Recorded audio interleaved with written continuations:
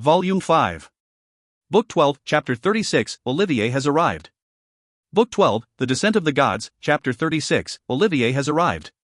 Who just became a deity? Linley suddenly thought of multiple possibilities. I hope it isn't a saint from the foreign plains. Desri said softly. Hearing Desri's words, Linley nodded as well. In the Yulan continent, the native deities were already in the minority. If this person who just became a deity was also one of the outsider deities, then their situation would become even worse. Desri, come. Let's go take a look and see who has become a deity. Linley said. Desri hesitated, but then laughed as well. Right. Let's go take a look and see who was so lucky as to break through. With regards to those demigods who had reached that level thousands or tens of thousands of years ago, they were still a bit worried, but they weren't too afraid of new deities.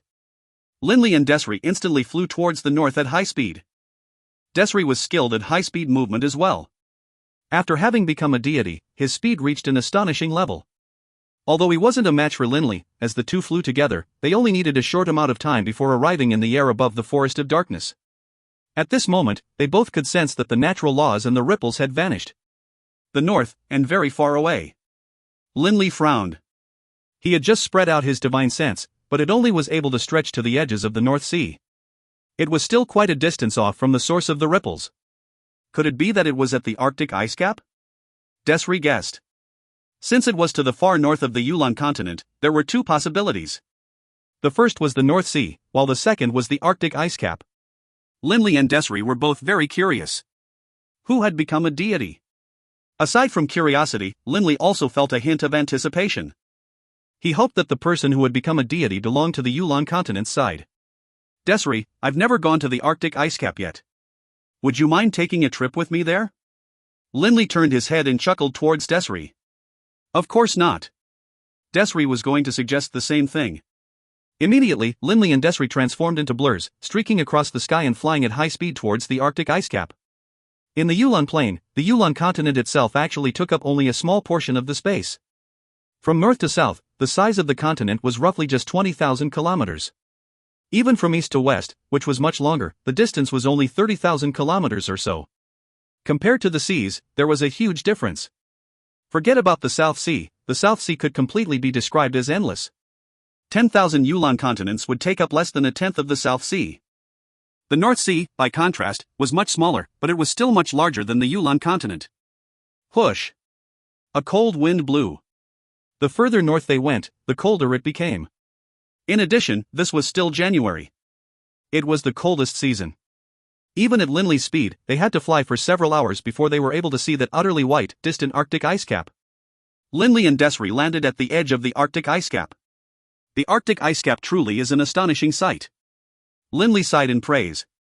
This place was too cold. The cold wind felt like wind blades. Weaker warriors who arrived in this place would be chopped to pieces by the wind. But of course, to Linley and Desri, the cold wind was nothing at all. The Arctic ice cap was formed from one enormous iceberg after another. In the Yulan continent, mountains that were over 10 kilometers high were quite rare, but here, icebergs that were over 10 kilometers high were commonplace. There was sunlight in the Arctic ice cap, but the sunlight here didn't carry any warmth with it.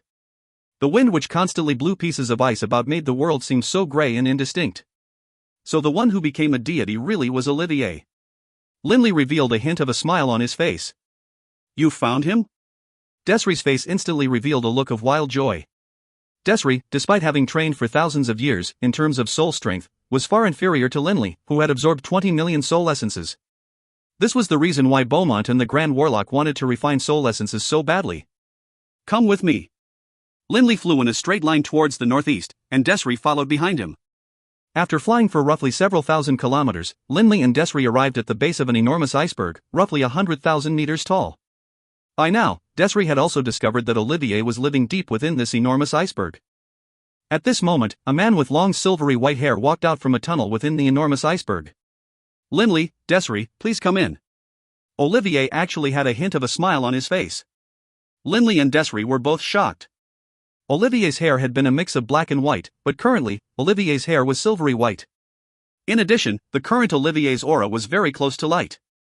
Olivier, you reached the demigod level through the laws of light? Desri spoke out. Olivier didn't respond. He only nodded. Linley and Desiree immediately flew down and followed Olivier into the tunnel. This ice cave was extremely deep. Linley and Desiree made many turns and curves within it, and occasionally flew downwards. After flying for a few dozen kilometers, they arrived at Olivier's abode. "It's so cold here." Desiree sighed. Olivier lived deep within the enormous iceberg. It truly was very cold here. It was dozens of times colder than in the outside areas of the Arctic ice cap. Drip drop. There was a pool of water nearby. The ice above it actually had green drops of water dripping down into it, which emanated an astonishing cold. "This is the coldest place in the entire Arctic ice cap," Olivier said with a laugh. "In the past, I continuously dug deeper. You don't know how tough the ice in the deepest parts of this place is. It definitely is comparable to some extremely valuable ores. After digging for a long time, I finally dug to the core. Which is to say, this place." Olivier pointed towards that pool of water. "My mystic ice sword came from that freezing pool as well." For there to be a pool of water in such an astonishingly cold place was already quite bizarre. But it actually had this mystic ice sword within it? Linley and Desiree were both guessing that this mystic ice sword had to have had a major history behind it. "Come, let's sit inside." Olivier led Linley and Desiree into a large hall which he had dug out. Ah!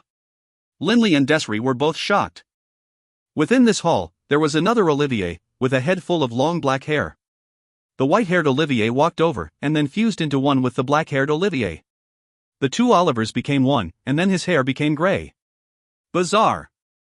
"Olivier, I didn't expect," Linley and Desiree both began to laugh, "that not only did you reach the deity level in the laws of light, you also became a deity in the laws of darkness. Amazing, amazing. Right, where is your original body?" Desiree immediately asked. For Olivier to be able to create two divine clones meant that, with his original body added in, he should have 3 bodies. "I made the decision to have one divine spark go into my body, while the other one went outside," Olivier said calmly. "I don't want to train in any other laws. As long as I can train to the limit in both the laws of light and the laws of darkness, that will be enough for me." Linley and Desiree both nodded secretly. Since he had chosen to train in just those 2 elemental laws, there truly was no need for him to have 3 bodies. If he had done that, his soul would have been split into 3 pieces. By making his current decision, Olivier only had to split his soul in half. Puzzled, Linley asked, "Olivier, what about your hair? When you became a deity in 2 different aspects, you should have silvery white hair when you were using your divine light clone. When you are using your divine darkness clone, you should have black hair. Why is it that when you fuse the 2, this is the result?" "Because." Olivier laughed calmly. "After my 2 bodies fuse, I can fuse light divine power alongside darkness divine power and use them together. As for my hair, it's just formed from divine power. I can make it look like whatever I like." Linley and Desiree didn't know whether to laugh or to cry. They hadn't imagined that Olivier would have this side to him. But they were very surprised. Linley knew very well that it was impossible to combine 2 different types of energy. For Olivier to have accomplished it undoubtedly meant that his power had dramatically increased. "Olivier, can you tell us how you accomplished this?" Desiree hesitated for a long while before asking. Olivier glanced at him, but still answered. "Linley, remember my duel against Hadesun? You were watching back then." "I remember." Linley nodded. Hadesun had nearly killed Olivier, but 10 years or so later, Olivier had went to challenge him again, and this time had killed Hadesun with a single blow. "That time, I was in a coma for several months. After waking up, I was able to fuse the 2 types of power and use them together." Olivier said it very simply, but this answer caused Linley and Desiree to both feel astonished. Even if others knew the way, they couldn't possibly duplicate it. Linley began to understand as well. Many people had been puzzled as to why Olivier had been in a coma for so many months after being badly wounded by Hadesun.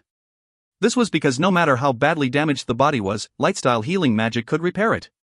So why was Olivier still in a coma? It wasn't strange for a saint to die, but for a saint to be in a coma for months was something one might not see in 10,000 years. Nobody had known, back then, why he was in a coma. But now, they somewhat understood. That coma had something to do with his soul. Most likely, it is the reason for why Olivier's soul is so special now. Linley still remembered how the Beholder King had attempted to freeze Olivier's soul, only to fail. Linley glanced at Olivier. "I wager this Olivier has left out some of the details. This transformation of his souls definitely impacts the way in which he trains in the profound mysteries of these 2 opposite laws. Linley understood this, but naturally, he wouldn't inquire into someone else's training methods. It was enough for one to train himself properly. Olivier, we have come on an important mission, this time. Linley went straight to the point, describing what had happened in the Roalt Empire to Olivier, as well as the situation in the Yulan continent in general. Olivier, listening to this, frowned. I didn't expect that in 9 years, the Yulan continent would have so many things happen. Olivier, what is your decision regarding these many outsider experts? Will you stay here in the Arctic ice cap, or will you? Linley looked expectantly towards Olivier. Olivier wielded that mysterious mystic ice sword, and also had 2 divine clones that were fused together. His power was such that even Linley wasn't confident in his ability to defeat him. Linley wasn't jealous of Olivier. Quite the contrary, he was very happy. At this point in time, the more powerful the native forces of the Yulan continent were, then the easier it would be for them to protect the Yulan continent. Do you need to ask? A hint of a cold smile was on Olivier's lips. This is our turf. Those bastards dare to come to our place and massacre people? If we don't act, they'll think we're afraid of them. Olivier had always been utterly fearless. When he had just arrived in the Arctic ice cap, he had dared to immediately go challenge Rutherford. What's more, now that I'm a deity, it's impossible for me to make any further breakthroughs in a short period of time. It's time to go out and have a good fight. Olivier's eyes were flashing with a hint of fire. So many outsider experts have come. How can I give up such a good chance to have a fight? Linley and Desri glanced at each other. It seemed they had worried for nothing. Given Olivier's temperament, he wouldn't be willing to live in the Arctic ice cap like before, now that he was a deity. Olivier glanced at Linley. Actually, there was something he hadn't said. In the necropolis of the gods, Linley had saved him several times. If nothing else, for the sake of Linley's kindness towards him alone, Olivier definitely wouldn't shirk his duties and hide. Ha, excellent. With you by our side, Olivier, how can the 3 of us be afraid of that Beaumont? Linley laughed loudly. Beaumont. I want to see if he is capable of blocking this sword of mine. Olivier's eyes were filled with confidence. Desri began to laugh as well. Let's go. Let's go to Linley's Dragonblood castle. He's already arranged to let that outsider saint inform Beaumont to come look for us at Dragonblood castle. Desri spoke. We'll wait for Beaumont there at Dragonblood castle. Linley began to chuckle. I wonder, if that Beaumont was to use his divine sense to search and discovered that we have 3 deities present, will he be so frightened that he won't even dare come? Olivier and Desri couldn't help but laugh as well. And then, Linley, Desri, and Olivier, the 3 deities, left the Arctic ice cap, traversed the North Seas, and returned to Dragonblood castle. Within Dragonblood castle, they quietly awaited Beaumont's arrival. If you find any errors, ads pop up, ads redirect, broken links, non-standard content, etc., please let us know. Report chapter so we can fix it as soon as possible. Book 12, Chapter 37, The Great Boto Levy. Book 12, The Descent of the Gods, Chapter 37, The Great Boto Levy. The Yulan Continent. The Roalt Empire. Bloom's residence. Lord Beaumont.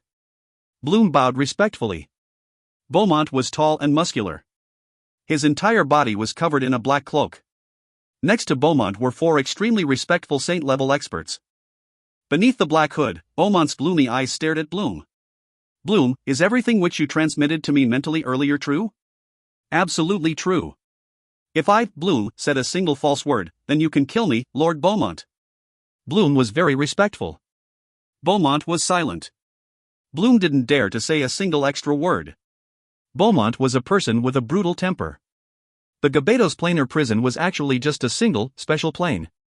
Naturally, it was extremely large, and there were many internal territories within, which the many deities scattered throughout the prison had claimed. Amongst them, Beaumont, Nuba, the Grand Warlock, and Dylan were all in the same general area. And within this area, Nuba was a kind, good-natured fellow. The Grand Warlock was sinister and cold. Beaumont was brutal. And of course, Dylan was the most powerful of the demigods. Even Beaumont didn't dare to offend Dylan. However, one day, Dylan simply vanished. Dylan's disappearance caused Beaumont to become the local tyrant of their area.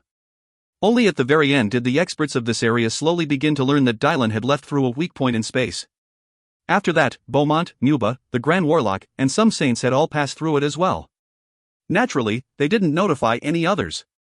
Thus, the only people who had arrived in the Yulan continent were the few experts who lived close to that spatial weak point in the planar prison. Naturally, the vast majority of experts within the prison weren't aware of their escape. As for that weak point in space, if someone wasn't right on top of it, there is no way one would notice it. This was the reason why Bloom had arrived in the Yulan continent only 4 years ago. Even in that very area, there were still many saints who had no idea there was an escape and were still suffering within the planar prison, much less the experts in other areas. Thus, there weren't that many outsider deities in the Yulan continent. There were just a few more saints than normal. All of these saints, in turn, knew very well how terrifyingly brutal Beaumont's temper could be. "Bloom, I'm giving you an assignment," Beaumont said coldly. Bloom bowed. "Immediately go to Dragonblood Castle. Invite Linley and the other deity to meet me, and say that I, Beaumont, tomorrow morning, will wait for them at the great Bota levee of the Yulan River." Beaumont said calmly. "Go immediately. Don't dawdle." Bloom was startled. Originally, Linley had asked Beaumont to go pay a visit to Dragonblood Castle. But now, Beaumont was arranging to go to the great Bota levee. "Yes, Lord Beaumont." Bloom didn't dare to disobey. He immediately transformed into a blur and streaked towards the north. Beaumont turned and glanced at the others. "Chiquita, you keep refining souls," Beaumont said calmly. "Yes, Lord Beaumont." One of the 4 saints behind spoke, a man who was tall and muscular, his entire body covered with a white cloak. Chiquita. It was indeed the same Chiquita who had fled from the Sacred Isle. Whenever Chiquita thought about what his life had been like after he had fled from the Sacred Isle, he felt miserable. He, Chiquita, was a member of the three-eyed winged men race in the divine plane of light. Many deities viewed the three-eyed winged men as a precious race. Why? Three-eyed winged men had a special ability. Their third eye was naturally capable of refining souls. In the eyes of many deities, the three-eyed winged men were like a silkworm. If they could capture a three-eyed winged man, they could keep him bound and order him to refine souls for them to enjoy. Thus, it was very common in many places for three-eyed winged men to be kept as pets. This Chiquita was a three-eyed winged man. In the Gabados planar prison, he had been captured by a deity and had suffered greatly. Afterwards, that deity had died, and he had luckily managed to escape. He usually hid his third eye, and amongst the other saints, claimed that he was a winged man, a type of beast man. Finally, after a long time, he had been lucky enough to escape to the Yulan continent. In the Yulan continent, his power was naturally, unquestionably, at the prime saint level. At the sacred isle of the Radiant Church, he enjoyed countless amounts of souls. When he saw that the divine phantasm had died, he immediately fled by himself and abandoned Haydn's. But after living just a few good years in the Yulan continent, he was discovered by Beaumont. Beaumont was overjoyed. He had been bitter this entire time over the fact that with the Grand Warlock dead, there was now no one capable of refining a gold soul pearl for him. "Just keep refining for me. HRMPH. I know exactly how many soul essences are produced from how many souls. Don't try to steal any. Keep working hard and refining for me, and at the end, I will grant you 1/10 of the souls you have refined." Beaumont was still quite generous. What could Chiquita do? Under Beaumont's orders, all he could do was to continue helping to refine souls. This was the reason why Beaumont had suddenly engaged in a wide-scale massacre. If he didn't have Chiquita, he, Beaumont, truly wouldn't have any method of acquiring soul essences. Late at night. Dragonblood Castle. The lamps were shining. Yulan River, the Great Bota levee? Linley glanced at the extremely respectful Bloom. "Fine. I understand. You can leave now." "Yes." Bloom bowed respectfully, then immediately flew away from Dragonblood Castle. Within the main hall of Dragonblood Castle, Linley, Desiree, and Olivier were all present. At the same time, Linley's friends and family were present as well. The Great Bota levee. This Beaumont really knows how to pick a place. Desiree snickered. It seems this Beaumont knows a little bit about the history of the Yulan continent. Linley sighed in praise. He even knows about the Great Bota levee. For him to choose the Great Bota levee means that he has the intention of resolving this matter peacefully with us. The nearby Olivier nodded slightly as well. The Great Bota levee was an extremely famous scenic spot in the Yulan continent. The Great Bota levee, according to legend, was built even before the start of the Yulan calendar. In other words, the age of the Great Bota levee was at least 10,000 years old. Although it had endured 10,000 plus years of storms and disasters, the Great Bota levee was still undamaged and unblemished. This was indeed an amazing, bizarre thing. 5,000 years ago, the war god and the high priest had engaged in battle at the Yulan River, with the result being a draw. They thus entered a settlement at the Great Bota levee, and agreed upon boundaries for their two empires. For Beaumont to choose this location was most likely a sign that he wanted to settle with them. He wants to settle with us. Olivier snorted coldly. Desri recommended, Olivier, we have to look at the big picture. Right now, we don't know how many outsider deities have arrived at the Yulan continent. Making them hesitate is enough. There's no need to necessarily go all out. We don't know exactly how powerful Beaumont is, anyhow. Olivier didn't say anything else. Wharton, the rest of you can go and get some rest. Linley turned and said to his family members.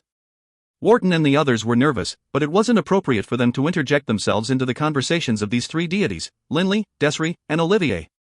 Hearing Linley's words, Wharton spoke out. Big bro, if it's possible to avoid fighting tomorrow, it's best to not fight. Enough. Don't worry. Linley laughed as he patted Wharton on the shoulders. Immediately afterwards, a large group of people left the main hall. Olivier. Linley looked at Olivier. HRM? Olivier was a bit puzzled. Olivier, now that you have two powerful divine bodies, when they are fused, I expect your attack power will be very great. But Olivier, I hope you will be a bit more cautious. In truth, Linley was worried about Olivier the most. Desri knew that he was weak, and thus would be very careful.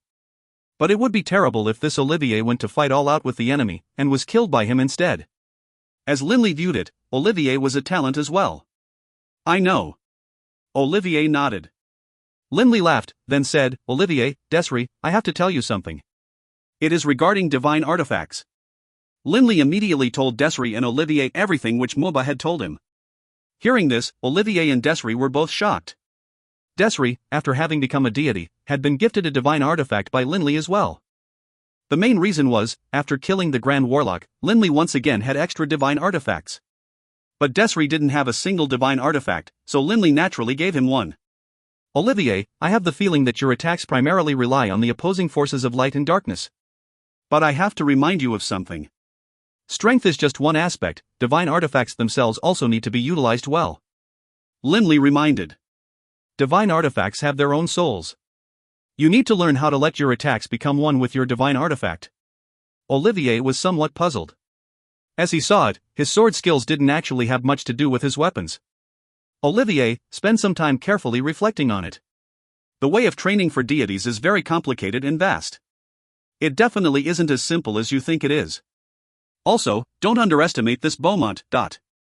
Linley could tell that Olivier, because of that battle with Hadesun, had a transformation occur in his soul, with light and darkness fusing. Relying on that, Olivier's training speed had increased by leaps and bounds. But just by watching Olivier's attacks in the Necropolis of the Gods, Linley had seen that the attacks were simply too ordinary. They were just simple blows. They completely relied on the power of those two opposite, fused energy sources. Linley was different. Whether it was in terms of understanding the laws of the earth or the elemental laws of the wind, Linley continued to try and think of methods to increase his attack power. From the rippling wind to the tempos of the wind, he had continuously developed his power, up until the end, with the dimensional decapitator. Linley had always sought more powerful attacks. The laws were one aspect, but applying them was another aspect.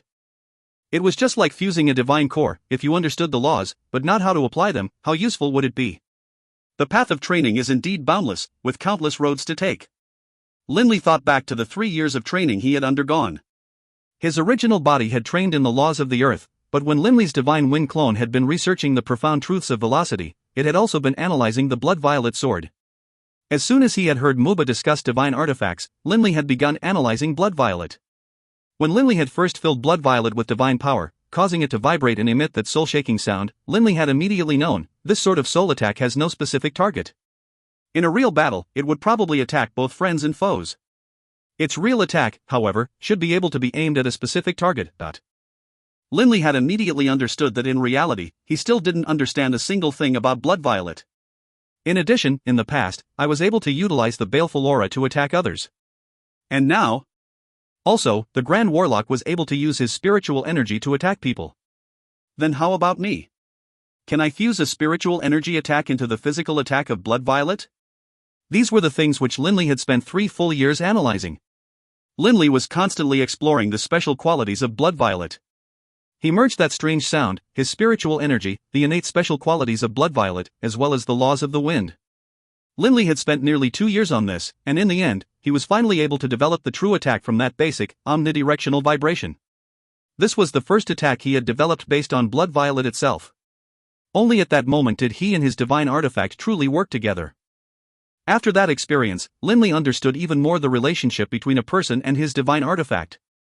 After reaching the deity level, understanding the laws is one aspect. But how to properly apply those laws and bring out greater power from the laws is another important aspect. Linley understood that actually, compared to 3 years ago, his understanding of the profound truths of velocity hadn't improved that much. But in terms of attack power, when Blood Violet itself was matched with Linley's dramatically strengthened spiritual energy, the attack that he had developed was already far more powerful than the dimensional decapitator attack he had previously used. Only, executing that attack uses up far too much of my spiritual energy. Unless it is absolutely necessary, I can't use it. I hope this Beaumont knows what is good for him.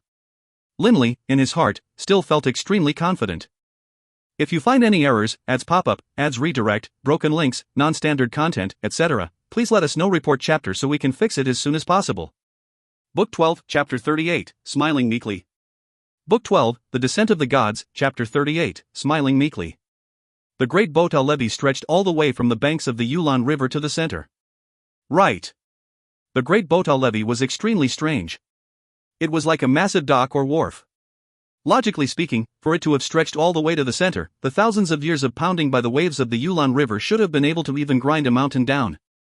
However, the Great Botal Levee had existed for 10,000 plus years without being damaged at all. This was indeed quite strange. Precisely because it was so strange, the Great Botal Levee was famous throughout the Yulon continent. Yulon calendar, year 10044, January 16th. At the Yulon River's intersection between the Roalt Empire and the Yulon Empire. The Great Botal Levee. Normally, this was an extremely rowdy place, but today, there wasn't a single person who could draw near the Great Botal Levee. Because over 10 saints were currently guarding this place, maintaining an iron order, not permitting anyone to draw near it. On the banks of the river, many people were gathered there, watching. Over 10 saints. I've never seen so many saints in my entire life. A powerful, muscular middle-aged man was so excited, his eyes were shining. He kept on staring towards the distant Great Botal Levee. What is going on today? What is going to happen? Hey, are those saints? No way. The onlookers grew more and more numerous. The latecomers didn't believe it.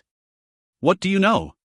I personally watched those many saints descend from the skies and force everyone back, not permitting anyone to enter the Great Botal Levee.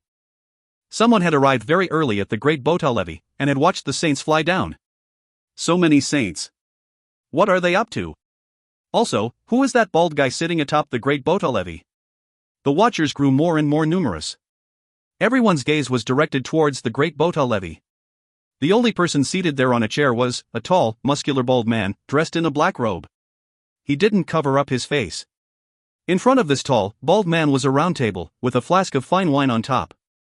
Yet another saint has arrived. The crowd let out a murmur of surprise. The many onlookers watched as 3 figures flew over from the north. These 3 figures slowed down as they neared the Great Botal Levee, finally landing atop it. Shoulder to shoulder, the 3 walked towards the tall bald man. In a few moments, they arrived at the round table. I didn't realize there would be 3 of you. Ah, my apologies. The tall bald man dressed in a black robe had a face filled with tight flesh, but he still squeezed out a smile. I only prepared 2 chairs. Immediately, the bald man glanced to the side. Clearly, he had sent a mental message. Instantly, a saint produced a seat from somewhere, immediately flying over and respectfully setting it down, before respectfully retreating yet again.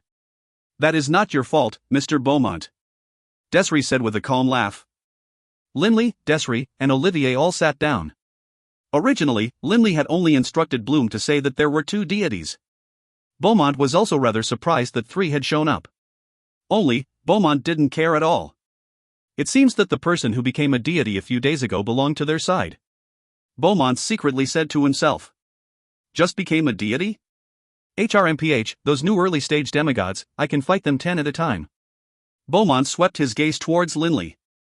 Of the 3, the only one he was slightly concerned about was Linley. After all, 3 years ago, Linley had killed the Grand Warlock.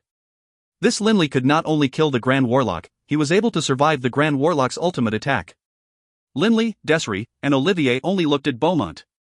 Ha, Beaumont let out a carefree laugh. Mr. Linley, since you wanted to meet with me, naturally I wouldn't dare to refuse. I don't know why you three have come, Mr. Linley. Is there something you need of Beaumont? If there is, please feel free to tell me. I, Beaumont, am a very easygoing fellow. Beaumont's voice was very loud. But the distant onlookers didn't hear it, because Beaumont had already utilized his God Realm. This God Realm was formed from a simple form of control over Beaumont's elemental energy. Linley, Desri, and Olivier were all deities. Naturally, they wouldn't care about such a simple use of a God Realm. Even if Beaumont had used his God Realm at full force, it wouldn't be much of a threat. The God Realm was actually what made the difference between a deity and a saint, but upon becoming a deity, it no longer had much of an impact on you. Mr. Beaumont, you should know why we have come. Linley stared at him. Beaumont was slightly surprised, but then he laughed loudly. Mr. Linley, you must be jesting. If you don't tell me, how should I know? The nearby Olivier said coldly, 100 million people died in the Roalt Empire. 100 million. Beaumont, you really are ruthless. What do you take our Yulon continent to be?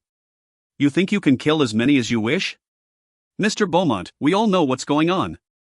No need to play dumb. Linley said as well. Beaumont let out an awkward chuckle.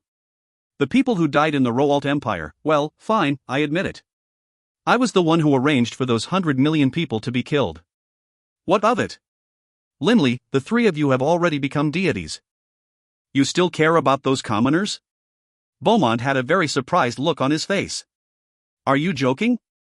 Linley's face couldn't help but sink. Desri spoke now as well. Beaumont, the Yulon continent is our homeland. If we allow you to keep killing as you please, the people in our homeland will all be dead. The three of us would be ashamed to keep living after that. Beaumont, go ahead and speak. How should we resolve this? How to resolve this? Hearing these words, Beaumont secretly laughed. Indeed. They don't want to fight with me. Then this will be easy to handle. Olivier let out a cold snort from the side. Well, I'm really sorry about this. Beaumont sighed. How about this? You are worried that everyone in your homeland will die, right? Then I promise, after killing another 100 million, I'll stop. How about that? Another 100 million, to the Yulon continent, is nothing at all. Kill another 100 million, Linley, Desri, and Olivier's hearts instantly filled with rage, and their faces turned cold. Seeing the situation, Beaumont couldn't help but laugh. Just kidding, just kidding. Linley, you people really can't take a joke. I won't kill any more. I guarantee that I won't kill any more of the citizens of your Yulon continent. Good enough, right? Olivier's face was as cold as ice. Desri's face was rather ugly to behold as well. Linley's face was cold. Beaumont, we won't waste words. Agree to 2 requirements, and this will be done with. Speak.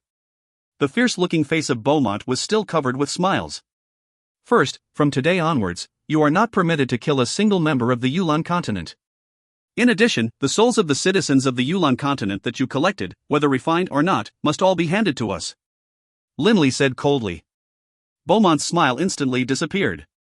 The second requirement is, once we are finished, you must leave the Yulon Plain. Our Yulon Plain does not welcome you here. Linley finished. Beaumont's face sank down. Leave the Yulon Plain? Beaumont said. This isn't out of the question. But you can't be in a rush. You need to give me some time. Desri spoke as well. Beaumont, you have collected the souls of the citizens of the Yulon Plain. You'd best hand them over quickly. No matter if they are refined into soul essences or not, all of them need to be handed over. Hand them over. You aren't qualified to use them. Don't have them. The souls have gone to the netherworld. Beaumont said bluntly. I'm not able to refine souls. Why would I want them? Beaumont's heart was starting to fill with rage as well. Even Muba and the Grand Warlock wouldn't dare to act so presumptuously before him. When he ordered the Grand Warlock to refine a gold soul pearl, the Grand Warlock didn't dare to openly refuse him. If it wasn't for the fact that he knew a few things about Linley, how would he, Beaumont, have already lowered himself this much? When the Grand Warlock had died, Beaumont had been very shocked, and so he immediately went to investigate Linley. Afterwards, when he captured a disciple of the War Gods College, he had learned that Linley had some sort of a relationship with Beirut. This was the reason why, all these years, Beaumont had never gone to Linley to get his revenge. He didn't want to make Linley his enemy.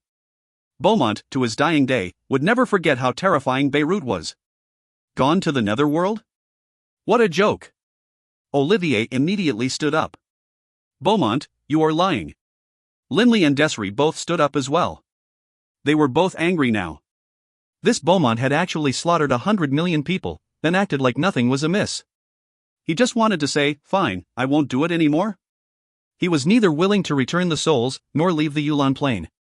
With things having come to this stage, there was nothing to discuss. Lying? How am I lying? Beaumont stood up as well. We already know that you are collecting souls. Do you think we don't know what you ordered those saints to do? Desri said coldly. Beaumont suddenly turned and stared furiously at the distant Bloom. Bloom instantly knelt down in terror, but his body was already lifted up by the power of the God realm. He was utterly incapable of movement now. Die! Beaumont waved his hand, and a ray of great divine power flew straight into Bloom's body. Bloom watched in terror as that death-type divine power flew towards him, but he couldn't move at all. The death-type divine power wrapped around his body, instantly transforming him into a heap of dust. Linley, Olivier, and Desri all watched carefully, prepared to act at any moment. Turning his head, Beaumont stared at Linley and the others. Linley, Beaumont, will make things clear to you today. I'll give you face and no longer kill the people of your Yulon Plain. You give me face as well. This matter will be at an end. If you aren't willing, then I don't mind teaching you a lesson on behalf of Lord Beirut. What type of talk is this? Linley laughed coldly. Beaumont, you killed 100 million people. 100 million. Now, you are just going to say you won't kill anymore, without accepting any punishment at all, and just have this matter be at an end? And you say this is giving me face? Linley felt this was absolutely laughable. This Beaumont was absolutely too domineering. Oh, it seems you don't want to give me face. Beaumont's face sank. He had already made up his mind. This Linley and Lord Beirut has some sort of connection. I can't kill him for now. But I still have to teach him a lesson. As for the other two next to him, I'll kill them. This will serve to frighten Linley as well. Don't think I'm as weak as that warlock. It isn't that we aren't willing to give you face. It's that you are simply too arrogant and demanding. Linley's heart began to fill with a killing intent as well. Olivier and Desri's bodies were slowly beginning to be surrounded with divine power as well. You really Mother Fastress King, Beaumont, have been smiling meekly all day today and giving you face, Linley. Who the hell do you think I, Beaumont, am? Since when have I ever smiled so meekly? I give you face, but you don't want to take it. Beaumont slapped the table viciously. With a boom, the table disintegrated into countless pieces, and Beaumont's fierce face was trembling. Fine. Then this isn't my fault. Lord Beirut, today, I will teach Linley a lesson on your behalf. A deep blue warblade suddenly appeared within Beaumont's hands. Swoosh. Swoosh. Swoosh. Linley, Desri, and Olivier both retreated into the air at the same time. In Linley's hands appeared the devilish blood violet. In Desri's hands, a slender sword. As for Olivier, in his hands appeared the mystic ice sword. Beaumont, you call this smiling meekly? Linley was so furious, he began to laugh. You call this giving me face? You killed 100 million people of my Yulon Plain but aren't willing to pay any price at all, and you call that giving me face? And that you are going to teach me a lesson on behalf of Lord Beirut? What type of a thing are you? On what basis can you do anything on behalf of Lord Beirut? And what's more, you think you have the power to discipline me? Linley's wind-style divine power filled Blood Violet. This time, Blood Violet didn't make any sound at all. This fellow really is a bastard. Desri was also angered to the point of laughing. Desri, the most even-tempered of the three, had also been utterly enraged by Beaumont. Beaumont, the long, deep blue blade in his hands, quirked his lips, his face fierce. Die! Beaumont roared with brutal rage. His voice was still echoing in the air, but he had already charged towards Olivier. Beaumont had already made his decision that first he would kill Desri and Olivier, and only then would he teach Linley his lesson. If you find any errors, ads pop up, ads redirect, broken links, non-standard content, etc., please let us know. Report chapter so we can fix it as soon as possible. Book 12, Chapter 39, Creating a Catastrophe. Book 12, The Descent of the Gods, Chapter 39, Creating a Catastrophe. The saints that had been maintaining order all immediately retreated to the riverbanks. As for the increasingly large number of watchers, all of them stared with wide eyes in shock. Just then, Bloom's sudden death had already caused great shock to these commoners. Because they had seen Bloom fly in the sky. Bloom was a saint, but he had died without being able to fight back at all. To these ordinary people, that was simply inconceivable. That was a saint. At this moment, the fierce-faced Beaumont was howling through the air, charging towards Olivier, the deep blue warblade in his hands chopping viciously down towards Olivier. But what welcomed him was Olivier's dazzling sword. Darkness and light coinciding. Bang! The warblade and the mystic ice sword collided, and the terrifying force of the collision blasted forth towards ground. The great Beaujolais' entire surface layer cracked with a boom sound, and then transformed into dust. A layer of the great Beaujolais that was fully a meter deep was blown away, revealing that pitch-black rocky material within it. The reason why the great Beaujolais was able to remain undamaged for 10,000 plus years was because of this strange material. The shockwave continued down, causing a massive depression within the waters of the Yulon River, then exploded out, casting countless waves in every direction. Drops of water shot out like arrows, and wherever they landed, people cried out in agony, with blood splatting everywhere. Instantly, the many citizens watching at the riverbanks grew terrified, quickly retreating backwards non-stop. Rumble, a strange surge of white light rippled forth from Desri's chest. This surge of strange, rippling white light was simply too fast, instantly reaching Beaumont's body. Beaumont, feeling some pain, let out a single growl. These bastards. Beaumont stared at the distant Desri and Olivier. He had miscalculated. He had thought that as Desri and Olivier had just become deities, they should have very ordinary levels of strength. Dealing with them shouldn't be difficult. But who would have imagined that just then, Olivier's attack had actually been slightly more powerful than his own Warblade's attack. As for Desri, he had that strange soul attack. You want to kill us? In your dreams. Olivier's face was ice cold. At this moment, Linley glanced at Desri, secretly sighing. Desri trains in the elemental laws of light, focusing on the soul. Indeed, upon becoming a deity, soul-based attacks are extremely hard to defend against. Even Beaumont suffered somewhat. Desri was most proficient at matters pertaining to the soul. Linley, I can deal with this Beaumont by myself.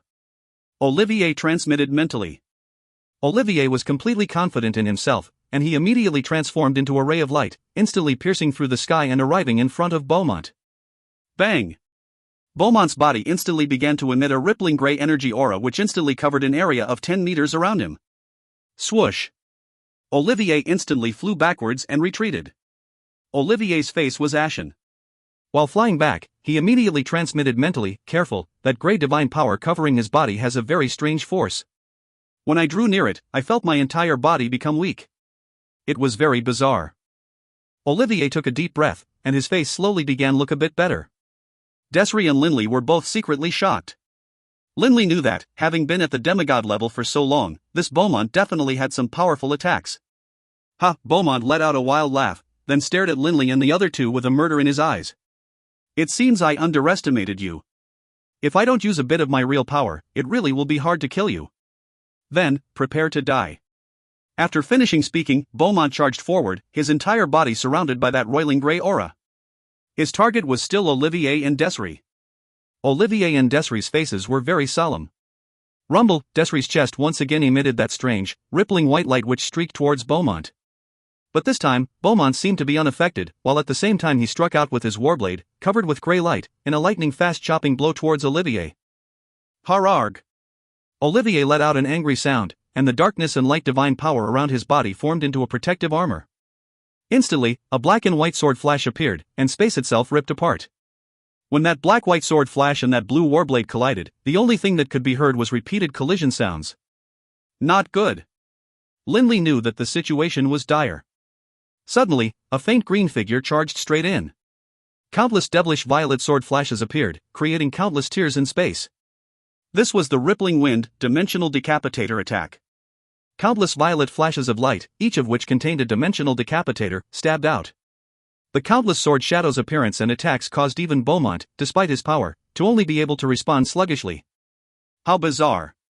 Linley's heart trembled. He could sense that Beaumont's warblade seemed to have transformed into layers of waves, crashing down upon him, while he himself was nothing more than a small boat within the waves that could be capsized at any moment.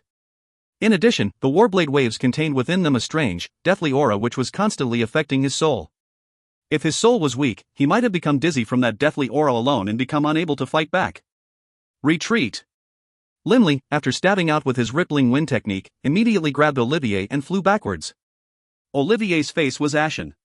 His soul wasn't as strong as Linley's, and the impact of that deathly aura on him was very great. Desri, in turn, was shocked. His attack had no effect at all.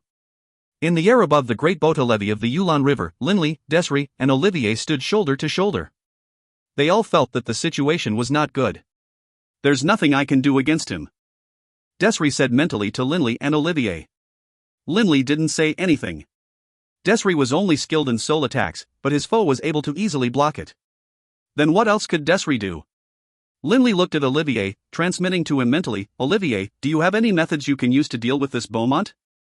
Olivier narrowed his eyes, transmitting back, I have a powerful attack, but after using it, my spiritual energy will be utterly consumed, and my soul will become weak as well. I won't be able to attack after that. Linley nodded secretly. You still want to kill me? Beaumont laughed wildly. You there, soul-attacking fellow. Your soul attack isn't bad, but I, Beaumont, wasn't even afraid of the Grand Warlock. How could I be afraid of your soul attack? Your ability, compared to that of the Grand Warlock's, is far off. Linley thought back to the Grand Warlock's attack as well. If it hadn't been for his damaged sovereign artifact, and for that azure water drop, he truly wouldn't have been able to hold off against the Grand Warlock's final, desperate attack. As for you, the one with the white and black hair. Beaumont felt that victory was assured. You are able to simultaneously use light divine power and darkness divine power. This really is quite unique. But, a simple sword blow like that? If I, Beaumont, couldn't resist it, I would have died in the planar prison long ago. Just a simple sword? HRMPH. This sword is enough to kill you. Olivier ground out. He was prepared to go all out. Beaumont, utterly enraged, let out a laugh. Fine. You want to die? I'll grant you death. The deathly aura around Beaumont's body once more began to grow in strength, and he charged like a boundless tidal wave towards Linley, Desri, and Olivier. Linley hardened his heart. Kill. The fierce-faced Olivier was wielding his mystic ice sword, and he charged out in front of Linley. Linley, not hesitating at all, followed from straight behind. Both Linley and Olivier had decided to use their ultimate attacks. Beaumont laughed wildly, while at the same time he began to brandish the deep blue warblade. The deep blue warblade transformed into countless blade blurs, forming into a wave of blade shadows. At the same time, Beaumont's eyes turned scarlet red, and within the blue blade waves there appeared a faint red color. Although Linley had moved after Olivier did, Linley's speed was faster than Olivier's, and so he was the first to clash with Beaumont. I will kill that black-haired kid and badly injure this Linley. Beaumont was no longer going to hold back.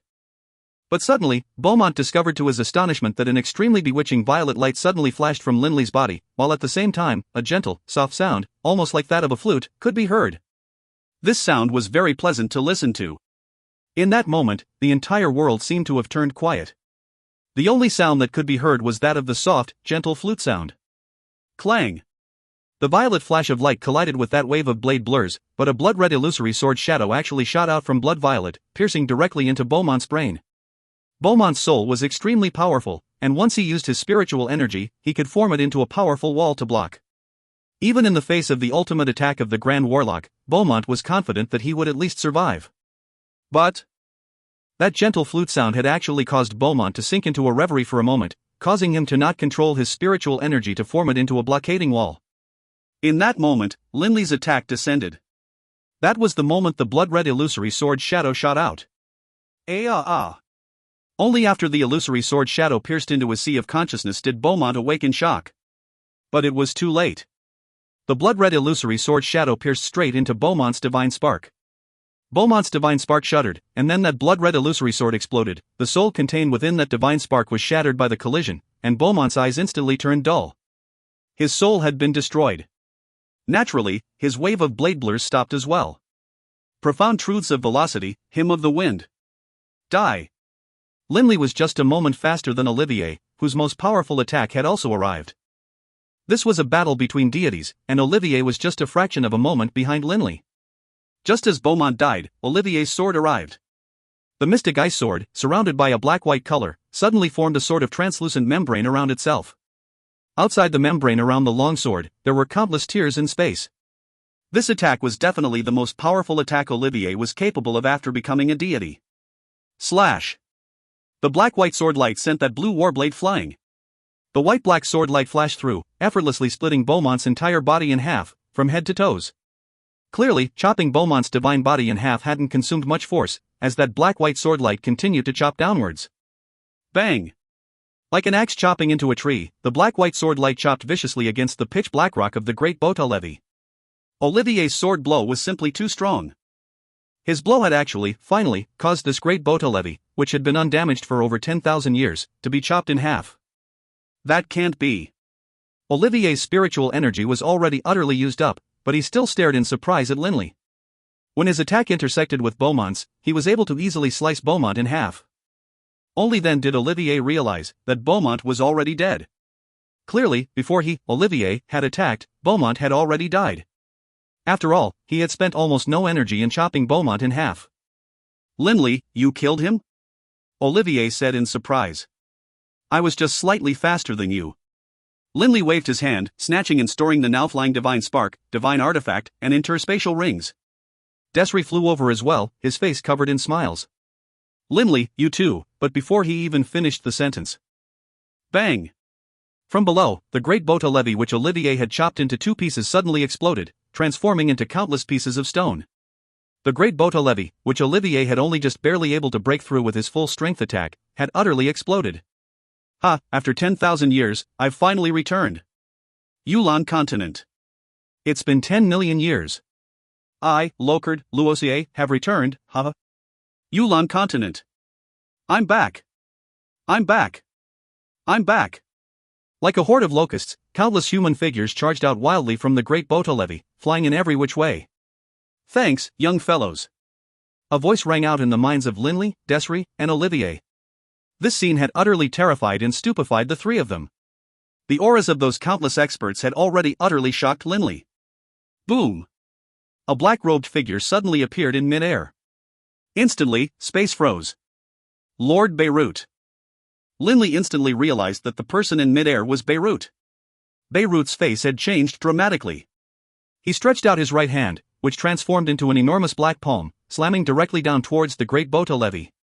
The endless stream of people charging out from the Great Bota Levee like a flood were suddenly caught. Lord Beirut. Linley, Olivier, and Desri were utterly confused. Beirut's face was ashen as he stared at Linley, Olivier, and Desri. You have caused an utter catastrophe. If you find any errors, ads pop-up, ads redirect, broken links, non-standard content, etc., please let us know. Report chapter so we can fix it as soon as possible. Book 13, Chapter 1, Planar Prison. Book 13, Gabedos, Chapter 1, Planar Prison. Caused an utter catastrophe.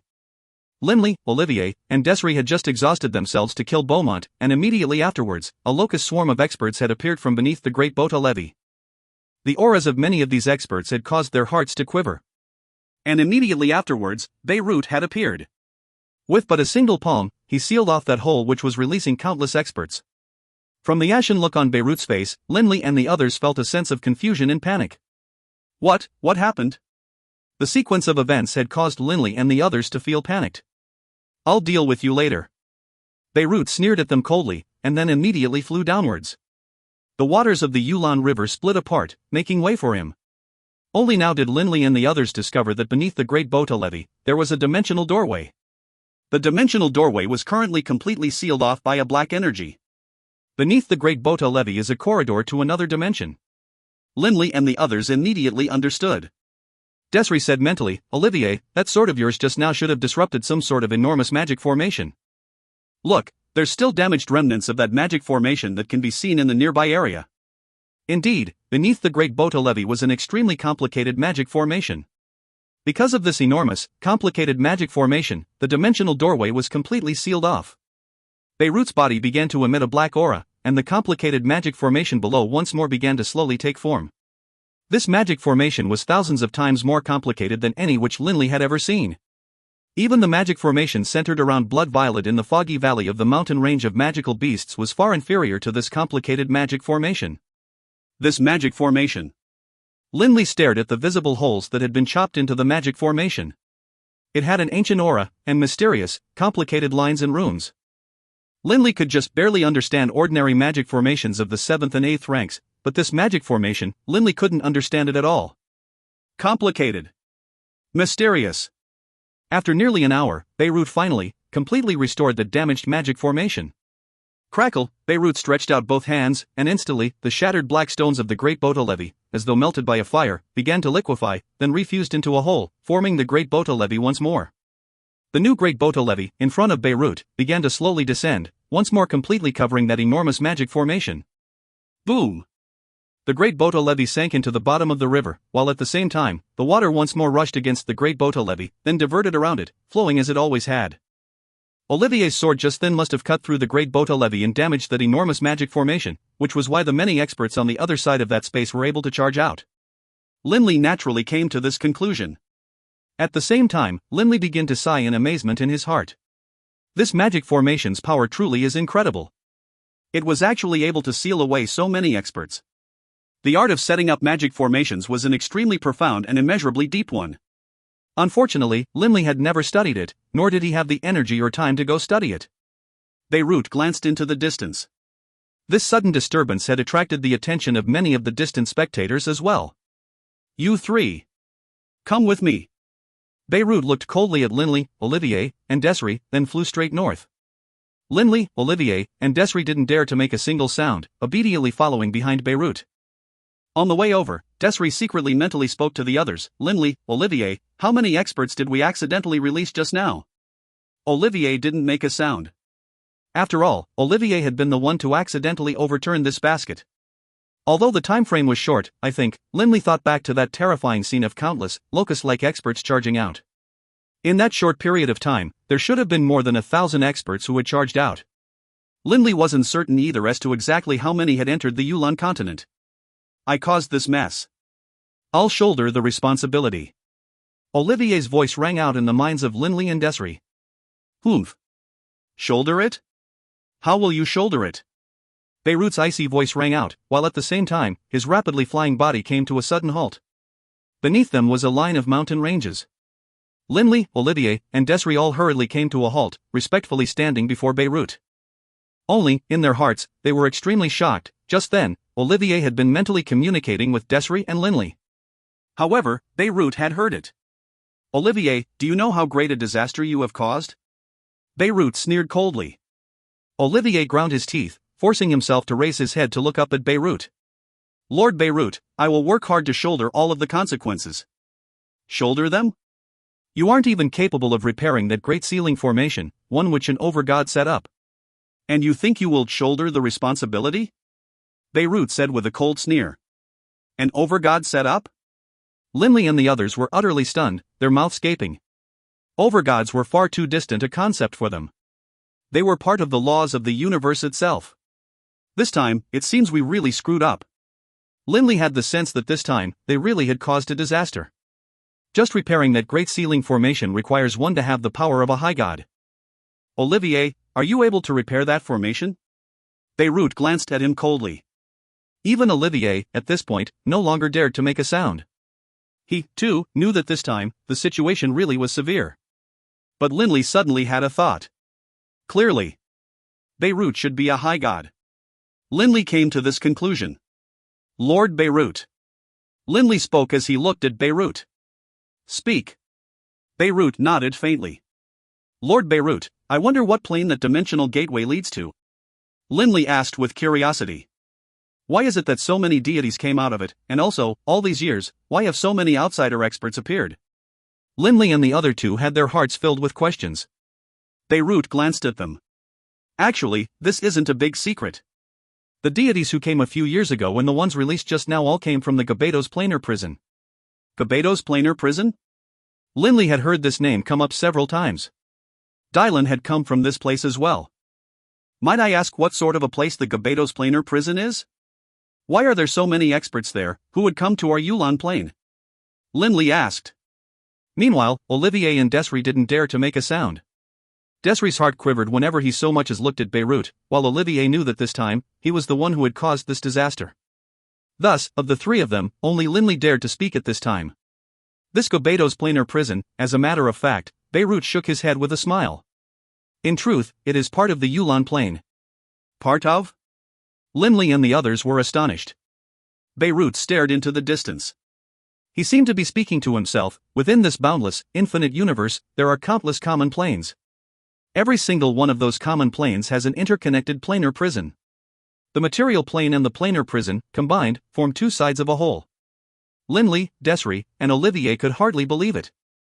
They had originally believed that the Gabedos planar prison had to be a planar prison located somewhere in the universe that was used for the purpose of imprisoning experts. But from the sound of it, every single material plane had a planar prison. They were two sides of the same entity. Linley, do the three of you have any idea how long the Yulon Plain has existed for? Beirut looked towards Linley and the others. Linley, Olivier, and Desri looked at each other, somewhat lost. How could any of them know how long the Yulon Plain had existed for? Even ancient, incomplete historical records went back as far as hundreds of thousands of years. I'll tell you. I myself have lived in the Yulon Plain for millions of years. Beirut said. As for how long the Yulon Plain has existed for, that figure is unimaginable to you. 100 million years? Linley stated a number he felt was very large. 100 million years truly was a long time. 100 million years? Beirut shook his head disdainfully. Let me tell you. This Yulon material plane has experienced countless troubles. Long, long ago, this world was actually 90% land. 90% land? But by now, the ocean areas by themselves made up more than 90%. How had the world changed into a sea world? This land has gone through countless eras. The eras which I know about include the Beastmen era, the Savage era, one era after another. Although humans appeared a very, very long time ago, in truth, humans only became the dominant species on the Yulon continent less than 100 million years ago. Linley and the others all listened quietly, not daring to speak. Let me tell you. This material plane was formed by nature. It wasn't formed by a sovereign or the overgods. The countless material planes which nature formed have existed for even longer than even the 7 divine plane and the 4 higher planes. Beirut said solemnly. Linley secretly nodded. If it had been naturally formed, then of course it would have been formed long ago, in the beginning of the universe. The exact number, I can't be sure about. But I know for sure that this Yulon Plain has existed for at least 100 million years, 10 quadrillion. Beirut couldn't help but feel excited as he spoke. Linley and the others were utterly stunned. 10 quadrillion years? So easy to say. It was just a number. But in reality, it was unbelievable. To be precise, even if the Yulon continent produced only a single deity every 10,000 years, which wasn't actually the case, in 10 quadrillion years, the number of deities which the Yulon continent had produced should have exceeded 1 trillion. And this was just the Yulon continent. 10 quadrillion years is just based on what I know. If you want to know the exact number of years, you would most likely have to go ask one of the overgods. Beirut was certain of this. After all, even sovereigns only slowly appeared afterwards. As for the 4 overgods, they were personifications of 4 major rules of the universe. When the universe had formed, the overgods had appeared as well. Only they would know exactly how long the material planes had existed for. Linley forced himself to take a deep breath and calm down his beating heart. Desri and Olivier were doing the same thing. They were all heroic figures of this era, but in the face of the countless experts which had appeared over as time had flowed on over the past 10 quadrillion years, they were most likely just ordinary figures. Astonished? Beirut laughed coldly. For every material plane, there is a planar prison. The Gabedos planar prison is the matching plane for our Yulon plane. In the history of our Yulon plane, if any saints or deities angered the planar overseer would imprison them into the planar prison. The planar overseer? Linley couldn't help but think of that Hadun. Beirut said calmly, but of course, sometimes there are special circumstances. The planar overseer of the Yulon plane is Hadun. But this is my homeland. Naturally, the matters of the Yulon Plain are for me to control. They aren't up to that Hadun to decide. Intentionally or unintentionally, the experts who offended the planar overseers were all imprisoned there. Although it doesn't happen frequently, they will slowly accumulate to a frightening number. Beirut sighed. Just the number of experts I personally threw into the Gabedos planar prison during these past 10,000 years, when I have been in charge of the Yulon Plain, add up to over 1,000. But of course, there are some special circumstances and reasons for that. Normally speaking, only a few will be imprisoned every 10,000 years. Those who are imprisoned are all saints at the very least. they won't starve to death. Even if they don't break through, they have limitless lives. Beirut looked at Linley and the others. Linley, think about it. Even if only 3 are imprisoned every 10,000 years, over 10 quadrillion years, how many will have been imprisoned there? Linley and the others did the quick mental calculations. Instantly, they were stunned. This number was simply too astonishing. If you find any errors, ads pop up, ads redirect, broken links, non-standard content, etc., please let us know. Report chapter so we can fix it as soon as possible. Book 13, Chapter 2, Departure. Book 13, Gabados, Chapter 2, Departure. Beirut continued, in the Gabados planar prison, 99% of experts will die from either the environment or be killed by others. But despite that, the number of experts in the Gabados planar prison is still astonishing. All of these experts share a common desire: to leave the planar prison. In the material planes, upon reaching the saint level, one is qualified to leave the material plane and head to the divine planes and higher planes. However, in the planar prisons, even if one becomes a high god, one isn't qualified to leave. Beirut sighed. Linley, Desiree, and Olivier thought back once more to that scene when the great boat levee had been broken open. Back. We are back. Those crazed, overjoyed calls still reverberated in their ears. From those voices, Linley could completely sense the excitement and joy of those experts who had just fled from the planar prison. So if one is imprisoned, one will never be able to leave, ever? Linley asked. Of course not. Beirut shook his head. After being imprisoned into the Gabados planar prison, there are 3 methods by which one can escape.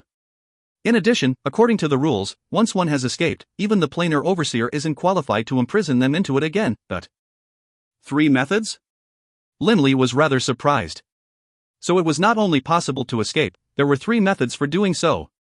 The first method is to reach the level of high god, and then chop a dimensional hole in the planar prison, then enter the realm of chaotic space between planes. It is a matter of luck. High gods can remain alive for a fairly long period of time within the chaotic space. If they are lucky, they might be able to flee to another plane. If they are unlucky, they will die within the chaotic space. Linley's heart shook. After training to the high god level, one could go try their luck in chaotic space? Chaotic space was the most dangerous place of all. Going there was nothing short of throwing one's life away. But of course, although this method is the simplest, there aren't many who dare to try it. Beirut continued. The second method. Because the Yulan plane and the planar prison are 2 sides of the same whole, aside from the dimensional gates that link them up, there are quite a few places where the 2 planes touch. The places where these 2 planes touch are known as areas where the walls of reality are thin. Beirut chuckled. Much like 2 pieces of paper that are folded between each other. If an expert is in the planar prison and is able to tear a hole, he'll be able to escape through that temporary hole. They'll instantly charge through that hole, which will instantly repair itself afterwards. That Dylan, Beaumont, and those other experts who came to the Yulan plane a few years ago all used this method to come to the Yulan plane. Linley now understood. Actually, every single area where the planar walls are weak has been sealed off. They won't be easily broken through. Beirut sighed.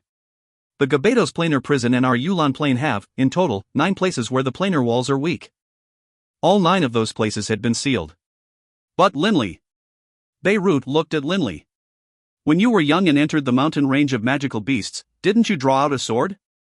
Linley immediately thought back to the scene of his trip to the Foggy Valley. In that place, he had awoken the Dragonblood in his veins, and also had discovered Blood Violet. At that time, when Grandpa Doring had seen the enormous magical formation which Blood Violet had been stuck into, he had been shocked as well. That formation was even more powerful than saint-level magic formations. Lord Beirut, are you saying? Linley, utterly shocked, stared with round eyes. Beirut nodded. Right. When you drew that sword out, the magical formation which surrounded Blood Violet naturally was damaged. There are many people in the planar prison, and naturally there were people in the area near the weak planar walls. Dylan was there as well. He was the only deity located close to it. Naturally, he was the first to discover it, and thus he arrived in the Yulan continent. It was me. It was actually me. Linley's mind was in a state of utter chaos. So the reason for the Apocalypse Day has been his pulling out of Blood Violet.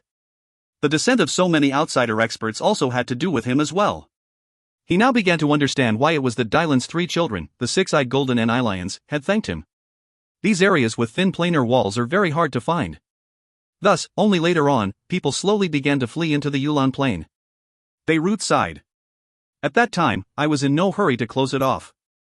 I felt that those people who had been imprisoned in the Gabados planar prison were quite pitiable. It was fine if a few of them could occasionally escape. It was lonely at the top. In a place like the Yulon Plain, who could possibly be a match for him? After discovering that Linley had accidentally damaged that great ceiling formation, Beirut had actually treated it as watching an amusing game. He wanted to see how many could escape. The first method is throwing one's life away. The second method is luck. Linley and the others felt sad on behalf of those people locked into the planar prison. The third method? Linley asked. Beirut glanced at Olivier. The third method is, when the population of the planar prison has reached too high of a level, then sometimes, the ceiling magic formation will be temporarily disrupted, opening the dimensional gateway for a brief moment and allowing a few people out before sealing the dimensional gateway once again, then repairing the ceiling magic formation, like what I did just now. But something like this happens only once every hundreds of millions of years. Linley, Olivier, and Desri all felt relaxed. Since the high-level people would also occasionally open the dimensional gateway, it seemed that Olivier hadn't committed too grave a sin. This was just a premature opening, right? Those people who fled need to thank you. Beirut sneered as he looked at Olivier. Olivier remained silent. If I had voluntarily opened the gateway, I would have surrounded that gateway. At least I would have known the details of every single person who came out, and none of them would have been able to escape. Beirut glanced at Olivier. Demigods and gods aren't an issue. I can find them with my divine sense. That isn't a problem. But if there are some astonishingly powerful high gods who lie in hiding, preventing me from finding them with my divine sense, then things will become problematic. Beirut didn't worry about demigods and gods making trouble. What he worried about was high gods causing trouble. In such a short period of time, perhaps there didn't happen to be any high gods present at that dimensional gateway. It shouldn't be that coincidental, right? Linley said. Whatever. I can't be bothered about it. Beirut sneered coldly. When O'Brien, Catherine, and the others return, I'll see how they deal with this mess. The three of you better listen up. You are only demigods. These days, in the continent, there are now quite a few people capable of killing you. Linley and the others could do nothing but listen. Go back. Beirut's body flickered, then disappeared. Only Linley, Desri, and Olivier were left, standing there in midair. Olivier, that sword blow of yours really was powerful. You released so many experts in an instant with it. Desri pursed his lips in a smile. He didn't feel too much pressure. He was hidden away within a small mountain village. As long as he didn't offend others, he probably would be fine. Olivier's face was very gloomy. Linley. Sorry. Linley laughed bitterly. Of the three of them, he was the worst off. Olivier had released so many deities, some of whom most likely would want to enjoy worldly power. How many problems would his enormous Baruch empire face? Linley didn't even dare to think about it. All I can do is deal with it one step at a time. Linley said. Gentlemen, I'm returning to Dragonblood Castle. I'll go as well. Olivier said. I caused this problem. If anything happens in the Baruch Empire, I can't just pretend it has nothing to do with me. If the three of us are together, we'll pose a bit more of a threat to others. Desri said with a laugh. Linley didn't decline. Currently, in the Yulon continent, the three of them were now just a small force. There were many people more powerful than them. Only if they stayed together as a group would they be able to have a bit of a footing. The three flew directly towards Dragonblood Castle. Dragonblood Castle. A group of people were there, Delia included, all of them worrying. Delia was blaming herself as well. I've been fusing with this divine spark for over 10 years, but I still haven't succeeded. Whenever something like this happens, it's always Linley who has to go deal with it by himself. Delia wanted to help Linley as well. I hope Linley is fine. Delia prayed. Lord Linley is back. Gates was the first to shout out. Delia's eyes instantly lit up. Wharton, Taylor, and the others all went to welcome him. Linley, Desri, and Olivier landed in the castle. Linley, you succeeded? Delia immediately called out, and the people all fell silent. Linley nodded with a smile. I knew Father would definitely succeed. Taylor shouted excitedly. But, Linley's voice rang out again. Father, you have more good news? Taylor's face was covered in smiles, but Linley said solemnly, on this trip, although we killed Beaumont, shortly afterwards, many experts descended upon the Yulon continent. Amongst them are many deities who could probably kill Beaumont with a single finger. Utter silence. Taylor, Delia, and the others had a look of shock on their faces. No matter how weak Beaumont was, he was still a deity. Kill Beaumont with a single finger? For now, it's best if no one goes out. Everyone stay here, within the castle. Linley instructed. Yes. The people of Dragonblood Castle now also sensed that the current Yulon continent had just sank into a tempest of wind and rain. It would be very hard for them to just be able to protect themselves. The Arctic ice cap. A white-haired old man dressed in a sky-blue robe was hovering at the peak of an iceberg. It was the planar overseer, Hadan. Ha, so many experts came at once? Hadan's face was covered in smiles. Saints and deities, I am Hadan, the planar overseer. Everyone who wishes to depart for the 4 higher planes or the 7 divine planes, quickly come to the Arctic ice cap. Hadan's voice rang out in the minds of every single saint and deity in the Yulon continent. Many of those who had fled to the Yulon plane from the Gabados planar prison wanted to head to the higher planes. They had been trapped in that detestable prison for far, far too long. Second brother, you really are going to leave? 2 golden-haired experts were hovering in mid-air. The slightly thinner one was a little bit frantic. Second brother, although we were trapped in that planar prison for 100 million years and you want to go to other planes, haven't you heard? 10,000 years ago, a major event occurred in our homeland. That necropolis of the gods holds many treasures within it, including divine artifacts, and even divine sparks. If we go to another plane, we'll have no connections, and even if there are treasures there, we won't have a chance to get them. The muscular, golden-haired expert shook his head. Third brother, we are very lucky to have escaped Gabados. And you want to go to the necropolis of the gods? Its treasures aren't so easily acquired. Enough, third brother. I am preparing to go to the infernal realm. Whenever you are done with your matters, if you want to look for me, come find me in the infernal realm. The gold-haired expert said nothing else. He directly flew towards the north. The skinnier golden-haired man watched his second brother leave.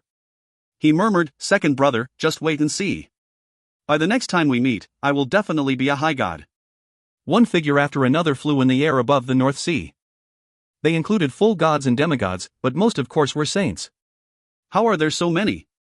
Amongst the crowd of experts, there was a golden-haired, middle-aged man with a solemn face and a long robe. From his appearance, he clearly came from a noble lineage. He had actually only trained for 100 years, and had just reached the saint level not long ago. Our Yulon continent has this many experts? This middle-aged man's heart was quivering. The number of experts he had personally seen had already been over 200. In the distance, even more figures could be seen. In addition, the auras emanating from those experts that flew past him in the blink of an eye made his heart shake. This speed, the middle-aged man was stunned. Many experts flashed past him, disappearing into the northern horizons, almost all of them more than 10 times faster than him, if not more. Many of them were deities. The middle-aged man was only able to hazily sense their forms pass by. Ha, it's been 1,000,000 years. I finally am going to the higher planes. How many years has it been? Ha, I'm finally achieving my heart's desire. The skies were occasionally filled with excited voices and conversations. 1,000,000 years? This middle-aged man who had only trained for 100 years and had just become a saint swallowed. Staring at those figures that were over 10 times faster than him, he thought, I'd best stay here at the Yulon continent and continue training. The 4 higher planes and the divine planes are simply too terrifying. This middle-aged man was so frightened, he immediately turned back and flew towards his homeland. Not too long ago, this middle-aged man had just bid his family and friends farewell, and instructed his successors to work hard. If you find any errors, ads pop up, ads redirect, broken links, non-standard content, etc., please let us know. Report chapter so we can fix it as soon as possible. Book 13, Chapter 3, The World Changed. Book 13, Gabados, Chapter 3, The World Changed. O'Brien Empire. War God Mountain. Fane was still at the Prime Saint level, unable to break through to the deity level. Fane didn't know the details of what had recently happened at the Great Bota Levy either, but when those many experts had charged out, Fane could sense their aura, even from as far away as War God Mountain. What a terrifying aura! Fane stared towards the south in shock. The south. What just happened there? Ugh. Fane secretly cursed. The Yulon continent was becoming more and more chaotic. Even Fane was beginning to feel tired from trying to maintain this enormous empire alone. Master, come back soon. The war god wouldn't be back from the necropolis of the gods for another 3 months. A long while later. Whoosh! A human figure flashed over from far away. Eldest apprentice brother.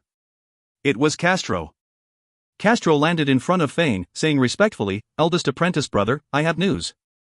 Linley, Olivier, and a middle-aged man were fighting with a bald man at the Great Bota levee. The O'Brien Empire's intelligence gatherers recognized Linley and Olivier, but they didn't recognize Desiree. This intelligence report had quickly made its way out. 3 against 1? Fane was shocked. Fane knew that Linley had become a deity. No wonder there was such an astonishingly powerful aura not long from the south. But according to the report, the Great Bota levee was damaged, and then a large number of people appeared out of nowhere. These human figures appeared densely in the air, and then suddenly disappeared, and the Great Bota levee reformed. Castro said. He felt this was bizarre as well. But that was indeed how the report had described it. A large number of people who had instantly disappeared? Fane understood. The flying speeds of certain experts were so fast as to be invisible to ordinary people. Judging from the sound of it, it seems as though many saints appeared in the area of the Great Bota levee. Fane didn't even dare to imagine that many of the people in that group were deities. After all, reaching the deity level was simply too hard. The situation is getting more and more complicated. Fane was irritated. However, I won't get involved in any of these affairs. I'll wait for Master to return. In the air above the O'Brien Empire's imperial capital, a dense mass of people suddenly appeared. There were nearly 1,000 people flying in mid-air. Those are, many of the citizens of the imperial capital raised their heads, staring in disbelief. Based on what they knew, aside from wind-style magi, people capable of flight were generally all saints. But now, such a huge number of people had appeared in mid-air. They can't all be saints. How can there be so many? Many of the citizens of the imperial capital shook their head in disbelief. They believed it had to be wind-style magi. In midair, flying amongst the group of experts, the leader was a handsome young man, dressed in a dazzling long robe that shone with golden light. Behind him, there was a row of 3 experts, while behind those 3, there was a large number of experts arranged into a specific order. Behind them, at the very back, there were hundreds of experts. Those were the weakest of the group, prime saints. This is the largest empire of the current Yulan continent? The handsome young man laughed wickedly. And they worship someone called O'Brien?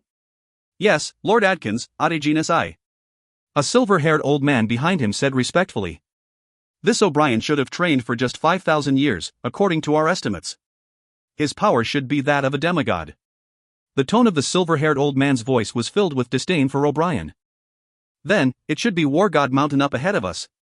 The handsome young man looked at the nearby War God Mountain, which had many people at the base of it staring up at them. The handsome youth shook his head. A demigod dares to style himself as War God. He really is quite boastful. I don't like the look of this War God Mountain either. Almighty Lord Adkins, permit your subordinate to destroy this unsightly little mountain. Behind the handsome young man appeared a youngster with short silver hair. The silver-haired youngster, seeing that his lord didn't instruct him otherwise, suddenly swept out with his arm. Instantly, countless amounts of elemental essence began to gather, and above the massive War God Mountain, a rumbling sound could be heard. What's that? Many of the honorary and personal disciples of the War Gods College felt the awesome transformation of the surrounding elemental essences. HRMPH, the silver-haired youngster laughed coldly, then waved his hand. Boom! In the air above War God Mountain, an astonishing, endless amount of wind blades appeared, forming directly into the forbidden-level magic spell, Annihilating Tempest. But, more precisely speaking, compared to the Annihilating Tempest spell, every single wind blade's power was 100 or 1,000 times more powerful. Every single wind blade faintly flashed with golden light, and the countless wind blades chopped downwards. Flee, quickly! A fierce shout rang out from within War God Mountain. But these wind blades were simply too fast.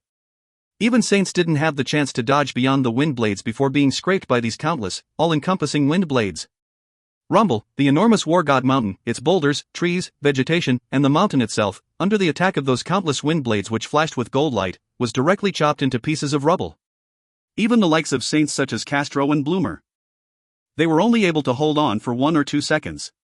A fierce, agonized scream. The saints were chopped into mincemeat. Only a few seconds had passed. War God Mountain, chopped apart by those countless wind blades, had completely vanished. In the place where War God Mountain had once stood was an immeasurably, terrifyingly deep crater. Not bad.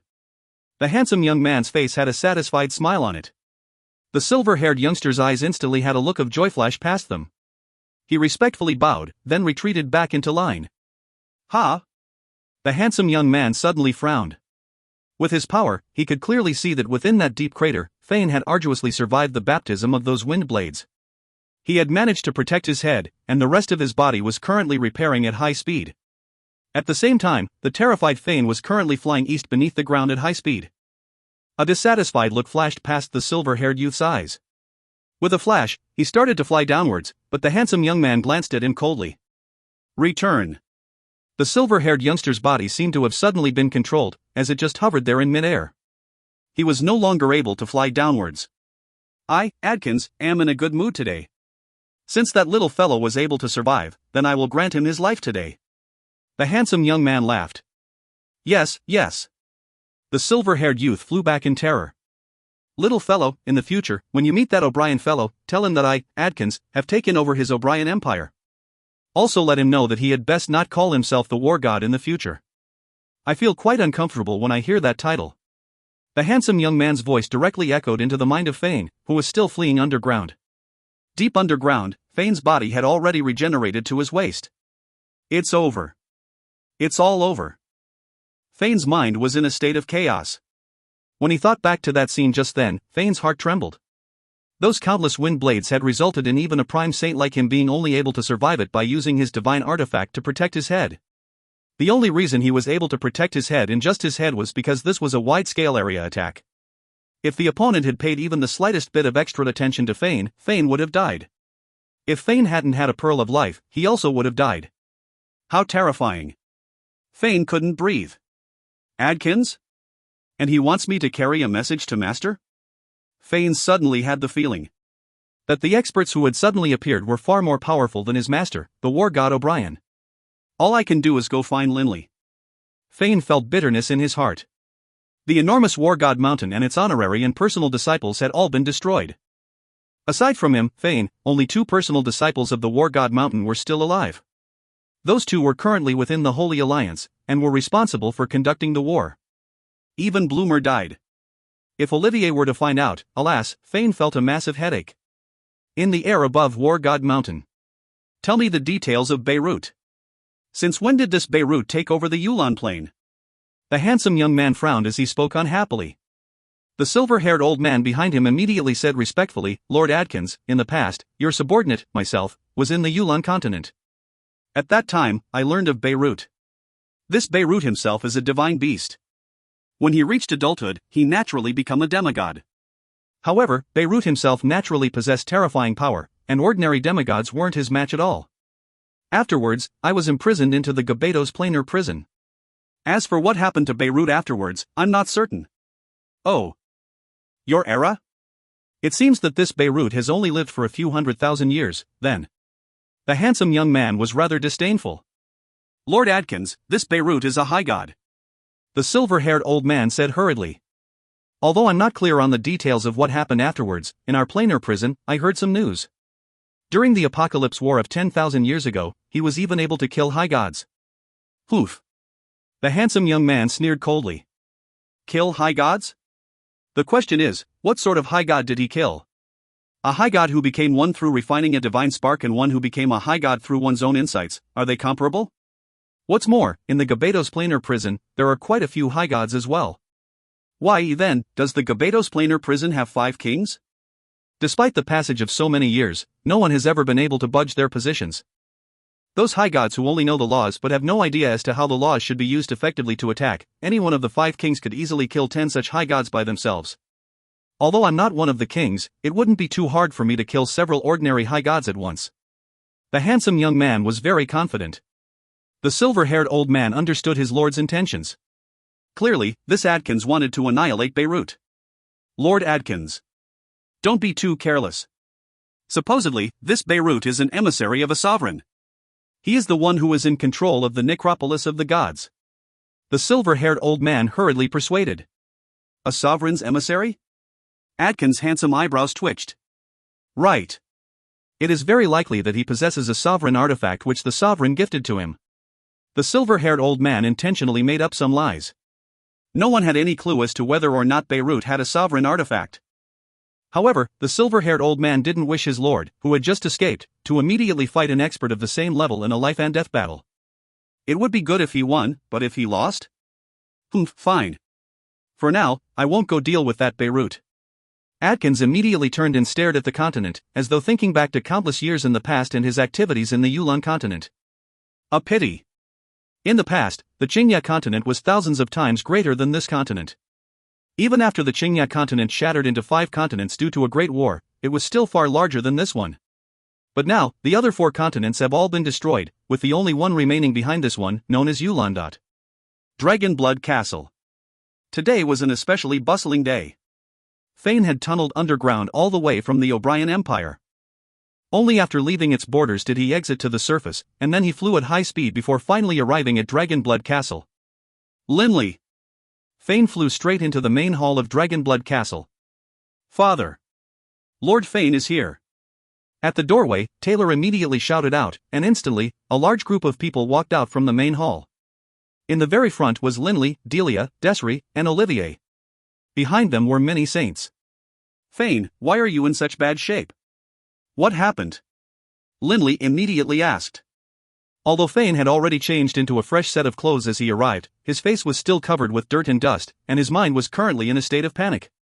It was quite impressive that he even remembered to change his clothes. How could he possibly remember to look after his appearance? It's finished. War God Mountain. Finished. The O'Brien Empire no longer belongs to Master either. Fane shook his head and said bitterly. Fane had been at the top of the mountain and had witnessed the enemy's strength. He could tell that the enemy's forces numbered nearly 1,000 experts. Your War God Mountain was destroyed? At this moment, a voice rang out from behind Linley. It was Dixie, along with several Grand Magus saints. Why are you? Fane was somewhat surprised. Dixie, after having trained for dozens of years, had reached the Grand Magus saint level as well. Dixie's face was filled with a bitter smile. We were slightly better off than you. However, the enemy destroyed the imperial palace of the Yulan Empire as well, with but a single blow. 2 of my fellow apprentices who were stationed in the imperial palace immediately died. The rest of us immediately fled here. Our Yulan Empire is about to go to a new master as well. Fane. Why are you here by yourself? Where's my little brother? Olivier suddenly asked. Bloomer? Fane was stunned. He didn't know what to say. Not good. Linley's face changed, and he stared towards the north. I'm worried that the same thing will happen in the imperial capital of our Baruch Empire. Big bro, then Sina, Wharton immediately grew nervous as well. Wait here. I'll make a trip. Linley didn't have time to waste, he immediately raised his speed to the limit and instantly disappeared into the boundless northern horizon. Even the O'Brien Empire and the Yulan Empire had fallen to such a state. Linley couldn't help but fear that his own Baruch Empire had suffered the same sort of attack. If you find any errors, ads pop-up, ads redirect, broken links, non-standard content, etc., please let us know. Report chapter so we can fix it as soon as possible. Book 13, Chapter 4, Ferocious. Book 13, Gabetos, Chapter 4, Ferocious. Rumble, black clouds covered the skies, and rolling thunder shuddered forth. A blurry human figure was slashing through the air, piercing through the thick, dark clouds while flying at high speed to the north. It was the frantic Linley. Both the Yulan Empire and the O'Brien Empire had suffered attacks. Linley naturally was worrying about his Baruch Empire as well. I hope Sina is fine. Linley murmured. The Baruch Empire's imperial palace was the place where Emperor Sina, the Empress, and the others lived. Of course, the imperial palace of an empire was protected by saints, and the saint on guard there was the second of the 5 Barker brothers, Enk. Linley's fast-moving body suddenly halted, his gaze focused on 2 indistinct figures on the northern horizon. One of them was tall and massive, while the other was also much larger than most people. Not good. Linley could instantly recognize them. These 2 people were the transformed supreme warriors, Enk and Sina. Sina was now a peak warrior of the 9th rank. After transforming, he was a saint. As for Enk, he had long ago reached the saint level. Lord Linley. Enk and Sina, fleeing in a sad state, immediately called out upon seeing Linley. Linley could tell that many of the scales of the transformed Dragonblood warrior Sina had been ripped apart, with blood leaking everywhere. As for the transformed Undying warrior saint, Enk, although he hadn't been injured too badly, he clearly was in a sad state as well. Uncle! As soon as Sina saw Linley, his tears immediately began to flow. Linley felt extremely nervous. Sina was an extremely stable person. For him to cry, the situation must be very severe. The badly injured Sina calmed down slightly, now that he saw Linley. He returned to his human form. His trousers were ripped and torn, and his body was covered in blood and wounds. Linley immediately reached out and pressed his hand against Sina's shoulder, allowing the pearl of life's energy to fill Sina's body. Sina's wounds quickly recovered. All dead. They are all dead. Sina sobbed so hard his entire body shook. Uncle, everyone in the entire Imperial Palace, aside from me and Uncle Ankh, they are all dead. My wives, my son, all dead. All dead? Linley couldn't help but feel a surge of fury. He had expected that the situation was grim, but it was even worse than he had feared. Those deities, why did they massacre commoners? Can it be that they can only show off their power by massacring commoners? Sina's son was named Cass. Linley still remembered the scene from 10 days ago. It was the Yulan festival. Sina had brought his wife and child to Dragonblood Castle to celebrate the holiday together. Cass had only been 7 years old at the time. Linley had been planning to wait when Cass grew a bit older, then take him and Arnold to activate the Dragonblood warrior lineage in their veins. But, who would have imagined that Cass's future would have ended before it even began? Bastards! Linley couldn't help but curse quietly. Sina ground his teeth as well. I really want to kill those people. Dragonblood warriors had very low fertility rates. For example, Linley only had Taylor and Sasha, the two twins. Wharton only had one child, Sina. Sina himself only had a single son. Although as the emperor of an empire, he had quite a few women, he only had this single son. Uncle, you absolutely must help me get revenge. You must. Sina's face was covered in tears. Linley nodded heavily. Ankh, what was the situation? Tell me in detail. Linley looked sullenly at Ankh. Ankh nodded and spoke. Lord Linley. Not long ago, I was still in the Imperial Palace. But suddenly, I sensed a terrifying aura coming from above the Imperial Palace, so I immediately rushed out of the room. When I looked upwards, I saw roughly 100 experts flying in mid-air. Nearly 100? Linley's heart shook slightly. Originally, when Olivier had chopped open the Great Bota Levy with his sword, he had released thousands of experts, many of whom were far more powerful than Linley. Of course, most of the experts were saints, but there were demigods and gods amongst their number, and even high gods. Hearing that nearly 100 people had appeared in the air above the Imperial Palace of the imperial capital of the Baruch Empire, he knew that the leader of this gathering must at least be a demigod, and perhaps even a full god. At that time, before I even had a chance to say a word, the leader, smiling, turned his gaze towards me. He immediately spoke to me using his divine sense. He said, "Little fellow, go back and tell that Linley that from today onwards, this Baruch Empire now belongs to me, Ajwin, Aojawan, but." Ankh came to a pause. Linley's face sank. Ajwin? Linley had never heard of this name before, but Linley could tell that this person clearly knew a great deal about him. And then? Linley asked. Ankh's eyes held a hint of terror in them as he spoke. And then, Ajwin just smiled. His entire body radiated out brilliant white light. It was like the holy light of the radiant church. The places of the imperial palace which were touched by that holy light were instantly vaporized. Many palace maids, attendants, and guards were turned directly to ash by that light. I immediately transformed, while Sina transformed as well. Under the power of that light, my defense managed to hold, but Sina was badly injured. Linley couldn't help but feel his heart weighing heavily. The light which his body emanated was enough to badly injure Sina, who was at the saint level when Dragon formed. Linley was very certain that ordinary demigods definitely didn't have this sort of power. For a demigod to kill a saint, he would generally first have to utilize his god realm, or rely on his other abilities. That he was able to radiate light that covered the entire palace, yet still had such great power, most likely, the opponent was a full god. Even if he was a demigod, he was definitely a peak demigod. Let's go back for now. Linley frowned. Sina and Ankh nodded slightly, flying behind Linley as they returned towards Dragonblood Castle. Dragonblood Castle. Linley, Sina, and Ankh landed in the gate to Dragonblood Castle. Right now, there were quite a few people in the main hall. Everyone was chatting in soft voices. Dixie, Fane, and the others all felt extremely miserable, but the person with the most terrible look on his face was Olivier. Olivier had learned from Fane that his little brother, Bloomer, had died. His little brother. Their parents had died early on. He, Olivier, had personally brought up his little brother. His one and only family member. When Bloomer entered the War Gods College, Olivier finally stopped worrying and began wholeheartedly devoting himself to his training. Who would have imagined that such terrible news would come today? Bloomer was to Olivier what Wharton was to Linley. His little brother had died. How could he not be furious? Linley, what's the situation? Delia immediately went to welcome them. Upon seeing Linley, Sina, and Ank, everyone all went to welcome them as well. Linley's face was terrible to behold. He just shook his head. Sina, what happened? Wharton's face was filled with worry, and he immediately shouted the question. Bang! Sina immediately knelt down in front of Wharton, sobbing, Father, everyone in the Imperial Palace, aside from myself and Uncle Ank, are all dead. My wives died. Even little Cass died. They all died. Sina deeply loved his son. His only son. Little Cass died as well? Wharton seemed to have been struck by a bolt of lightning.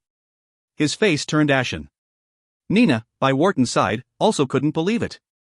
The youngest generation of the Baruch clan was just composed of Arnold and Cass, those two kids. Both Linley and Wharton deeply adored these little treasures. Arnold usually was with his father, Taylor, in Dragonblood Castle. As for Cass, he normally lived with his father and mother in the Imperial Palace. Big bro, we must get revenge. Wharton looked at Linley. But Linley was silent. Father, uncle. Sina was slowly beginning to recover from the grips of his rage and hate, returning to his normal clarity of thought. The enemy who suddenly appeared, there were nearly 100 of them flying in the air. The leader, Ojwin, is astonishingly powerful. We don't have a good chance right now. For now, we must endure. Endure. Linley couldn't help but glance at Sina. After getting a vague sense of Ojwin's power, Linley had no longer dared to easily engage in a battle against him. After all, who knew how powerful these experts who fled from the Gabados planar prison were? It wouldn't be so bad if they were demigods, but if they were gods, given his current level of power, if he went to fight, it would most likely be nothing more than certain death. He had already lost a child. But the living still had other family members. Looking at Delia by his side, Linley then looked towards his own son, Taylor, as well as the distant family of Hillman, the children of the 5 Barker brothers, and more. In the entire main hall, there were many people present. All of them were Linley's family and friends. I can't take any risks, Linley said to himself. Fane, seated nearby, rose to his feet as well. He said seriously, too many experts suddenly appeared out of nowhere. Nearly 1,000 people attacked our War God Mountain. But only one of them truly attacked. With a flip of his hand, he turned War God Mountain into rubble and ash. The difference in power between us is simply too great. Linley, you have to be cautious. Linley. Olivier looked at Linley as well. Endure. Linley nodded slightly. Right now, Olivier was enduring as well. He wanted to get revenge for Bloomer. Perhaps to the others, Bloomer wasn't much, but to Olivier, Bloomer was his only family in the world. But from Fane's description, Olivier understood. He wasn't able to get revenge. At least, he currently wasn't. In the coming days, everyone needs to stay at Dragonblood Castle. You are not to go out of it. Linley looked at everyone as he gave his orders. In another few months, when the War God and the others return, we will discuss things in detail. They had no other options. They had to endure. Thousands of experts had fled from the Gabados planar prison, and only a small part of the thousands of experts had headed to the Arctic ice cap and left the Yulon Plain for the 4 higher planes and the 7 divine planes. Many of the others had taken up residence in the Yulon continent. The homeland of virtually all of the experts in the Gabados planar prison was the Yulon Plain. Of course, long ago in the distant past of the Yulon Plain, there were elemental lifeforms, beastmen, etc. After all, only in relatively recent days did the Yulon Plain become as it currently was. Now that these many experts had finally returned to their homeland, all of them had their own choice to make. The weaker parties would perhaps take over a small area and become a local lord. The powerful ones would directly annihilate the pre-existing imperial clans, and with their power backing them up, directly take over an empire. To the experts who had fled from the Gabados planar prison, the original experts of the Yulon continent were nothing. They couldn't fight back at all. The difference in power was simply too vast. Even the most powerful people on their side, Linley and Olivier, were forced to choose to endure, much less ordinary saints. The 18 northern duchies. Dozens of experts were flying in the air above the 18 northern duchies. The leader of the group was a pair of twin brothers. Although they were twins, there were some slight differences. One of them had slightly darker skin, while the other had slightly lighter skin. Big brother, the Yulan Empire and the Baruch Empire have already been taken. Even someone as mighty as Lord Adkins was only able to take over that empire known as O'Brien. It seems we two brothers will have to find another place to roost. This 18 Northern Duchies area is a bit far off, but at least it'll be a place for us two brothers to settle down. The youngster with the whiter skin said. His big brother nodded. Let's learn from Lord Adkins. First we'll destroy that frost goddess shrine. Afterwards, won't all these duchies obey us meekly? If they don't, we'll kill them. The younger brother said. The two brothers exchanged glances, then burst out in laughter. The 18 Northern Duchies is our territory. A violet gold shadow suddenly flew over, transforming into a violet gold rat king. And you even want to destroy the frost goddess shrine to frighten others? This violet gold rat king stared at the group of experts with its beady little black eyes. The two brothers were startled. The group of experts behind them all began to laugh. A Sade-level magical beast had come to block them? How amusing. Die. The older brother said with a disdainful laugh. With a sweep of his arm. Boom. In the air above those dozens of experts, a seemingly illusory giant black palm suddenly appeared. This enormous black palm covered the entire area, and those dozens of experts weren't able to move at all. Those dozens of experts raised their head, staring in terror at that enormous black palm. But that enormous black palm continued to descend upon them with no mercy. Boom! It was like striking tofu. The dozens of experts, including those two brothers that had reached the demigod level, were smashed into mincemeat without being able to resist at all. Saints and deities who have chosen to remain in the Yulan continent, all of you, listen closely. If anyone causes trouble or commits slaughter in the area of the 18 Northern Duchies or the Forest of Darkness, I will definitely shatter their souls and disperse their spirits. Poof. All of you had better know what's best for you. An icy divine sense message instantly spread across the entire Yulan continent and echoed in the minds of all the saints and deities. Many deities who had been in the grips of wild exultation suddenly lost their smiles.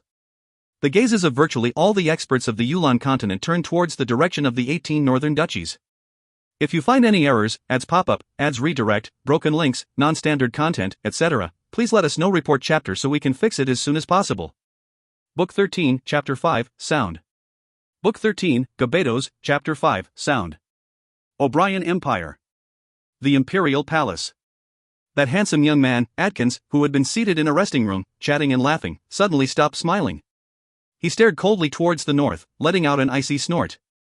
This Beirut really does have the power of a high god. However, he's a bit too ferocious. Lord Adkins. That silver-haired old man behind him said respectfully, this Beirut acts ferociously, but he has the ability to back it up. He just relies on the sovereign behind him to back him up. Adkins' slender eyebrows narrowed. His eyes were as sharp as dagger. But Adkins knew very well that although high gods had completely mastered their law, in front of a sovereign, a single thought from the sovereign could kill the high god. Sovereigns were far above them, inviolable presences that could only be gazed upon in awe.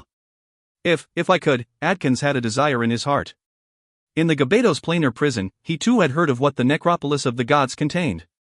Even someone as him, who had the exalted position of high god, was filled with desire towards the treasure hidden on the 18th floor of the necropolis of the gods.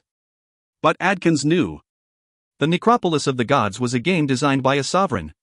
If he wanted to enter the necropolis of the gods, he had to obey the rules which the sovereign had set. To disobey the rules was to disobey the will of the sovereign. To disobey the will of the sovereign, the results of that didn't need to be questioned. Barnes, Bonnie SI, have you finished the investigation? Adkins asked coldly. The silver-haired old man behind him said respectfully, Lord Adkins, your subordinate has already completed the investigation.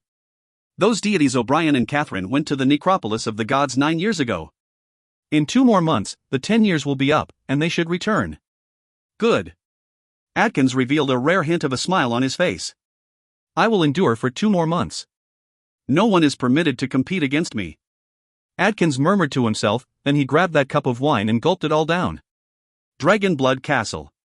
Linley had already informed Desiree and Olivier of the existence of the Pocket Dimension training room.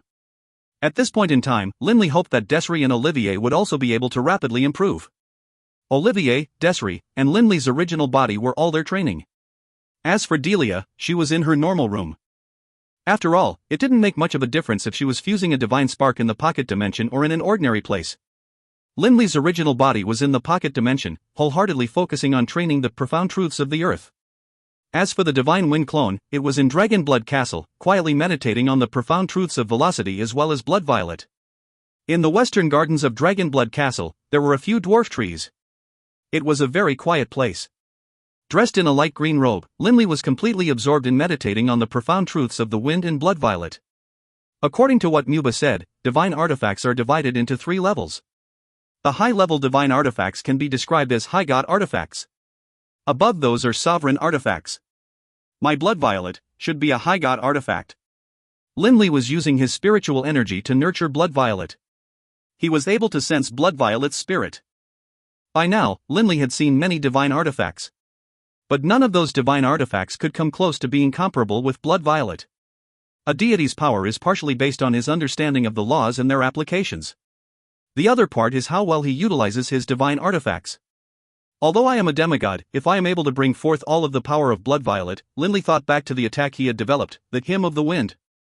The Hymn of the Wind combined a spiritual attack, blood violet's special properties, and the profound truths of wind.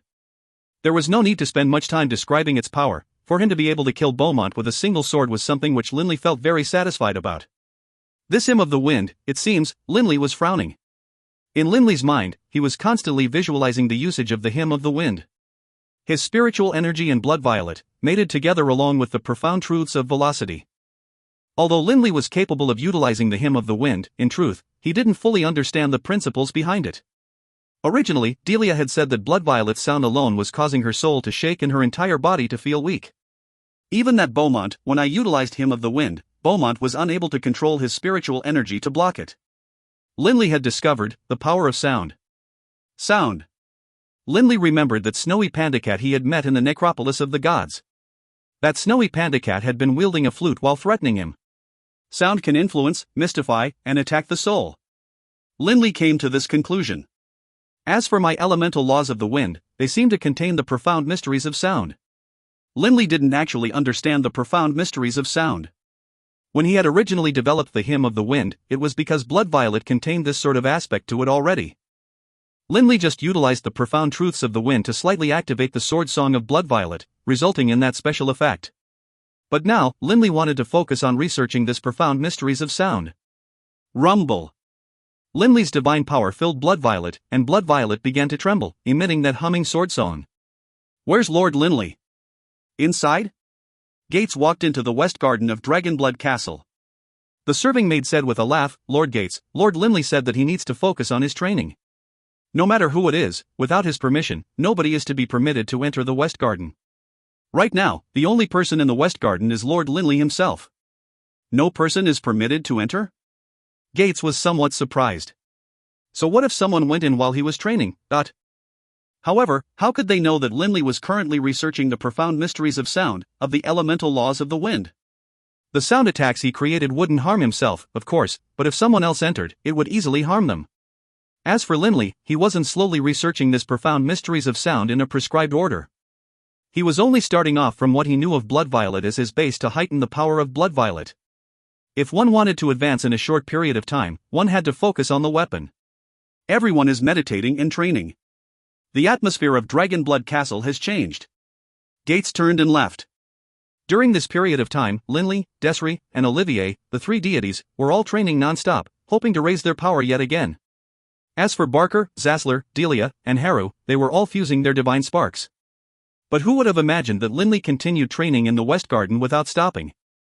Over the course of an entire month, Linley didn't leave the West Garden a single time. As for the other people of Dragonblood Castle, they didn't dare to disobey Linley's orders. They had to wait. Wharton, Gates, Ank, Boone, and the others were walking side by side as they left the training grounds.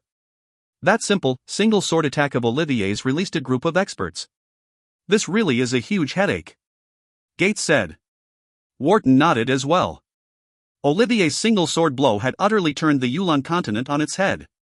When the war god and the high priest come back, they will most likely be stupefied. Gates smirked. You know, that's so true. Both their empires are gone. Hazer laughed as well. When they are back, they'll need to have a conference with my big brother on how to deal with this disaster. Wharton said with some anticipation. The more people they had, the easier to accomplish some things. Although the war god and the high priest were also demigods, they had reached that level a long time ago. In addition, Dylan was himself a divine beast. If their group of demigods joined forces, they could still manage to find some stable footing. All we can do is wait. In another month, the war god and the others will be back. Wharton said. I hope the war god and the others were able to make breakthroughs in the necropolis of the gods. Ankh said seriously. If they didn't break through, even if the war god and the others return, it'll be hard to say if they will be able to defeat that Ojwin. The group suddenly paused in their chatting. In front of them was a middle-aged man, dressed in simple long robes. A hint of a smile was on this man's face. Who are you? Ankh shouted the question. Nuba? Wharton frowned. Last time, when Nuba had come, Wharton had seen him. He's that deity, Nuba? Ankh and the others were a bit surprised as well. That day, when Nuba had arrived, Ankh and the others hadn't seen them. Afterwards, when they had heard of Nuba, all they knew was that Nuba was a deity-level expert. Wharton. Nuba's face still had that faint smile on it. I'm here to see Linley. My big bro is currently training. Only, Wharton shook his head. My big bro gave the order that without his permission, nobody is permitted to go in and disturb him. You came at an unfortunate time. Oh? Nuba immediately spread out his divine sense. Instantly, he located Linley in the West Garden. When their divine senses touched, Linley discovered Nuba as well. Oh, it's Nuba. If there's something to discuss, come over. Nuba's body flashed towards the West Garden. This Nuba. Wharton was rather angry. My big bro forbade anyone from going in to disturb him, but he's still going in. Wharton immediately ran towards the West Garden. Wharton didn't know that Linley had spoken to Nuba through their divine senses. Soon, Wharton arrived at the gate to the West Garden. The maid stationed outside the West Garden's gate was currently running away from it. Why are you running around? Wharton barked at them. Lord Wharton. The maid curtsied. Lord Linley ordered me to go prepare some fine wine and delicacies for his guest. Within the West Garden of Dragonblood Castle. Mr. Linley, I am in admiration. In such a short period of time, the three of you, joining forces, actually managed to kill Beaumont. Nuba sighed in praise. That Beaumont was an extremely powerful demigod. He was very strong in both spiritual and regular attacks. Linley laughed as he glanced at Nuba. Mr. Nuba, I'm not sure why you have made this trip. Please tell me. Linley said directly. Nuba smiled. I've come to help you, Linley. Help me? Linley couldn't help but look at Nuba in surprise. In truth, he and Nuba didn't have a deep relationship between them. Last time, Nuba had told him some information about divine artifacts. As a result, Linley focused on attuning with Blood Violet and meditating on combining Blood Violet, his spiritual energy, and the profound truths of the wind, eventually developing the Hymn of the Wind. One could say that without Nuba's information, he wouldn't have been able to develop the Hymn of the Wind. My situation right now really is quite terrible. Can it be that you, Mr. Nuba, have come to help my side fight my enemies? Linley asked. I don't have that sort of ability. Nuba laughed. I've come to give you some information on those deities that have appeared in that Yulan continent, Linley. Linley couldn't help but feel wild joy in his heart. Linley still had no idea how powerful that Ojwin who destroyed his imperial palace was, which was why he hadn't dared to take any action. Then let me thank you in advance, Mr. Nuba. Mr. Nuba, please tell me the detailed information. I will be endlessly grateful. Linley said seriously. Nuba laughed. Mr. Linley, no need to be so grateful. I'm doing this to make friends with you, Mr. Linley. As long as you consider myself your friend, Linley, then everything I've done will have been worth it. Nuba's smile was very sincere. Linley didn't spend any time thinking about what Nuba's aims were. At least he was willing to help out. Mr. Nuba, you are my friend, of course. Nuba, please speak, especially regarding that Ojwin. Linley said. Nuba nodded as he spoke. Before that, Linley, let me first tell you that there is a city within the Gabados Planar prison known as Bluefire City. Within Bluefire City, Ojwin is a rather famous expert, and his power in Bluefire City is fairly high as well. He has reached the god level. Hearing Nuba's words, Linley couldn't help but grit his teeth. A full god. For now at least, he couldn't act against Ojwin. If you find any errors, ads pop-up, ads redirect, broken links, non-standard content, etc., please let us know. Report chapter so we can fix it as soon as possible. Book 13, Chapter 6, A Legend. Book 13, Gabados, Chapter 6, A Legend. Nuba, please continue. Limley was listening carefully. Nuba said with a smile, the master of Bluefire City is Lord Bluefire, one of the 5 great kings. Lord Bluefire is a very mysterious person. His power is unquestionably massive, and he virtually never shows himself. In fact, no one can even be certain if he is still within Bluefire City. In the city of Bluefire, the person whose status and power is only lower than Lord Bluefire is Lord Adkins, a mighty high god. High god? Limley's heart trembled. He couldn't help but sigh secretly. Olivier, you wanted to get revenge for your little brother, but it's just become very difficult. The experts who destroyed War God Mountain were led by this Adkins. Olivier, kill Adkins? How? Limley, there are differences amongst high gods as well.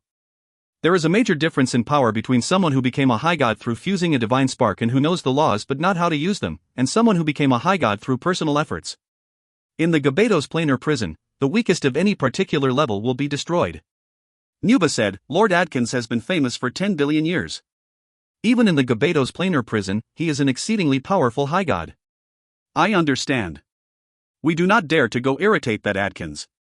Limley said self-mockingly. Knowing how powerful the enemy was, Limley now knew how he should act towards them. What else? The Yulan continent can't possibly just have those few experts. Limley asked. Nuba nodded.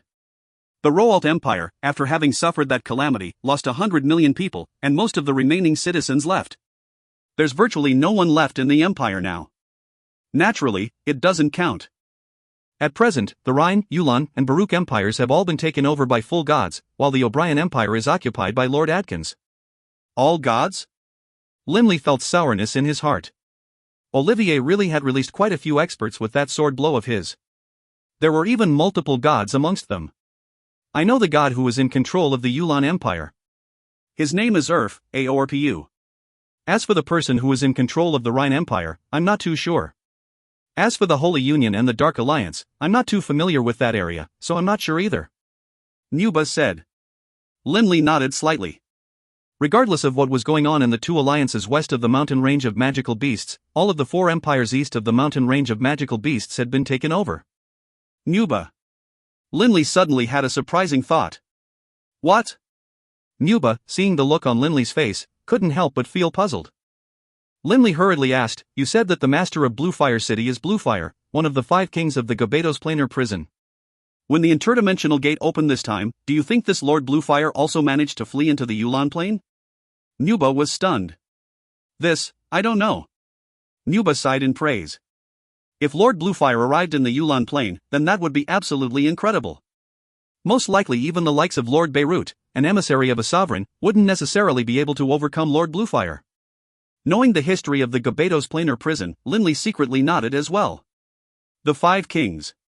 Limley felt a hint of amazement in his heart. King. This Gabados planar prison was formed when the universe itself was formed. The number of experts who had been imprisoned within was a staggeringly high figure. For someone to be able to reach the peak of power amongst those countless experts and become one of the 5 kings of the entire planar prison, someone like this would definitely be one of the most powerful types of high gods. But Lord Bluefire rarely even shows himself within Bluefire City. It's possible that he wasn't even in Bluefire City at the time. Nuba said. Nuba, I'm very confused about something. Limley frowned. Please, speak. Nuba's attitude was very friendly. Limley nodded slightly. I've always been wondering. I can understand why demigods and gods are remaining in the Yulan continent. After all, they want to acquire divine sparks in the necropolis of the gods. But, that Lord Adkins is a high god. Why is he remaining in the Yulan plane as well? He's already a high god. Could it be that the necropolis of the gods actually has a sovereign spark? Limley said jokingly. Limley knew very well that the number of sovereigns was fixed. Earth, fire, water, wind, lightning, light, darkness. The 7 elemental styles, each of which only had 7 sovereigns. In the countless planes, the number of deities who had arisen over the course of endless years was truly an astronomical figure. Just look at the Gabados planar prison. And that was just one plane. Countless planes added together? Especially the 4 higher planes and the 7 divine planes, the number was astonishing, far more than one could even imagine. But sovereigns? The Earth style only had 7 of them. Only when one of them fell would another high god be able to obtain a sovereign spark and take on the position of sovereign. But how could someone as powerful as a sovereign die easily? What's more, the necropolis of the gods was nothing more than a game for sovereigns. Would a sovereign place a sovereign's spark inside? Even if a sovereign wanted to, the sovereign would have to acquire a sovereign spark first. No. Nuba shook his head. Linley, you don't know this, but the necropolis of the gods has sovereign artifacts within it. Sovereign artifacts? Linley was somewhat surprised. Even a sovereign has to wholeheartedly nurture a divine artifact for countless years before being able to produce a sovereign artifact. Can it be that the sovereign who created the necropolis of the gods is willing to place a sovereign artifact within? Not just sovereign artifacts. Nuba said mysteriously. According to legend, on the 18th floor of the necropolis of the gods, there are sovereign sparks. What a joke. What an utter joke. Linley laughed loudly. Not necessarily. Nuba said solemnly. Linley, you don't know this, but most of the people imprisoned into the Gabados planar prison are experts from throughout the history of the Yulan plane. But 10,000 years ago and 5,000 years ago, most of those newly imprisoned were outsider experts. What caused so many experts from other planes to come here? The necropolis of the gods? Linley asked. Nuba laughed and said, more importantly, it wasn't just ordinary deities who descended to the Yulan plane. There were high gods as well. Extremely powerful high gods, such as that legendary figure of the infernal realm, the Blood Violet Fiend. And that time, the Blood Violet Fiend wasn't the only high god to descend. Linley's heart shuddered. He thought of his own Blood Violet sword. Tell me, why did those extremely powerful high gods come? Just for ordinary divine artifacts and divine sparks? Think about it. It's impossible. Nuba laughed. That's why I'm sure that the necropolis of the gods definitely has sovereign artifacts within it. As to whether or not it has sovereign sparks, I'm not sure. However, in the Gabados planar prison, there are constantly rumors of sovereign sparks being in the necropolis of the gods. Linley sighed unceasingly. No wonder that Adkins was remaining in the Yulan plane. Linley and Nuba chatted for a long time, then after they had lunch together, Nuba left. As for Linley, he naturally once more returned to his training. Time passed, and in the blink of an eye, yet another month had passed. It was only a few days before the war god and the high priest were going to return. The Baruch Empire. Within a magnificent manor. An elegant, white-robed, middle-aged man was seated within a pavilion, drinking wine while enjoying the scenery of the garden. It was the god who had destroyed the imperial palace, Ajwan. Father. A golden-haired youth walked over. HRM? Ajwan glanced at the youth. In the past, when he had been imprisoned into the Gabados planar prison, he was just a prime saint, while his son had just reached the saint level. During the countless years of imprisonment within the Gabados planar prison, Ajwan had worked hard to protect his son. After bitter years of training, he had reached the god level, while his son had become a demigod. Finally, the two of them, father and son, had escaped from the Gabados planar prison. Father, although the Baruch Empire's various provinces were easily pacified, the citizens of the empire all have faith towards that Linley. It is rather vexing. The gold-haired youth frowned. Changing one's faith isn't an easy thing. Kill those citizens? That was an idiot's action. Ajwan's homeland was the Yulan plain as well. He wouldn't act that rashly. That is easy. Ajwan had a hint of a smile at the corner of his lips. Oh? The gold-haired man looked curiously at his father. They worship Linley, right? I've heard that Dragonblood Castle is the most sacred location in the entire Baruch Empire. Then, tomorrow, let's head out and directly raze the Dragonblood Castle to the ground, while at the same time we can kill that Linley. When the time comes, we'll hang Linley's corpse up on the city walls of the imperial capital. At the same time, we'll make up a slightly altered story. Ajwan looked at his son. This sort of affair is easily managed. All we need to do is make him look bad, then kill him, while afterwards creating some miracles of our own. Soon, the commoners will change their faith. Within Dragonblood Castle.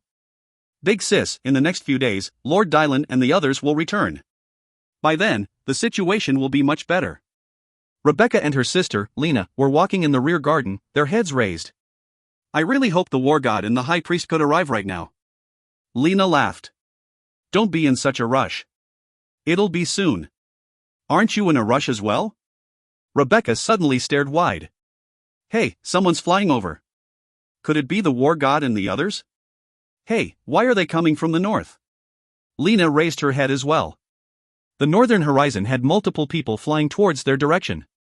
But soon, they could tell that it wasn't multiple people, it was a large group of people. There were at least 50 or 60 experts present. Not good.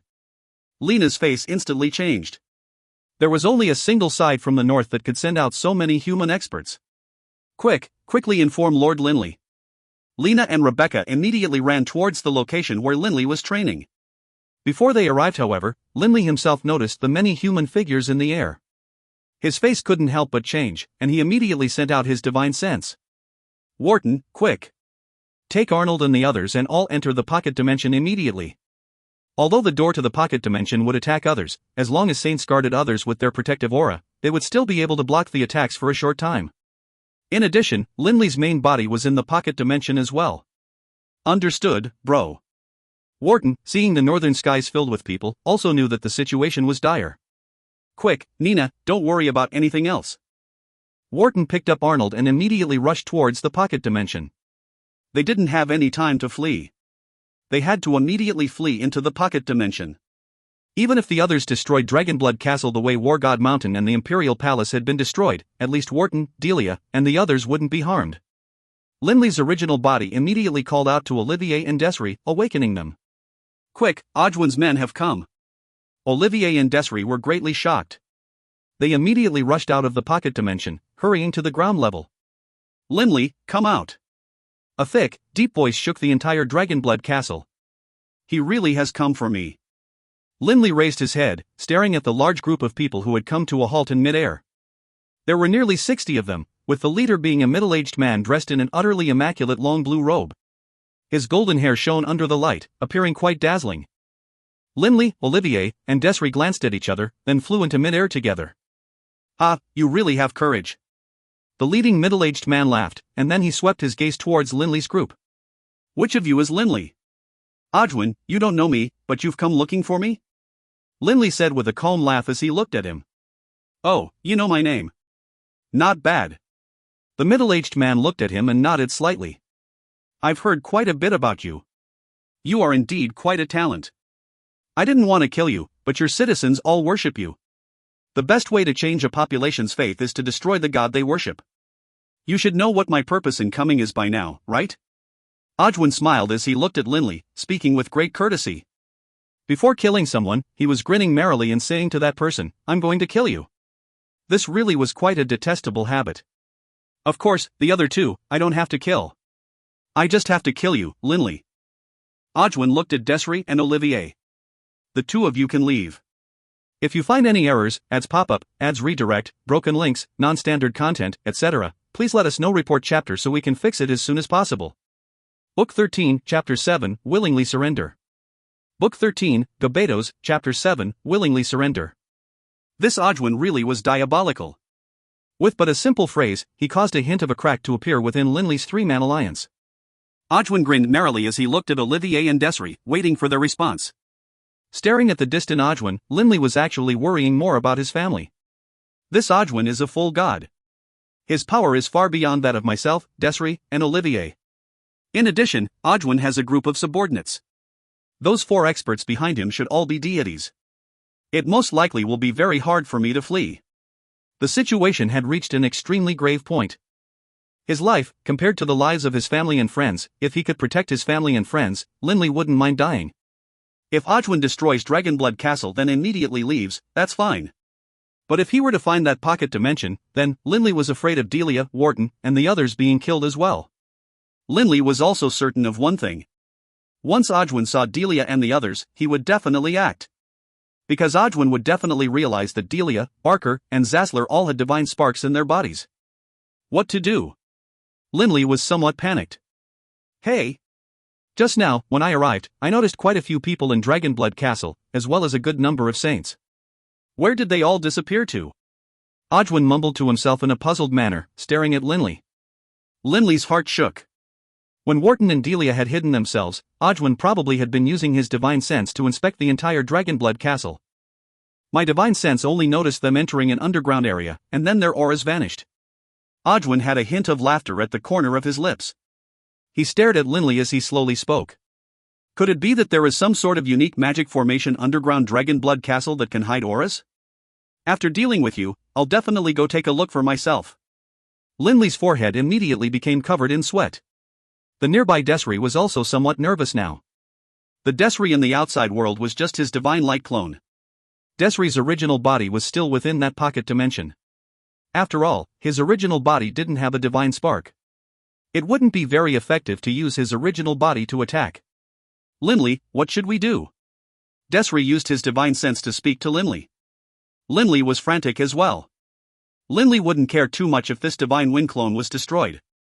But if that pocket dimension was to be discovered by Ajwin, then none of the people within would be able to survive.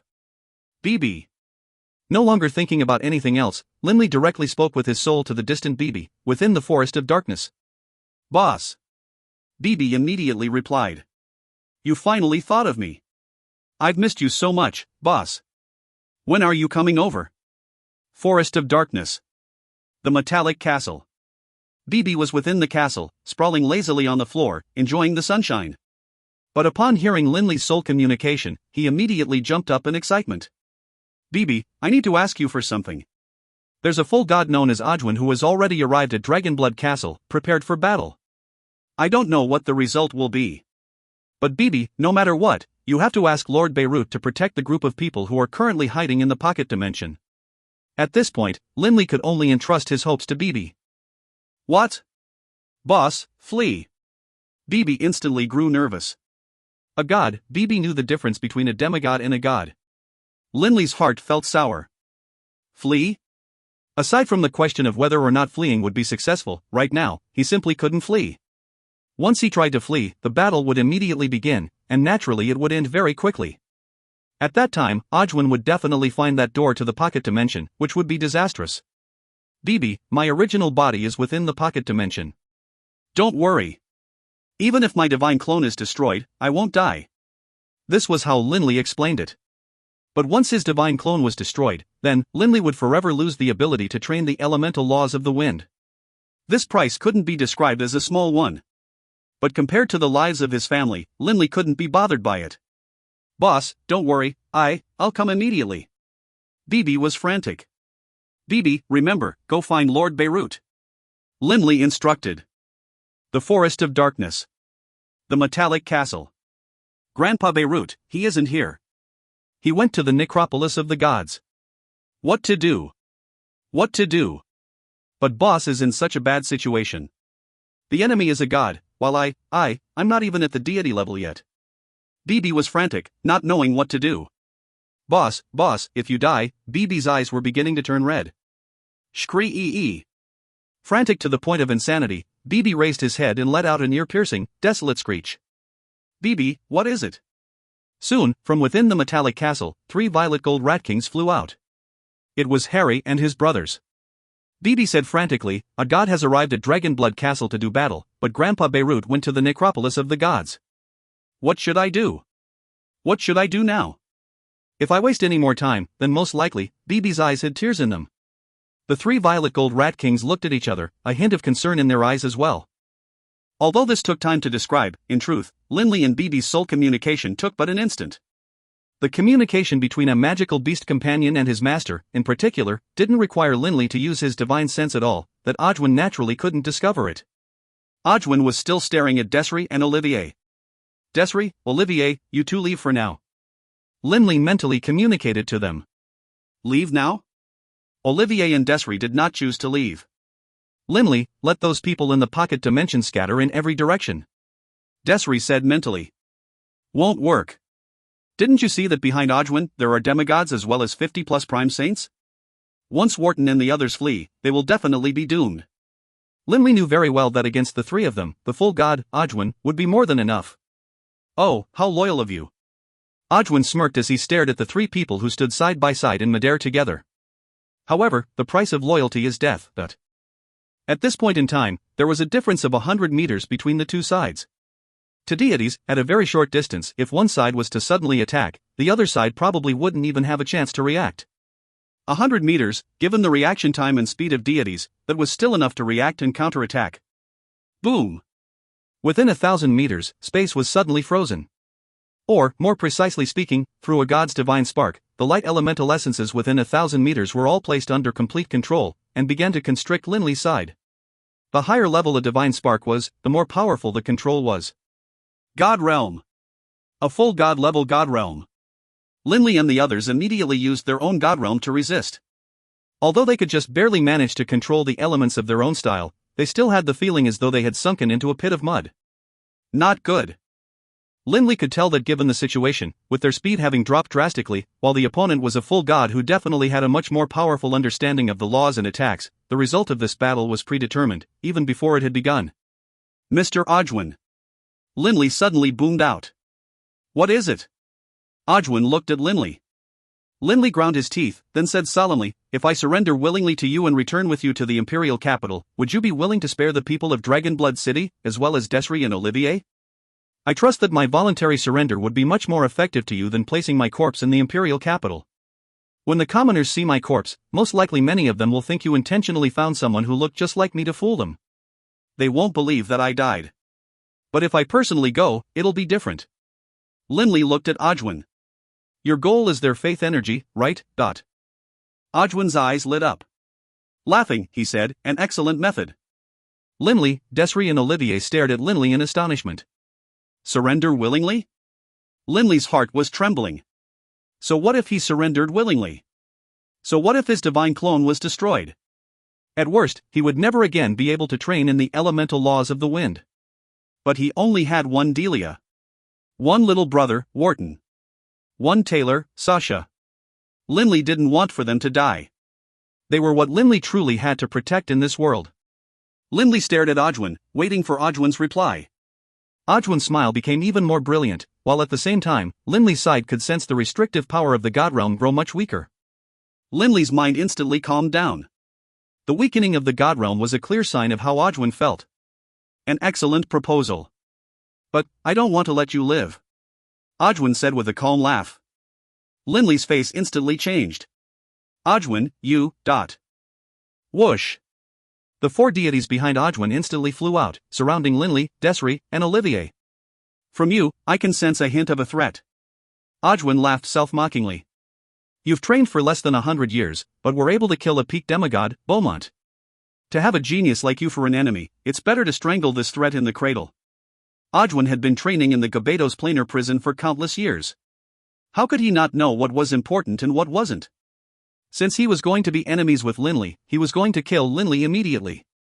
Milord, against these, there's no need for you to personally act. We are more than enough. A black-robed middle-aged man said respectfully. Make it fast. Ojwin said with a calm laugh. Two of you, go deal with Linley. Ojwin had a total of 4 demigods under his control. 2 against Linley, while the other 2 would go deal with Desri and Olivier. After all, according to Ojwin's information, Linley's strength far surpassed that of Olivier. Even though he felt completely confident, Olivier still kept his divine sense spread out. He was prepared to act at any moment's notice to deal with any sudden changes in the situation. But Linley's primary attention was focused on Ojwin. He was worried that Ojwin would suddenly attack. Seeing how the 4 demigods quickly divided themselves up, Linley felt a hint of resentment in his heart. Desri, Olivier, whether we live or die is up to heavens will now. Kill. Olivier's eyes were filled with a fierce look as well. Desri silently raised that slender sword of his. I hope Lord Beirut will be able to make it in time. Linley murmured to himself silently. At this moment, the only thing he could do was hope. But how could Linley know that actually, since these 2 days were the days of the necropolis of the gods reopening, Beirut had headed off to the necropolis of the gods? It was hard to say if he would make it back in time. The 2 of us against him? The 2 black-robed men glanced at each other, laughing. The 4 demigods on Ojwin's side had all had abundant experience in the Gabedos planar prison. They definitely weren't like those weak, early demigods. 2 of them joining forces against Linley, how could Linley hold them off? Swoosh! Warblades suddenly appeared in the hands of the 2 black-robed. They transformed into 2 black blurs, like 2 leaves gently descending as they streaked and charged towards Linley wielding Blood Violet. Linley's body moved, transforming into a gust of wind. Countless flashes of devilish violet light filled the skies, like countless violet vipers snapping in every direction.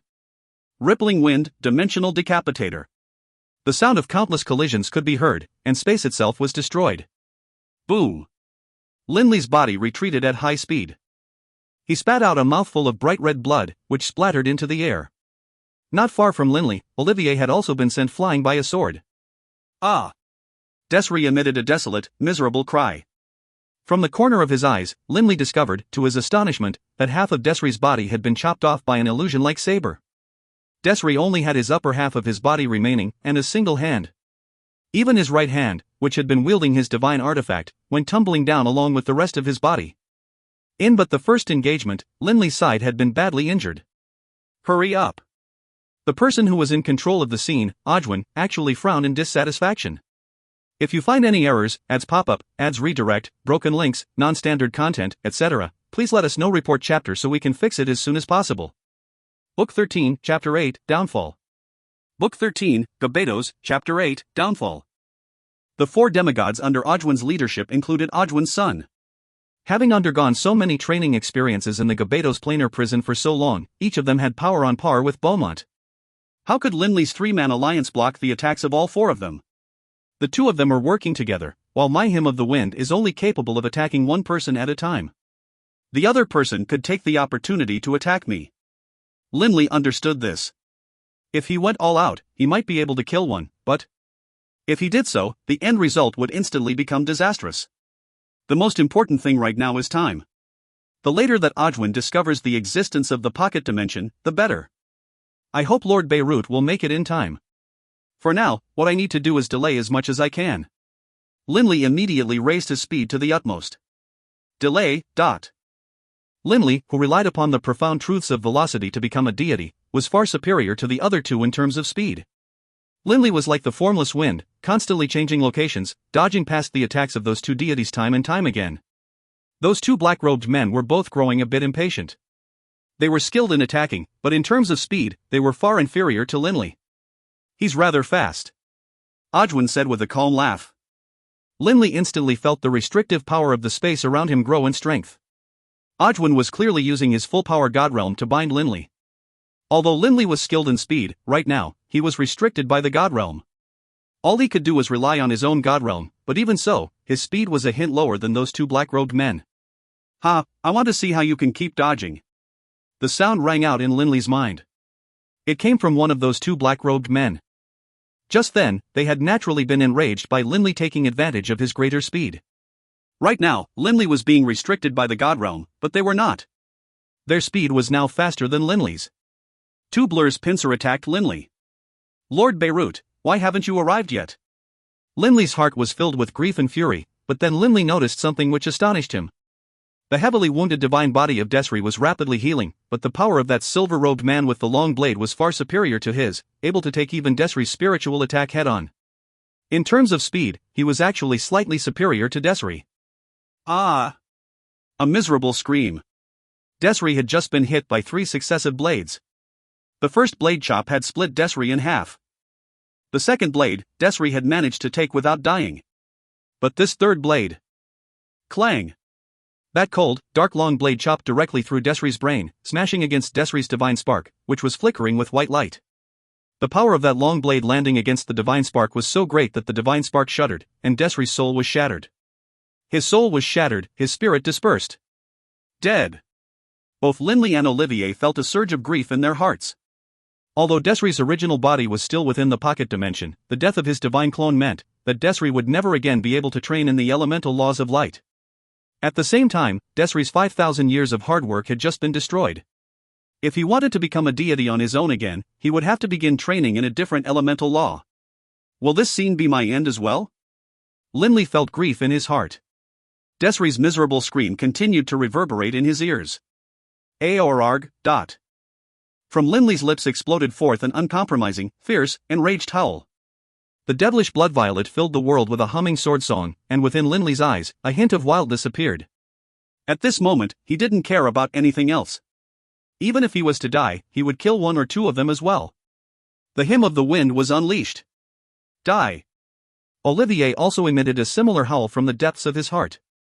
In that moment, both Linley and Olivier had gone mad. In the same moment, within the pocket dimension, there were many people present, including the 5 Barker brothers and their family, Delia, Wharton, Hillman, and dozens of others. Linley's original body and Desri's original body were present as well. The face of Desri's original body turned utterly pale, and his eyes became filled with utter sorrow. Desri let out a low laugh. 5,000 years of painstaking training. But in this instant, it was now guaranteed that he would never again be able to become a deity through the elemental laws of light. Everyone, quickly! The sky-blue-robed Linley shouted towards everyone. Quick, everyone, split up. Everyone go flee in a different direction. That Ojwin can't be using his divine sense to pay attention to the underground at every single instant. Linley was out of choices. Beirut hadn't arrived. Linley couldn't place all of his hopes on Beirut's shoulders. Desri, as long as your original body remains, at least you'll be able to train in other elemental laws. Quick, let's go. Linley charged to the doorway of the pocket dimension and used his divine power to block the attacking energy flows at the dimensional gateway. The dozens of people who had squeezed into the pocket dimension all felt nervous. Linley, Delia said hurriedly. Leave, quickly. Don't hesitate. Linley directly grabbed Gate's son, pulling him out of the pocket dimension. Everyone, knowing how grave the situation had become, quickly fled from the pocket dimension, and then began to tunnel through the ground in every which way. Blood Violet shuddered, emitting that humming sword sound, as gentle and soft as a flute song. The flute song, under Linley's control, directly emanated towards the two black-robed men, as well as that golden-haired youth who was battling Olivier. Both the golden-haired youth and the two black-robed men, in this moment, felt as though the entire world had gone silent, aside from that soft, gentle flute song. It was so pleasing to the ear. Clang! A blood-red illusionary sword shot out from Blood Violet, shooting directly into the mind of one of those two black-robed men. The black-robed man's spiritual energy was in a state of relaxation, and only when the illusory blood-red sword shot into his spiritual energy did he suddenly come to his sense. However, it was too late. The blood-red sword image pierced directly into his divine spark, the stabbing blow shattering his soul and dispersing his spirit. Profound truths of the wind, hymn of the wind. Although slow to describe, the hymn of the wind technique was executed in but an instant. But to Ojwin, that instant was an instant of disaster. No! Ojwin's eyes suddenly turned around. Linley had exploded forth with his full power, while Olivier had done the same. Linley had utilized his hymn of the wind, while Olivier, despite badly injuring himself, had once again released that black and white sword flash that had shattered the great Bota levy. For the gold-haired youth, the worst part of it was, just before Olivier's attack, he had been affected by Blood Violet's humming sword song. Boom! The mystic ice sword's full-strength blow chopped down onto the golden-haired youth's warblade. The power of this attack of Olivier's was simply too incredible. It actually caused the warblade to smash back down upon the golden-haired youth, while at the same time, that black and white sword flash also chopped down, descending towards the golden-haired youth's head. A fierce, miserable cry rang out. His head was split in half, and that divine spark was chopped directly onto by the black and white sword flash. The soul within the divine spark trembled, then shattered. No, Kingsley, Genus Ali, no. The black-robed man's death, Ojwin didn't care about. But this golden-haired youngster, Kingsley, was Ojwin's one and only son. Generally, when training his son, Ojwin would let his son engage in some true life and death battles. Only through this sort of training was his son truly be able to grow and develop. In this battle, his son was only dealing with someone who had just reached the deity level. Ojwin didn't know how powerful Olivier was. He was only worried about Linley, but hadn't paid Olivier any mind. Ojwin hadn't paid him any mind, but who would have thought? Ojwin's most dearly beloved, only son, whom he had loved as much as life itself for countless years. He had died, just like that. Die. No matter how calm and unflappable he normally was, at this moment, even Ojwin had gone utterly mad. The fierce-faced Ojwin's body surged with divine power. The strength of his god realm suddenly raised to the maximum, like countless surging waves, surrounding everyone present. At the same time, Ojwin transformed into a ray of white light, charging straight towards Olivier, a greatsword appearing in his hands. The already badly injured Olivier wasn't able to resist at all. Olivier instantly split apart into his two divine bodies, the divine light clone and the divine darkness clone, but both divine clones were heavily wounded. Olivier didn't have the chance to escape at all. Arg! Ojwin howled savagely, his greatsword chopping down with a power that contained untold profundities. A devilish violet light flashed. Clang! Linley's badly injured body was smashed flying back, but then he was once again frozen in midair by the restriction of the god realm. Just then, he had killed a black-robed man, but had his arm chopped off by the other, furious black-robed man. Realizing what danger Olivier was in, Linley had hurried over frantically, helping Olivier to receive that blow. A massive wound had appeared in his chest, however, and fresh blood splattered everywhere.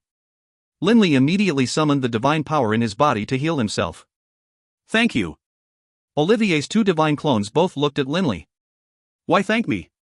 All I did was delay our deaths by a moment." Linley and Olivier's eyes were filled with the same bitter laugh and grief. They couldn't resist any longer.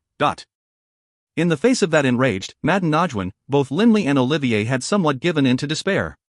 That sword blow just now had included a spiritual attack element.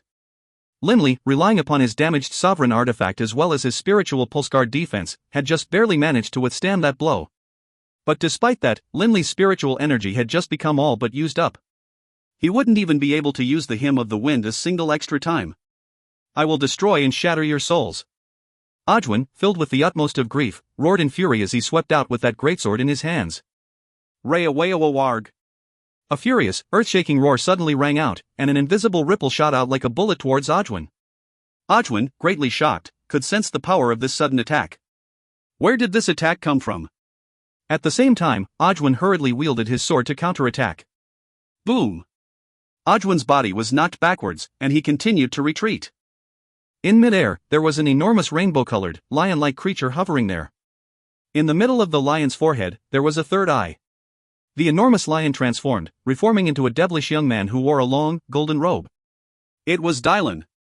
Dylan! Linley and Olivier's eyes were filled with a look of surprise and joy. Audouin, having suffered that spiritual energy attack, had his god realm disrupted. The two Oliviers fused with each other once more, and Linley and Olivier both flew straight towards Dylan at high speed. "Don't think of escaping." Audouin's gaze was completely focused on Olivier right now. His eyes were filled with boundless killing intent, while at the same time, he charged towards Olivier, ignoring everything else. Dylan's face turned slightly colder, and that third eye of his opened. An invisible ripple once more surged forth. Audouin let out a low growl, allowing the invisible ripple to strike against his body. He only paused for a moment, before his speed picked up once again. Dylan had broken through and reached the god level, but Dylan was only an early-stage god. Compared to Audouin, there was still some difference between the two in power. If it weren't for him relying on his innate gifts, Dylan's earlier attack would have found it quite difficult to force Audouin to retreat. Ha! Audouin turned to look towards another side in astonishment. Dozens of rays of black light had shot out towards Audouin from that far away in that direction. This time, Audouin didn't dare to take it head-on, immediately trying to dodge at high speed. However, those dozens of rays of black light curved after him, and so Audouin had to use his greatsword to block every single one of those rays of black light. A human figure appeared next to Dylan. It was a devilish youngster with long green hair. "Dylan, you heaven-devouring beast, you really live up to the title of being a divine beast. In your true form, your speed truly is astonishing. Even I couldn't catch up to you." The green-haired youngster laughed. "Taras, enough chit-chat. This fellow's power is rather high. We'll rely on your power now," Dylan said with a cold face. "Don't end up being beaten and losing face." "How could I?" Taras looked at Audouin. Audouin was staring coldly at the two of them. "Gentlemen, I just want to kill that kid with black and white hair. As for Linley, I can spare him. Gentlemen, don't interfere." Audouin had sensed the threat which these two experts posed. If you find any errors, ads pop up, ads redirect, broken links, non-standard content, etc., please let us know. Report chapter so we can fix it as soon as possible. Book 13, Chapter 9, Timely. Book 13, Gabetos, Chapter 9, Timely. Hearing Audouin mention himself, Linley couldn't help but sneer to himself. Just then, when he wanted to kill them, Audouin hadn't shown any mercy. Even Desri's divine clone had been destroyed. But now, he said that he didn't want to kill Linley, just Olivier? Clearly, he was somewhat afraid of Taras and Dylan. You want to kill Olivier but not kill Linley? Dylan deliberately paused for a moment. Towards Olivier, Dylan didn't feel too much affection. But Linley was different. Originally, his escape with the 3 six-eyed golden Lions to the Yulon Plain was partially due to Linley. In the necropolis of the gods, Linley had saved his son yet again. Most importantly, Linley had given him a divine spark without asking for anything in return. Dylan naturally had to protect Linley. This Olivier doesn't have anything to do with me. Taras laughed merrily as he looked at Audouin. Audouin relaxed. But what does that have to do with my decision as to whether I want to interfere or not? Taras said with a wicked laugh. You asked me not to interfere, and thus I won't interfere? If others heard this story, they'd think that I, Taras, was afraid of you. If you know what's good for you, you'd best hurry up and *CK off. I can spare your life this once. Otherwise, well. Taras stretched out a single hand. Within it, a long, green whip appeared. This long green whip looked just like a green snake, and it naturally emitted a frigid aura. Even the air around it seemed to have been somewhat frozen. Taras casually snapped the long whip, emitting a clear cracking sound. Are you going to leave? Or do you want me to make you leave? Taras didn't view Ojwin with any respect at all. Ojwin swept Taras and Dylan with his gaze, before staring at Olivier. His eyes seemed to want to devour Olivier alive. Ojwin paused a moment. Fine. Since that's the case, I'll give you two face. Ojwin said, but suddenly, the fingers of his right hand swept towards Olivier, and a white beam of light suddenly split the air, causing space to begin to fold. The white light shot directly towards the nearby Olivier.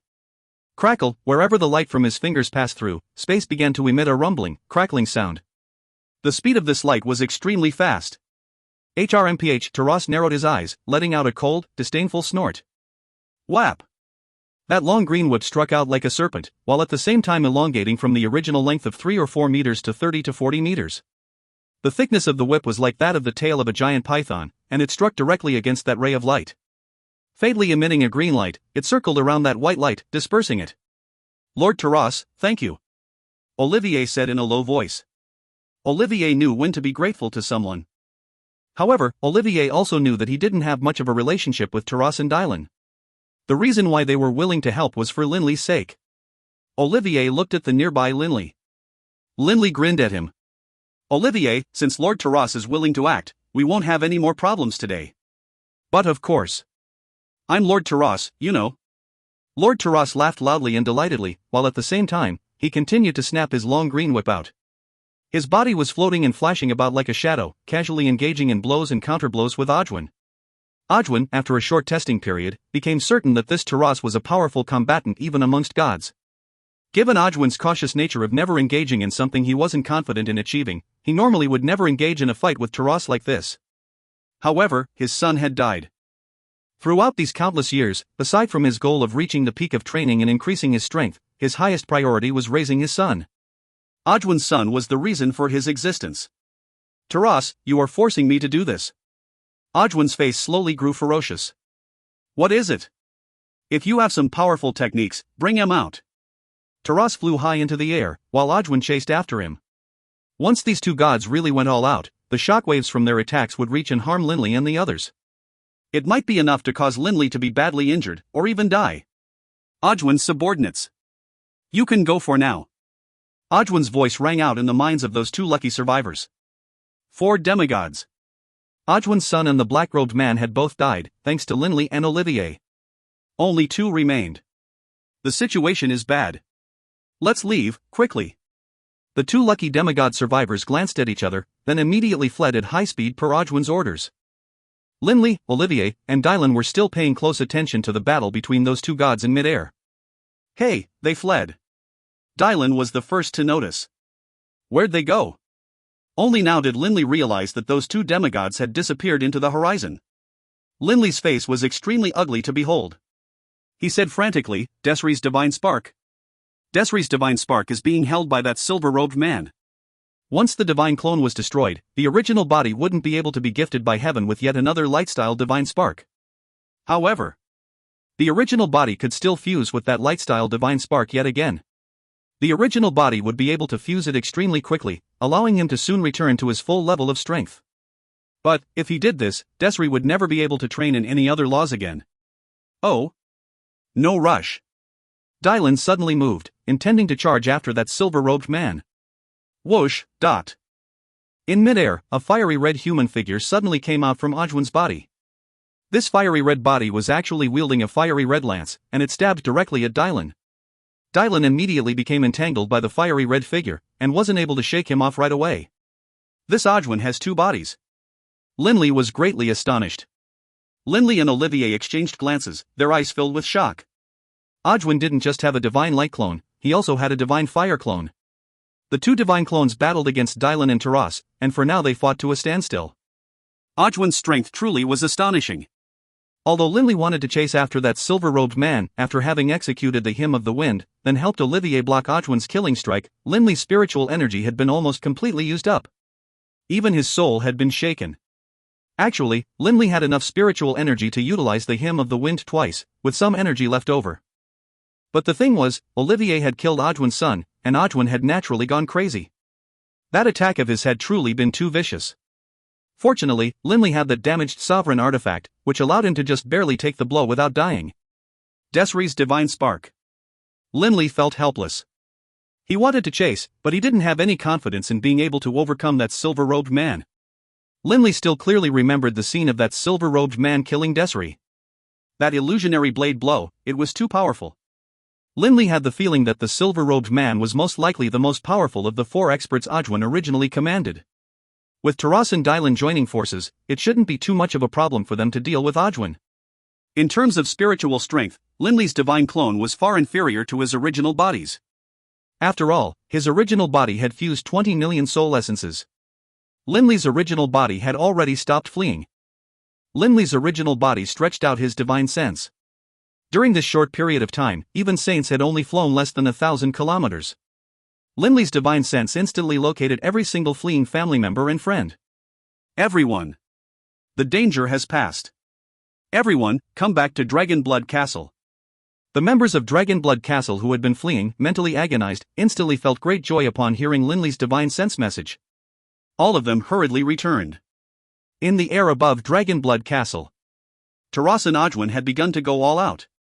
Just this little bit of power you have, huh? Taras' loud laughter rang out. Whoosh! Taras' long green whip coiled about like a serpent, while at the same time, the temperature of the surrounding area dropped dramatically, and one blue crystal after another appeared out of nowhere. They hovered in mid-air in an area of several square kilometers. Under the light of the sun, they seemed so beautiful. Within an area of several square kilometers, the surrounding water elemental essences had come under Taras' control. Ajwin's face changed. Instantly, his entire body began to emit a dazzling, holy light, and the greatsword in his hands, covered by that holy light, began to tremble slightly. In the area around the greatsword, tiny, thread-like fractures in space could be seen. HRMPH, Taras sneered coldly.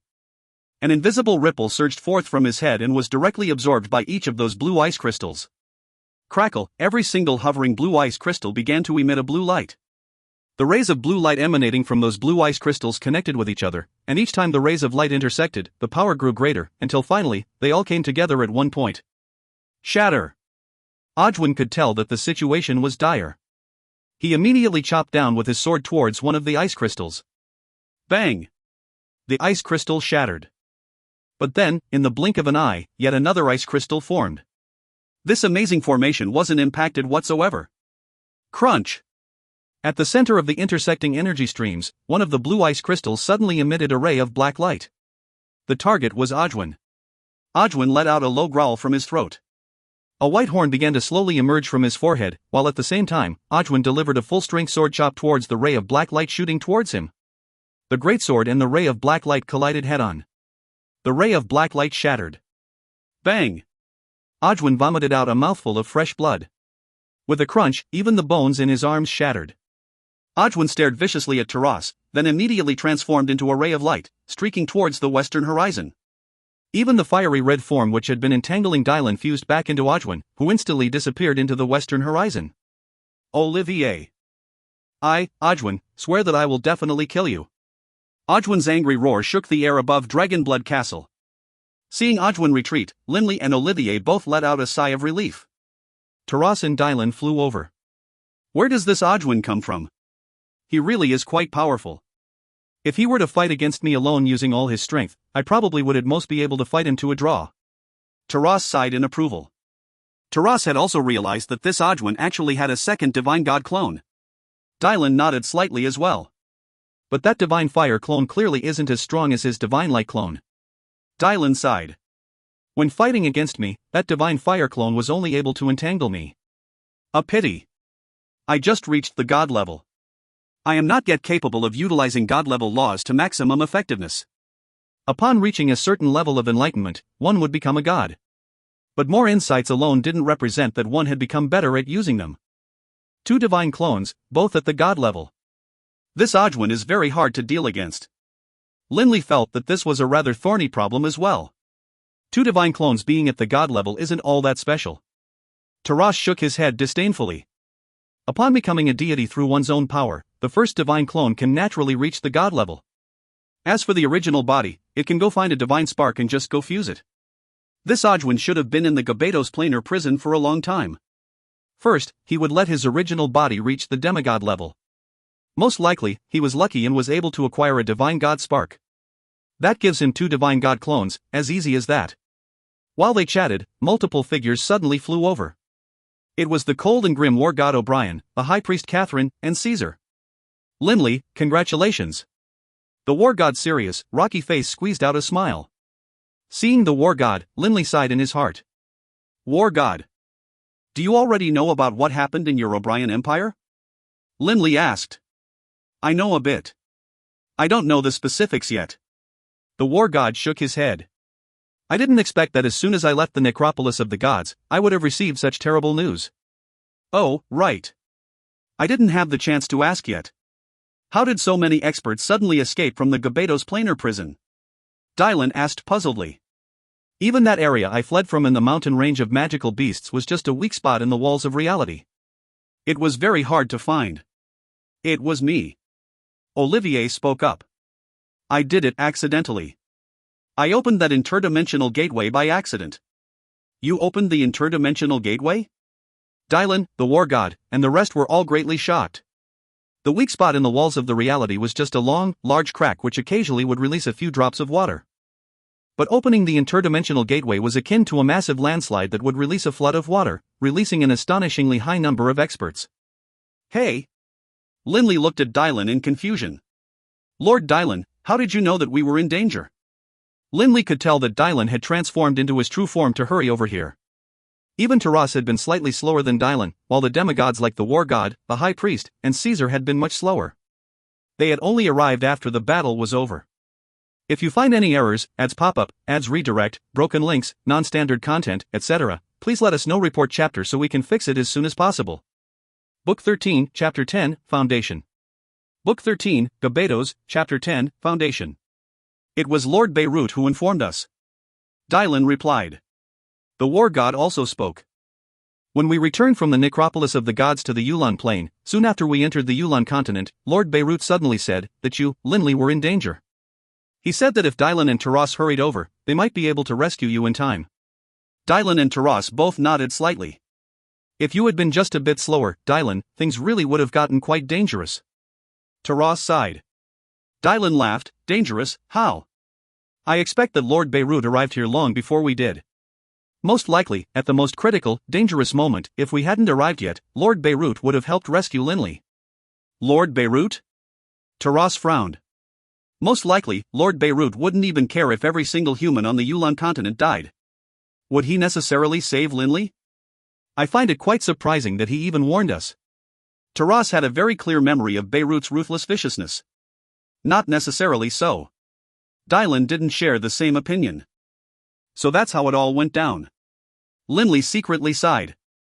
No wonder after he had mentally reached out to Bibi hadn't told him if Beirut would be able to come, so Beirut had gone to the necropolis of the gods and wasn't even in the forest of darkness.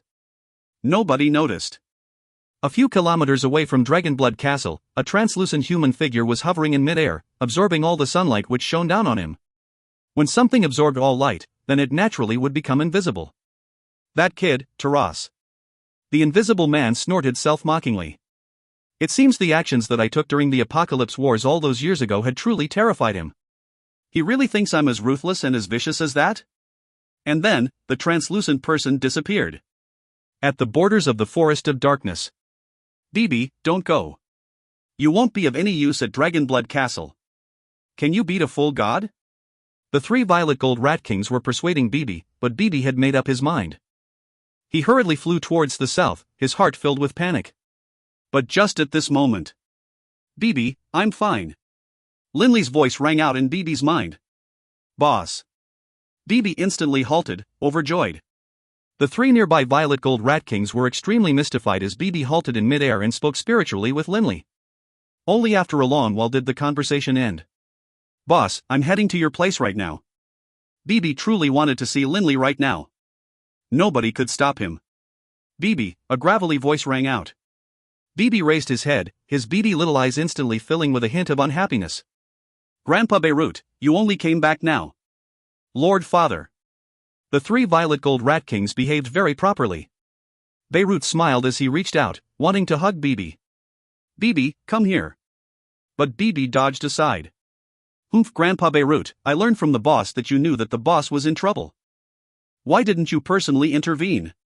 If you personally intervened, that Ojwin bastard would have died, no question about it. Bibi was extremely dissatisfied. Ojwin had nearly killed Linley. In Bibi's mind, although Beirut made him feel extremely proud and he truly liked his grandpa Beirut very much, to Bibi, nobody was more important than Linley, who had grown up along with him since they were children. In much the same way, in Linley's heart, Bibi was also extremely important. How many years had Linley and Bibi traveled alone, just the two of them? A human youth with no parents, and a magical beast with no parents. They had joked with each other, adventured together, and slowly grown up together. The bond between them was tough and unbreakable. Bibi. Me, personally kill that Ojwin? Beirut laughed with resignation. I can't personally get involved in everything, right?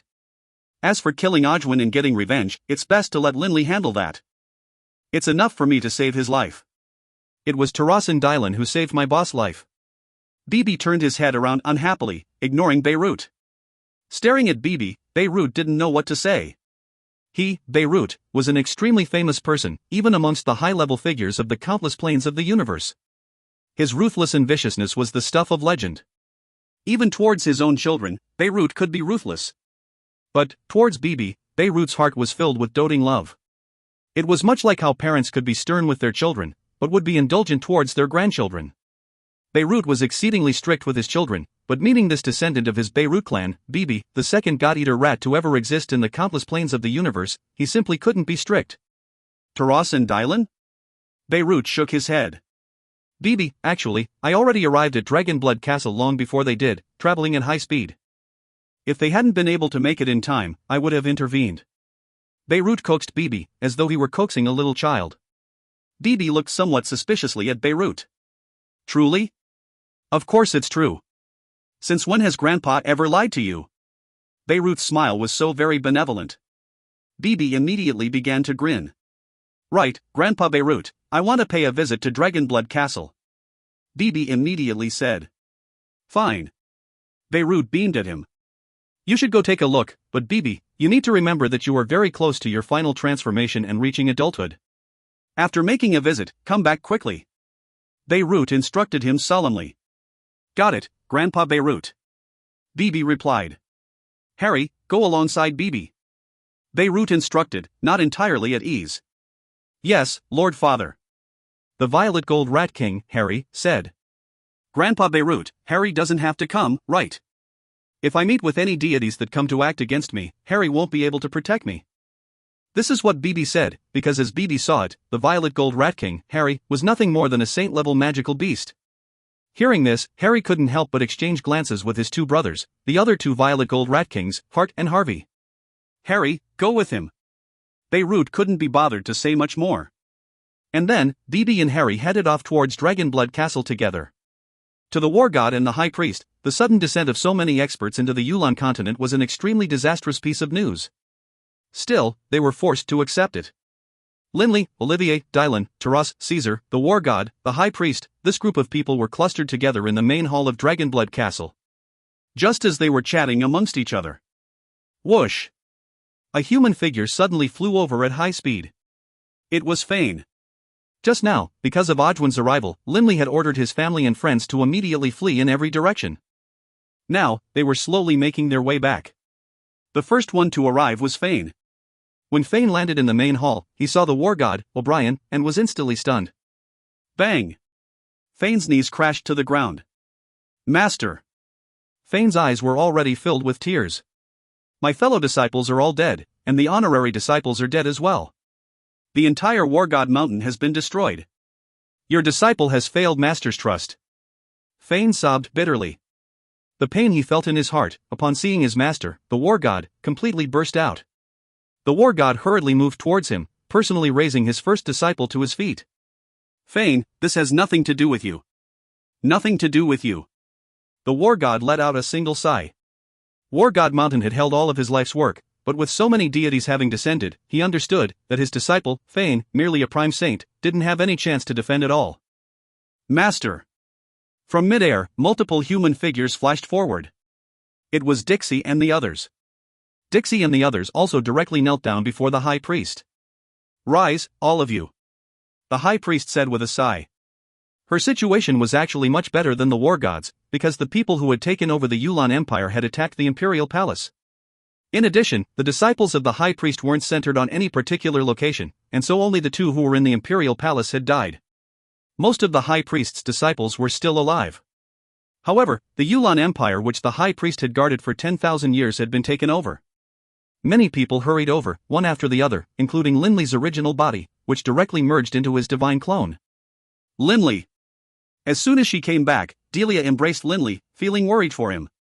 You are okay. That's wonderful. Delia's eyes were filled with unshed tears. When Ajwin had arrived, all of them had been forced to hide in that pocket dimension. Afterwards, they had fled in every direction. Linley's original body was worried that the enemy would focus on his aura and focus on seizing him, so he hadn't permitted any others to flee with him in the same direction. At that time, everyone's heart was filled with terror. But now, everyone could set their minds at ease. Everything is fine now. Linley felt somewhat relaxed as well. Before this, an enormous weight had been crushing down upon Linley, who had been the only one to bear it. But now, Dylan and Taras had come. With the two of them, unless the Lord Adkins personally acted against them, Linley's side was now more than capable of protecting themselves, at least. Linley, do you know who it was that destroyed my war god mountain? The war god looked at Linley. The war god's eyes held a trace of an unwillingness to accept this. Linley sighed as he spoke. War god, forget it. The people who destroyed your war god mountain and took over the O'Brien Empire are an extremely powerful force. Their leader is a high god. His name is Adkins. Ever since learning that Adkins was a high god, he had never again entertained the notion of the war god seizing back the O'Brien Empire. Adkins! Dylan let out a shocked cry. Having stayed in the Gabados planar prison, Dylan knew how terrifying Adkins was. High god? Taras, Caesar, the war god, the high priest, and the others all had changed looks on their faces. It was already very hard to go from being a demigod to a full god, but the difficult level of advancing from god to high god was even more ridiculous. To them, a high god was invincible. After all, sovereigns wouldn't pay attention to ordinary deities. Sovereigns couldn't be bothered to act against them, and so high gods naturally became the top of the mountain. So Adkins made it out as well. That makes sense. He belongs to Bluefire City. Dylan let out an emotional sigh. Who knows if Lord Bluefire was able to flee out as well. Dylan also knew of the terrifying power of Bluefire, one of the 5 great kings. A king amongst the most powerful of high gods. Although Adkins was powerful, in front of Bluefire, he had to lower his noble head and submit to him. The war god laughed self-mockingly. So a high god is actually interested in occupying my O'Brien Empire. The war god's laugh contained helplessness in it. Although the war god had made improvements in the necropolis of the gods, he was still just a demigod. Linley, do you know who took over my Yulan Empire? The high priest's gentle voice rang out. Linley still remembered what Nuba had told him. He immediately replied, High priest, the person who destroyed the imperial palace of the Yulan Empire and took it over was a full god named Urf. A full god? The high priest frowned. Everyone present had improved over the course of this trip to the necropolis of the gods, and Dylan had broken through from peak demigod level and entered the god level. The high priest had been lucky enough to acquire a single god level divine spark. As for Caesar and the war god, although they hadn't acquired divine sparks, they had acquired divine artifacts. A god who was able to survive in the Gabados planar prison is no ordinary god. Dylan said with a frown. I imagine that for now, it's best for us to not make too many enemies. For now, let's make this Baruch Empire our base. Together, at least we'll be able to protect our foundation, the Baruch Empire. The war god and the high priest hesitated for a moment, then nodded as well.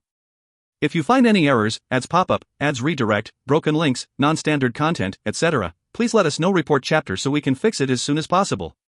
Book 13, Chapter 11, Desri's Divine Spark. Book 13, Gabados, Chapter 11, Desri's Divine Spark. Linley and the others understood one point: if one wanted to occupy a large territory, one had to have an equivalent amount of power. The side occupying the Yulan Empire was led by a full god, Urf. However, how many gods did Urfa's side have? Was it just Urf? For now, they couldn't be sure. It must be known that the Yulan Empire, in size and population, vastly exceeded that of the Baruch Empire. The Yulan Empire and O'Brien Empire remained the two largest empires of the Yulan continent. Urfa's side definitely was not weaker than Ojwin's, for them to dare take over the Yulan Empire. Even Ojwin had 2 divine god clones and was able to fight Taras to a standstill. How could Linley's side dare to go irritate that Urf? Catherine, for now, hurry up and fuse that god-level divine spark. Taras instructed. Dylan, you need to train hard as well and gain insights on how to apply the laws in your attacks, so as to raise your combat ability in a short period of time. The High Priest and Dylan both nodded. Lord Beirut just opened the Necropolis of the Gods. He shouldn't open it again in the near future, therefore, the current situation with many deities causing chaos will continue here in the Yulan continent for a fairly long period of time. Taras said. As for us, what we need to do is to quietly train. If others don't bother us, we won't bother them. If others do want to deal with us though, then we don't need to be merciful to them either. Taras' eyes had a cold look flash past them. Enough. I'm going to pay a visit to the imperial capital of the Baruch Empire. If Ojwin is there, I'll kick him out. Taras said. Actually, during their battle just now, Taras hadn't used his full force.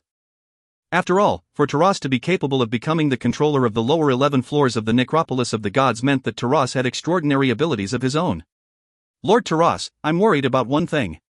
Linley spoke out. Speak. Taras laughed as he looked at Linley. Linley frowned. Will that Adkins charge over to kill us at this place? After having experienced Ojwin's attack, Linley began to worry.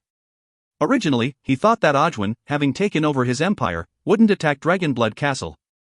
After all, Linley had never attacked him. Who would have imagined that Ojwin had indeed attacked? This caused Linley to worry that one day, if Adkins had the desire, he too would come to deal with them. That would be terrible. Don't worry. Dylan laughed. Linley, high gods have their own pride. If you don't go irritate a high god generally won't lower themselves to deal with you. Generally speaking, even full gods won't lower themselves to deal with you, much less high gods. In the world of deities, there was this custom: only deities of the same level and status would fight each other. For example, as long as a demigod wasn't so hot-headed as to go irritate a god, the god wouldn't go kill him. But of course, if one violated the god's will or irritated him somehow, the god wouldn't show mercy either. For example, Beirut had given the order that deities and saints were not permitted to engage in slaughter or cause destruction in the 18 northern duchies. If deities came over despite that, then Beirut would naturally reveal some of his power, like how he directly killed those demigods with one palm slap.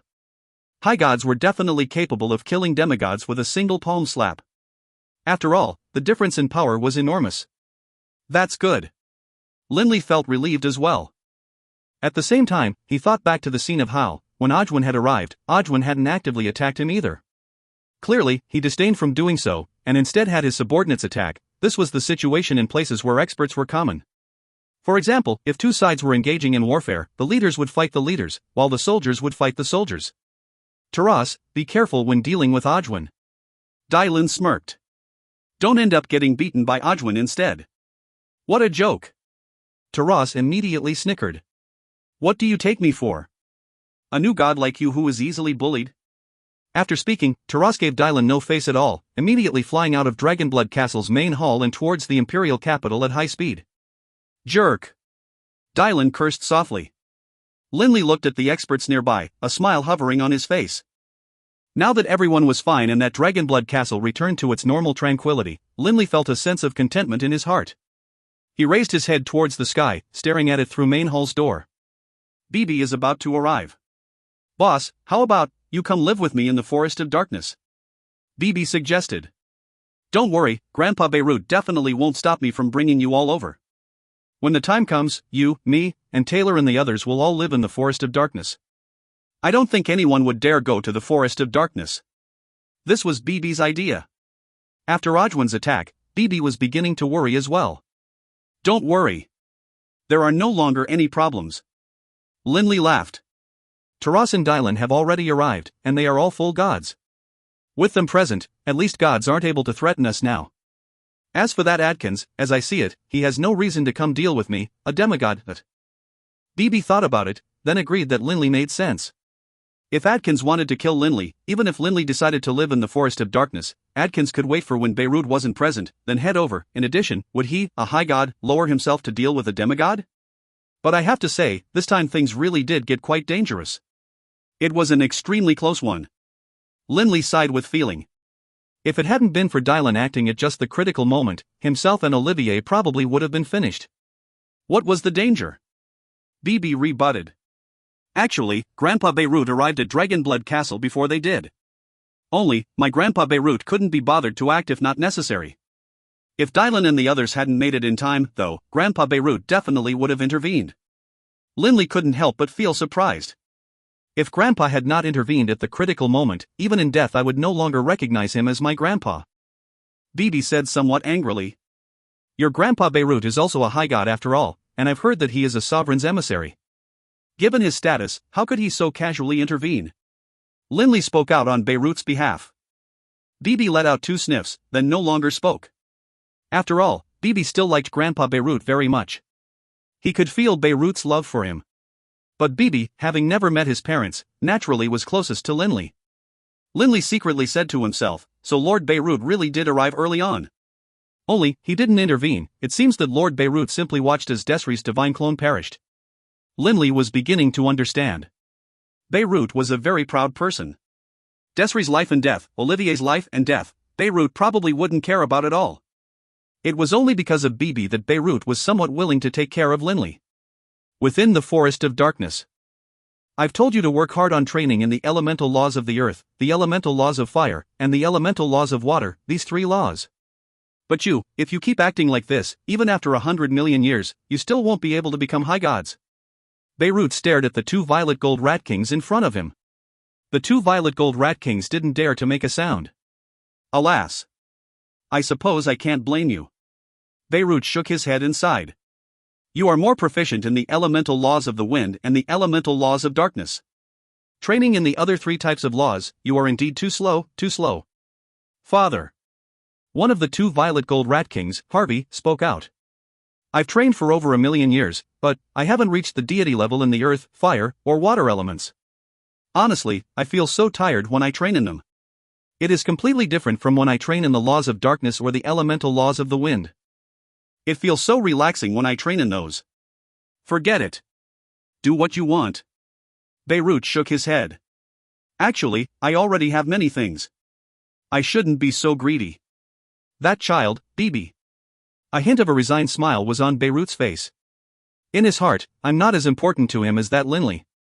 He doesn't realize that even if he didn't ask me for help, just based on how Linley had taken care of him for so long, I wouldn't just stand there and watch as Linley died. However, I have limits as to how much I can help him. Even someone as powerful as a high god wasn't capable of teleportation. For example, Beirut. Although his divine sense might tell him that tens of thousands of kilometers away, someone was trying to kill Linley, at such a distance, despite being fast, it would take him some time to get there. If he, Beirut, wasn't able to make it in time, he would be helpless to act as Linley was killed. Harvey, the 2 of you, as well as your older brother, Harry. I don't want to say anything else. You can choose your own path. If you truly are unable to take the path that I have arranged for you, then you can do as you please. Only, don't regret it in the future. Yes, Father. Hart and Harvey exchanged glances, a hint of delight in their eyes. Seeing this, Beirut couldn't help but let out a sigh. Sometimes, the road which the elders had arranged clearly was the correct one, but if the children such as Hart and Harvey didn't like it, what could he do? Dragonblood Castle. A human figure flew through the air at high speed, landing within Dragonblood Castle. Soon, under the guidance of a maid, the person was led to Linley's training area. Oh, Miller. Come in. Linley's voice rang out from within the Western Gardens. A few days ago, Taras had already forced Ojwin to retreat. Leading his subordinates, Ojwin had fled away from the borders of the Baruch Empire. Taras, Dylan, the war god, and the others all lived in the East Gardens. Dragonblood Castle was an extremely large place, and there was no problem at all finding places for people to live. With so many experts all in one place, even Ojwin didn't dare come again. And although Olivier was very self-confident, he knew when to advance and when to retreat. Now that Ojwin had sworn to kill him, Olivier naturally remained in Dragonblood Castle. However, Desri did not. The day of the battle, Desri's original body had fled with the others. Linley had also mentally spoken to him to return, but who would have imagined that although the others had returned, Desri hadn't come back to Dragonblood Castle. He returned to his secret mountain village instead. Lord Linley. Miller immediately bowed upon entering, then said urgently, "Lord Linley, please make a trip with me. Right now, Lord Desri is in very bad shape." "What's wrong?" Linley frowned. Miller laughed bitterly. Ever since a few days ago, Lord Desri returned, then shut himself into his study and refused to allow anyone to disturb him. At the time, we all felt the look on Lord Desri's face was off. Madame Pensland went to speak with him as well, but she was cursed out and forced to leave by Lord Desri. Cursed? Linley was shocked. Right. Lord Desri has a very good temper. He has never cursed the madam before. In addition, the madam also sensed that Lord Desri seems to be in very bad shape and is very frustrated. Miller said hurriedly. "Let's go. I'll make a trip with you." Linley didn't hesitate. Linley hadn't imagined that this setback would change Desri so much. From his own perspective, if Linley had lost his Divine Wind clone, Linley wouldn't be so explosive and despondent. He would just grit his teeth, then begin training in another elemental law. After all, at least he would have been alive. Within the mountains. The mountain residence. Linley and Miller were walking together. "Third bro, you came." Seeing Linley, Reynolds revealed a hint of a smile. Reynolds was much more mature than he had been in the past as well. However, at present, Reynolds was still only an Archmagus of the 9th rank. He hadn't been able to make it into the Saint level yet. "Linley, go take a look. Desri isn't willing to see anyone right now. From the looks of it, he doesn't seem to be training either. I don't know what he's thinking about." Pensland walked over, a bitter smile on her face. Linley nodded slightly. Linley understood something. It seems Desri hasn't told his friends and family about the destruction of his divine clone yet. Under Pensland's guidance, Linley immediately headed off, arriving in front of a closed study. The door to the study opened with a push. Seeing Desri seated cross-legged there, Linley was very shocked. Was this the same graceful, refined Desri he had known? If you find any errors, ads pop-up, ads redirect, broken links, non-standard content, etc., please let us know. Report chapter so we can fix it as soon as possible. Book 13, Chapter 12, Desri's Decision.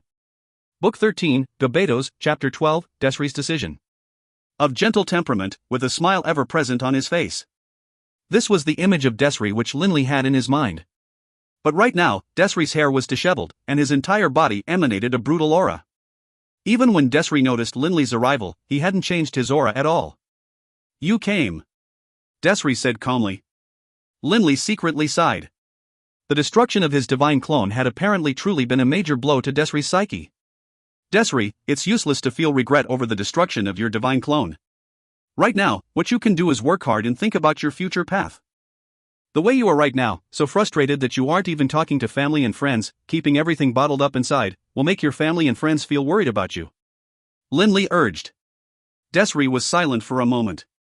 "When I came back, my mind was in a state of chaos. I didn't want to speak with them." Desri spoke. Linley nodded slightly. Desri and Linley were different. After all, Desri had worked hard for over 5,000 years to become a deity. The results of his 5,000 years of effort had disappeared in one day. Nobody would at first be able to accept something like that with perfect calm. "Desri, what's your decision?" Linley sighed as he asked. "Are you going to train in other elemental laws to become a deity on your own, or find a divine demigod spark and fuse with it to become a deity?" By this point, Desri had no other options. Desri let out a self-mocking laugh. "Train in other elemental laws?" Desri looked at Linley. "Linley, I was most skilled at the elemental laws of light, but even so, it took me a very long period of time to become a deity. If I were to change to other elemental laws, it would take me over 10,000 years. Tell me, how can I possibly become a deity on my own again?" Linley was silent for a moment. Linley understood that every person had their own strong points and specialties. For example, if Linley were forced to train in the elemental laws of darkness, which he knew nothing about, even if he spent 10 times or 100 times the amount of effort, his achievements in the elemental laws of darkness still wouldn't reach the level of his elemental laws of the wind. Half the effort for twice the results, double the effort for half the results. There was a huge difference between the two. "Desri, I know that you have the most aptitude for the elemental laws of light," Linley said solemnly. That divine spark of yours was seized by that silver-robed man serving Ajwin. Don't worry. I will definitely come up with a way to seize that divine spark back for you. If Desri's original body were to fuse with his own divine spark, then he would be able to succeed in a very short period of time. But Linley also understood that it was hard to say as to whether or not that silver-robed man would show himself again. If I'm not able to find your divine spark, then I will come up with a way to find another light-style divine spark. Linley said. As Linley saw it, originally, when Ajwin had attacked, Desri had given him great face by not immediately retreating, which resulted in his divine clone being destroyed. Desri originally had a future in the Lightstyle laws, but now, his only choice was to choose fusing with a divine spark to become a deity again. He, Linley, had to help him. No need. Desri said with unwavering determination. Linley couldn't help but feel startled. What did this Desri want? Could it be that he himself, relying on his power as a prime saint, would go seize a divine spark? I don't want to train in the elemental laws of light any longer. Desri looked at Linley and sighed. Linley, after multiple battles, I've discovered that training in spiritual attacks is quite disadvantageous in battles. I want to train in mysterious truths that are of use in close combat. Close combat? Linley was somewhat surprised. He hadn't expected that Desri would actually decide to change his path of training. But it made sense. After becoming a deity, Desri had engaged in 2 major battles, the first time against Beaumont, the second time against the silver-robed man who Ajwin commanded. Desri had realized that solely relying on spiritual attacks was greatly disadvantageous in battle. Although the soul was extremely important, close quarters, physical attacks were more effective. If that's the case? Linley came to a decision. With the flip of his hand, Linley retrieved a black divine spark out of nowhere, which was currently emanating a deathly aura. Desri couldn't help but look at the divine spark. Linley, what is this? But Desri could tell what it was as well. Linley nodded slightly. Right.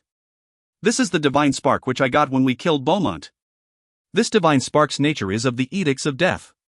In training, aside from the 7 elemental laws, there are also the 4 edicts. The edicts of death include both strong spiritual attacks as well as strong close combat abilities. Fuse with it, research it, and break through. You should be able to have some accomplishments. Desri hesitated slightly. Actually, right now, Desri very much wanted this divine spark. Only, divine sparks were simply too precious. Linley had been the one to kill Beaumont, and so the divine spark naturally went to him. Take it. Linley was naturally able to tell what Desri was thinking. He tossed the divine spark directly to Desri, who unconsciously caught it. As his hand clasped around the divine spark, Desri's eyes began to shine. Now that he had a divine spark, becoming a deity again was nothing more than a matter of time. Thank you. Desri only said these 2 words to Linley. Linley smiled. Desri, as I see it, it's best if you come to Dragonblood Castle to train. Currently, Taras and Dylan are both there. It is fairly safe there. As for this place, I'm worried that deities might discover that you are fusing with a divine spark. They might come and steal it from you. Desri nodded in agreement. In the current Yulan continent, there were many deities present. Even though he was training within the mountain, Desri wouldn't be able to avoid the divine sense of a deity. Most likely, the vast majority of deities would be willing to kill Desri, a mere prime saint, for the sake of acquiring a divine spark. When Desri came out, Penslin, Reynolds, and the others all let out a sigh of relief. This time, Desri clearly explained what happened to Penslin. Only now did Penslin know that her husband had actually lost his divine spark. No wonder he had been like that. For the sake of safety, Penslin and the others all decided to go with Desri to Dragonblood Castle as well. Dragonblood Castle's interior was extremely spacious. It wouldn't even be a problem if thousands of people came. Linley was very happy as well, because this meant that Reynolds would also be living at Dragonblood Castle. The 2 brothers would once again be able to often drink and chat together. Meanwhile, after Ajwin's forces had been pushed out of the Baruch Empire, the other deities who lay hidden in the Yulan continent, seeing that even the full god, Ajwin, had been sent fleeing, didn't dare to dream of taking over the Baruch Empire for themselves. The Baruch Empire slowly returned to normal. Linley's side remained in Dragonblood Castle, training contentedly, but Ajwin's forces, who had been sent fleeing, couldn't be so relaxed. In a small town near the borders of the O'Brien Empire, the exalted god, Ajwin, was hiding here for now. Currently, the O'Brien Empire was Lord Adkin's territory. No matter how daring Ajwin was, he wouldn't dare try to take Adkin's territory from him. Recently, his lordship has been in an unstable mood. Kingsley died. No wonder his lordship is acting like this. A silver-robed man was chatting with a black-robed man. In recent days, almost no one dared to go disturb Ojwin. They would wait for Ojwin to give them orders, and then they would carry them out. Ojwin was currently seated in front of his desk, drinking one cup of wine after another, his gaze unsettled. Clearly, he was thinking about something. Olivier. The more Ojwin thought about it, the more his body naturally emitted that baleful aura. He truly wanted to kill Olivier. If I don't kill Olivier, I'll never be at ease. Ojwin's fiery rage continued to smolder. But that Taras' strength is simply too astonishing. Even if I were to fight against him at full strength, I would probably still be at a disadvantage. With both him and Dylan both remaining in Dragonblood Castle, how will I kill Olivier? Ojwin was a man of great ambition. He was able to endure, while at the same time, wasn't willing to subordinate himself to others. Through the countless years he had spent in the Gabedos planar prison, Ojwin had only two goals he had pursued: to reach the greatest heights of power and authority, and to protect his son. He didn't casually decide to offend others. In the planar prison, he had known quite a few experts, most of whom he was on good terms with. He was able to gain quite a bit of fame in Bluefire City, while at the same time, Ojwin continually pursued the goal of becoming a high god, but a high god was simply far more powerful than a god could ever be. Now that his son was dead, Ojwin wanted to seek revenge. At the same time, he still had the goal of becoming a high god. First, revenge. Ojwin stared towards the southwest. But by myself, it is impossible for me to go to Dragonblood Castle and kill Olivier when he is being protected by Taras and Dylan. It seems, I'll have to make this choice. Ojwin didn't like subordinating himself to others. But now, he decided to do so. Earth has something of a grudge against me. If I go serve Lord Adkins, at least that Hanbrit, Hanbi who serves him is on good terms with me. In that place, I'll be able to quickly establish myself. It shouldn't be too hard for me to gain revenge by relying on Lord Adkins' power. Ojwin's gaze turned as cold and as sharp as a knife. Olivier. I will definitely kill him. I will destroy his soul and scatter his spirit. Ojwin ground his teeth. The imperial capital of the O'Brien Empire. The Imperial Palace. The Imperial clan who had been in the Imperial Palace had been exterminated long ago. This was now the place where Lord Adkins lived. Adkins had a few hobbies. He liked wearing extravagant clothes, he likes to sample some precious, rare foods, and he liked to watch beautiful women dance. He held a wine cup in his right hand, as jade white as that of a woman's. He took a gentle sip of the wine, smiling calmly as he watched the many women dancing within the flowers in front of him. Right now, in the rear flower gardens, the youth with short silver hair was currently leading the way for Ojwin. Don't be hasty. Lord Adkins is currently enjoying himself. At a time like this, Lord Adkins hates it when others disturb him. The youth with short silver hair explained. Ojwin nodded and laughed. I've heard as well that when Lord Adkins was in Bluefire City, he liked to enjoy himself. Only someone as exalted as Lord Adkins was capable of enjoying himself like that in a place like the Gabedos planar prison. The silver-haired youth laughed as well. Others had been tormented in the planar prison, but someone as mighty as Adkins enjoyed his time there. Come in. A voice rang out in their minds. The silver-haired youth immediately led Ojwin into the rear flower gardens. Upon arriving in front of Adkins, Ojwin immediately knelt on one knee with respect. I pay my respects to the exalted, mighty Lord Adkins. Ojwin lowered his head. Adkins, seated on his chair, glanced sideways at him. Ojwin? Right, I heard that a while ago, you were in the Baruch Empire. Adkins said with a smile. My strength was inferior to another's, and so I had to depart the Baruch Empire. Ojwin still didn't dare to lift his head. Although he was now joining Adkins' side, Ojwin didn't dare to ask Adkins for help. He knew that to a high god, whether or not he accepted another god in his entourage didn't make much of a difference at all. You can rise. Adkins said calmly. From today onwards, you can stay in this imperial palace as well. If there's anything I need, I'll send you orders. Yes, Lord Adkins. Ojwin felt relieved. He knew that now that he was serving Adkins, at least Adkins would protect him. Ojwin, you can go for now. Adkins said. Yes, Lord. Ojwin left respectfully. Adkins glanced at the nearby silver-haired youth. Hanbrit, from what I know, when those people who had gone to the necropolis of the gods came back, that Beirut should have returned to the Forest of Darkness. How about this, you send a subordinate to make a trip to the Forest of Darkness. You don't need me to tell you what the purpose is, right? Yes, Lord. The silver-haired youth, Hanbrit, said respectfully. Adkins stared towards the northeast, and then he laughed. He drained the remaining wine in his cup in one gulp. If you find any errors, ads pop up, ads redirect, broken links, non-standard content, etc., please let us know. Report chapter so we can fix it as soon as possible. Book 13, Chapter 13, The Millennial Cycle. Book 13, Gabados, Chapter 13, The Millennial Cycle. The massive trees rose high into the skies, and brambles and vines could be seen everywhere. Some particularly enormous rattans hung from large tree branches, and vicious, brutal magical beasts were hidden everywhere within this primal forest. The forest of darkness had existed for simply too long. The ground was covered with an extremely thick layer of leaves.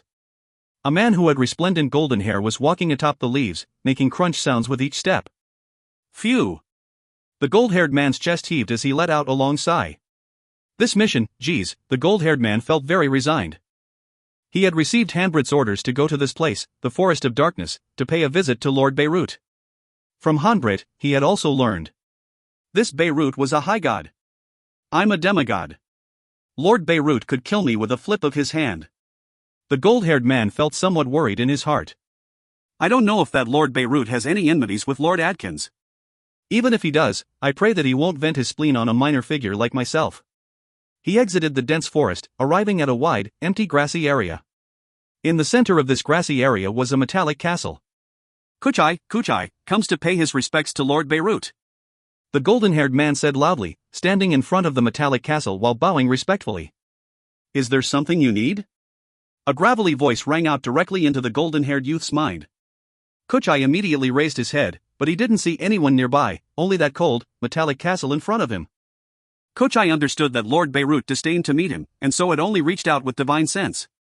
Kuchai hurriedly bowed and said, Lord Beirut, I was lucky enough to escape from the Gabados planar prison, and I have heard of the necropolis of the gods. I don't know if I can enter the necropolis of the gods? Right. What Adkins had ordered him to do was for him, a demigod, to investigate what Beirut's attitude towards opening the necropolis of the gods again was. Enter the necropolis of the gods? Yes, you can. Beirut's gravelly voice rang out. The golden-haired youngster's eyes were instantly filled with delight. Only, the necropolis of the gods is only opened once a millennium. If you want to enter it, come again after waiting 1,000 years. Beirut's reply instantly made Kuchai somewhat flabbergasted.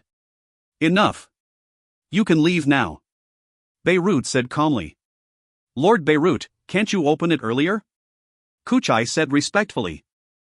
I told you to leave. Beirut's voice rang out once more. Kuchai's heart shivered. He knew that the consequences of irritating a high god were extremely grave. No longer daring to say anything else, he immediately paid his respects. Thank you, Lord Beirut. And then, Kuchai immediately left the metallic castle. Within the metallic castle, Beirut stroked his black beard, letting out a snicker. This Adkins. He actually sent a demigod to investigate. Could it be that he thinks that coming personally is too much trouble? Fine, then, Adkins. I'll toy with you a bit.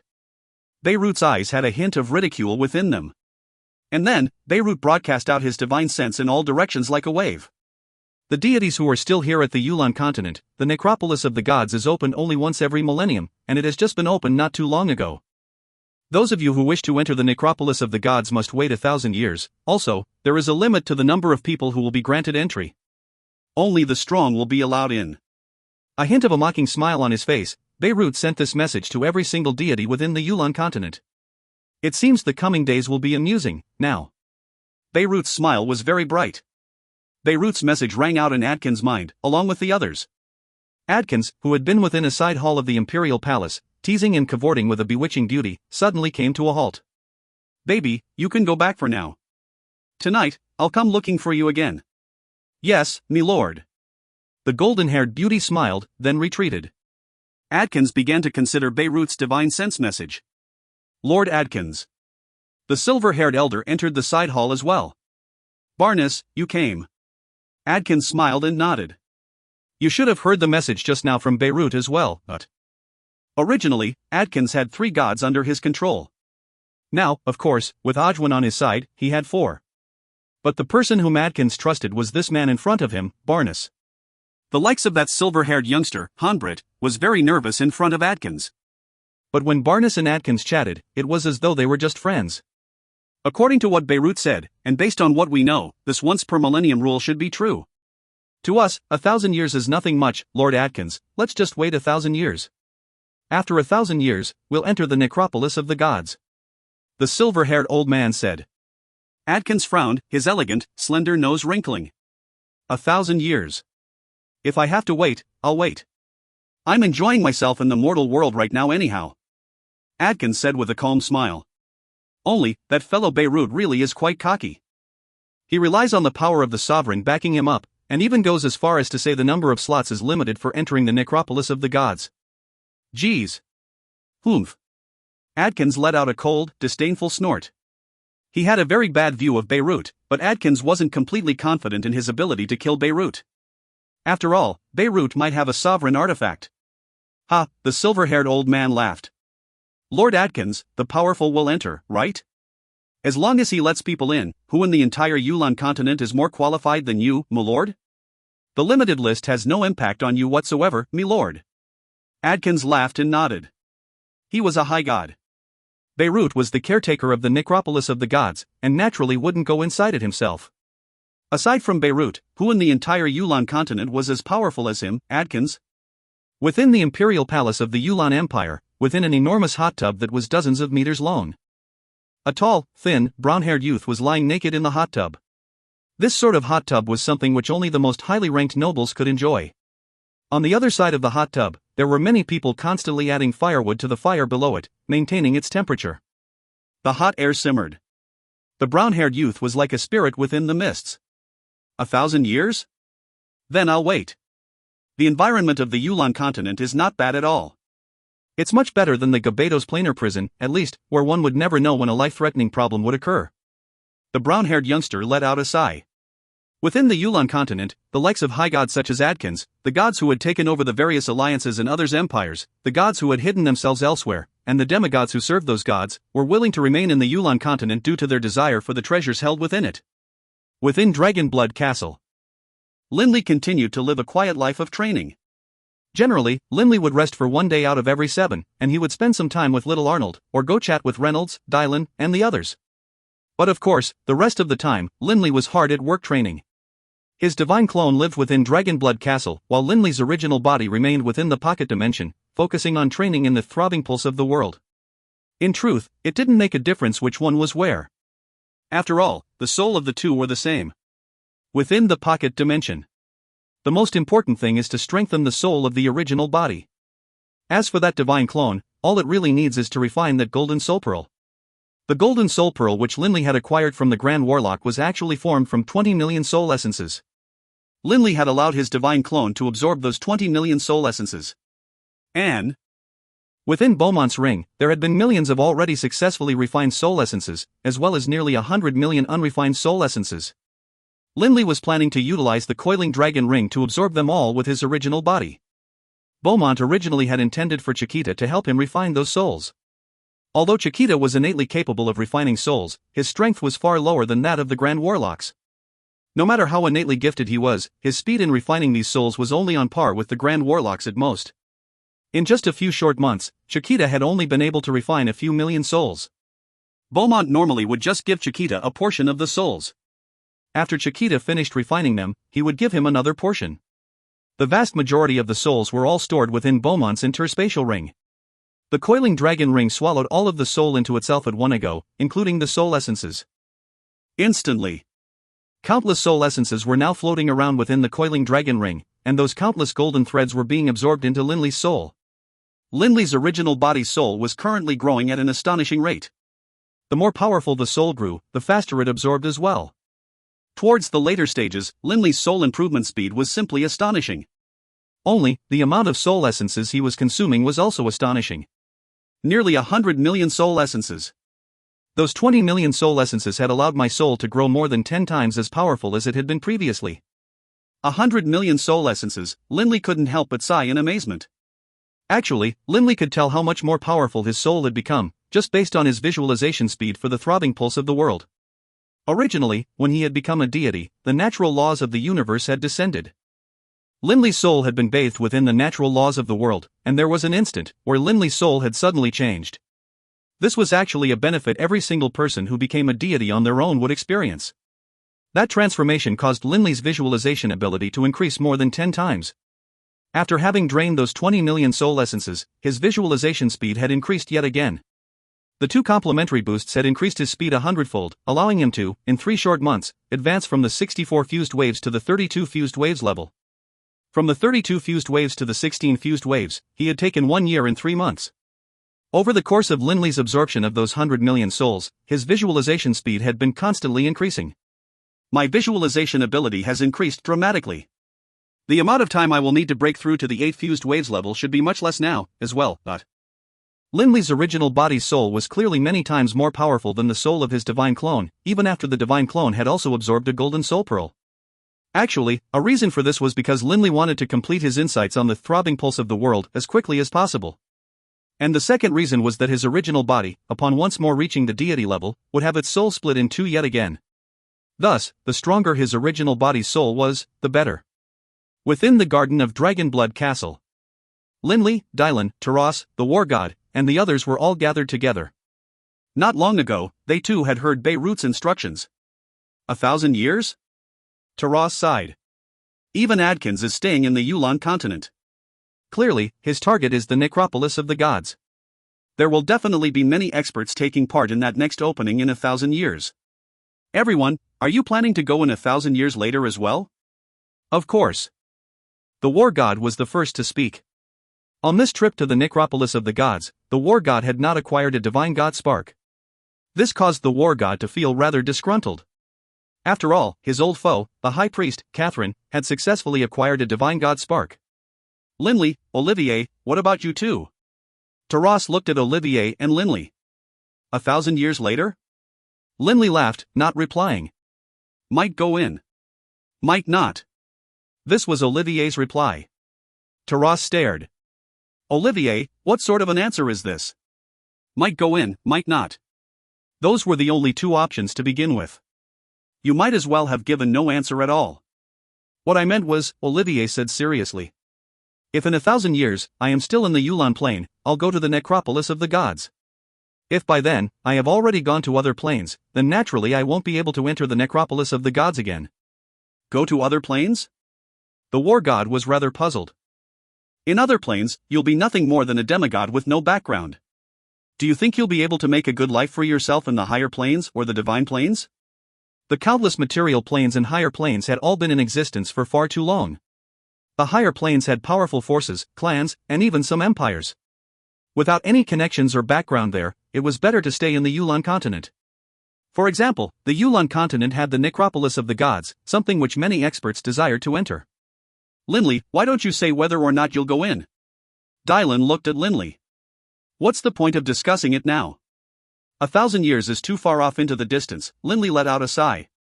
He hadn't been training for even a century yet. 1,000 years? That was indeed too long.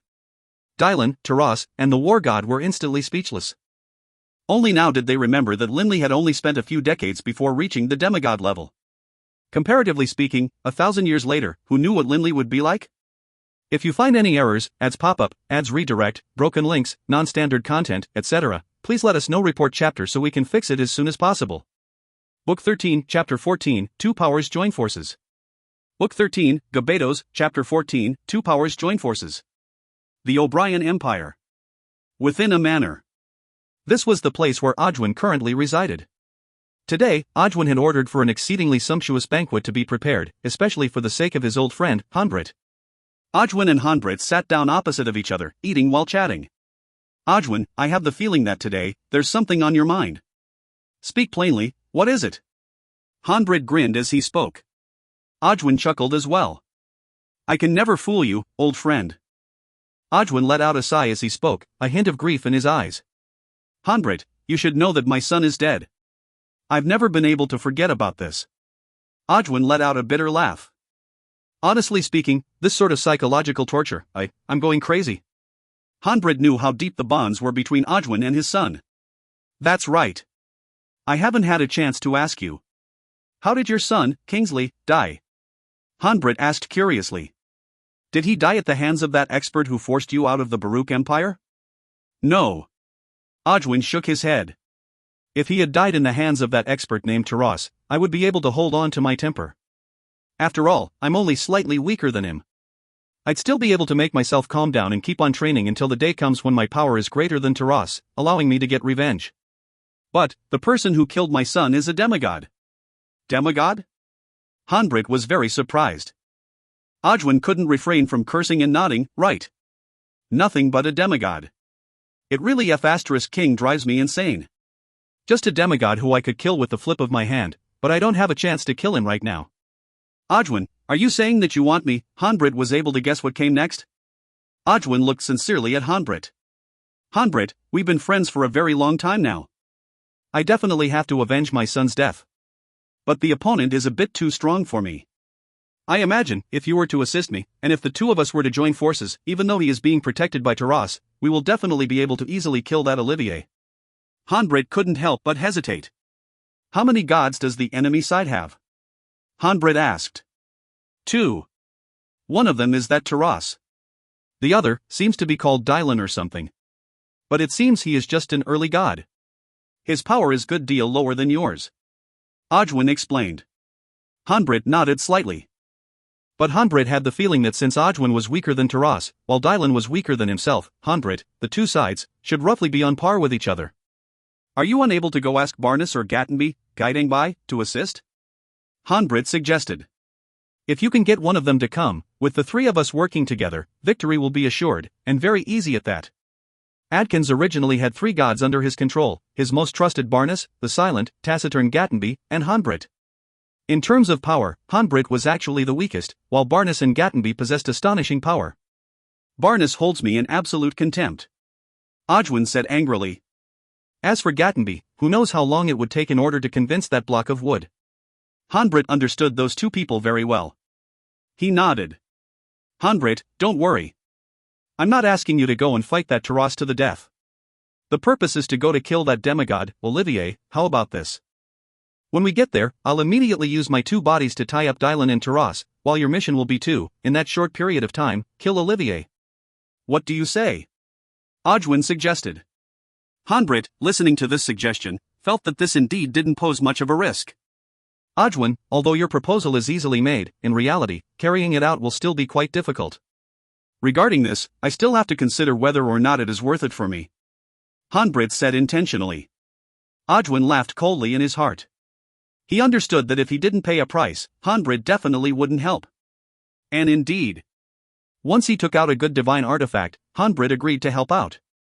Ojwin and Hanbrit came to an agreement. That night, they directly headed to Dragonblood Castle, preparing to immediately kill Olivier in the shortest time possible. Dragonblood Castle. Sundown. It was already growing dusk.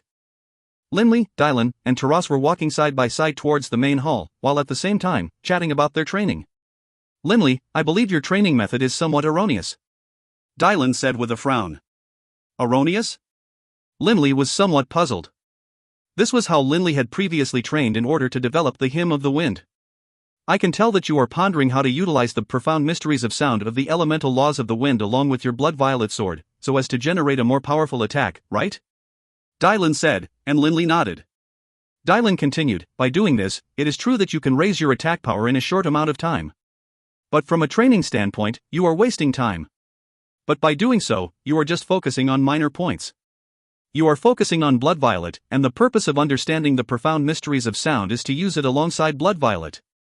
Once you don't have blood violet, you won't be able to use your insights with any other weapons.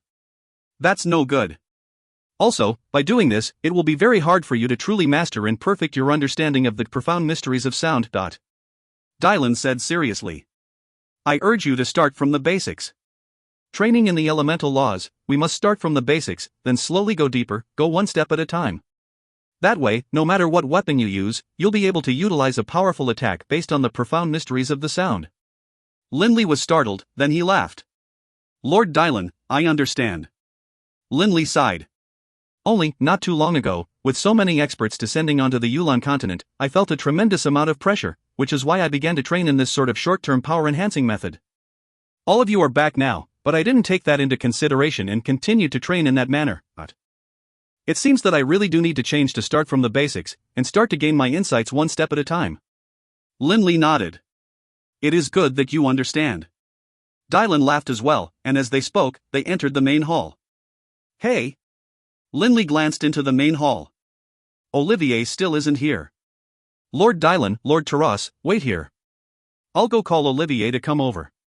Tonight, let's have a get-together. As Linley spoke, he entered the East Gardens, heading towards a secluded manor. The sky was quite dark. Two human figures slashed through it, hurrying towards Dragonblood Castle. It was Audwin and Honbrit. Audwin's heart was filled with a murderous intent. He truly wanted to kill Olivier as soon as he got there. He couldn't help but get excited. Honbrit, I've already described that Olivier's appearance to you. When the time comes, we'll both use our divine sense to cover the entire Dragonblood Castle. As soon as we discover Olivier, you'll immediately attack, while I'll fly over alongside with you, in case that Taras blocks us. Audwin said with his divine sense. Honbrit nodded, a hidden hint of killing intent in his eyes. Don't worry. He's just a demigod. This time, I will definitely use a full force attack. I'll definitely be able to instantly kill that person named Olivier. We're here. Dragonblood Castle is just up ahead. Audwin's breathing grew ragged. Later, when I give the order, we'll simultaneously spread out our divine sense and also simultaneously charge down. We have to make it fast. Audwin said. Honbrit didn't argue. He definitely wanted to kill Olivier in as short a time as possible. The shorter the time frame, the less of a chance they would have to do battle with Taras. Within the manor, Olivier had just now stopped his training. Let's go. Everyone's waiting for you, Linley said with a laugh. The two were walking shoulder to shoulder as they spoke. I don't know why, but for some reason, I've been in an unsettled mood today. Even when I was training, I had to spend a lot of time before I could calm down and absorb myself in training. Olivier frowned while sighing. I really don't understand why I feel so nervous. Linley let out a laugh. Stop thinking wild thoughts. If you really are nervous, then just come into my pocket training dimension. It's already crowded enough in there. I won't add to it. Olivier laughed. The two were walking on the path within the East Garden. Just at this moment, two divine senses suddenly encapsulated the entire Dragonblood Castle. This was the divine sense of full gods. Linley and Olivier couldn't sense it at all, and they continued to talk and laugh while walking. In the same instant, the divine senses swept out. Two figures descended from the sky, charging at high speed towards their target, Olivier. Not good. Taras and Dylan were both gods. They sensed the opponent's divine senses. Naturally, they spread out their own divine sense, and realized that from mid-air, there were two gods charging straight towards Linley and Olivier. Two gods. Taras and Dylan both felt great shock. Swish. Swish. Taras and Dylan both raised their speeds to their limit, hurrying towards Linley and Olivier while at the same time, using their divine sense to contact the two. Quick, come to the main hall, quick. That Audwin is coming for you. Their voices rang out in Linley and Olivier's minds. Linley and Olivier both reacted very fast, simultaneously charging towards the main hall. However, Audwin and Honbrit were just 1,000 meters away in the air, and they were charging down at a very high speed. Dragonblood Castle was quite large as well. From the main hall to the East Gardens, the distance was also nearly 1,000 meters. They came to kill Olivier. While flying at high speed, Linley could guess what was going on. In terms of speed, Linley was quite a bit faster than Olivier. Boom! Suddenly, from behind Linley, an ear-splitting rumble could be heard. The strength of the rumbling vibrations alone caused the nearby earth to shatter, and even the nearby walls were instantly shaken into tiny pieces. Fortunately, there were no serving women or any other ordinary people on the pathways. Olivier! Linley turned to look. A terrifying roar rang out, and Linley felt as though the entire world had suddenly began to faintly tremble. Dylan, Linley saw that Dylan had opened his mouth. Audwin and that other expert were actually being drawn towards him by an extremely powerful devouring force. Audwin, this is that so-called weakling early-stage god you were talking about? Honbrit used his divine sense to angrily curse at Audwin. I had no idea either. Audwin felt miserable in his heart as well. He had never imagined that Dylan was this terrifying. Just then, when the two had charged down, Audwin's plan was, even if Taras and Dylan came to block them, he himself would split into his two divine clones and be able to tie them up for a short while. But just as they were about to kill Olivier, that terrifying devouring force had suddenly appeared out of nowhere. Even himself and Hanbrit combined were somewhat unable to resist that devouring force of Dylan's. Ojwin instantly transformed into two people, his divine light clone, and his divine fire clone. Ojwin's two divine bodies, along with Hanbrit, made for three deities. Their combined forces were able to just barely stalemate against that devouring force of Dylan's. He really lives up to the name of heaven-devouring beast. Linley mentally sighed in praise. Divine beasts were extremely powerful. As soon as they reached adulthood, they would naturally become demigods. One could imagine how strong their innate gifts were. For him to dare to refer to himself as a heaven-devouring beast, Dylan's devouring power was hundreds of times more powerful than those three sons of his. He was now a full god.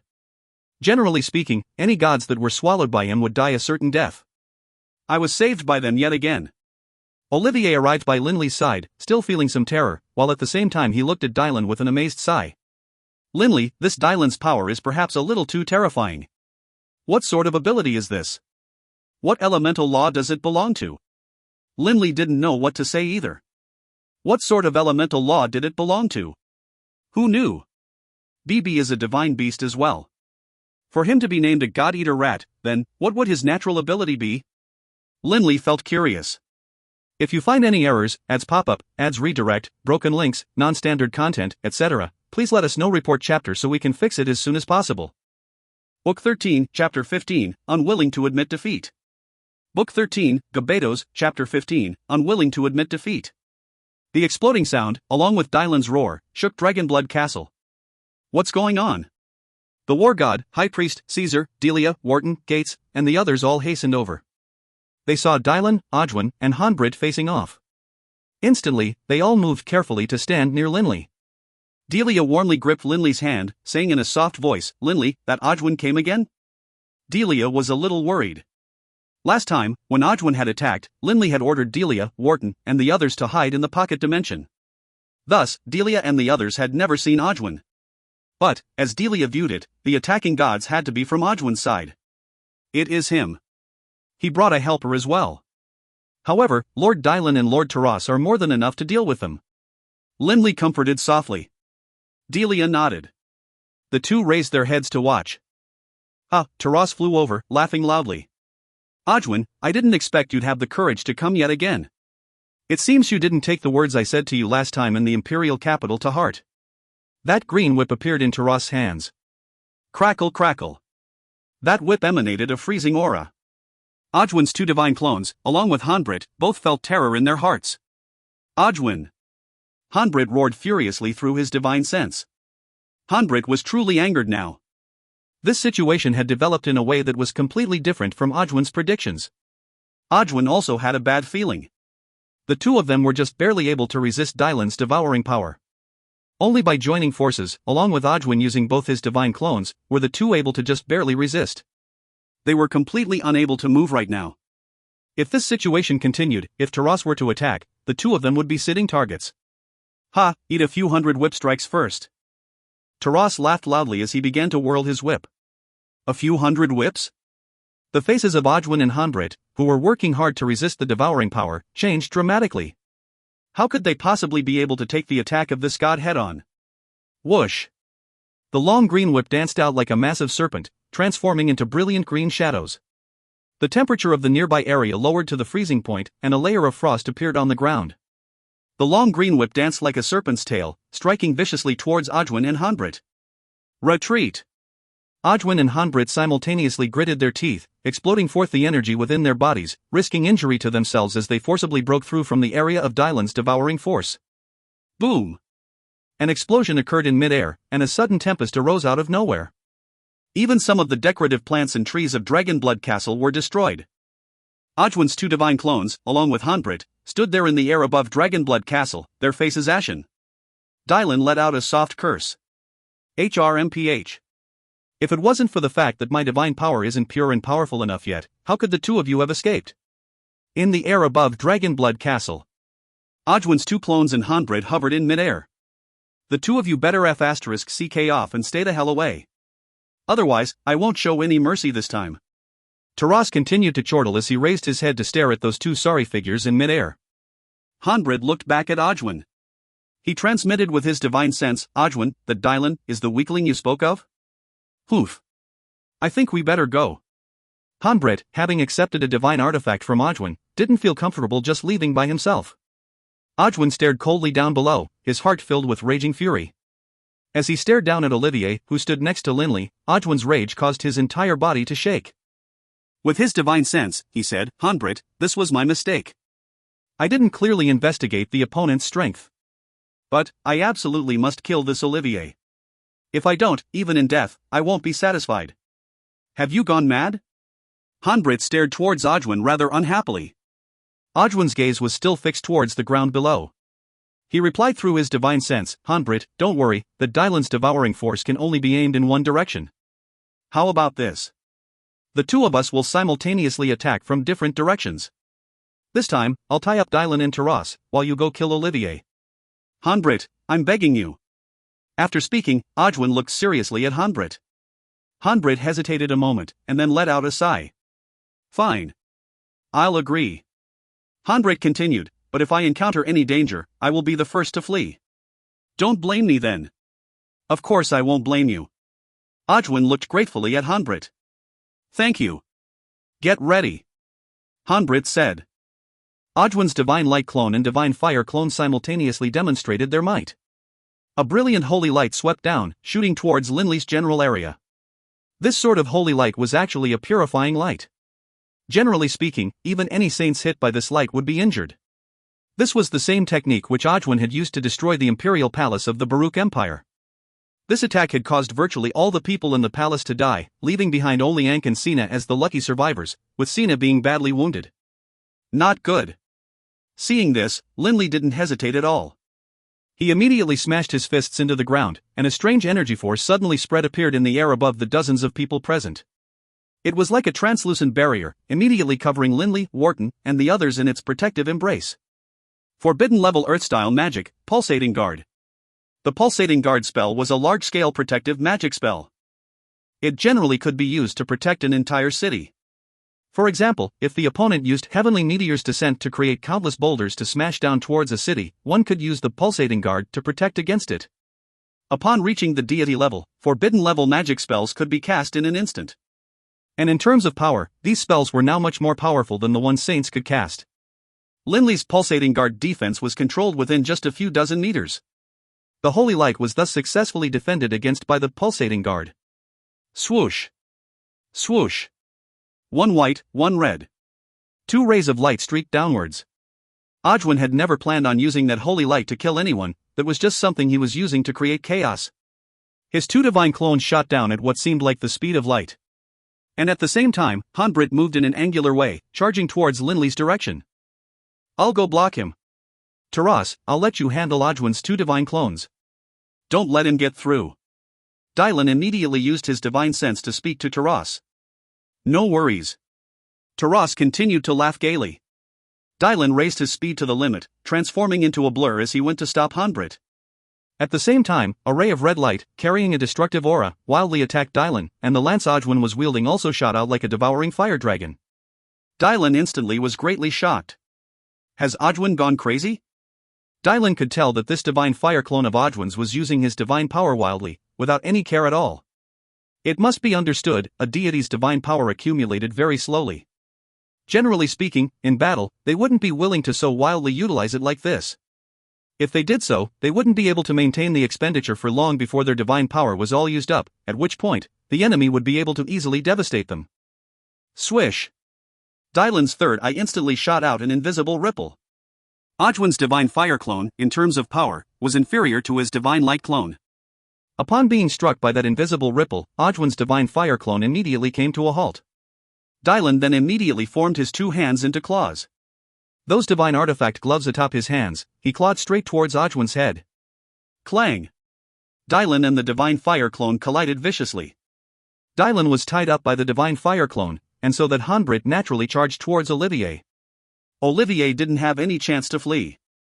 His speed was far inferior to Hanbrit's. Hanbrit's eyes had a hint of excitement flash through them as he flew down.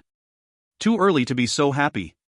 A lazy voice rang out in Hanbrit's mind, and suddenly, a black-robed man appeared in front of Hanbrit. This black-robed man was wielding a long, thin, blood-red saber and directly chopped towards him.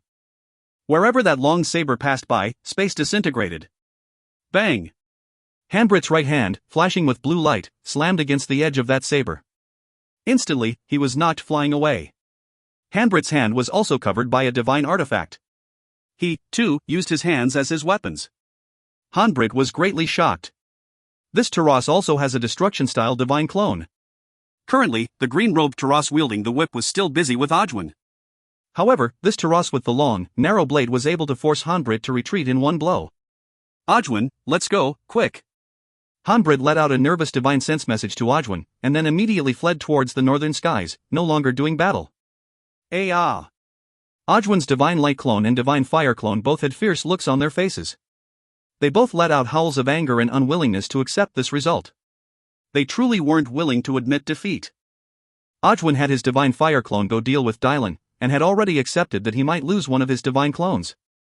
Even at the price of losing one of his divine clones, he still wanted to kill Olivier. This was because he wished to avenge his son's death. But this Taras had divine clones as well. And in terms of power, the situation was different from Ojwin's. The divine destruction clone which Taras had hidden, in terms of power, was actually not one whit inferior to Taras' divine water clone. Letting out a furious howl of unwillingness, Ojwin's two divine clones transformed into two rays of red and white light, simultaneously fleeing into the northern horizons. It's finally over. The vast majority of people in Dragonblood Castle let out sighs of relief. The guards and maids, who had been hiding, were terrified by this battle. Battles on this level, ordinary people like themselves could be killed just as collateral damage, and even their souls would be destroyed. Taras, why do you keep hiding your real power? At a time like this, you didn't at least force one of them to stay behind? Dylan said somewhat unhappily. Don't tell me that you don't have that ability. You definitely have more abilities that I am unaware of. Dylan and Taras had lived together on the Yulan continent 10,000 years ago. They were once good friends. Dylan's innate abilities. Taras' innate abilities. They each knew about the others. Don't blame me. Taras' two divine clones combined into one again, and he laughed as he looked at Dylan. Dylan, why did you only use your devour power a single time? If you used devour a second time, you probably would have devoured Ojwin's divine fire clone. Dylan glanced at Taras. Use it again? Easy for you to say. If I used it again, my divine power would be completely exhausted. What a king shame. Just then, when I used it the first time, I didn't succeed. I was originally hoping to kill both of them at the same time just then. This innate ability was simply too terrifying and monstrous. At the same time, though, the amount of energy it consumed was simply astonishing. The number of times it could be used didn't have too much of a correlation to how powerful one was. For even the weak, it could be used 2 or 3 times. Only, each time, the power would be fairly weak as well. For the strong, it still could only be used 2 or 3 times, but each time, the power would be astonishing. You are always so greedy. If it weren't for the fact that 5,000 years ago, you got greedy and used your devour ability to try and get some demigod-level divine sparks for your children, you wouldn't have angered Lord Beirut, resulting in him throwing you into the planar prison. Taras said with a laugh. Dylan snorted coldly, no longer saying anything else. He naturally felt uncomfortable when thinking back to 5,000 years ago. As Dylan and Taras chatted, they walked towards Linley and the others. Linley, the war god, and the others, from this battle, had an even greater appreciation for the difference in power between them and gods. Given their current level of power, if they were to face any gods by themselves, they would be doomed. Lord Taras, Lord Dylan, thank you. Olivier walked forward and said solemnly. It's fine. But you little rascal, in the future, stop causing so many problems. Taras said with a calm laugh. If you find any errors, ads pop up, ads redirect, broken links, non-standard content, etc., please let us know. Report chapter so we can fix it as soon as possible. Book 13, Chapter 16, Turn Back. Book 13, Gobedos, Chapter 16, Turn Back. Since Ojwin and Hanbrit had been repulsed, the people within Dragonblood Castle became much more relieved. Linley, Dylan, and Taras all went to the main hall, chatting and laughing while enjoying the sumptuous dinner feast. Linley's group were all in a fine mood. But Ojwin was in a terrible mood. In the grey, clouded skies, Ojwin and Hanbrit were flying shoulder to shoulder back towards the O'Brien Empire. Hanbrit glanced at Ojwin. Ojwin, don't be so unhappy. Both Taras and Dylan were both more powerful than you had predicted. Just the two of us, go and kill Olivier under their watch? It is virtually impossible. Audwin was silent. To kill Olivier, the only options are to do so when he leaves Dragonblood Castle, or when Taras and Dylan leave Dragonblood Castle. Hanbrit recommended. Audwin, for now, just give it up. When the time comes, if we can ask Lord Adkins to act, or perhaps Barnes or Gattenby to help us, we will have complete assurance of victory. Whether it was Lord Adkins who acted, or the alliance of Barnes, Gattenby, Hanbrit, and Audwin, either scenario would result in an easy storming of Dragonblood Castle and the slaying of Olivier. However, to convince Lord Adkins to act. What sort of a person is Lord Adkins? I'm afraid to even speak in front of him. Audwin laughed mockingly at himself. As for Barnes and Gattenby, the two are very hard to make friends with. Unless I spend sufficient time and energy on them, it's virtually impossible to get them to help. It's good that you understand this. Thus, for now, endure. Hanbrit said. Audwin was silent. Endure? How could he endure and ignore this enmity with the person who had killed his son? Audwin constantly thought of killing that Olivier. Hanbrit glanced at Audwin. He couldn't help but sigh in his heart. This Audwin seems to be possessed. It is best that I destroy any hope or fantasies he might be entertaining. Hanbrit spoke. Audwin, to kill that Olivier, we have to locate his position, and thus must use our divine sense to find him. But at the same time that we do so, we will be discovered. It is impossible for us to kill Olivier under the gazes of Taras and Dylan. Thus, you should give up. What did you just say? Audwin's eyes widened, and he stared at Hanbrit in shock and joy. Hanbrit started. I didn't say anything? What you said just now. Using divine sense to search, Audwin was so excited his eyes were shining. Hanbrit was utterly confused. Right. If we use divine sense to search for Olivier, Dylan and Taras will definitely discover us. Our ambush will thus be unsuccessful. What about it? Hanbrit didn't understand why Audwin had become so delighted. Ha ha. Audwin laughed loudly. Ha? Hanbrit was somewhat confused. Audwin took a deep breath, his eyes revealing the excitement he was suppressing. Hanbrit, when we use our divine sense to search for Olivier, Taras will be able to locate us. Then, what if we don't use our divine sense? Ha, I actually didn't even think of this. I'm too stupid. Ha ha. Audwin laughed loudly in excitement. Hanbrit began to understand somewhat. Audwin, if we don't use our divine sense, there's no way we'll be able to find Olivier in a short period of time. Don't worry. Audwin's eyes revealed a hint of coldness. It is very simple. I just need to infiltrate Dragonblood Castle. Dylan and Taras can't always be spreading their divine sense out, right? Within Dragonblood Castle, as long as I spend a little bit of time, I'll be able to find Olivier. Audwin was incomparably confident. Be careful. Don't end up running into Taras and Dylan before finding Olivier. Hanbrit said with a laugh. Don't worry. My luck can't be that awful. Audwin immediately said. The only danger of his infiltrating Dragonblood Castle alone was that he might run into Dylan or Taras before finding Olivier. If that happened, there would be no way he could kill Olivier. This method of yours does indeed have a chance at success, and the chance is rather high. Hanbrit nodded. Only, this method is dangerous as well. Audwin, all I can do is wait here and hope for your success. I won't be able to accompany you. No need. Audwin understood the practicalities involved. I alone will be enough. After speaking, Audwin smiled towards Hanbrit, then immediately turned and flew back towards Dragonblood Castle. Watching Audwin's disappearing back, Hanbrit sighed in his heart. Audwin's only weakness is that he cared too much about that son of his. Both Hanbrit and Audwin were incomparably vicious. For example, Hanbrit had been the one to destroy War God Mountain. Audwin, in turn, had destroyed the Baruch Empire's imperial palace. Dragonblood Castle. Linley and Delia's residence. Linley and Delia were enjoying their own private little world. Linley was lying in bed, with Delia in his arms, her ear pressed against Linley's chest, listening to Linley's heartbeat. Linley stroked Delia's fragrant hair. Smelling the scent of her hair, he felt his heart at peace. Linley! Delia suddenly said. HRM? Linley replied. Delia said, Linley, recently, every day I've been afraid of a battle erupting. This sort of life. Delia raised her head to look at Linley. When will this end? Actually, Linley could also sense that many people in Dragonblood Castle were very nervous. What are you worried about? Linley sighed. In the past, when we were young, you were just an ordinary magus, and I wasn't a saint yet. Didn't we still successfully pass through those days? A road filled with struggles and battles. And now, I have reached the deity level, while you, Delia, in a few years, will have completely absorbed your divine spark as well and also become a deity. We weren't afraid back then. What have we to fear now? Delia thought back to those days of the past, when she was all by herself. At that time, Linley and Alice had been together, and then he had disappeared for nearly 10 years. And then Delia thought about how she and Linley were together now. Delia laughed. Right. What did she have to worry about? She already enjoyed this sort of quiet life very much. Linley and Delia, although both had to train, would often make the time to be together by themselves, and enjoy this sort of warmth. Linley, have you gone to see Alice?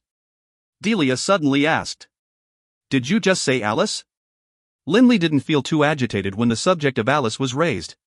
He only had a feeling in his heart, a feeling that so much had changed, that the blue seas had transformed into mulberry fields. I haven't seen Alice. What, have you?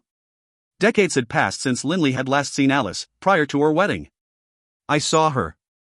Delia said. And it was right in the imperial capital, Baruch City. The imperial capital? Alice is at the imperial capital? Linley was somewhat surprised. Delia nodded. Right. We now have a Prue gallery in the imperial capital, and Alice is the manager of that Prue gallery. But of course, she's just a branch manager. Alice hasn't changed very much compared to the past, you know. She's still quite beautiful. Delia looked at Linley teasingly. Linley only laughed. He still remembered how, during the Apocalypse Day event, he had given Alice enrolling into the care of managing director Maya. In addition, Alice still hasn't gotten married. Delia stared at Linley, carefully looking for any changes in his expression. What? Linley was rather surprised. It had been decades, after all. The puppy love they had shared in the past was insubstantial, like a dream. And on Apocalypse Day, that Kaelin had died as well. Linley had thought that Alice would have married long ago. What, do you have any special thoughts? Delia's laugh was very evil. Not really. Only, I feel a bit moved. Linley said with a laugh. Delia no longer teased Linley. Nodding, she said, honestly, it was Jen who told me that Alice had arrived in the imperial capital. Jen used to spend a lot of time in the imperial capital, right? She's quite a famous figure in the circle of nobles within the imperial capital these days. Naturally, she would encounter Alice during some of the banquets there. Just as Linley and Delia were engaged in private conversation between the two of them, husband and wife, a figure suddenly emerged from the earth beneath the rear gardens of Dragonblood Castle. It was Odwin, who had snuck in. It is about time. Odwin said to himself. Actually, Odwin had been waiting a few hundred kilometers away from Dragonblood Castle. After 3 or 4 hours, he had come over. According to Odwin's calculations, it should have been dinner time after the battle just now. He expected it should now be about midnight. By now, everyone should be back in their own rooms. Only a few roving patrols are around. Odwin suppressed the excitement in his heart. He began to stealthily move about within Dragonblood Castle. Dragonblood Castle was extremely large, comparable to a small city. There were thousands of commoners living here, and each night, there were quite a few roving patrols. But of course, for a god of Odwin's power, he was naturally able to easily avoid those roving patrols. Hey, brothers, you guys go on up ahead. We're going to take a rest. The nighttime guards were about to change shifts. One of the units headed towards their own residences, chatting amongst each other. When they reached the northern gardens where the guards and the serving maids resided, they naturally went their separate ways and headed towards their own rooms. Suddenly, one of the guards who was heading towards his own residence felt his head grow dizzy and his consciousness grow dim. A human figure appeared behind him. It was Odwin. Tell me, where is Olivier? Odwin spoke out. Although Odwin wasn't very proficient at techniques for controlling others, just by relying on his spiritual energy as a god, he was able to easily control an ordinary commoner. Don't know. The guard said woodenly. Odwin couldn't help but frown. Then what about Taras and Dylan? Don't know. The guard still said. Odwin couldn't help but feel some anger, but then he quickly understood. It seems the ordinary people in Dragonblood Castle aren't familiar with these deities at all. Only those personal servants will know them. Odwin pondered his next steps. Let me ask you this. Have you ever seen a seemingly young man with white and black hair? He is often together with Linley. Odwin said. Yes, I have. The guard said mechanically. Do you know where he lives? Odwin felt joy in his heart, and he hurriedly followed up on this line of questioning. East Gardens. When on our patrols, I have seen that lord. He lives with several other lords in the East Gardens. Lord Linley is often together with him. The guard said. Odwin's heart was filled with wild joy. It seems Olivier, Taras, and Dylan are all in the Eastern Gardens. Lead me there. Odwin said. Yes. The guard didn't resist in the slightest. The guard immediately led Odwin out of the Northern Gardens towards the East Gardens. Hey, Will, where, aren't you going back to get some rest? What are you doing here in the East Gardens? Several roving patrolmen walked over from the East Garden. Clearly, they recognized this guard, and they immediately asked him. Odwin was currently hidden nearby. Tell them that when you were on patrol, you lost something in the East Garden, so you came to search for it. Odwin immediately said. The guard said, when I was on patrol, I lost something in the East Gardens. I'm coming to look for it. The other guards all began to laugh. Will, you sure are negligent. It is very dark now. Search carefully. If you can't find it, come back and search again when it is day. After speaking, these guards left and went back on patrol. Although they had the feeling that Will's manner of speech was somewhat different from the past, they didn't harbor any suspicions. After all, they could tell at a glance that this was indeed their old friend, Will. Continue. Odwin gave the order, and the guard immediately headed deeper towards the East Garden of Dragonblood Castle. If you find any errors, ads pop-up, ads redirect, broken links, non-standard content, etc., please let us know. Report chapter so we can fix it as soon as possible. Book 13, Chapter 17, Mental Message. Book 13, Gabetos, Chapter 17, Mental Message. The guard led Odwin forward. After walking for a while, the guard suddenly halted. Why did you stop? Odwin immediately barked. Right now, Odwin was using a small-scale godrealm, causing no sound to transmit outside their bubble. The guard replied woodenly, I only know that those lords live in the rooms within. Normally, I am not permitted to enter. I don't know which lord lives in which room.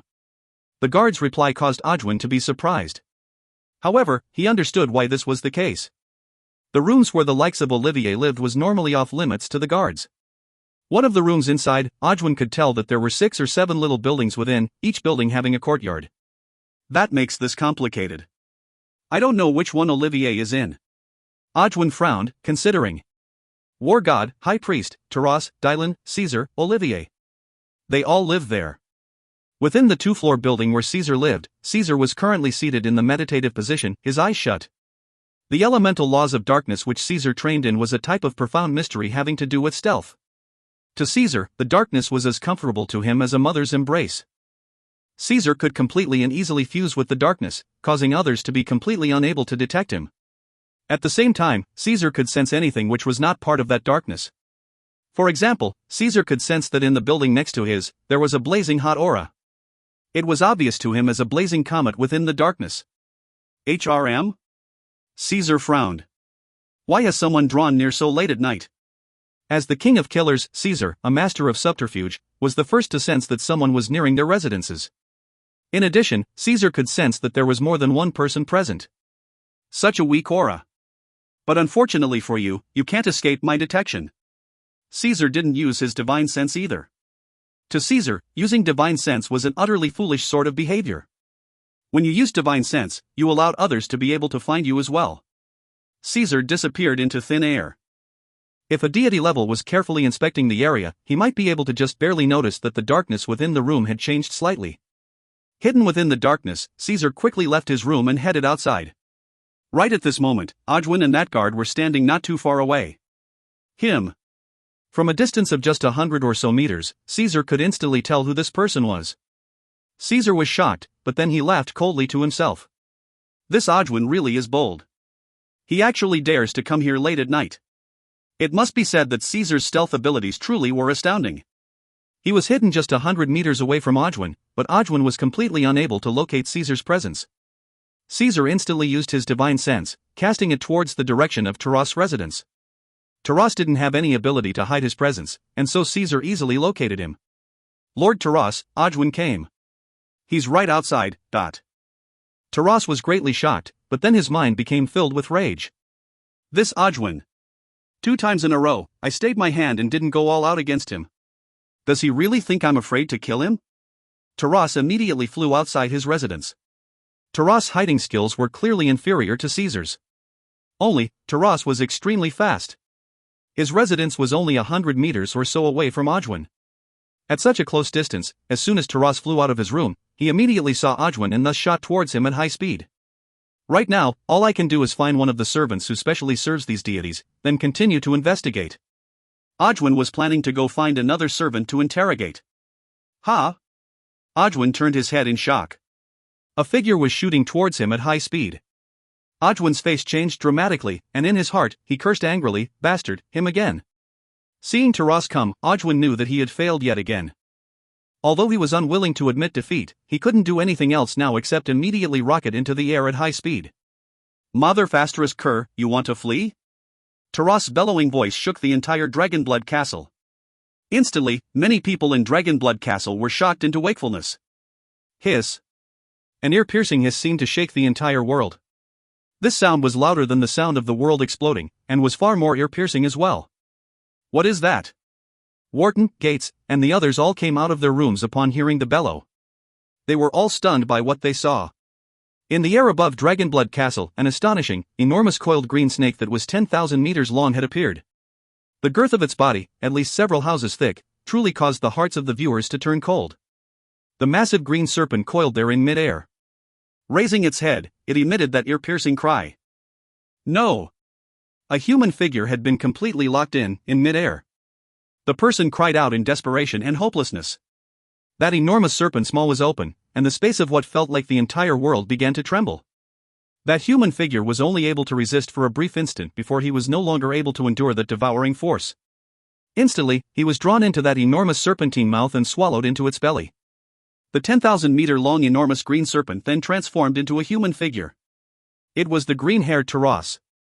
Taras flew down while cursing, that Ajwin actually interpreted me being good-natured as being me being afraid to kill him. Ever since I left the necropolis of the gods, I haven't killed anyone.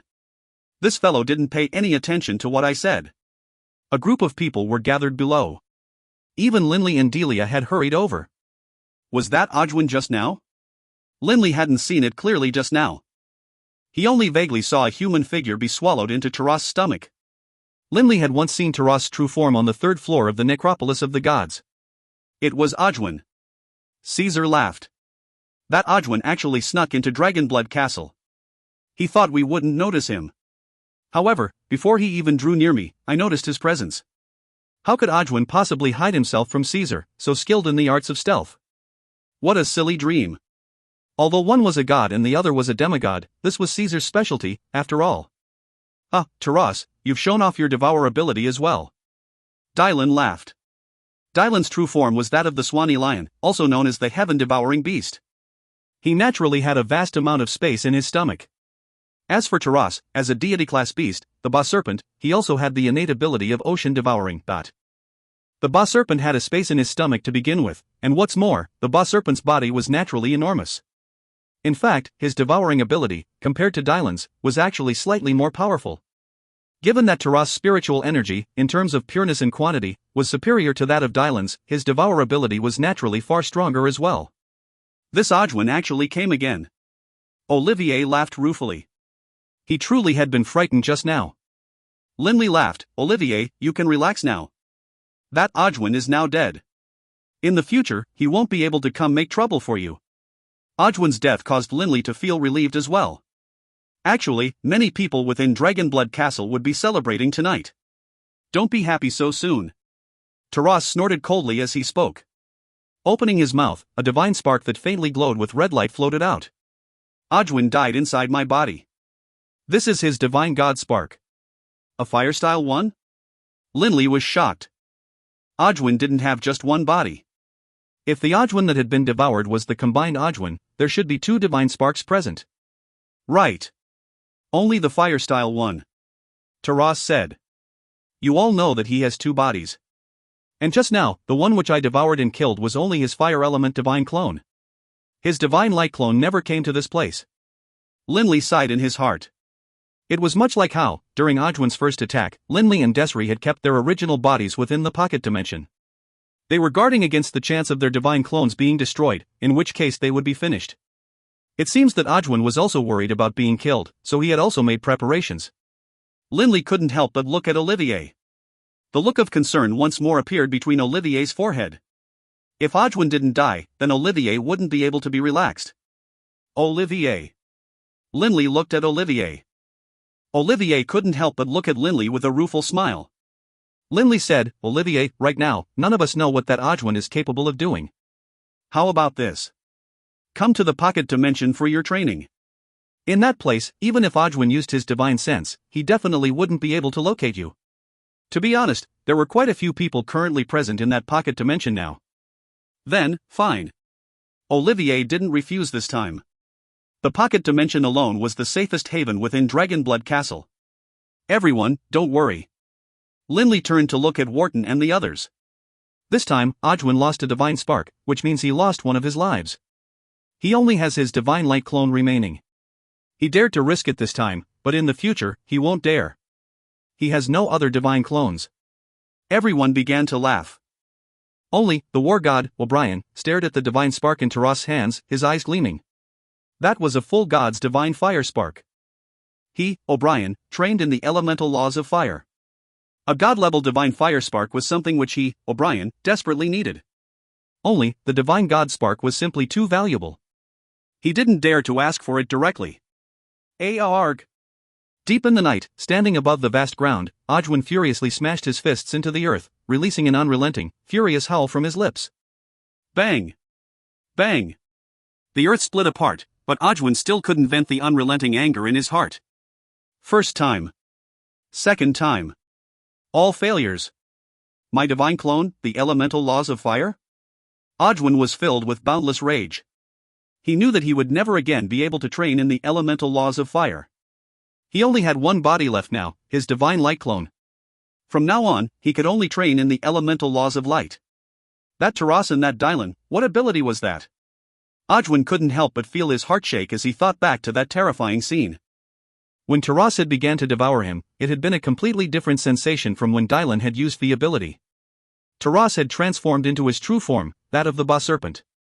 When he had used the devour ability, Ajwin had felt as though he had become completely separated from all other space, and that an irresistible force had surrounded him. And then, he was immediately swallowed into the boss serpent's stomach. At first, Ajwin had thought that upon entering the boss serpent's stomach, he could rip through the internal organs to flee. But who would have thought that the stomach wasn't in material dimension at all? And thus, entirely powerless, he had been killed. This was the sort of innate ability only a divine beast possessed. Even most people who trained to the high god level couldn't possibly create such an immaterial dimension within their stomach. This was why the likes of the heaven-devouring beast and the boss serpent were reputed to be able to swallow mountains and swallow oceans. There will come a day. Ajwin ground his teeth. There will come a day when I definitely will kill Olivier, and there will come a day when I become a high god and will come kill that Taras. Ajwin's heart was filled with extreme hatred towards Taras. But until reaching the high god level, Ajwin wouldn't dare to irritate Taras again. And then, Ajwin transformed into a ray of light, streaking into the western skies. Ajwin's divine fire clone had been destroyed. Indeed, he now no longer dared to cause trouble. Dragonblood Castle once more returned to its normal calm, and Linley began to train quietly as well. After many months had passed, when winter was starting, Linley received a bit of good news. On this day, Linley was currently absorbed in attuning with the elemental laws of the wind. Suddenly, a sound rang out in his mind. Linley, I need to entrust you with something. Lord Beirut? Linley immediately halted his training. Bibi has already reached the stage of transforming into a deity. This final transformational stage is extremely critical. Remember, starting today, no matter what, don't reach out mentally to Bibi. Don't disturb him. Beirut mentally transmitted to Linley. Beirut was capable of preventing others from engaging in using their divine sense to speak, but even Beirut was incapable of blocking Linley and Bibi from communicating, due to their connected souls. Thus, he had to deliver a message. Transforming into a deity? Alright, I understand. In this period of time, I definitely won't send a mental message to Bibi and disturb him. Linley felt delighted for Bibi as well. If you find any errors, ads pop up, ads redirect, broken links, non-standard content, etc., please let us know report chapter so we can fix it as soon as possible. Book 13, Chapter 18, BB becomes a deity. Book 13, Gabados, Chapter 18, BB becomes a deity. Yulan calendar, year 10045. The entire Yulan continent was fairly calm this year. Linley's original body remained within the pocket dimension, focusing on training in the throbbing pulse of the world. His divine clone remained within Dragonblood Castle, spending most of its time on training in the profound truths of velocity, while occasionally analyzing the profound mysteries of sound. With respect to the profound truths of velocity, Linley was very, very far off from the level of mastery. Yulan calendar, year 10045, summer. The scorching sun baked the earth, and by the side of a pool of water in the east gardens of Dragonblood Castle, Linley and Caesar were currently seated in a pavilion, enjoying the weather. I have to say that the war god really has excellent luck. Caesar let out a sigh. Are you referring to the divine spark? Linley instantly understood what Caesar's sigh was in reference to. Last year, when Ojwin had attacked late at night, he had been killed by Taras, who had acquired a divine god spark. In the end, the war god still went to ask Taras for that divine god spark. The result had been, Taras had actually agreed. A divine god spark. If someone has a god-level divine darkness spark, can I get it, please? Caesar sighed, his eyes filled with a hint of jealousy. If I just continue training like this by myself, who knows how long it will take before I can reach the god level. The longer one trained, the harder it became towards the end. I heard that the war god paid a price in order to acquire this divine god spark. Linley said. You call that a price? Caesar looked at Linley. Linley nodded. How is it not a price? Taras said that after this Descent of the Gods event is over and resolved, the war god will need to go with him to the infernal realm and be under his command for the next 100,000 years. Only after 100,000 years will he regain his liberty. Humph, Caesar let out a disdainful laugh. Linley, after hearing Taras' request, O'Brien didn't think about it for a few days, did he? No. Linley was certain about this. The war god was quite direct. He agreed right away. I'd agree to this sort of request as well. Caesar wrinkled his nose. First of all, to advance from demigod to god, given O'Brien's level of talent, it's hard to say if he could accomplish it in 100,000 years. You must understand, O'Brien became a deity through fusing with a divine spark. Linley nodded in agreement. He had indeed fused with a divine spark to become a deity. But those divine sparks were formed by the universe when others became deities, and wouldn't completely be fused with O'Brien's soul. There were impediments when training as well.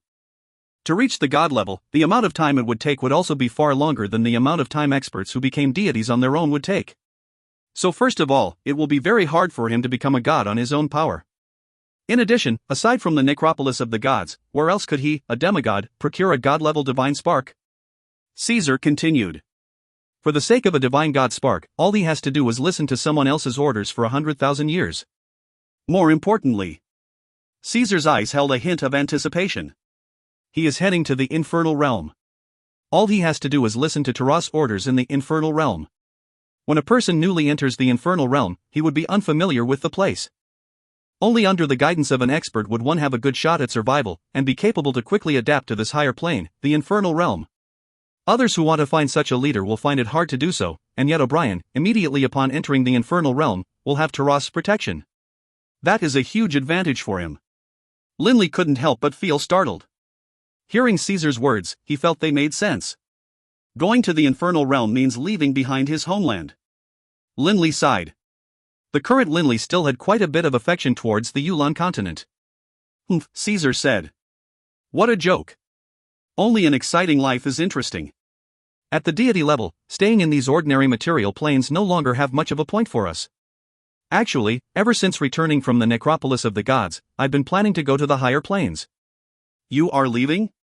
Linley was somewhat surprised. This time, when I returned, I found out that many deities had descended. Caesar laughed.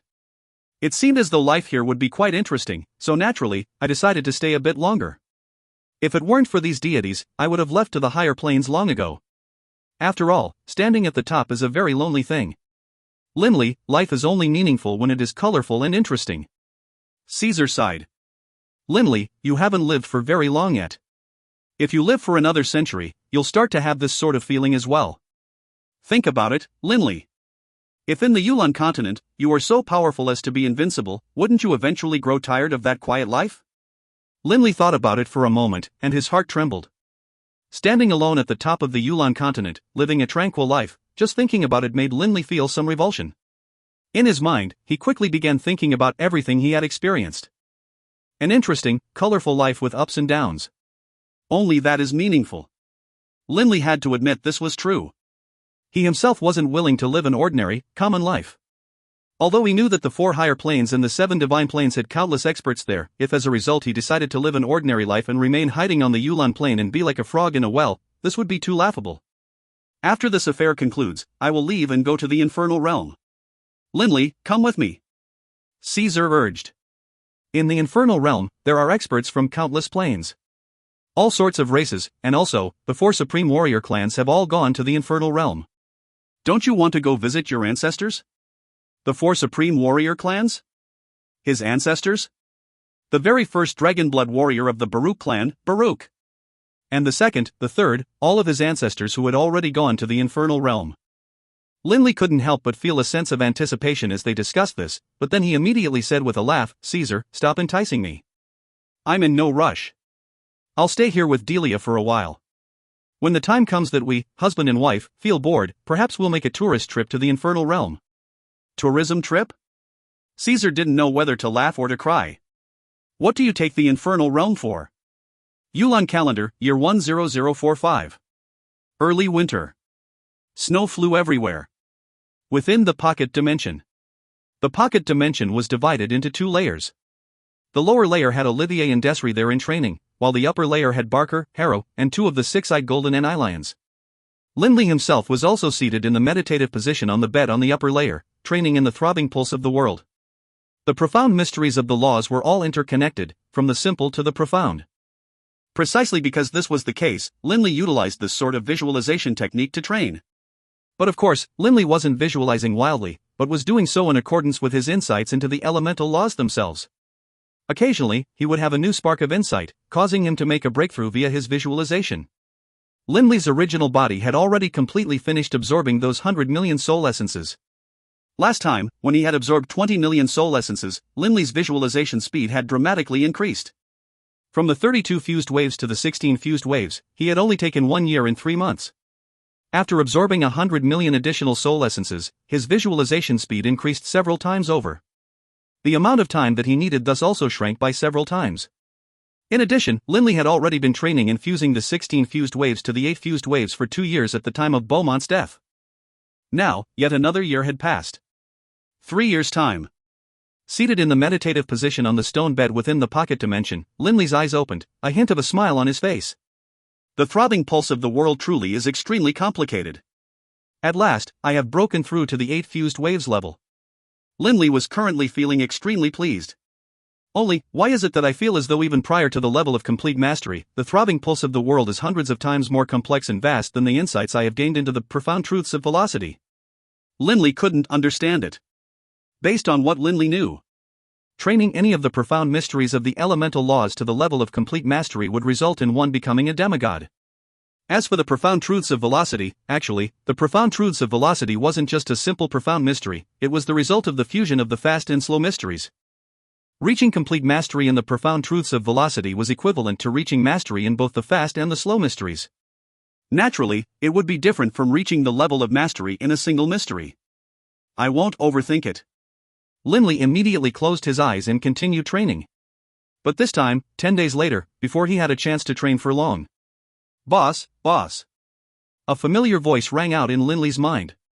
Linley instantly stopped his training and sent back a spiritual message in surprise and delight. BB, you succeeded? Right, I succeeded. Boss, I'm already a deity. BB's delighted voice rang out in Linley's mind. Linley felt a surge of excitement and joy in his heart. BB, who had grown up by his side, had already become a deity as well. Wonderful. Linley didn't know what he should say. Boss, I'm immediately heading out from the forest of darkness. Wait for me. BB had finally reached the adulthood phase as a god-eater rat. Having become a deity, BB immediately, excitedly, flew straight out from the metallic castle within the forest of darkness towards Dragonblood Castle. Beneath the setting sun, Dragonblood Castle seemed to be covered with a dusky red layer of sunlight. Within the rear gardens of Dragonblood Castle, the war god and the high priest were seated opposite to each other with a stone table between them. The war god and the high priest were both fusing with divine sparks, only neither the war god nor the high priest would spend all of their time fusing with divine sparks. After this Descent of the Gods event is completed, I will accompany Lord Taras to the infernal realm. And you? The war god asked. The high priest felt rather moved. She and the war god had actually struggled for many years. Not long ago, she had succeeded in the necropolis of the gods and acquired a divine god spark. Now, the war god had acquired one as well. You can go. As for myself, the high priest laughed. The necropolis of the gods is more and more dangerous as the levels progress. It had been extremely dangerous for me to acquire even this god-level divine spark. If I want to acquire a high god spark, who knows how long it would take? 100,000 years? 1,000,000 years? The high priest sighed. After this event is concluded, most likely the many deities will all leave the Yulan continent. I don't want to be here by myself. When the time comes, I will choose to go to the life realm. The four higher planes were the infernal realm, the celestial realm, the netherworld, and the life realm.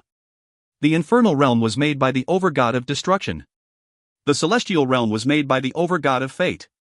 The netherworld was made by the overgod of death. As for the life realm, it was naturally created by the overgod of life. You'll go to the life realm? The war god was somewhat astonished. He then let out a laughter filled with mixed emotions. If that's the case, then who knows how long it will be before we meet again. If we have the chance, we'll meet again. The high priest, Catherine, said calmly. Her face hidden behind that mask, it was hard to say what the expression on the high priest's face was. These two deities who had been opponents for thousands of years were now both silent. Wow, O'Brien, Catherine, what are you two doing here? Ah, secretly dating? A voice suddenly rang out in the rear gardens. Instantly, both the silent war god and the high priest were greatly startled. Especially because these words made them feel very awkward. A seemingly skinny youth, with inch-long hair and a sleeveless shirt had suddenly appeared. This youth had sparkling, crystalline skin that was very bright, and a pair of eyes that were black and lively. Those eyes seemed capable of speech, and they were intentionally staring at the war god and the high priest in a meaningful manner. The youth instantly pointed at the high priest, a delighted, surprised look on his face. Ha, Catherine, you're blushing. The high priest didn't know whether to laugh or to cry. She was wearing a mask. Nobody could possibly see her facial expressions. Since nobody could see her facial expressions, it was of course possible that her face was indeed red. Bibi, stop making trouble. Linley immediately walked into the rear garden. Wow, boss. Bibi immediately ran over excitedly. If you find any errors, ads pop-up, ads redirect, broken links, non-standard content, etc., please let us know. Report chapter so we can fix it as soon as possible. Book 13, Chapter 19, Profound Mysteries, High and Low. Book 13, Gabetos, Chapter 19, Profound Mysteries, High and Low. Bibi suddenly halted, staring at Linley's shoulder in confusion. Linley began to laugh as well. You still want to stand on my shoulders? In the past, Bibi often stood on Linley's shoulders. But now Bibi was in human form, although, at 1.7 meters, he wasn't that tall. Despite being short, he still couldn't stand on Linley's shoulders like before. Linley stared carefully at the human-formed Bibi. Bibi looked very slender and delicate. Only, his eyes were as lively and roguish as ever. Bibi chortled, and then rubbed his inch-long hair, raising his head and saying, Boss, how's my hairstyle? I spent a lot of time thinking about it before becoming a deity. Linley didn't know whether to laugh or to cry. While flying over from the forest of darkness, I actually made a little something. Bibi said in an intentionally mysterious manner. Oh? Linley looked at Bibi. With a flip of his hand, Bibi retrieved a tattered straw hat out of nowhere and then, with a very practiced manner, flipped it onto his head before grinning delightedly. Boss, this straw hat really suits me, right? Seeing how Bibi currently looked, Linley began to laugh. Suits you, dot. Bibi looked solemnly at Linley. Boss, let's go chat somewhere else. Let's not disturb them. Not disturb them? Linley was somewhat startled, but then he immediately understood. Turning his head, Linley looked at the nearby war god and high priest.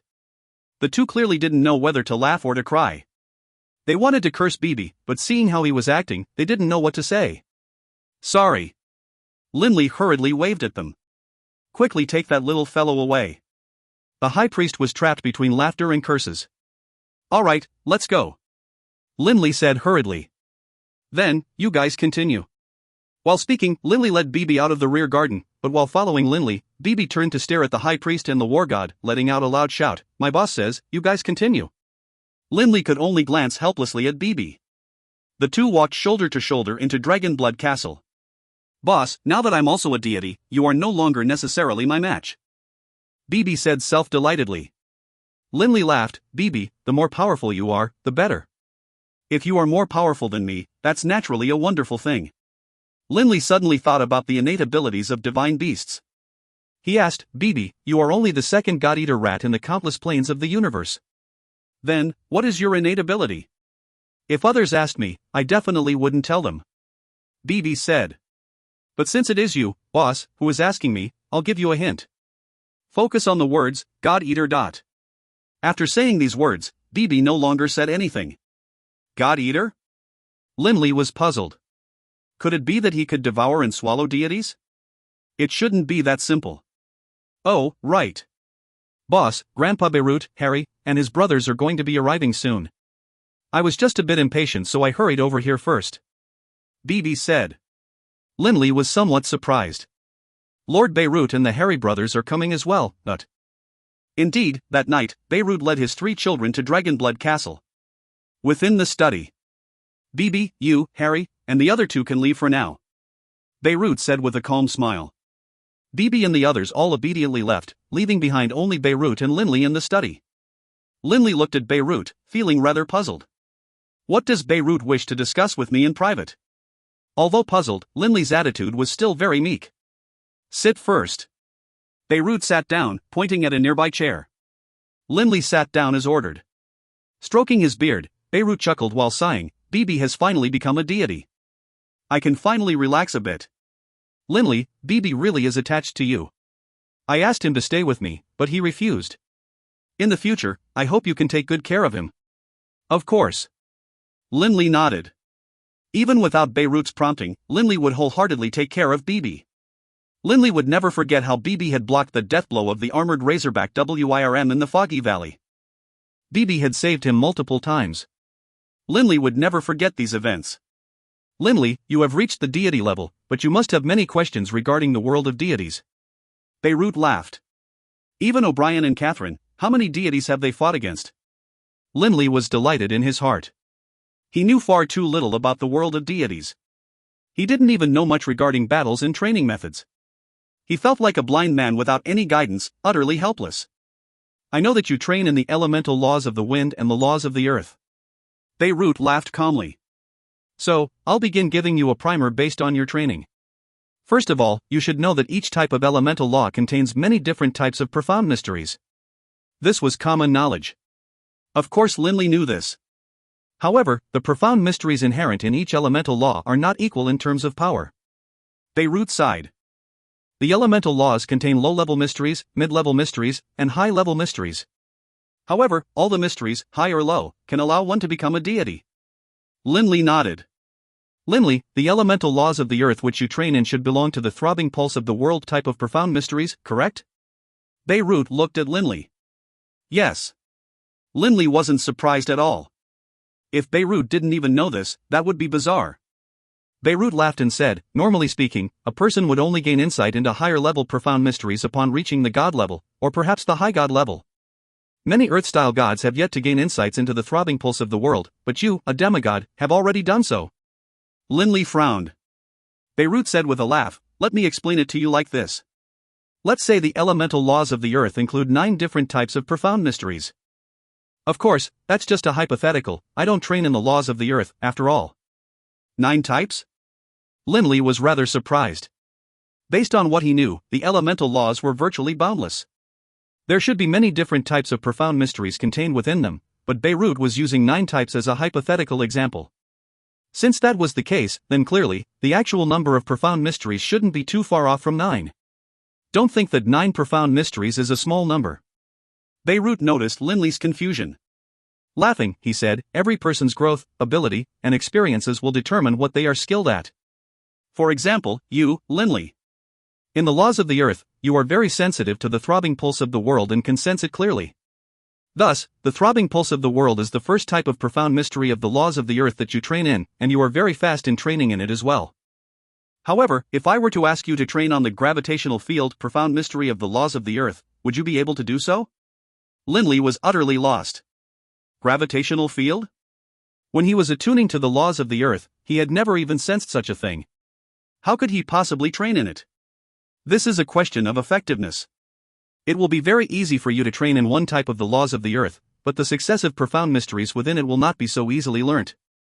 For example, of our 9 profound mysteries, perhaps you only need 1,000 years to master the first. The second, you would probably need 100,000 years. As for the third, you might need 1,000,000 or 10 million years, and thus, as you keep compiling them, it will be extremely hard for you to master all 9 profound mysteries. Otherwise, high gods wouldn't be so rare. Linley now understood. It was much like how, in the mortal world, a person might be an expert at finance, but terrible at human relations. To let a person skilled at human relations to go learn finance would be very hard. Linley had found it fairly easy in training in the throbbing pulse of the world. However, the other profound mysteries within the laws of the earth wouldn't be so easily understood by Linley. It was much like how in the past, Hadesun, with a simple step, could move dozens of meters, as though he teleported. Linley knew that it couldn't possibly be teleportation. However, to this very day, Linley still had no idea how Hadesun had accomplished that feat of moving dozens of meters in a step. Hadesun was able to understand it, but I have yet to.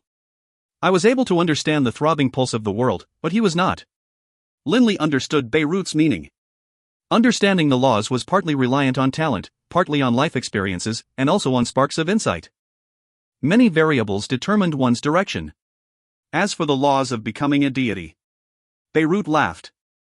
I'll use your training in the elemental laws of the wind for my next example. Let's say the laws of the wind also have 9 types of profound mysteries. If you were able to reach the level of mastery in one of them, then you would become a demigod. Linley knew this part. But to become a god? For example, Linley, the fast and slow mysteries which you trained in, if you were able to reach mastery in both of them, you still wouldn't become a full god. At this point, you would have 2 ways to become a god. The first method is to train in yet another profound mystery. In other words, if you reach the point of mastery in 3 of the profound mysteries, you would become a god. The second method is for you to fuse the fast and slow mysteries into one. Upon succeeding, you would then become a god. Beirut explained. At this point, Beirut came to a halt, knowing that Linley wouldn't be able to understand it. The laws of the universe determine whether or not you fulfill the requirements for becoming a god. They care about whether or not you have reached a certain level of insight into the elemental laws. Beirut sighed. Actually, let's say that you have gained full insights into all 9 elemental laws. Would that be considered complete mastery? If I gain insights into all 9, I should be a high god, right? Linley said. Right. It's true that you would be a high god. Beirut nodded. However, you wouldn't be at the level of complete mastery. Forget it, there's no need to discuss this for now. It's far too early. Linley laughed and nodded. When deities do battle, there's great differences between deities of different levels. Generally speaking, gods are able to kill demigods. But of course, there are always exceptions. Hearing Beirut say this, Linley's eyes lit up. Beirut explained, the divine sparks of gods are able to summon a god realm that can suppress a demigod's. Under his god realm, your speed will slow drastically. In addition, the divine power of a divine god spark is more pure. Just based on these 2 things alone, the outcome of any battle is virtually preordained. Linley nodded. Within Ojwin's god realm, he had sensed his speed lower measurably. Originally, Linley's speed had been much faster than those 2 black-robed men, but within the god realm, he was actually slower than them. Thus, when a demigod is to battle a god, Beirut explained with a laugh, the first option is to ambush. To use the most powerful attack you have before the enemy has utilized the god realm and to kill him. Kill by ambush? Linley said, puzzled. Full gods shouldn't be so easy to kill. Right. Beirut said. Even via ambush, in the instant you draw near to him, he will definitely react. If you want to be able to kill him in a situation like that, then you must have a profound mystery which is much more powerful than his.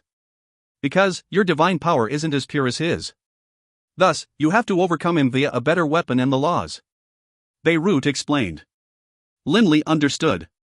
So what if one was a god? A god might have, for example, mastered 3 profound mysteries, but if those 3 profound mysteries were low level, then the god wouldn't be excessively powerful when using any one of those 3 profound mysteries. Thus, those types of gods had to rely on their god realm and their pure divine power to kill demigods. But of course, even if that god trained in low-level profound mysteries, once they fused those low-level mysteries they have gained, then you would have no chance. Beirut sighed. The fusion of 2 low-level mysteries is definitely not one bit weaker than a high-level mystery. Linley nodded. For example, the fast and slow mysteries which had fused into the profound truths of velocity was not one whit inferior to the throbbing pulse of the world. In other words, only the most outstanding of demigods are capable of defeating weak gods. Beirut concluded. But of course, if one has an exceedingly outstanding divine artifact, or if there are some special factors in play, victory might be possible. If you find any errors, ads pop up, ads redirect, broken links, non-standard content, etc., please let us know. Report chapter so we can fix it as soon as possible. Book 13, Chapter 20, The Invincible High Gods. Book 13, Gabetos, Chapter 20, The Invincible High Gods. Victory might be possible? Linley was stirred. After speaking, Beirut just sat there, looking at Linley with a hint of a smile tugging at his lips. When Linley noticed the expression on Beirut's face, Linley suddenly understood. He laughed self-mockingly. Lord Beirut, are you trying to tell me that I should try to avoid battling deities of a higher level than myself? Beirut stroked his beard, starting to laugh. Right. Linley felt a sense of resignation. Was he an outstanding demigod? Linley didn't feel confident in saying that. Was his opponent a weak god? That was also hard to determine. Thus, although in theory, a demigod was capable of killing a god, in reality, the chance of success was very low. Unless that god was already badly injured and on the brink of death, a god in normal circumstances would virtually never be beaten by a demigod. Beirut stood up, walking to the door of the study. Creak!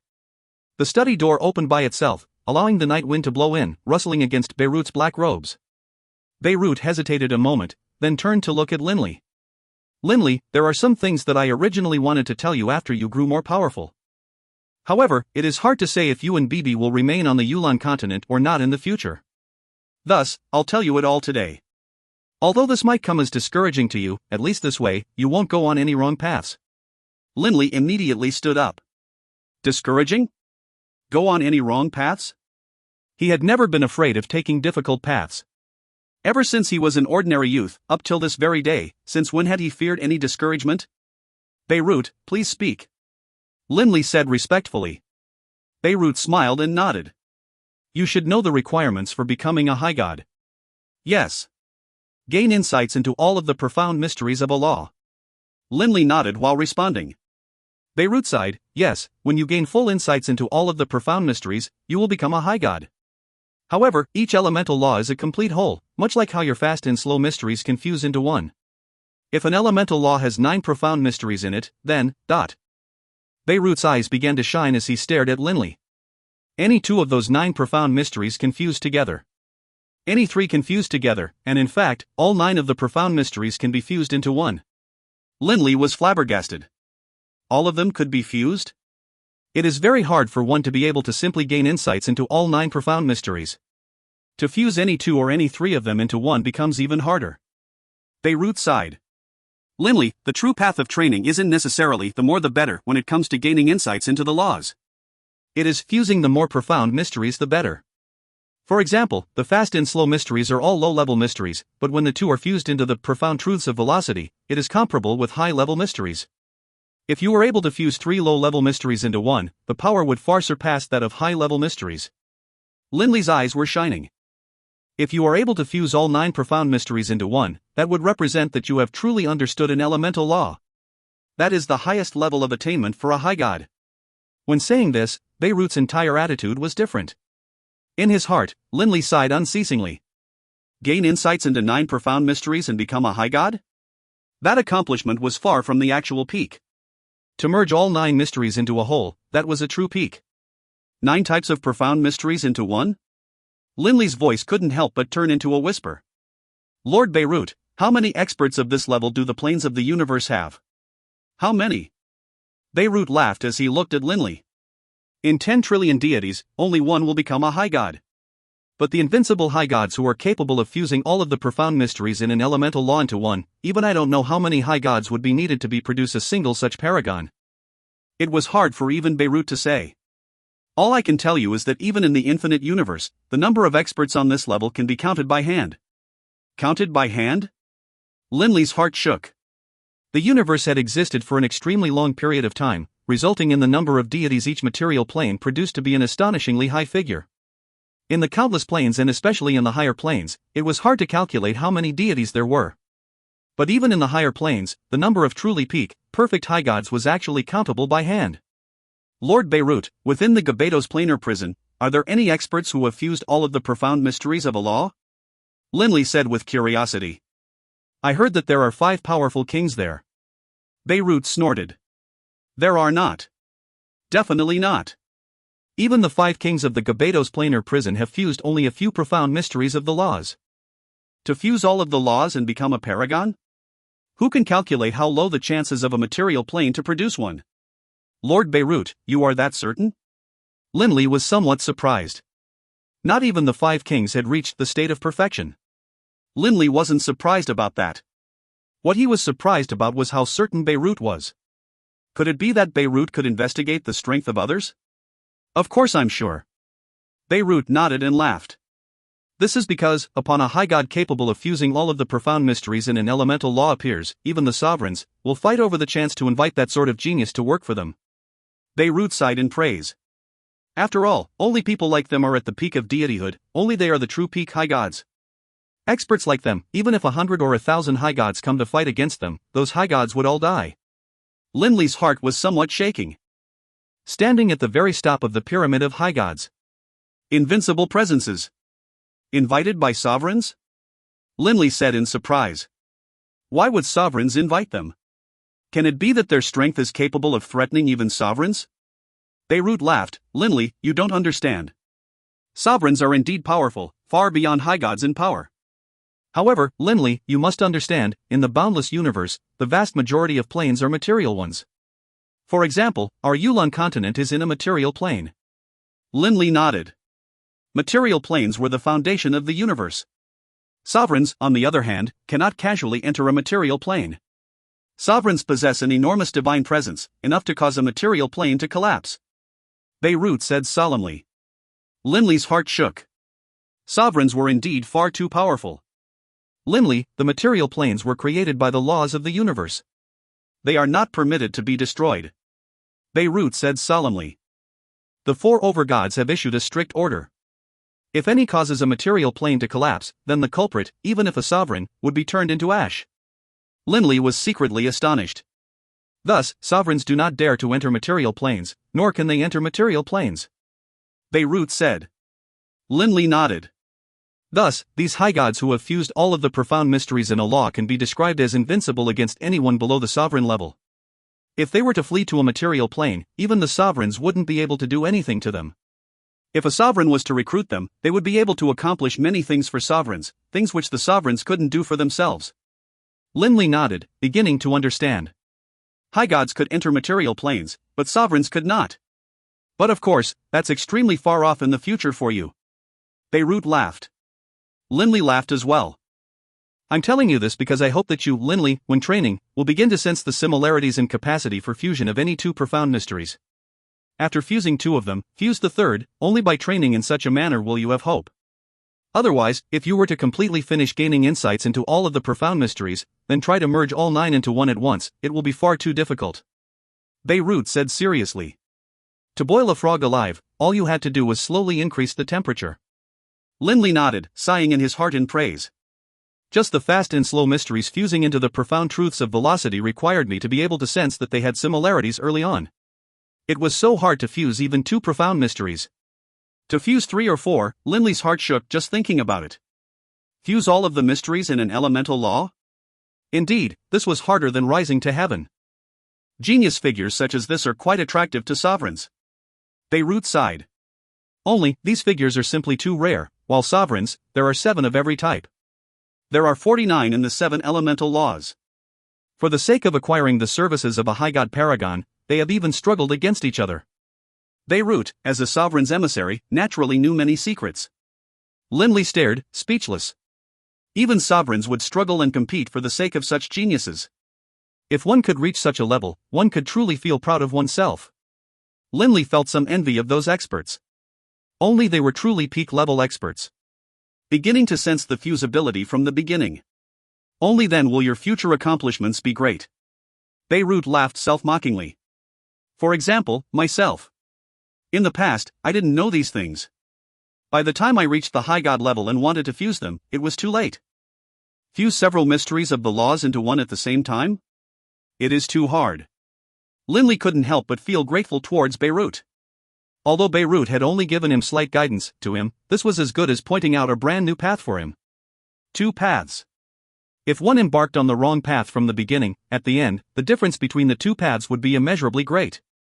Most likely, after reaching the high god level, he would become like Beirut, completely unable to fuse anything. Enough. I'm leaving now. Your future path, you'll have to walk yourself. Beirut laughed. Thank you, Lord Beirut. Linley bowed gratefully. Watching Beirut leave, Linley's heart began to blaze. It was much like how, when he was young, the war god was the peak, invincible figure in Linley's mind. But now, the peak in Linley's heart had become those invincible high gods who had completely fused the mysteries in an elemental law into one. This was Linley's new goal. Time passed quickly and stealthily. In the blink of an eye, year 10046 of the Yulan calendar arrived. This year was a very fulfilling year for Linley. Having a new goal, he began to train in earnest. The entire Dragonblood castle was in a constant state of energy, with the various deities constantly gathering together. Lord Beirut had returned to the Forest of Darkness long ago. The elder of the 3 violet gold rat kings, Harry, had returned to the Forest of Darkness as well. As for the second and third brothers, Hart and Harvey, they remained at Dragonblood Castle. According to what Hart and Harry had said, they liked noisy, active places. Linley thus naturally had warmly welcomed the 2 brothers. Late autumn in year 10046 of the Yulan calendar. The O'Brien Empire's imperial palace took up an extremely spacious area. Aside from Adkin's palace, even his 4 gods had residences within the imperial palace. But of course, Ojwin and the others had their own private estates as well. The number 1 god under Adkin's command, Barnes, was extremely powerful and also had Adkin's trust. Within the imperial palace. Barnes' residence. Barnes was currently painting atop a long sheet of paper, while Ojwin, Hanbrit, and a golden-haired man were standing by his side, their attitudes quite meek. After all, Barnes was simply too powerful, and Barnes had a high god-level divine artifact. Adkins had personally bequeathed it unto Barnes. Most likely, even when joining forces, Ojwin and the other 2 wouldn't be able to beat Barnes. Speak. What is it? Barnes continued to paint, not glancing at the other 3 men at all. Hanbrit and Ojwin didn't dare to make a sound. It was the golden-haired man who spoke instead. Mr. Barnes, Ojwin dearly loved his son, who was killed. In addition, Ojwin's divine clone was destroyed by enemies as well. It is hard for Ojwin to accept this sort of humiliation. Only, he didn't want to make trouble for Lord Adkins, which is why he has never dared to mention it to Lord Adkins. During the past period of time, I've come to the decision that Brother Ojwin is a friend worth making. Tomorrow, I will make a trip with him to help him gain revenge.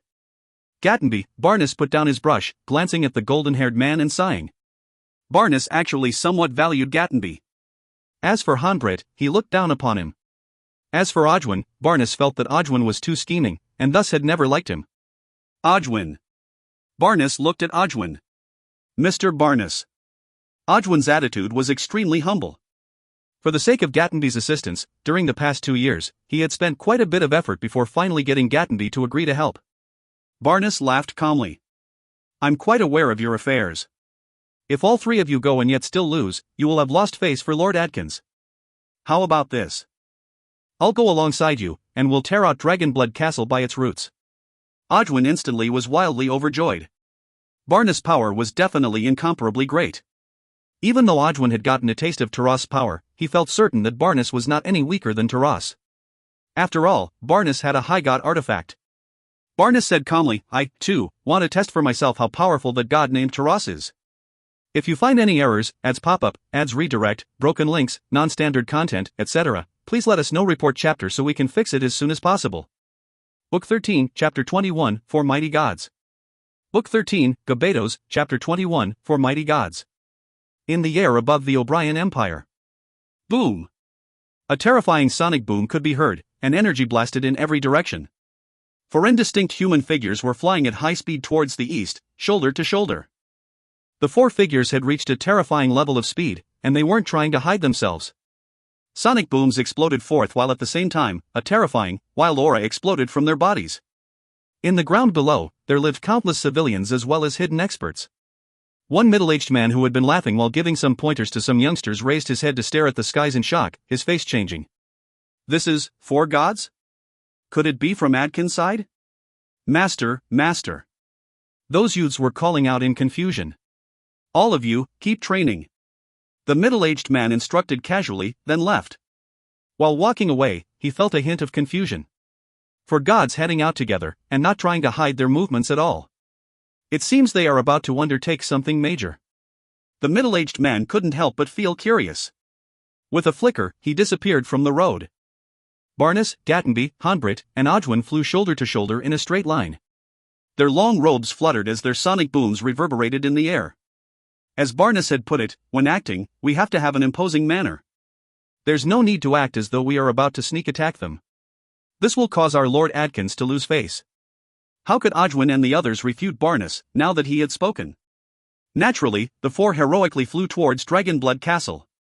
Wherever they passed, hidden saints and deities all noticed them, who quickly used their divine sense to contact their friends, causing many experts to quietly follow.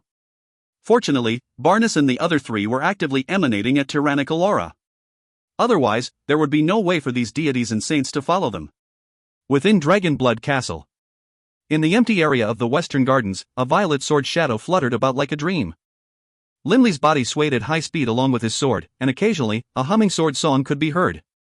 Wherever Blood Violet crossed, spatial folds would be seen, followed by occasional spatial collapse.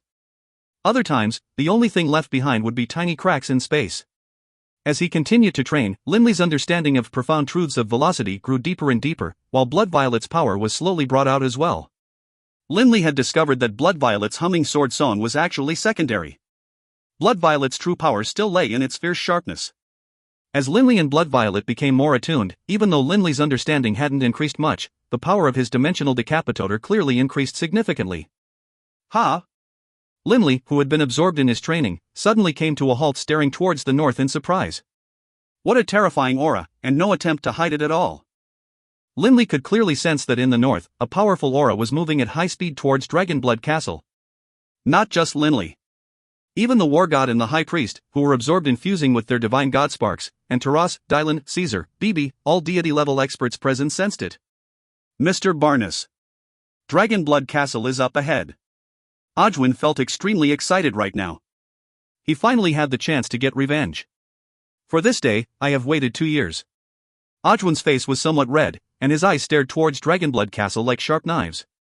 The silver-haired Barnes stared calmly at the distant Dragonblood Castle. Oh, that's Dragonblood Castle? On the way over, the four of us actively emanated our auras. There's quite a few people behind us. Barnes was quite certain about this. Odwin, Honbrit, and Gatenby were all awaiting Barnes' command. We definitely cannot cause Lord Adkins to lose face. This time, we have to deal with them in a beautiful fashion, Honbrit. Barnes said calmly. Mr. Barnes.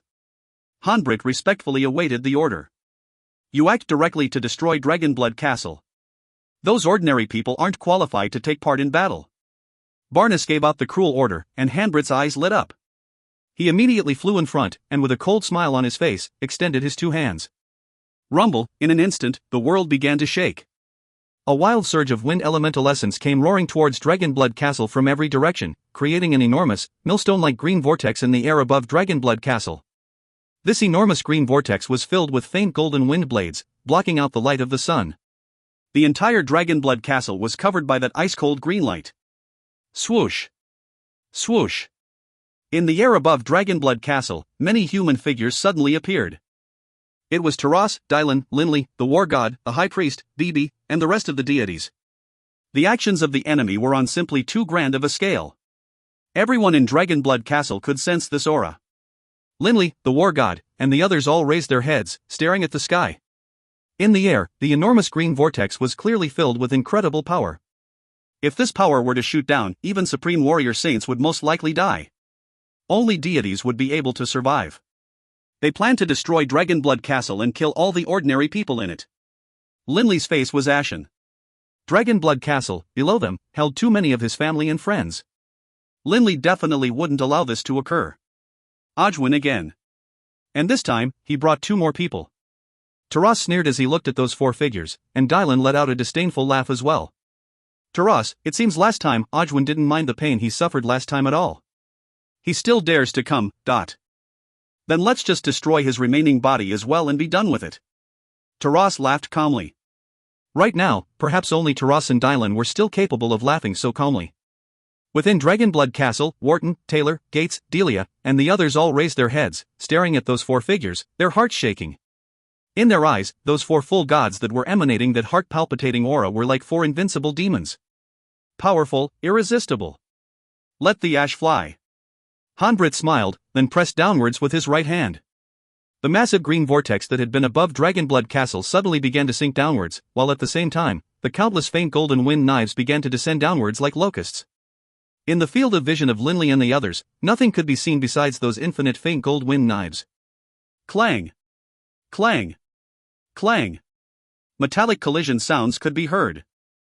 In the surface of Dragonblood Castle, a green-white semi-translucent barrier appeared. The countless faint golden wind blades slashed down against the semi-translucent barrier, but the barrier wasn't damaged at all. Good heavens! The thousands of people within Dragonblood Castle stared up at the enormous barrier that covered the entire sky. They could all clearly see those countless faint golden wind blades shoot down upon the semi-translucent barrier. Many of the guards and serving women in Dragonblood Castle began to sweat. Deity-level combatants were reputedly capable of instantly destroying the heavens and the earth. This indeed wasn't just a myth. Lord Adkins is a revered high god. Can it be that you think killing these ordinary people will gain face for your Lord Adkins? Taras' voice rang out loudly, shaking the surrounding area of several dozen square kilometers. The countless wind blades came to a halt. Hanbrit, his face ashen, retreated to Barna's side. He had summoned his strength for a long time, but Taras had in but a few moments created that semi-translucent barrier to resist him. His power was clearly inferior to Taras. Barna stared at Taras. Taras? Your power isn't bad. I'll give you a chance. You can leave now, and I can spare your life. Taras and Dylan were both startled. You silver-haired old man, have you gone silly? Taras let out a laughter born from the utmost of rage. Barnas laughed calmly, then with a flip of the hand, retrieved an ancient, unadorned spear. This spear was bronze-colored, and had some bloody runes carved atop it. But this spear, in Barnas' hand, seemed to suddenly transform that smiling, silver-haired old man into an invincible divine spirit. Power! Rumble, that spear alone emanated an aura that ripped through the surrounding space. High God artifact. Taras and Dylan's faces both changed. Since you don't intend to accept my good intentions, then, Barnas looked calmly at Taras. Accept death. Barnas suddenly moved, his body transforming into a blur, slashing through the sky in a moment. That ancient spear in his hands pierced directly towards Taras. Space seemed to freeze, with only that spear remaining. Irresistible power. Taras' face changed dramatically. Gritting his teeth, he instantly divided into 2 bodies. The green-robed Taras and the black-robed Taras simultaneously went to block this attack. A devilish green whip wrapped around towards the spear like a serpent, while an icy cold black, long narrow blade carried a destructive aura as it chopped towards the spear. Boom! Barnas' body shuddered slightly, but the green-robed Taras and the black-robed Taras fell down towards the ground. The terrifying collision force created clearly visible ripples which blasted in every direction. Linley, the war god, the high priest, Bibi, and Caesar, the demigods, could clearly sense the power emanating from this ripple, which pressed their bodies down towards the ground. Linley's face changed dramatically. Not good. If this ripple were to strike Dragonblood Castle would definitely be transformed into rubble, and many people would die. Humph. With a flip of his hands, Dylan struck out with 2 palms, sending out a surge of destructive energy which dissipated the oncoming ripples. Swoosh. Taras' 2 bodies once more flew up into the air, standing shoulder to shoulder with Dylan. The black-robed Taras messaged mentally, Dylan, this old fellow is too powerful. His personal strength is on par with mine, but he has that high god artifact. Not just him. He has 3 gods behind him as well. This time, we're going to have some trouble. Dylan's face was ugly to behold as well. All we can do is go all out. Linley and the others landed on the ground. Wharton, Delia, and the others all immediately ran over. Wharton said in concern, Big bro, the situation seems grim. Linley felt worried as well. All he could do was whisper, "Don't worry. Lord Taras and the others should still have some methods." Bibi was next to Linley, unable to do anything either. After all, Bibi was only a new demigod. There was nothing he could do in a battle like this. "Linley, quick, lead everyone to flee for now." Taras' voice rang out in Linley's mind.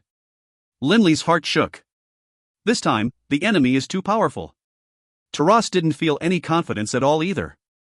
"Boss, the situation isn't good." Bibi was worrying as well. "Today." A sonorous voice rang out from above as Barnes stared down at the people in Dragonblood Castle. "Not a one of you will be able to escape. Prepare to accept the punishment of the spear of Cortez, Gutsi."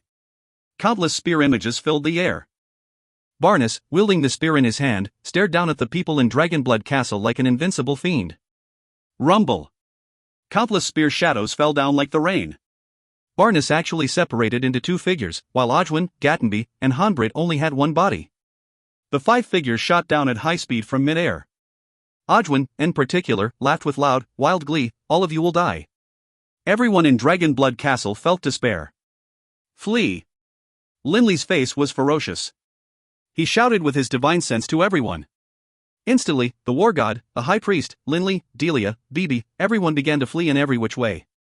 They all wanted to flee the battlefield in the shortest time possible. Only by doing so might some of them be able to live for a while. "Ha, why are you all fleeing? No rush." A loud laugh could be heard. Suddenly, 4 blurs appeared, shooting out from Dragonblood Castle into mid-air. The formerly frightened Dylan and Taras were overjoyed, and they instantly charged over alongside those 4 figures. Barnes' side had Barnes' 2 divine clones, Gatenby, Ojwin, and Hanbrit, the latter 3 who only had one body. Dragonblood Castle side had the 4 figures who had suddenly appeared, Taras, Dylan. The 6 figures attacked the 5 figures, with 3 of them attacking Barnes' 2 clones. The battle started in an instant, then ended in an instant. Linley and the others, who had been fleeing in despair, now raised their head in confusion to stare at the sky, and by then, the battle was already over. Barnes, Gatenby, Hanbrit, and Ojwin. The 4 of them were covered in blood. High God artifacts, 4 of them, all High God artifacts. Barnes' face was utterly pale, but his eyes were filled with amazement as he stared at those 4 who had appeared out of nowhere. Judging from their appearances, those 4 clones belonged to 2 different people.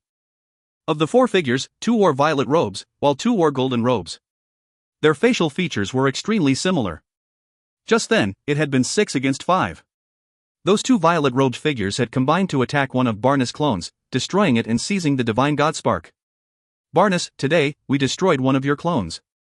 You can F***CK off now." One of the violet-robed figures flipped the divine spark in his hand while laughing calmly. No. Ojwin, seeing this, was totally stunned. Just then, victory had been within his grasp. Not even Taras had been a match for Barnes, but who would have thought that the battle would have suddenly changed? These 4 clones that had suddenly appeared out of nowhere actually all had High God artifacts. Dragonblood Castle is a place under Lord Beirut's protection. Go tell Adkins that he had best not permit people to come here in the future. Otherwise, next time, it won't be as simple a punishment as destroying one of your clones. The violet-robed youth laughed calmly as he spoke. Ojwin, Hanbrit, and Gatenby immediately looked at Barnes. Barnes' face was ashen. Staring at the 4 figures wielding High God artifacts, his heart grew cold, and then with a low growl, he said, "Let's return." Ojwin, although unwilling, could only stare at the 4 mysterious youths before following Barnes and departing. "They came just to give us a divine spark." The 4 figures turned. Taras, Dylan, Linley, the war god, and the others all went to welcome them. They could instantly tell that the 4 figures were the divine clones of 2 separate people, because 2 pairs of the 4 were identical in appearance. "Bibi, you decide how to handle this divine spark." The violet-robed youth tossed the god-level divine spark in his hands to Bibi. Bibi accepted it, while at the same time, staring in shock at those 4 figures. He could feel their aura, and it was too familiar. Bibi stared, slack-jawed. "You are Hart and Harvey?" "Oh, right." The 4 figures merged into 2 youths, while at the same time, 2 violet gold figures flew over towards them, fusing into the bodies of the 2 youths. "But, you guys. Bibi stuttered, unable to speak. "Those are our original bodies. Our original bodies are naturally still at the saint level." The violet-robed youth, Hart, said. "Our Lord Father was worried about you, so naturally, he had us stay here." Linley, the war god, the high priest, and the others all felt their minds in a state of chaos. What the? Those two violet gold rat kings were actually full gods. If you find any errors, ads pop up, ads redirect, broken links, non-standard content, etc., please let us know. Report chapter so we can fix it as soon as possible. Book 13, Chapter 22, Intimidation. Book 13, Gabados, Chapter 22, Intimidation. As Barnes and the others retreated, the clouds parted and the sun once more shone down on Dragonblood Castle. The group of people in Dragonblood Castle all stared disbelievingly at these two youths. Just then, that Barnes who had held down Taras and wanted to kill everyone, instead instantly had one of his clones destroyed by those two youths. What was most astonishing was the two youths in front of them were the two violet gold rat kings. Hart, Harvey? Linley said rather hesitatingly. Ha ha. Loud laughter could be heard. It came from the nearby Taras, who laughed while walking over. I've never understood how the three sons of someone as almighty as Lord Beirut, who were no younger than me and have lived for millions of years, could be at the saint level the entire time.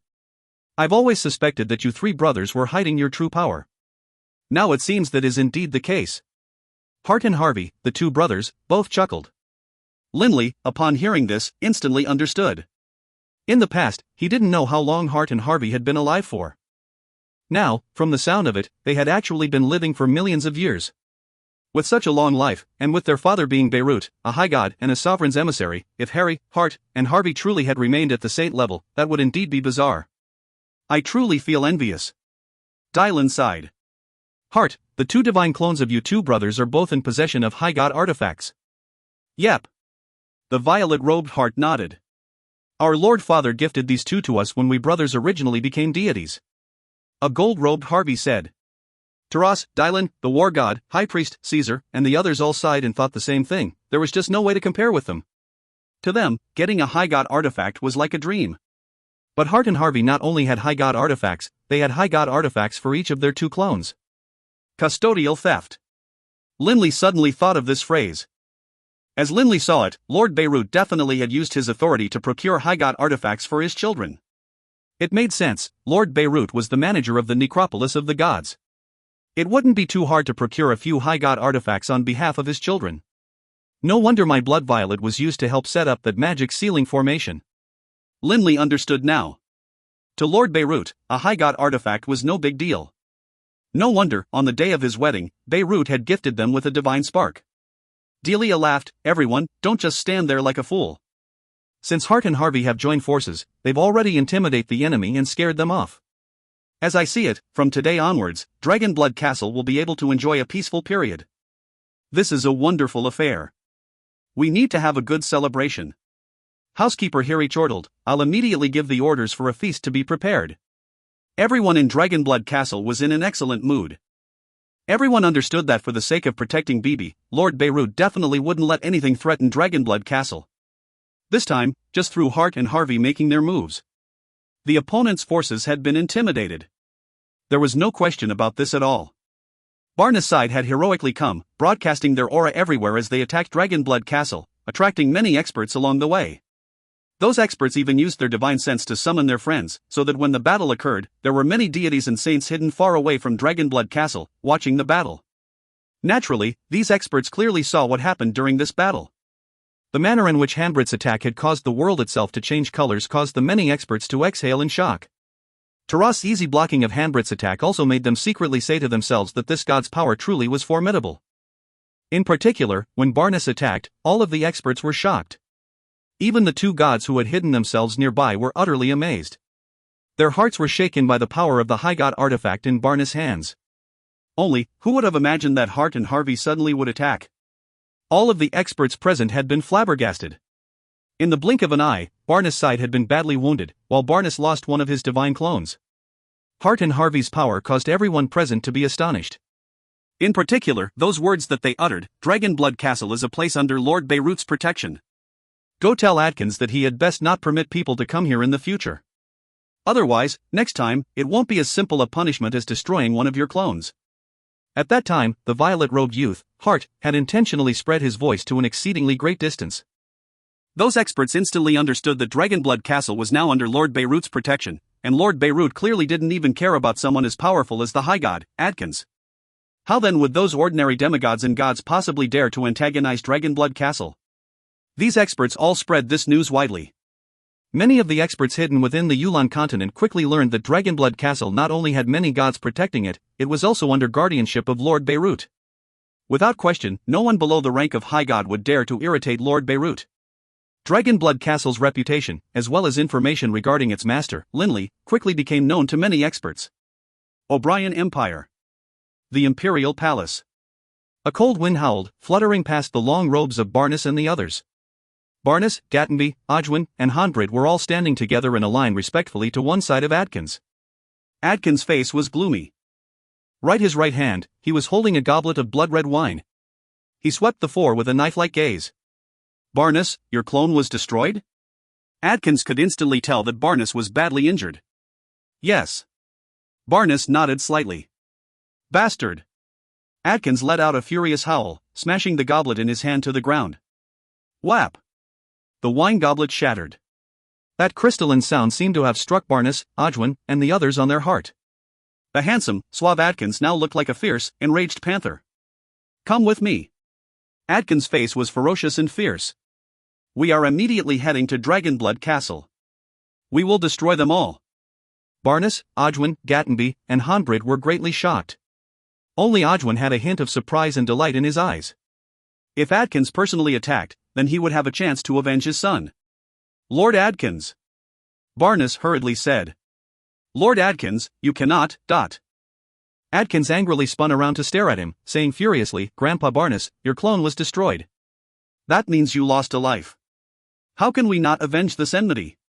The nearby Honbrid and Ojwin were both stunned. Grandpa Barnes?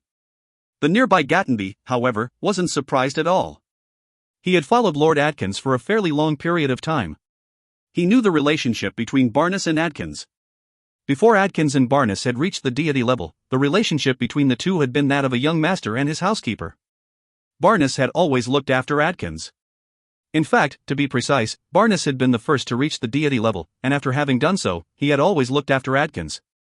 Adkins had a rather violent temper. Although he was extremely talented in training, because he had caused trouble and angered the planar overseer of the Yulan plane of his era, Barnes and Adkins had both been locked into the Gabados planar prison. In the Gabados planar prison, Barnes had taken care of Adkins the entire time. In the end, Adkins' power had overtaken that of Barnes and he had reached the high god level. However, in his heart, Barnes was still the closest, most trusted person Adkins knew. Barnes had a bitter look on his face. Adkins, don't be hot-headed. Hot-headed? If anyone else had said this to Adkins, Adkins would have killed him by now. But the person who said the words was Barnes. Lord Adkins, you didn't let me finish. My clone was indeed destroyed, but it was destroyed by the forces of Beirut. Dragonblood Castle is under Beirut's protection. If we go over there, that means we are openly becoming enemies of Beirut. Humph, a young fellow who has only trained a few million years. Adkins' eyes emitted a cold light. So what if he is a sovereign's emissary? I refuse to believe I cannot kill him. Adkins could be considered a genius. Even in the Gabados planar prison, where experts were as common as the clouds, the only ones who could truly make him submit were those 5 kings. As for this Beirut, just based on the fact that Beirut had only trained for a few million years, Adkins felt disdainful towards him. Only Beirut's status as a sovereign's emissary made Adkins hesitate slightly. Barnes urged solemnly, Lord Adkins, do you know what those 4 figures wielded as their weapons? What? Adkins laughed coldly. All of them were high god artifacts. Barnes said solemnly. Adkins couldn't help but start. High god artifacts. That was something which a high god created only after wholeheartedly cultivating an artifact for countless years. Generally speaking, experts who had only recently reached the high god level didn't have high god artifacts. Although he, Adkins, was very powerful, despite the passage of many years, he only had 3 high god artifacts in total, one of which he had given Barnes. He himself kept 2. But these 4 people had a total of 4 high god artifacts. Hoof. Nothing more than gifts from the sovereign. Adkins sneered. Barnes bitterly urged, Lord Adkins, that isn't Beirut himself, just his subordinates. Those 4 figures were actually 2 people, each of which had 2 clones. Even those 2 people each have 2 high god artifacts. Lord Adkins, think about it. What about Beirut himself, then? Adkins, in his heart, began to hesitate now. All he can do is rely on the sovereign behind him. Adkins' heart was filled with inconsolable fury. What he feared was Beirut might be in possession of many precious High God artifacts, perhaps even soul-protecting High God artifacts. Or, if Beirut were to be in possession of a sovereign artifact, even an ordinary High God who possessed a true sovereign artifact would have terrifyingly powerful force when using it. Since Lord Beirut dares to act in such a way, clearly he has complete confidence in himself. Barnes looked at him. Lord Adkins, I've only lost a single clone. I'm not dead, after all. Lord Adkins, what really matters is you being able to acquire the treasures within the necropolis of the gods. That's what matters. Right now, it's best not to make an enemy out of Beirut. Adkins was silent for a moment. Fine. I will endure for this 1,000 years. Adkins ground his teeth. After I acquire what I need from the necropolis of the gods, at that time, I will make Beirut regret the ignorance and arrogance he put on display today. Barnes let out a relieved sigh in his heart. He knew that Adkins was too arrogant and incapable of enduring. However, Adkins would still listen to Barnes' advice. Thus, Adkins did not go to Dragonblood Castle to seek revenge. He maintained his silence. Adkins' silence caused many of the thousands of experts who had come to the Yulan continent from the Gabados planar prison to believe. Adkins feared Beirut. The Forest of Darkness. The Metallic Castle. This Adkins actually managed to resist and endure. Lying on a recliner, drinking a cup of tea, Beirut had a hint of a smile on his face. It seems the Yulan plain is going to be quiet for a period of time. Only, Hadan in the north doesn't want to be lonely. Beirut turned his head, staring northwards. His gaze seemed to pierce through the veil of reality, seeing the planar overseer, Hadan, in the Arctic ice cap. Can it be that those experts all think that the necropolis of the gods is a treasure room where they can acquire divine High God sparks, High God artifacts, and even sovereign artifacts as they please? Ha, what a pity, the guardian of the necropolis of the gods is myself. Beirut was grinning like a fox, but his eyes held a hint of anticipation. After all, having been in the Yulan plain for so long, Beirut would also feel bored. To occasionally be entertained was a good thing. If you find any errors, ads pop-up, ads redirect, broken links, non-standard content, etc., please let us know. Report chapter so we can fix it as soon as possible. Book 13, Chapter 23, Sadista. Book 13, Gabados, Chapter 23, Sadista. The Yulan Plain. The Arctic ice cap. Deep within an iceberg that stretched into the clouds. This was the residence of the planar overseer, Hadan. This iceberg peak had a total of 11 complicated hexastar magic formations surrounding it. As Beirut in the Forest of Darkness looked this way, Hadan was currently seated in front of a magic formation. The complex magic formation was glowing with light which rose into the skies, making the center of it seem illusory and dreamlike. Hadan's face held irrepressible excitement on it as well. Coming. Hadan's eyes lit up. From within the center of the magic formation, an indistinct group of human figures could be seen. Slowly, the glow of the magic formation faded away, revealing a few dozen people within the magic formation.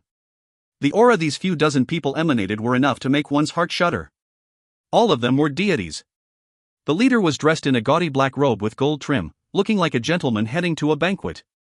The leader was the first to see Hadan, and he immediately smiled. Hadan, it's been thousands of years. You've been working hard. Hadan immediately bowed in respect. Lord Sadista, Sadiasaida, it is my honor to be able to work on behalf of the clan.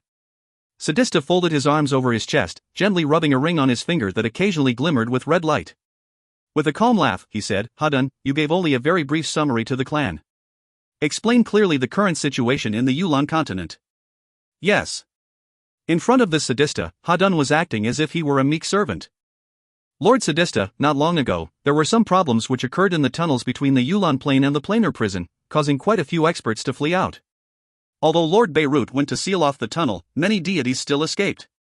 Aside from a minority who left for the higher planes and the divine planes, most have remained in the Yulan continent. I fear that they are most likely intending to enter the necropolis of the gods. Sadista nodded slightly. Hadan, are there any high god level experts? Sadista asked. There is one. His name is Adkins. Lord Adkins is currently living in the O'Brien Empire. This Lord Adkins clearly wishes to go to the necropolis of the gods. Hadan said respectfully. Adkins? Sadista frowned. He didn't care about any of the other experts, but since Adkins was a high god, Sadista had to be careful about him.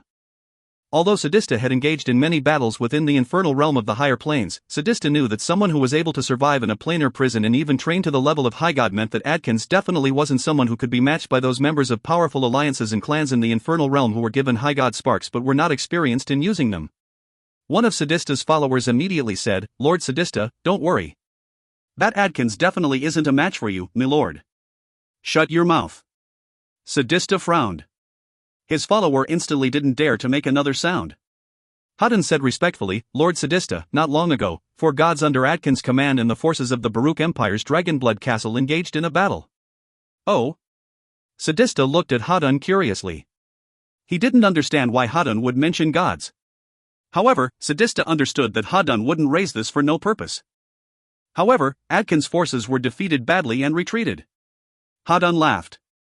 He could tell that Sadista was somewhat surprised, and he continued, "That Dragonblood Castle also has full gods, and more importantly, it is a place under Lord Beirut's protection."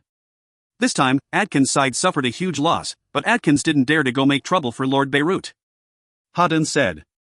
Sadista nodded slightly. This Adkins can be considered to be intelligent, as he didn't go irritate Beirut. Only, now that makes things a bit tricky for us. If Adkins truly had been so arrogant as to go irritate Beirut, it would have been excellent if Beirut had disposed of him for us. Only now, things are troublesome.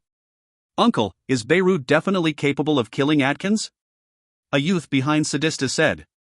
Sadista knew exactly how powerful Beirut was. Laughing calmly, he said, "Beirut's power is far greater than you can imagine. Do you know that 10,000 years ago, during the apocalypse wars of the Yulan continent, even the likes of the blood-violet fiend who dominated the entire infernal realm as well as 12 winged angels of the divine plane of light had participated? Those individuals could all be considered amongst the most powerful of high gods in existence." "The blood-violet fiend?" The youngster let out a shocked breath. In the higher plane of the infernal realm, the blood-violet fiend was already a figure of legend. In fact, many experts of the infernal realm all believed that the blood-violet fiend was already powerful enough to be given the title of Azura. Azura. This was a title of extremely great reverence within the infernal realm. Only the most powerful of high gods would be awarded such a title. The results of those battles were, all of those powerful high gods fell. Not a single one of them survived. The only one who survived out of all of them was Beirut. Sadista let out an emotional breath. Although I'm not too certain about the specifics of that battle, just based on that alone, it means that Beirut should be even more fearsome than the blood-violet fiend. Tell me, do you think there is any chance that someone as powerful as him wouldn't be able to kill this Adkins? Sadista's words caused everyone behind him to let out shocked breaths. They were all only gods and demigods. In the clan, they weren't qualified to learn of the many secrets and hidden facts of the universe. Right. Hudden, this Yulan plane should be one of the planes where the 4 divine beast clans have a branch, right? Sadista suddenly asked. Are there any descendants of the 4 divine beast clans in the Yulan plane? There are, and quite a few. Hudden replied. Sadista's face changed. Humph, so there still are some left. Sadista's face instantly turned fierce, and his face seemed to instantly be covered with a layer of frost. However many they are, kill them all. Not one is to be left alive. Hudden shook his head. Lord Sadista, just now, I spoke of Dragonblood Castle. This is currently the main headquarters of the 4 divine beast clans. Many undying warriors and Dragonblood warriors are gathered there. In particular, there is one known as Linley. He has an extraordinary relationship with Lord Beirut. Linley? Sadista frowned. Linley is a descendant of the Dragonblood warrior clan, but he has a magical beast companion. The important thing is, that magical beast is a legendary god-eater rat. Aside from Lord Beirut, the one and only god-eater rat in the countless planes of the universe. Lord Beirut is filled with love and affection towards the god-eater rat. If you were to act against Linley, my lord, then you would be openly making enemies of Lord Beirut. Hudden said hurriedly. My lord, we need to consider the bigger picture here. Sadista's face was cold and gloomy. Hudden knew very well that Sadista deeply desired to kill the descendants of the 4 divine beast clans. My lord, it is nothing more than a branch. It has no impact on the big picture. The most important thing is the necropolis of the gods. Hudden said hurriedly. Sadista knew, of course, what really mattered. Sadista also knew a little bit regarding Beirut's background and history. If he were to make an enemy out of Beirut, that was something he didn't wish to do. Sadista let out a long breath. Then for now, we won't act against those people. Linley actually managed to become friends with this god-eater rat. What a stroke of luck for him. Sadista looked at Hadun, then said, "How long will it be before the next opening of the necropolis of the gods?" "Roughly 1,000 years. Hadun replied. "Fine." Sadista nodded. "Hadun, stay here. Everyone else, come with me." As he spoke, Sadista transformed into a blur, flying south and away from the iceberg. The dozens of experts behind him all closely followed Sadista. Sadista led the group of experts out of the North Sea and to the Yulan continent. Although Sadista had brought a group of experts to the Yulan continent, he hadn't caused any disruption at all. The Yulan continent remained as peaceful and tranquil as it ever had. In this sort of tranquility, time slowly flowed by like water, one year after another. Dragonblood Castle. It had been 20 full years since Barnes and the others had attacked.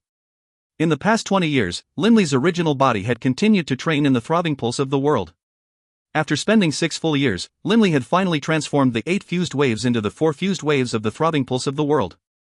After another 12 years, he had managed to transform the 4 fused waves into the 2 fused waves. But afterwards, Linley hadn't been able to make any improvements at all. It must be understood that to reach the all becomes one step, the previous insights, proofs, and visualization techniques which Linley had used had all become ineffective. This was the final barrier. In other words, it was a bottleneck. From the 2 fused waves to the 1 wave, one could either make the breakthrough in an instant, or take thousands or tens of thousands of years without making any progress. Linley was very confident in himself, and he was in no rush. Instead, he relaxed and began to spend more time with his wife, Delia. Aside from advancing in the throbbing pulse of the world, Linley's progress in the profound truths of velocity had been considerable as well. What made Linley the happiest, however, wasn't his improvement. Rather, it was the breakthroughs which his family and friends had made. Delia was the first to reach the deity level, and next was Barker, then Desri, then Zassler. Harrow was the slowest one. Linley looked at the black-haired youngster in front of him, laughing. "Harrow, congratulations." Right. Harrow had finally become a deity. Several people in Dragonblood Castle had successively become deities. In addition, the war god and the high priest had finished fusing with the god-level divine sparks and become gods. Everyone's power had improved. Naturally, everyone was delighted. "It was all thanks to your benevolence, Master." In human form, Harrow remained as respectful as ever. Linley laughed. "Harrow, no need to be so reserved around me. You can now go wherever you like." Next to Linley, Delia laughed. "I think Harrow will definitely go show off to those 3 dragons. Harrow, am I right?" Harrow could only laugh honestly. Whenever Harrow thought about the future, he couldn't help but feel delighted. Who would have imagined that he, a black-cloud panther, a magical beast of the 9th rank, would become a deity? After Harrow left, Linley paused for a moment, then said to Delia, "Delia, I'm planning to leave Dragonblood Castle for a time." "HRM?" Delia was somewhat surprised. Linley explained, "I've already reached a bottleneck in the throbbing pulse of the world. I want to go out for a while and experience the world for a bit. Perhaps that way, I will more easily reach a sudden insight and thus break through." This throbbing pulse of the world was a fairly high-level profound mystery of the laws of the earth. To break through truly was very hard. "Then I'll go with you." Delia didn't want to part from him. I'm not going to other planes, just for a stroll around the Yulan continent. I can engage in communication via divine sense with you at any time." Linley laughed. Delia laughed as well. Now that Delia was also a deity, given that the Yulan continent was only so large, Delia's divine sense was enough to search for and find Linley. "All right." Delia nodded and laughed. "When are you planning to head out?" "Tomorrow," Linley said. "What about Bibi?" Delia asked. "He'll come with me." Linley laughed. In the past, Bibi and I had spent 3 years together in the mountain range of magical beasts. That was the place where I first sensed the throbbing pulse of the world. The next morning, at dawn, just as the sun rose. Linley didn't tell anyone else about this trip. Only Delia knew about it. After bidding Delia farewell, Linley and Bibi secretly flew out of Dragonblood Castle, beginning a life of tourism and roving about in the Yulan continent. "Boss, where shall we go?" Raising his head towards the wind, Bibi asked. "I've never paid a visit to the Great Plains of the Far East. Let's go there first," Linley said with a laugh. Linley and Bibi both transformed into streaks of rainbow light, disappearing into the southeastern horizon. If you find any errors, ads pop-up, ads redirect, broken links, non-standard content, etc., please let us know report chapter so we can fix it as soon as possible. Book 13, Chapter 24, The Mountain Range of Death. Book 13, Gabados, Chapter 24, The Mountain Range of Death. Linley and Bibi secretly left Dragonblood Castle. Nobody knew they were gone. At first, Wharton, Taylor, and the others didn't feel strange upon discovering that Linley wasn't in Dragonblood Castle. They thought that Linley was training within the pocket dimension. Only after half a month did they discover from Delia that Linley and Bibi had already left. As for the ordinary guards and maids of Dragonblood Castle, they only found out about this a long time afterwards. Although after the Dead City's events, the population of the Roalt Empire had collapsed and it could no longer be termed an empire, there were still quite a number of people living within its borders. Especially in the past 20 years, the population of the Roalt Empire had increased significantly again. The Roalt Empire. Within a quiet little town. In the center of the town was an exceedingly large manor, which had guards within standing ramrod straight. Even the maids didn't dare to giggle and joke around. A gaudily dressed, cruel-looking, middle-aged man walked into the manor. Lord Anras, and Lasai. The guards called out with great respect. Anras nodded slightly, continuing forward. Soon, he arrived in front of a quiet little courtyard. There was a man dressed in a gold-threaded robe there sitting on a chair, holding a 5-centimeter thick book in his hands. Lord Sadista. Anras bowed respectfully. The man reading the book was Sadista. Sadista had spent the past 20 years in the Yulan Plain in this quiet little town. However, nothing which occurred within the Yulan continent could escape the notice of Sadista. As for Anras, he was one of the 3 gods under Sadista's control. Anras, what is it? Sadista continued to read as he said calmly.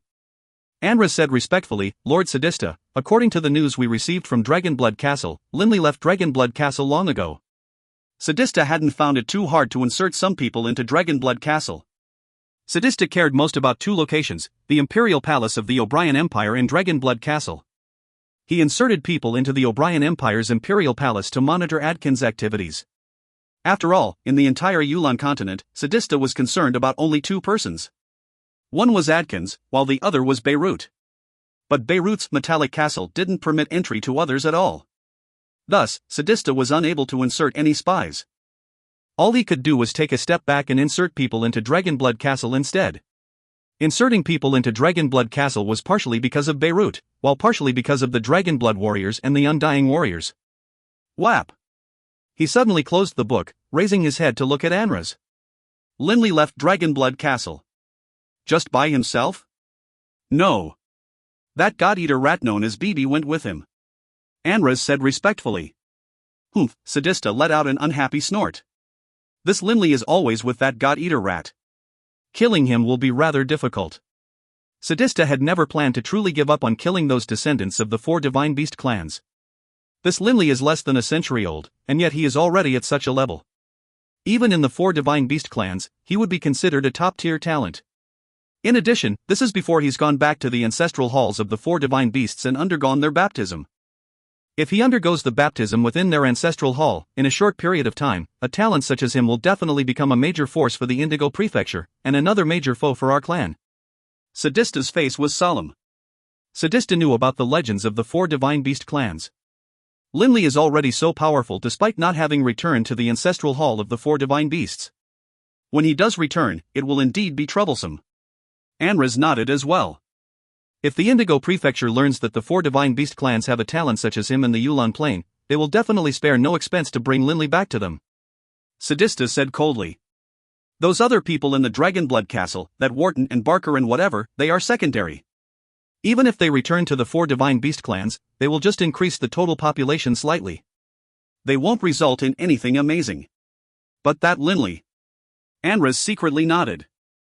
Generally speaking, only after undergoing the ancestral baptism rites would the scions of the 4 Divine Beast clans make rapid improvements. For Linley to be so powerful before undergoing the ancestral baptism rites meant that once he did undergo those rites, his future ability would definitely be enough to cause Sadista worry.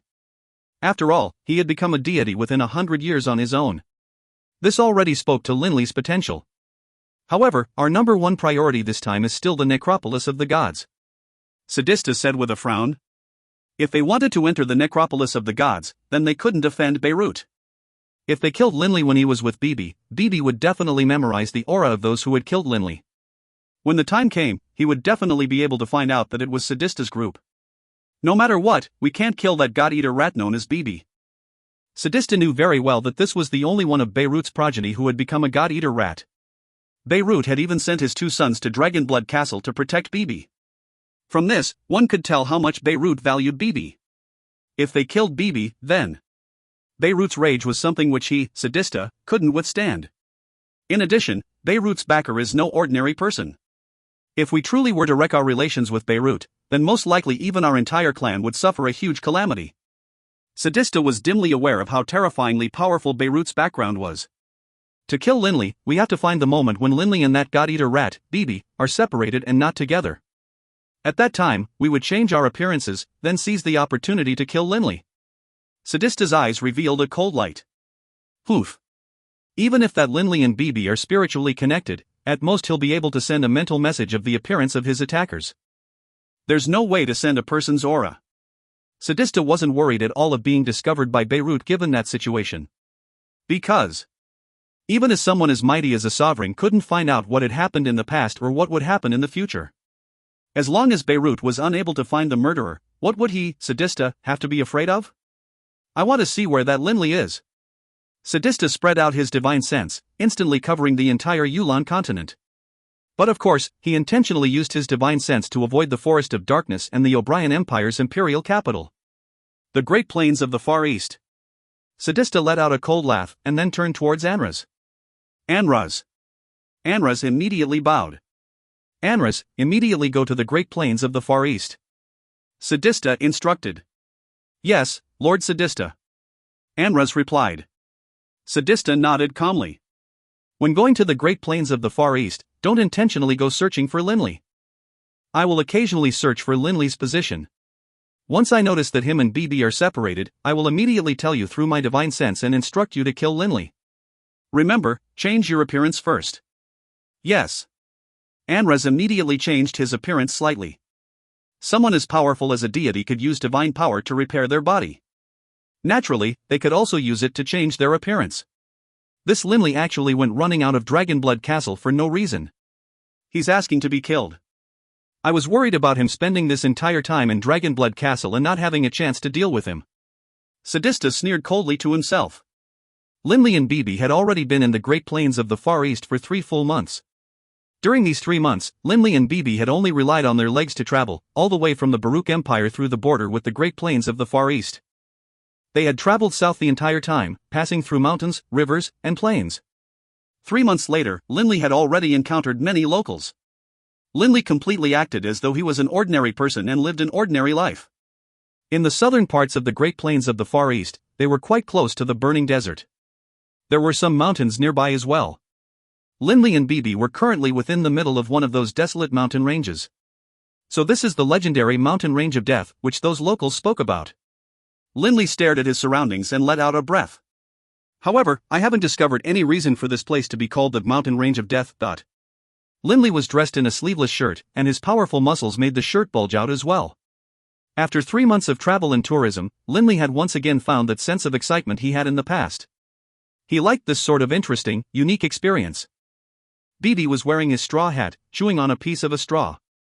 Staring at his surroundings, he said, "Boss, this ordinary people call it the mountain range of death, but to us, of course it has no danger whatsoever. It isn't any danger to us, but at least, it should have something special." Linley began walking forward again. "Come, let's go further into the mountain and take a closer look."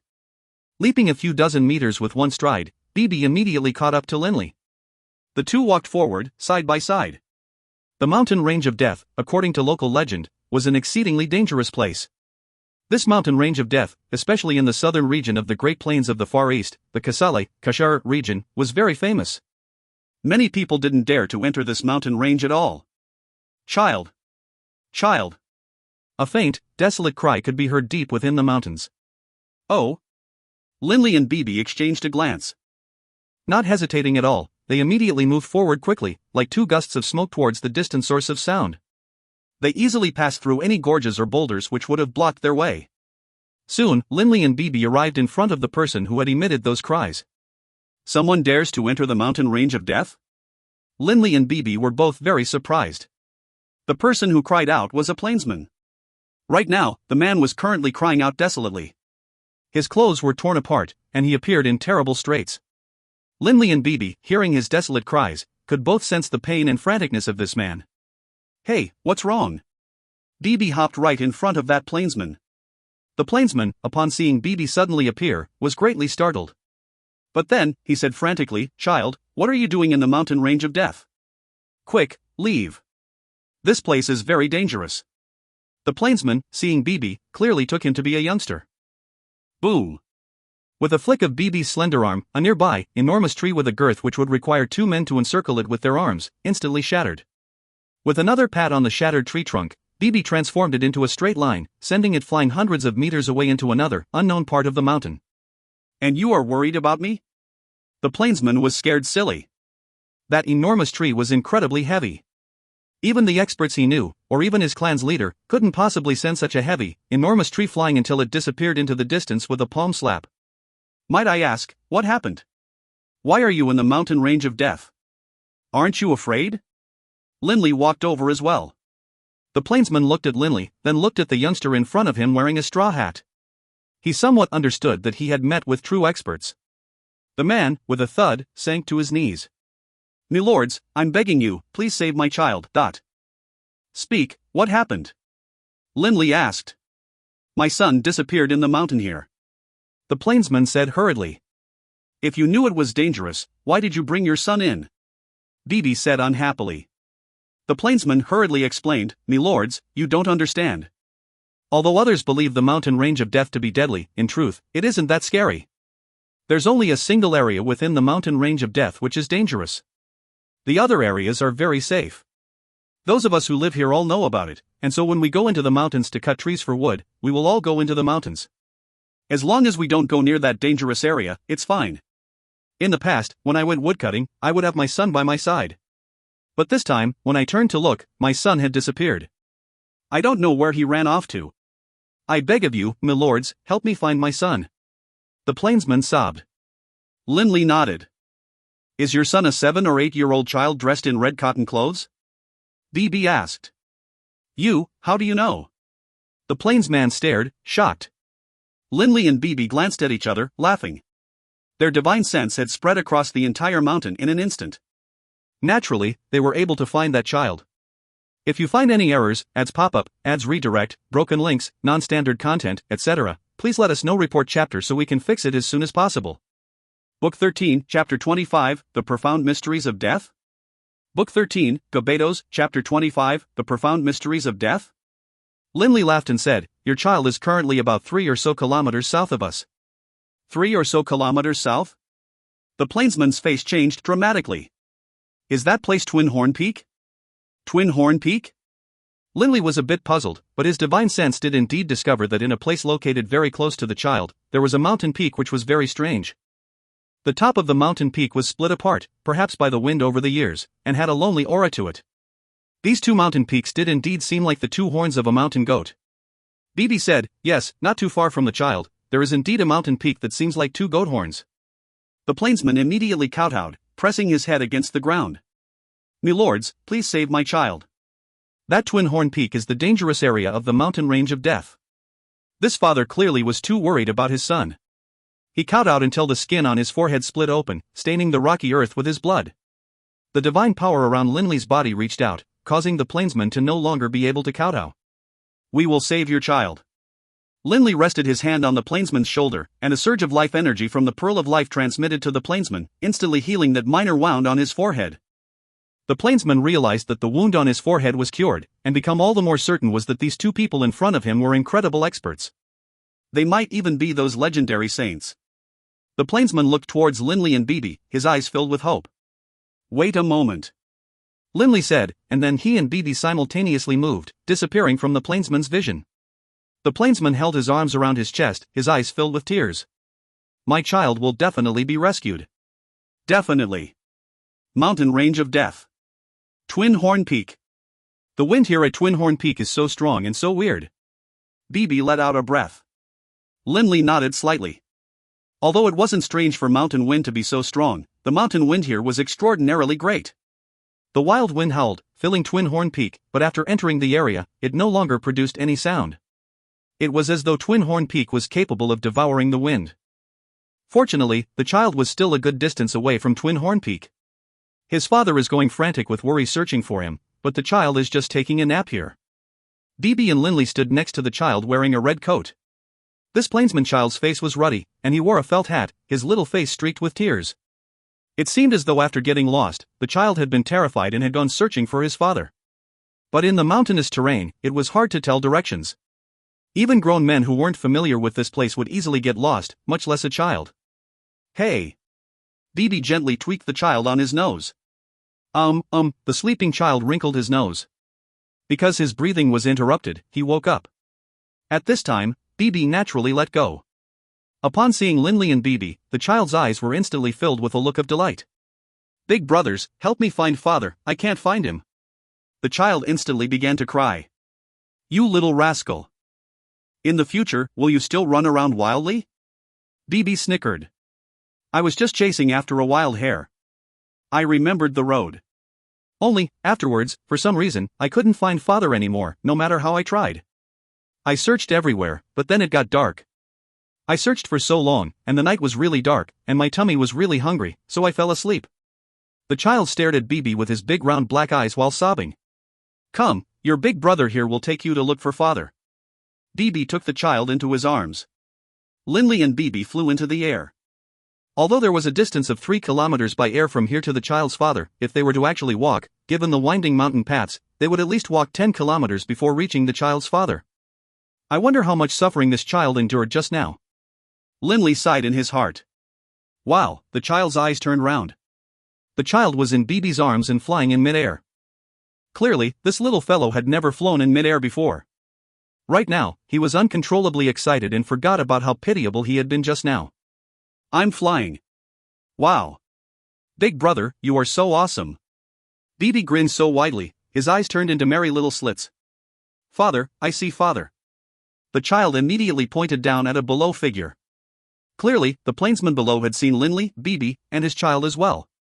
That plainsman immediately waved at them with gratitude. Linley and Bibi landed down. Go to your father. Bibi released the child to the ground. Father. The child immediately ran over. The plainsman instantly began to cry from relief and joy. Hugging his son, he said, Child, you scared your father to death. I told you not to run around, but you still ran around wildly. As he spoke, the plainsman continued to cry. For the sake of his child, he had been searching from yesterday until today, spending an entire night and half a day. I won't run around again. The child immediately said. Quick, go over there and thank those 2 lords. The plainsman had heard that saints were capable of flight. Those 2 in front of him were both capable of flight. Most likely, they were saints.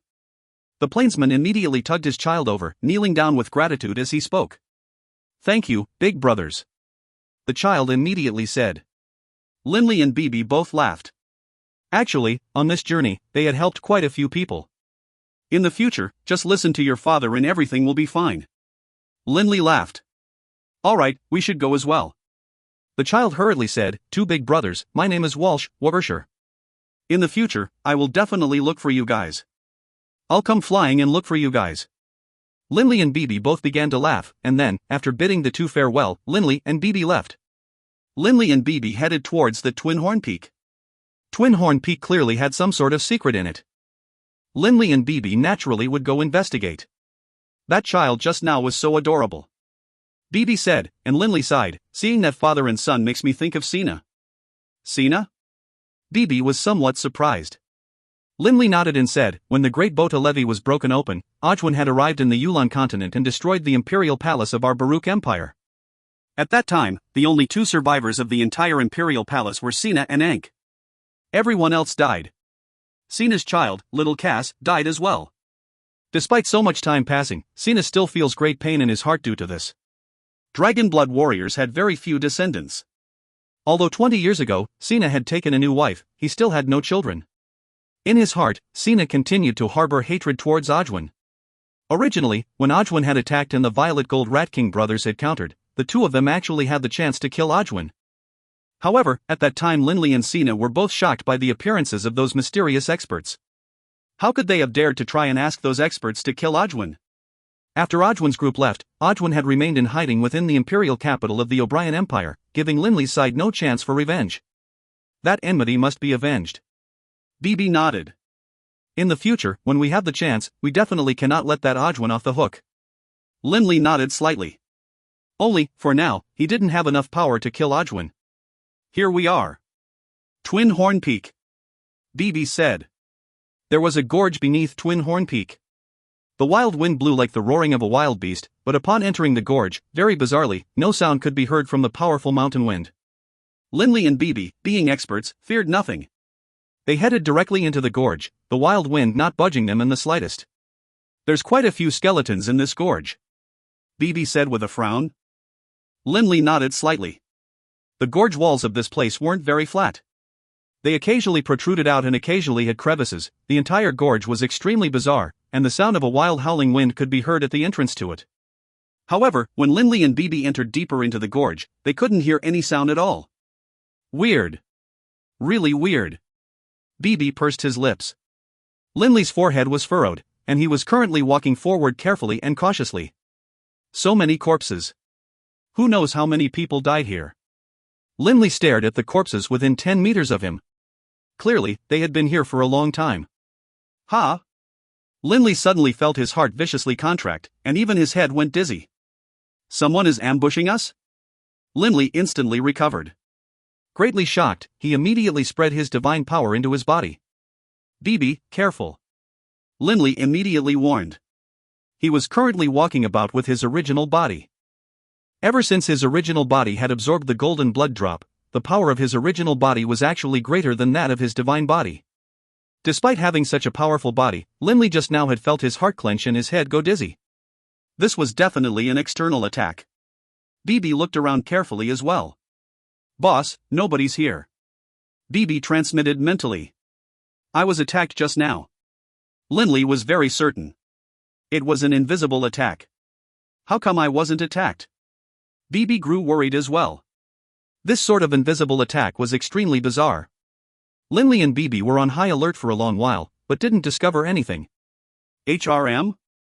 That's not right. Linley experimentally retracted his divine power from his organs. Indeed, that feeling once more appeared, causing his heart to clench and his head grow slightly dizzy. However, Linley was able to maintain his clear-headedness. Linley spread out his spiritual energy, carefully searching. Only now did Linley clearly sense. After the wild, howling wind entered the gorge, because of the unique, bizarre shape of the gorge, the wind transformed. The wind elemental essences in this area were clashing against each other, creating a very strange sonic vibration. This sort of inaudible vibration was constantly broadcasting everywhere. Linley could sense his heart clench and his body feel uncomfortable. Even his head had grown dizzy. All of this was due to the sound entering his body. When Linley normally trained in the profound truths of velocity, he would occasionally analyze the profound mysteries of sound. After 20 years, although he hadn't made any major gains, he at least had a general idea of these profound mysteries. Linley was certain that sound was actually nothing more than sound waves which entered a person's ears, which naturally allowed them to hear it. But the strange sound waves of this valley were inaudible, yet could cause harm to the body. Even a body as powerful as Linley's had been impacted.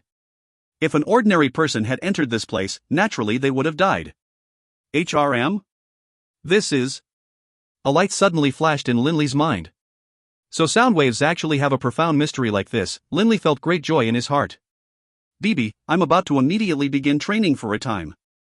Linley mentally spoke to BB, and then ignoring all else, his divine clone flew directly out of his original body, sitting down within the gorge in the meditative position, beginning to attune with this strange sound wave. Not just his divine clone, even Linley's original body sat down at the same time, analyzing and sensing the profound mysteries contained within this sound wave. BB was somewhat astonished. What did the boss just gain an insight into? The more insights the boss gains, the better. BB was still rather happy. He then sat down as well. While Linley trained, BB decided to stay here and protect Linley. Linley's sudden flash of insight and decision to train was something that was out of Sadista's expectations. Sadista had looked forward to Linley and BB separating, giving him the chance to order his subordinate to kill Linley. But as things turned out, he didn't have any chance at all. In his training, Linley lost all track of time. His divine clone and his original body simultaneously attuned to the sound waves, both beginning to train and visualize. As for Divine Clone, it focused on the audible sounds, while the original body focused on the inaudible sounds. Then the two cross-compared. Linley's insights into sound rapidly began to rise at an astonishing rate. Time flowed on within the gorge. Quickly, Linley's two bodies became covered with a layer of dust and dirt. BB quietly trained as well. In the blink of an eye, 2 years passed. Nobody dared to come to Twin Horn Peak. Linley's two bodies as well as BB remained there in the meditative posture, and within Twin Horn Peak, those invisible sound waves continuously broadcasted out. Ha! The dust covering his body flew away. Linley's two bodies merged into one. A smile was on his face. Ha! I was wrong. I was wrong. In the elemental laws of the wind, sound should be divided into two aspects. The first is the profound mysteries of sound waves, while the other is the profound mysteries of music. Only when the profound mysteries of music and the profound mysteries of sound waves fuse into one can they be considered the profound truths of sound. If you find any errors, ads pop up, ads redirect, broken links, non-standard content, etc., please let us know. Report chapter so we can fix it as soon as possible. Book 13, Chapter 26, Homeland. Book 13, Gabetos, Chapter 26, Homeland. Rumble, the dust flew away from BB's body as well. The dirt and dust were controlled by an invisible force, which then compressed them into a stone. BB pressed down on the brim of his straw hat, excitedly looking at Linley. Boss, just then, you talked about the profound mysteries of music, and also something about a profound mysteries of sound waves, and how fusing them would result in the profound truths of sound. What are these things? BB was very confused. Linley smiled slightly. Although he had only trained for 2 years, Linley's spiritual visualization and hypothesizing abilities were hundreds of times faster than before he became a deity. During this period of time, he had both of his souls simultaneously attuning and cross-referencing. The 2 years of training he had undergone could definitely compare to 200 years of training in his pre-deity time. With regards to the profound mysteries of music and sound waves, Linley already reached a certain level of skill. But of course, he was still very far away from true mastery.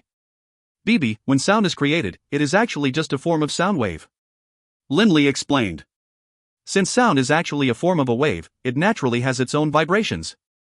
Every single second, it vibrates many times in a defined range, allowing our ears to hear it. This was something which Linley had came to understand regarding sound while back in Dragonblood Castle. BB nodded. But the sounds that we cannot hear will create a curious effect. Linley immediately controlled the wind elemental essence, then began to agitate it. The different elemental essence particles collided against each other, forming sound waves. Instantly, sounds began to ring out. The beautiful sounds were like the murmurs of a lover, causing a person to unconsciously sink into them. BB was faintly beginning to be affected as well. This is the profound mysteries of music. Linley laughed. I just controlled elemental essences to utilize it. If I were to use divine power, the strength would be much greater. Even deities would be affected somewhat by it. For example, my hymn of the wind emits a sound that is capable of bewitching an enemy's soul, causing them to temporarily lose their guard, allowing me to kill them. BB nodded repeatedly. Wow, so powerful. Then what about the profound mysteries of sound waves? I just said that sound waves, being waves, are vibrational in nature. If they vibrate a certain number of times within a certain range each second, we will be able to hear it. But, once the vibrations exceed that range, it is different. Linley sighed. In the past, I didn't understand this. But upon seeing those sound waves that were formed by this gorge, I understood. Oh? BB was somewhat surprised. Watch. Linley's powerful spiritual energy once more took control over the local wind elemental essence. The unique sound waves once more appeared, this time transmitting directly towards the nearby mountain walls. Suddenly, the mountain walls of the gorge seemed to begin to vibrate like a living creature. With a rumbling sound, shattered bits of rocks began to fall down from the wall. Hey! BB was very surprised. Linley strengthened his spiritual energy, and instantly the vibrations of the wind elemental essences grew stronger as well. Dang! Dang! The entire gorge began to shake as a knocking sound could be heard. And then, with a boom sound, countless boulders at each side of the gorge exploded, transforming into countless pieces of pebbles. Wow! BB's eyes were wide. Originally, because of this gorge's unique structure, the wild wind would blow in and create those wind waves. But now, with Linley's display of force, the structure of the gorge changed dramatically. It could no longer create those sound waves. Instantly, the howling wind could once more be heard, and countless bits of rocks flew about everywhere, the air instantly being filled with dust. Only a long time later did the air return to its normal calm. Only, this gorge was now filled with the howl of the wind. The mountain range of death will never be the mountain range of death again. Linley let out an emotional breath. Boss, this sort of attack is so powerful. BB exhaled in amazement. Linley laughed calmly, it's fairly ordinary. I've only gained a little bit of skill in the profound mysteries of sound waves. Right now, based on what I have learned, the profound mysteries of sound waves can only be used for material attacks, while the profound mysteries of music can only be used to affect the soul. However, if the enemy doesn't understand it, then even a deity-level expert will probably suffer a bit of a disadvantage. Sound waves, music. These were two different aspects of sound. One attacked the body, the other affected the soul. I'm not certain about its true power either. After all, I've only gained a bit of skill. Linley still had a smile on his face. This was why he loved to train. Linley felt as though each insight was a new understanding for him with regards to the universe. Gaining insights in meditation represented that one day, without moving at all, he would be able to cause the heavens to shatter. Only, who knew how long it would be before that day came? BB, what profound mysteries did you gain insight into upon becoming a deity? Linley asked curiously. BB pursed his lips. With resignation, he said, nothing as powerful as yours, boss. It is only usable for preserving my life. It is very similar to that of that king of killers, Caesar. If I were to fight with someone, I'd still have to rely on using my natural ability. Linley somewhat understood. Suddenly. Rumble. The world shook slightly. This faint vibration transmitted throughout the Yulon plain, and the eyes of countless deities turned towards the west. BB and Linley naturally stared towards the north. Someone else became a deity? BB said in surprise. The descent of the natural laws was proof of someone becoming a deity through their own efforts. After all, fusing with a spark wouldn't cause the natural laws to descend. This isn't the first time either. It seems a few years ago, someone in the West became a deity on their own as well. Linley stared below in confusion, stretching out with his divine power. It should be in the area of the Holy Union. What's going on? In the past few years, two people became deities on their own? To become a deity through one's own efforts was very difficult. Precisely because it was difficult, it was very precious. A few years ago, a person had become a deity on his own, causing Linley and the others to sigh in surprise. But now, yet another had become a deity independently. This clearly was a bit too much of a coincidence. Boss, let's go over and take a look. BB said hurriedly. The Holy Union? Linley started slightly, as though thinking of something. Might as well. Time to go back and take a look. I haven't gone back to my homeland in a long time. Linley and BB flew together in a straight line towards the west. The descent of the natural laws upon this person becoming a deity naturally attracted the attention of Sadista, who when spreading out his divine sense discovered Linley as well. Hey, this Linley actually woke up. Oh, he is flying somewhere? Linley and BB were flying very fast.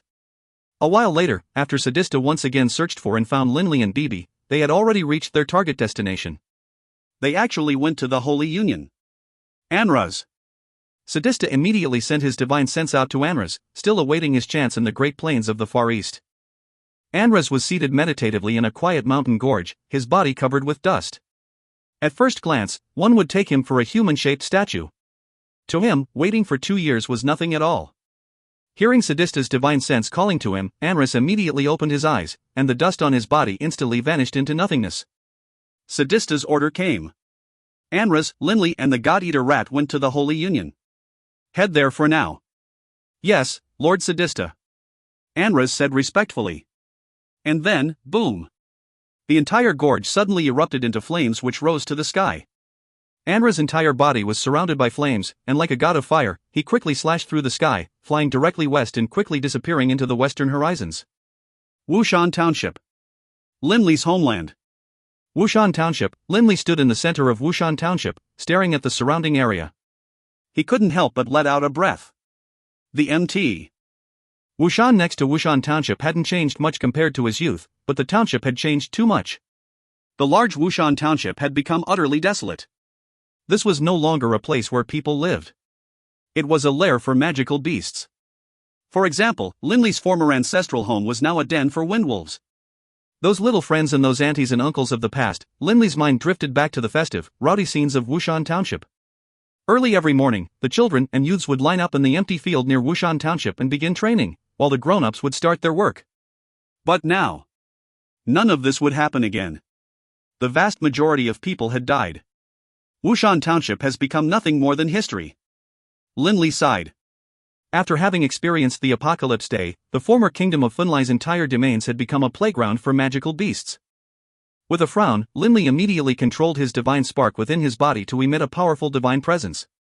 Although Linley was using his original body, his divine spark was still in his spiritual ocean. Linley was completely capable of utilizing the divine spark within his divine clone. The powerful divine presence swept through the entire Wushan Township like a tidal wave. Instantly, the 100 or so magical beasts living around Wushan Township all knelt down, shivering. All of you, F***ck off. Linley's divine sense rang out in the minds of each of these magical beasts. Not a single magical beast resisted. Letting out low whines and growls, the hundreds of magical beasts quickly left this extremely dangerous Wushan Township, fleeing at high speed. Bibi, let's go pay a visit to my ancestral home. Linley said. It is my home too, Bibi said. In the past, Bibi had been born there, and had met with Linley in that ancestral home. Afterwards, the two of them, man and magical beast, had become lifelong companions. Linley and Bibi quietly stepped into that dust-covered, decayed ancestral residence. Hess City.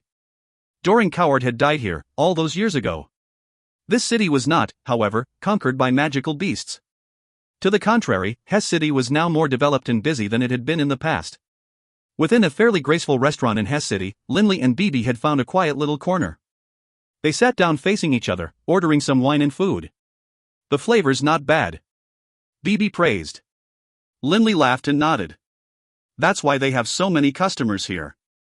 There were quite a few people in this restaurant. Huh? Linley suddenly turned his head, staring at the door with some surprise. A beautiful young lady with long violet hair walked in. The beautiful young lady's face had a few faint freckles on it, but they only made her look all the more adorable. Belita, dot. Belita, you came back. Your father is drinking with us, but he stared at the door several times now. As the young lady entered the restaurant, many calls of welcome rang out. Clearly, this beautiful young lady had quite a few friends. Who is this girl? There was another pair of men seated behind Linley. One of them, a youngster, asked curiously. The man facing him laughed. This is the daughter of the restaurant owner. To be more precise, this restaurant was constructed in accordance with Miss Belita's personal designs. Oh? The youngster was quite surprised. Belita's clan was originally a noble clan. Only, it afterwards decayed. Belita's father is that big-nosed boss over there. He feels rather strongly about face. Even though his clan's fallen, he still wants to live in a beautiful mansion. He even arranges for servants to clean up every part of the estate. Belita's clan mansion is very large. To maintain such a large residence costs an enormous amount of money. Belita's father spent lots of money but didn't make any. Naturally, he quickly ran out of money. In the end, it was Belita who actively redeveloped the front part of the residence into this restaurant. Look, that's the rear part. If you enter from the rear, that's Belita's home. Belita's home is extremely large, and Belita is in charge of the entire place. In addition, Belita is a powerful magus. Supposedly, she is already of the 5th rank. Hearing this explanation, Linley also glanced at the violet-haired beautiful girl with some surprise. Boss, this Belita is really quite impressive. Linley also felt that the design and decoration of the restaurant was not bad. Both the interior and the exterior were excellent, which was why Linley and Bibi had chosen this restaurant. He hadn't expected that it was all designed by a young lady. And, from the looks of it, although this young lady was young, she managed her entire clan. Father, I'm not feeling very well. I'll go back and get some rest. Belita said to her father, who was drinking wine. If you aren't feeling well, then quickly go get some rest. The big-nosed middle-aged man said hurriedly. Belita, after speaking, walked into a rear door, entering her family's residence. HRM? At this moment, Linley suddenly frowned slightly. If you find any errors, ads pop up, ads redirect, broken links, non-standard content, etc., please let us know. Report chapter so we can fix it as soon as possible. Book 13, Chapter 27, The Lord of Mount Copper Gong. Book 13, Gabetos, Chapter 27, The Lord of Mount Copper Gong. Boss, it looks like a figure with some background has arrived. Bibi laughed as he looked at Linley. Linley nodded slightly as well. A very ordinary youth who actually has 2 experts of the 9th rank as escorts. An ordinary clan isn't capable of this. Belita. A somewhat angered voice rang out from the doorway of the restaurant, and a youth with golden curly hair entered the restaurant. The youth with curly golden hair was followed by 2 grim middle-aged men. The gold-haired youth stared at the violet-haired beauty. Belita, you are going to act as though nothing happened? Ah, young Master Hubert, haboti. The big-nosed middle-aged man stood up, immediately speaking warmly. Please sit and discuss matters slowly with Belita. Humph, the gold-haired youth stared coldly at the middle-aged man. F***ck off. The big-nosed man let out an awkward smile, no longer daring to speak. Belita frowned. Turning, she looked at the gold-haired youth and she said seriously, Hubert, I admit that my actions didn't give you face. However, I don't like you. It is as simple as that. I hope, young Master Hubert, that in the future, you will spend your efforts on other women. But Hubert was silent for a moment, and then hatred flashed in his eyes. Fine. Fine. Belita.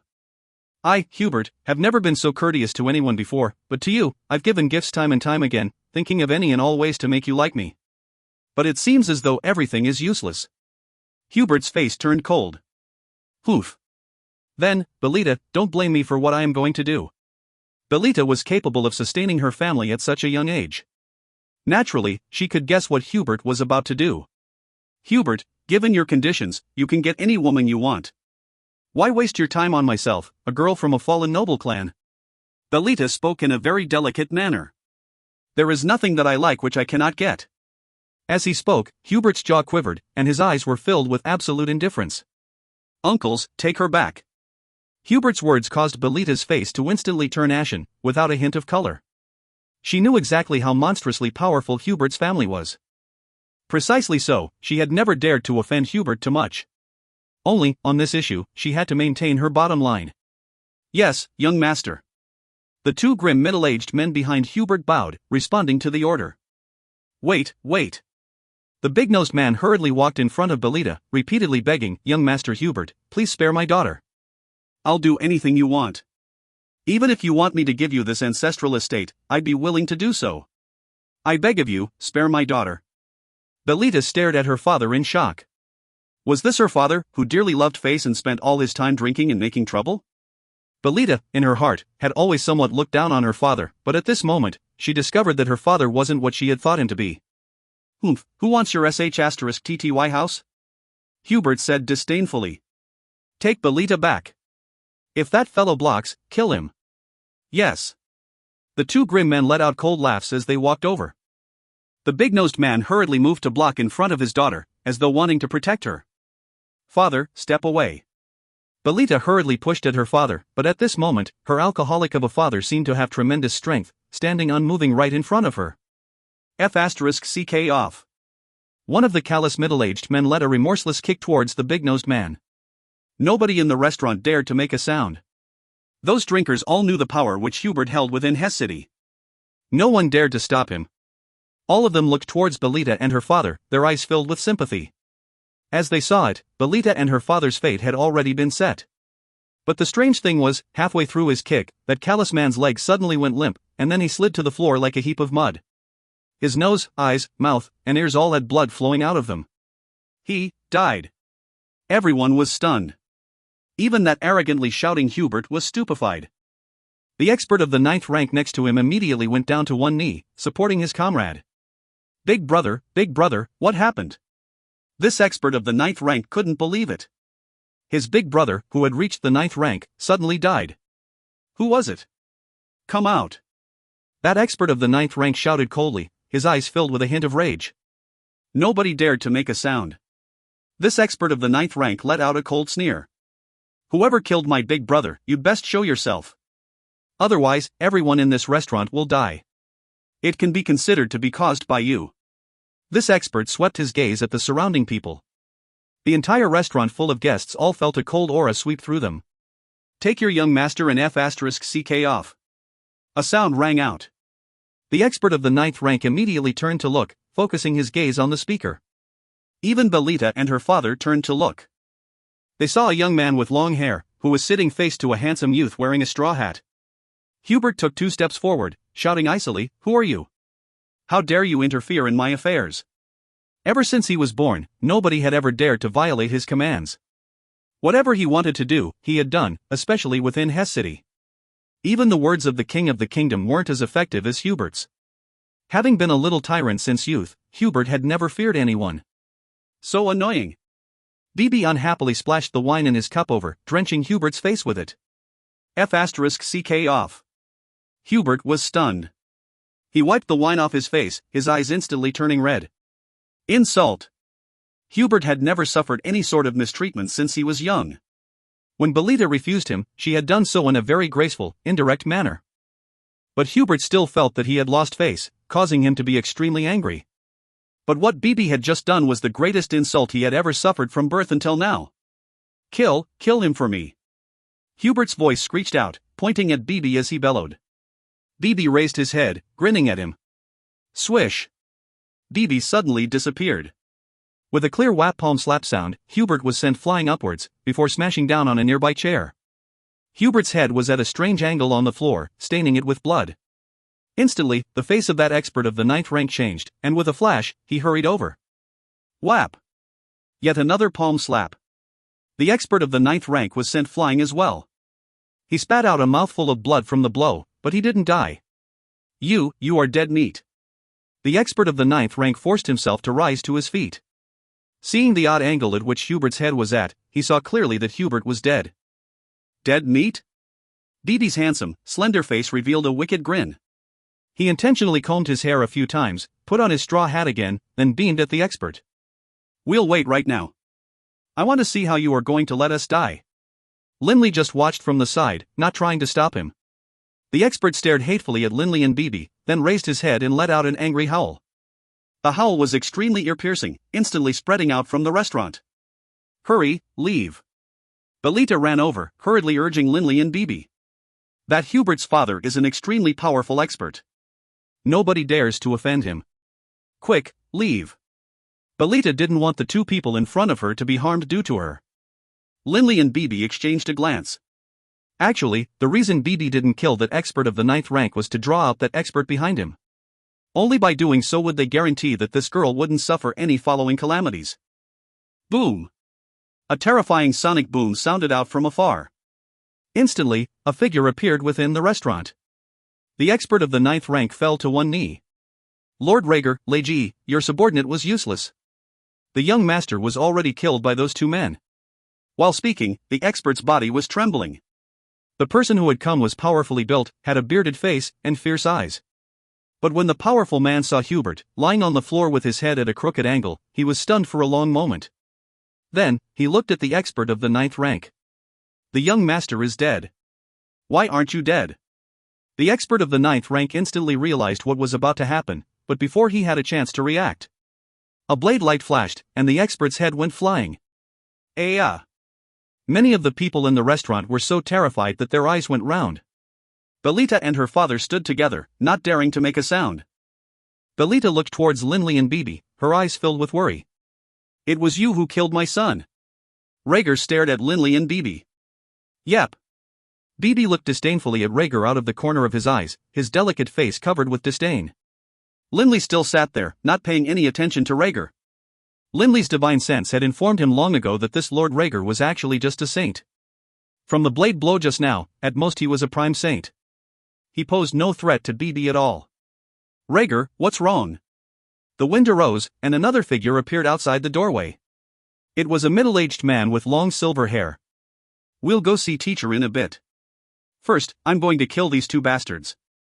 Rhaegar's eyes were completely bloodshot, and he ground his teeth. See teacher?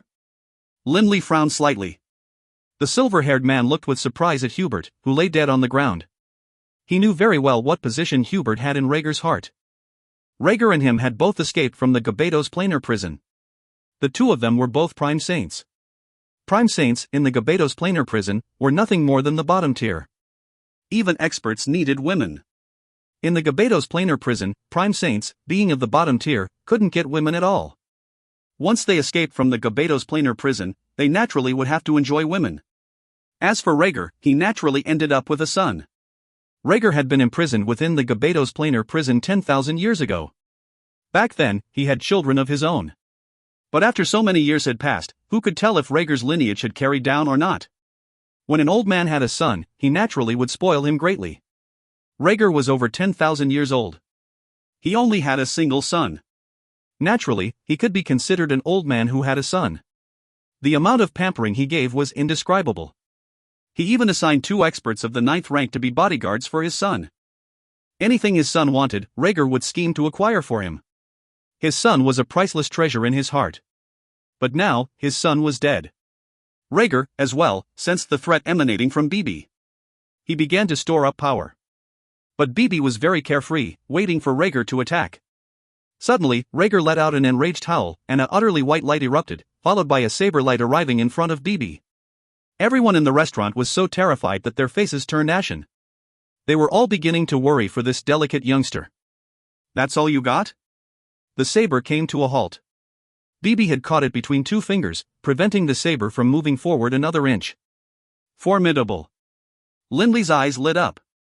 Divine bodies were strong, but relying on 2 fingers to trap the saber of a prime saint was something which even Lindley couldn't do in a manner as casual as Bibi had just done. Bibi was always powerful. Now that he is a deity, he seems to still be very powerful. Lindley sighed internally in praise. Everyone in the restaurant was stupefied. 2 fingers having trapped his weapon. Rhaegar was stunned as well. He finally knew that the person he was facing was most likely a deity-level expert. Although he was furious, Rhaegar hurriedly released the warblade in his hand. He finally came to his senses. His son was dead, but he could have more. Although he had raised his son for many years and felt pain over the loss, compared to his own life, he naturally viewed his own life as more important. Rhaegar hurriedly said respectfully, "Since it was you 2 lords who disciplined my son, then forget about it. My teacher is the Lord of Mount Coppergone. Milords, I hope that for the sake of my teacher, you can spare me." Belita and everyone else felt that these developments had been simply too bizarre. Crunch! A black light flashed, and a hole suddenly appeared in Rhaegar's head. Rhaegar's eyes widened as though he couldn't believe it, and then he collapsed. Bibi buffed his nails. "Lord of Mount Coppergone? Never heard of him." Lindley frowned. He stared at the silver-haired man who was in a state of shock and fear. "You! Get over here! If you find any errors, ads pop-up, ads redirect, broken links, non-standard content, etc., please let us know. Report chapter so we can fix it as soon as possible." Book 13, Chapter 28, Mount Coppergone. Book 13, Gabados, Chapter 28, Mount Coppergone. Within that restaurant in Hess City, everyone was in a state of shock. The mighty Lord Rhaegar, in front of that youngster with the straw hat, had seemed like an infant, unable to resist at all. He had been killed directly. And, from the looks of it, the youngster with the straw hat listened to the orders of the seated young man. That meant the seated young man's power was even greater. Belita drew near to her father, staring at Lindley and Bibi in astonishment. Lindley was frowning. "Milord, you called?" The silver-haired man was in a completely nervous state right now. He understood that if Lindley and Bibi wanted to kill him, he would definitely die. "My boss told you to get over here." Bibi stared at him while barking. The silver-haired man's body trembled slightly, and then he immediately walked over to the table, respectfully awaiting Lindley's words. "My name is Sadi. The silver-haired man honestly offered his name. "You come from the Gabados planar prison?" Lindley said calmly. While asking, Lindley utilized his god realm, causing the ordinary people in the restaurant to be unable to hear their words. "Yes, milord." Sadi was quite obedient. After all, Rhaegar's body lay there on the ground. Sadi understood that if either of these 2 fiends in front of him were unhappy, they could kill him at any moment. Right now, all he could do was to meekly accede to whatever they wanted and make them satisfied. Only in such a way would he be able to preserve his life. Lindley's eyes grew sharp. He stared at Sadi, growling, "I ask you, who is this Lord of Mount Coppergone?" The Lord of Mount Coppergone. This was someone who made Lindley feel concern. Just then, before dying, Rhaegar had said that his teacher was the Lord of Mount Coppergone. Someone capable of being the teacher of a prime saint should be an extraordinary figure. Since they killed Rhaegar, Lindley had to get a clear understanding of who this Lord of Mount Coppergone was. "Teacher?" Sadi was slightly astonished. Lindley nodded slightly. "We don't know teacher's name either. Because he lives at Mount Coppergone, we all call him as the Lord of Mount Coppergone." When mentioning the Lord of Mount Coppergone, his eyes were filled with worship. "Teacher is the most powerful expert we have ever seen." "Oh?" Lindley's eyes narrowed into slits. Suddy continued, although only 20 years have passed since we fled from the Gabados planar prison back to the Yulan continent, in this period of time, 2 of the prime saints whom teacher instructed were able to break through and become deities on their own. Suddy's eyes were filled with respect. Someone who can help us break through our bottlenecks, how can we not venerate a mighty expert such as him? What? No matter how calm he was, Lindley's face couldn't help but change. Even the nearby BB couldn't believe it. Did you just say that those 2 people who recently became deities did so due to having received instruction from your teacher? Bottlenecks, being bottlenecks, were hard to break through. Even someone as powerful as Lord Beirut, knowing that Desri and the others were at a bottleneck, only told them to have more faith in themselves. He didn't say anything else. Someone capable of instructing a prime saint in how to break through a bottleneck was definitely an expert who had a terrifying mastery of the laws. What level expert is this Lord of Mount Copper Gong? Lindley immediately asked. I don't know. Suddy shook his head. However, teacher's 2 brothers should be gods. Lindley and BB exchanged glances. His brothers were gods? Then the Lord of Mount Copper Gong should at least be a god as well. I've created trouble. BB hung his head as he looked at Lindley. He had killed the disciple of such a powerful expert. No matter how brash BB could be, he understood the magnitude of the trouble he had caused. Lindley laughed consolingly. BB, it seems our journey will have to be cut short. After having offended such a powerful foe, they had to hurry back to Dragonblood Castle. Right. BB nodded. Milord, no need to worry. Hearing Lindley and BB's words, Suddy understood what BB was thinking. He hurriedly said, Milords, please don't worry. You killed Rhaegar, but nobody will come make trouble for you. Lindley and BB were somewhat startled. Oh? Lindley looked at him, waiting for him to explain. BB also said, Suddy, can it be that your teacher won't show his face for his disciples? Suddy hurriedly said, Milords, what sort of status does the Lord of Mount Coppergong have? Rhaegar and I are only prime saints. How can we become his disciples? But you refer to him as teacher? BB was puzzled. Suddy laughed self-mockingly, Milords, although we refer to the Lord of Mount Coppergong as teacher, that's just how we address him. The Lord of Copper Mountain has never acknowledged us as his disciples. Lindley frowned. Explain in detail. Suddy explained, Milords, we all fled from the planar prison. And then, we came to live here. Only, afterwards, we heard that an ultimate expert lived in Mount Coppergong who would occasionally give guidance to those trainees who came to him for advice. There are many experts who go pay their respects to the Lord of Mount Coppergong. Rhaegar and I are just 2 of the many. Only, because we received some tutelage from the Lord of Mount Coppergong, we respectfully address him as teacher. Only, the Lord of Mount Coppergong himself has never acknowledged us as his disciples. If we truly had a teacher such as him in the planar prison, we wouldn't have been in such bad straits. Lindley and BB instantly understood. You really are shameless. BB snickered. Suddy laughed awkwardly. This Lord of Mount Coppergong really is a miraculous figure. Lindley sighed in praise. An expert like this would actually give tutelage to those who came to him for instruction. At the very least, he wasn't the selfish, self-centered type. Just now, you said that those 2 who had become deities on their own recently did so thanks to the tutelage of the Lord of Mount Coppergong? Lindley still felt that this was unbelievable. Right. Suddy sighed. This is absolutely certain. One of them is someone I know. How can we possibly not pay a visit to a miracle worker like this? BB, what do you think? Lindley looked at BB, who nodded in agreement. At the same time he turned to look at Suddy. Hey, where is Mount Coppergong? Mount Coppergong is in the southern regions of the Holy Union. It is an area which has been taken over by many magical beasts. Teacher lives within a large mountain there. Suddy explained. The distance from here is roughly 2,000 kilometers. Milords, if you want to go, I can guide you there. It isn't just prime saints who beg teacher for guidance. There are deities as well. Lindley felt all the more amazed in his heart. This Lord of Mount Coppergong definitely was an extraordinary figure. Lindley all the more wanted to see him now. Only, if milords go, milords need to be mentally prepared. Teacher only provides guidance if he feels like it. Suddy explained.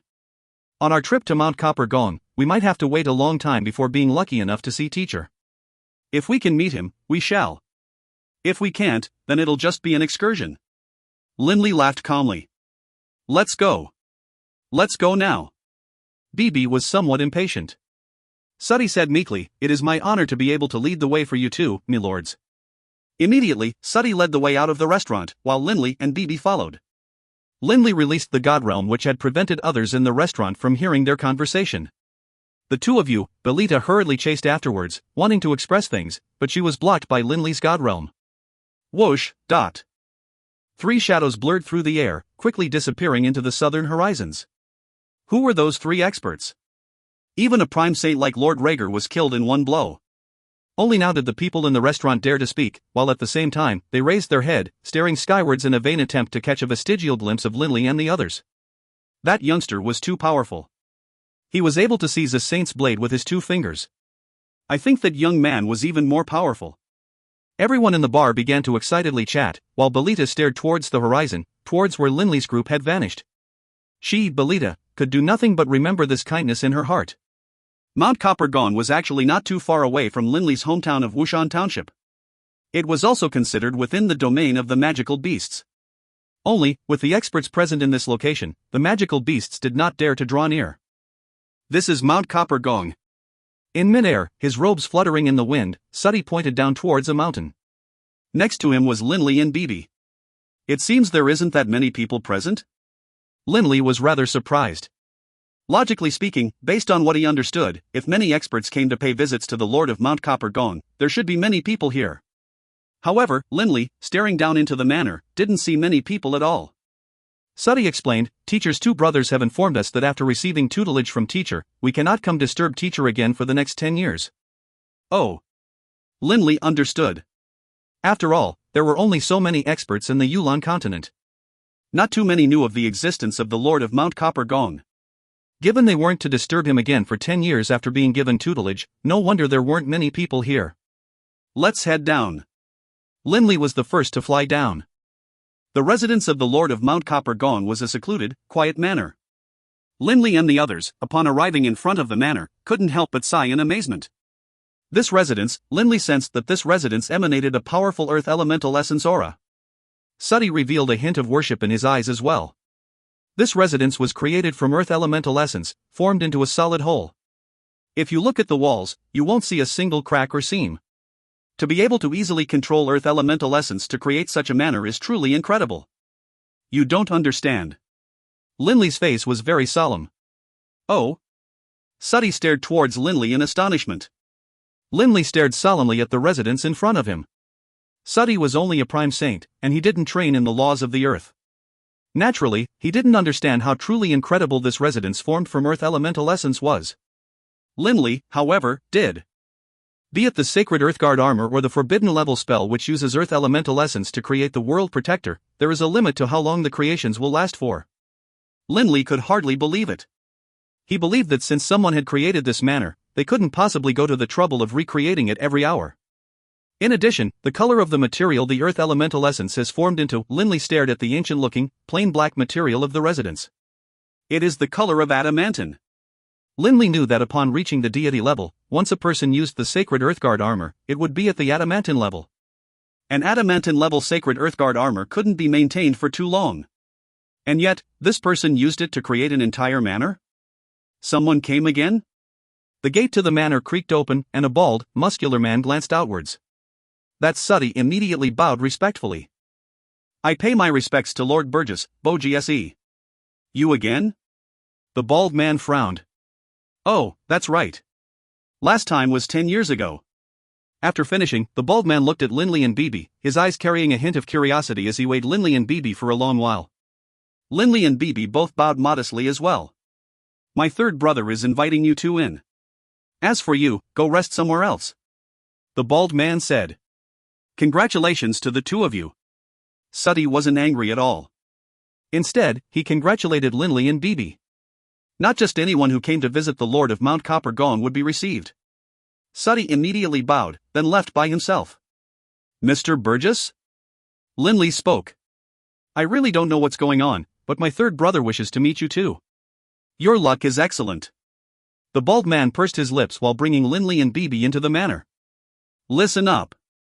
When you see my 3rd brother, you need to be a bit more respectful, Ot." Linley and Bibi exchanged a glance, then laughed as they glanced around at their surroundings.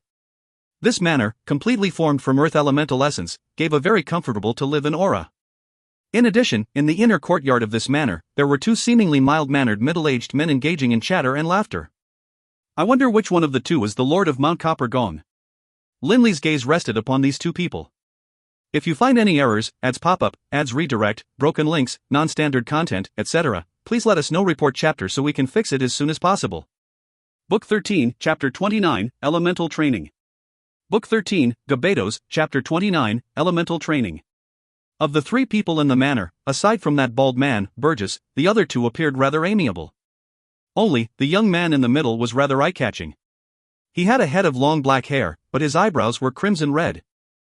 "Third brother, those two you want to meet are here," the bald man said as he walked in. That man with the crimson eyebrows looked towards Linley and Bibi. His gaze paused momentarily on Bibi, and then he said with a laugh, "The two of you, take a seat first." As he spoke, he pointed at the nearby seats in front of him. "Thank you, me lord." Linley and Bibi both said courteously, and then they sat down on the chairs in front of the man with the crimson eyebrows. "Big brother, second brother, you two can go about your business. I'll have a private chat with these two young fellows," the man with the crimson eyebrows said. The bald man and the other middle-aged man clearly were very obedient towards their third brother. They both nodded, then departed. The man with the crimson eyebrows looked towards Linley and Bibi. Laughing, he said, "You can address me as Mr. Leylin. If you have come to my residence because there's something the two of you need from me, go ahead and tell me." "Mr. Leylin?" Linley and Bibi were both rather surprised. "Hey, doesn't this Lord of Mount Copper Gong normally not divulge his name to people?" "Mr. Leylin?" Bibi called out in surprise. "What?" Leylin looked at Bibi, puzzled. My boss is named Linley." Bibi was quite amazed. "Linley?" Mr. Leylin was amazed for a moment as well before recovering. Prior to this, Linley hadn't noticed this point himself. But now, he realized. Linley and Leylin, weren't they just the same thing, except swapped around? "You really are named Linley?" This Lord Leylin was very surprised. Linley nodded and laughed. "Yes, Mr. Leylin. My full name is Linley Baruch." This Mr. Leylin calmed down as well, laughing loudly. What a coincidence. I'm the opposite of you. Leylin is my clan name. My full name is Zacharias, Jacolios Leylin. It seems we really do have a bit in common. Indeed. Linley felt that this was quite the coincidence as well. After this discovery, Linley was no longer reticent in front of this Lord Leylin. "Mr. Leylin, I have come due to an issue regarding training," Linley said. "Virtually everyone who comes looking for me does so because of training issues." Leylin pursed his lips and laughed. "Only, let me give you advance warning. All I can do is give you some guidance. In addition, I am only skilled in the elemental laws of fire and the elemental laws of earth. I would most likely only be able to say a few words regarding the other elemental laws." Linley laughed. "The laws of the earth?" Actually, just from looking at this manner, Linley knew that this Lord of Mount Copper Gong definitely trained in the laws of the earth. "Speak." Leylin laughed. Linley explained his frustrations and concerns regarding his bottleneck. "Mr. Leylin, I am currently training in the throbbing pulse of the world of the laws of the earth. Only, I have already reached the level of 2 fused waves of the throbbing pulse of the world, but no matter what I try, I am unable to reach the final step of fusing everything into one." "You train in the throbbing pulse of the world?" The Lord of Mount Copper Gong, Leylin, raised his eyebrows. "It seems your talent is quite excellent. However, if you have reached a bottleneck, there's nothing I can do to help you break through," Leylin said with a laugh. Linley couldn't help but feel astonished. Didn't this Lord of Mount Copper Gong help 2 experts break through and become deities through his guidance? "You aren't able to help?" Bibi said. "Didn't you help others though?" Leylin laughed. "Rumors grow more and more ridiculous with each telling. Nobody can help someone break through a bottleneck. At most, I can just give you 1 or 2 pointers." Linley's eyes couldn't help but light up. If Leylin was willing to give him some pointers and allow him to gain some insights, that would be enough. "Linley, you want to train in the throbbing pulse of the world. For now, let's stop discussing that. Instead, let's talk about the 6 types of profound mysteries inherent to the laws of the earth," Leylin said with a calm laugh. 6 types of profound mysteries? Linley was somewhat surprised. From Beirut, Linley had heard the hypothetical number of profound mysteries within an elemental law as being 9. Right. The laws of the earth contain in total 6 different profound mysteries. Leyland laughed. I'm not sure about the other laws, but for the earth, fire, water, and wind laws, these 4 elemental laws, the laws of the earth, fire, and water all contain 6 profound mysteries each, while the elemental laws of the wind have a bit more, containing 9. Leyland spoke leisurely but with complete certainty, causing others to unconsciously believe him. Linley nodded slightly. The laws of the earth contain 6 profound mysteries. The most basic is the profound mystery of the essence of the earth. Leyland said. The profound mysteries of the essence of the earth? Linley frowned. Elemental essence was present everywhere. It should be very common. The laws were elemental laws. So how could one of the profound mysteries be the profound mysteries of the essence of the earth? Linley. Leyland spoke. Whenever he spoke Linley's name, he couldn't help but laugh. You should be aware that ordinary magic spells include the Earth Puppet, World Protector, and Sacred Earthguard armor type spells, right? Linley nodded. Previously, when Linley was young, in the air above Wushan Township, he had watched those 2 saints do battle. That Grand Magus Saint had utilized the forbidden level spell, World Protector. Regardless of whether it is the World Protector or the Sacred Earthguard armor, they all are considered a very basic way of using the profound mysteries of the essence of the earth. Leyland explained slowly, the essence of the earth can transform into countless shapes. You can use it to create a human figure, a magical beast figure, or even a set of armor. The essence of the earth, in the late stages of mastery, represents a deep level of proficiency in utilizing elemental essences. For example, my manner. Leyland pointed at his manner. Linley, look at this manner. In terms of toughness, it is comparable to adamantine. In addition, it will exist in perpetuity. Tell me, how did I accomplish this? This? Linley was very puzzled about this to begin with. But now, Linley somewhat understood that this manner in front of him was most likely formed after reaching the level of complete mastery in the essence of the earth. Linley, experts of the laws of the earth should have the most powerful defenses. Leyland's eyes, beneath those crimson eyebrows, were shining. Amongst them, the most powerful physical defenses rely on the essence of the earth, while the most powerful spiritual defenses rely on the throbbing pulse of the world. Linley nodded in agreement. He himself used spiritual energy to form a spiritual pulse guard defense. The laws of the earth have 6 profound mysteries. If you want to master any of them, your best option is to start with the basics. Finish mastering the essence of the earth. It is the foundation. Leyland advised, the profound mysteries of the essence of the earth is the best way one can gain a deeper understanding into the elemental essences. Once your understanding of the elemental essences reaches a certain level of depth, then it will become much easier for you to gain insights into the other profound mysteries of the laws. Linley somewhat understood now. The final, omega wave of the throbbing pulse of the world is extremely hard to achieve. I'm not able to provide any direct advice, but I imagine that if you can focus and meditate on the profound mysteries of the essence of the earth, perhaps it will be of benefit to you in breaking through with regards to the throbbing pulse of the world. Leyland laughed. Thank you, Mr. Leyland. Linley's heart was filled with gratitude. Everything relies on you yourself. Leyland laughed. Then, how about this? Linley, take a close look. Leyland looked into the air. Suddenly, in the air above, earth elemental essence began to gather. Linley raised his head to watch as well.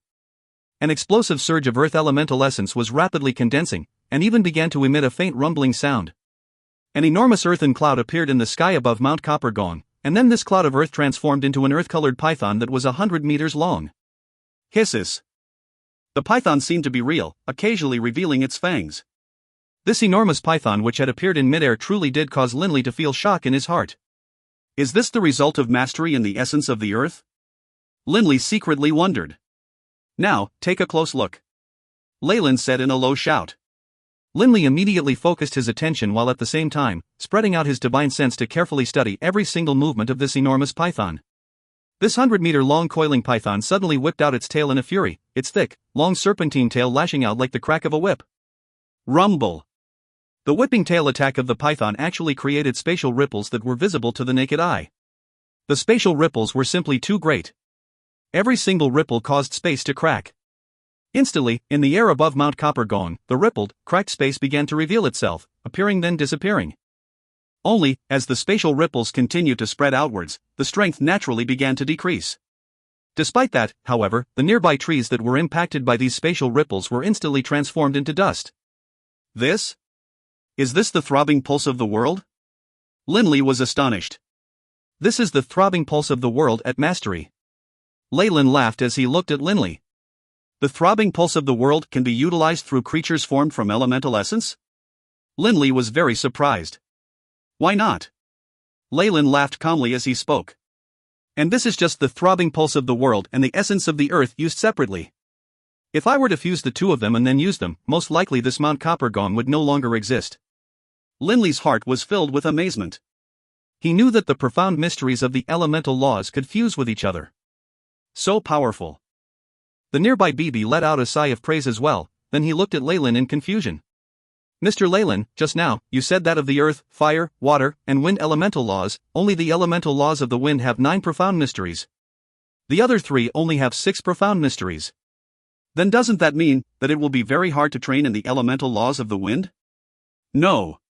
Leyland let out a sigh. The numbers might be different, but the total difficulty level is roughly the same. For example, the throbbing pulse of the world and the gravitational field profound mysteries of the laws of the earth are all extremely hard to learn. In order to reach mastery in either of the two, one must spend tremendous effort, have some good luck, and also occasional flashes of insight. Linley, first train in the essence of the earth. Perhaps it will bring you some unexpected surprises. Leyland laughed. Linley nodded slightly. Linley knew that the essence of the earth was fairly easy to pick up. After all, in the past, most of his magic was based off of controlling elemental essences. Mr. Leyland, might I ask if in the future, I can come again to ask for your aid? Linley asked. Of course you can. So long as I remain here at Mount Coppergone, you can come find me. Leyland said. Linley could hear Leyland's unspoken meaning. Mr. Leyland, can it be that you are going to leave? Leyland nodded inside. Indeed. In the not-too-distant future, I will indeed leave this place. After speaking, Leyland seemed to have thought of something. Letting out a sigh, he no longer spoke. And then, Linley and BB thus settled down within Mount Coppergone while sending a message via divine sense to the people in Dragonblood Castle. Normally, they quietly trained here at Mount Coppergone. While training in the profound mysteries of the essence of the earth, Linley slowly began to discover the benefits to training in the essence of the earth. Within a quiet courtyard, Sadista once more spread out his divine sense to search for Linley. He couldn't help but frown, his eyes containing a hint of anger. This Linley is still together with that god-eater rat. Poof. And this mountain actually has 2 other gods? Given Sadista's power, he could easily discover those 2 gods. Just gods. Sadista didn't care about them at all. But it seems we still need to wait for the right chance. Sadista was extremely patient. Without complete certainty, he wouldn't send Anris to attack. After all, his number 1 priority was still the treasures within the necropolis of the gods. But it was very strange. That lord of Mount Coppergone, Leyland, lived on the mountain with his 2 brothers. However, Sadista was only able to discover those 2 gods. He didn't discover the presence of that third person, Leyland. If you find any errors, ads pop-up, ads redirect, broken links, non-standard content, etc., please let us know. Report chapter so we can fix it as soon as possible. Book 13, Chapter 30, A So-Called Spar. Book 13, Gabetos, Chapter 30, A So-Called Spar. The environment of Mount Coppergone was very beautiful. Within the quiet, deep valley, there was a waterfall and a pool of water beneath it. Linley and BB had built 2 stone houses and were living there. Linley didn't want to go disturb that lord of Mount Coppergone. It was already enough for him to have given Linley pointers. Rumble. The waterfall cascaded down like countless white pearls, smashing down into the deep pool below. Splash. The water in the pool flowed out in small streams. Linley sat in the meditative stance by the side of the pool in a patch of grass. His original body had begun to calm down and focus on attuning with the profound mysteries of the essence of the earth. As for his divine clone, it continued analyzing the elemental laws of the wind. I have never paid such close attention to the elemental essences as I currently am. Linley sent out all of his spiritual energy, infusing it into every single earth elemental essence particle. Earth elemental essence particles were extremely small. There was no way one could see them with the naked eye, but these elemental essence particles filled the entire world. Each earth elemental essence particle hovered throughout the nearby area, moving in a chaotic, random pattern. And then they would collide into each other, then separate. The earth essence particles attracted each other, then repelled each other. How strange. Is this the elemental world? Linley sighed inwardly in praise. And then, as Linley infused his spiritual energy into the earth, these solidified elemental essence particles are far too close to each other. Indeed, this was the case. Rocks and dirt were actually all formed from earth elemental essences, except the elemental density was extremely high. Although the boundless earth and the stones of the mountain are all formed from earth elemental essences, they don't give off a strong elemental aura. Ah! Linley's heart was filled with shock. According to the way the earth elemental particles in the air are behaving, when elemental particles reach a very close distance from each other, they will repel each other. Then why is it that those extremely densely packed particles in the rocks don't repel each other? Linley himself was capable of controlling earth elemental essence to form mounds of dirt or rocks or metal, but when he did so, it emanated a strong elemental aura. Why is it that stones and dirt don't give off a strong elemental aura? Linley had never discovered this before. So it seemed the ordinary, unassuming pieces of rocks and dirt actually contained unique profound mysteries of their own. Linley's mind couldn't understand it. All sorts of contradictions vexed his comprehension. Training like this, Linley became completely absorbed into this world of the miraculous essence of the earth. Gruel. During the past 2 months, Mount Coppergone would occasionally have angry roars and bellows emanate from within it. This was because while training, Linley would control elemental essence to create all sorts of magical beasts, which would occasionally let out angry howls. Based on his insights into the nature of elemental essences, one contradiction after another was resolved. Only now did Linley understand that applying spiritual energy to forcibly control elemental essences to form a solid was a foolish technique. Between each elemental essence particle and each other particle, there is a mysterious, amazing relationship. All I have to do is just to use a little bit of extra spiritual energy, and I can cause countless elemental essence particles to become one. Linley opened his eyes, looking at the angrily howling savage worldbear in midair. This savage worldbear's entire body was faintly surrounded by a yellow light. It was currently roaring in anger while beating its chest. This savage worldbear was created from elemental essences.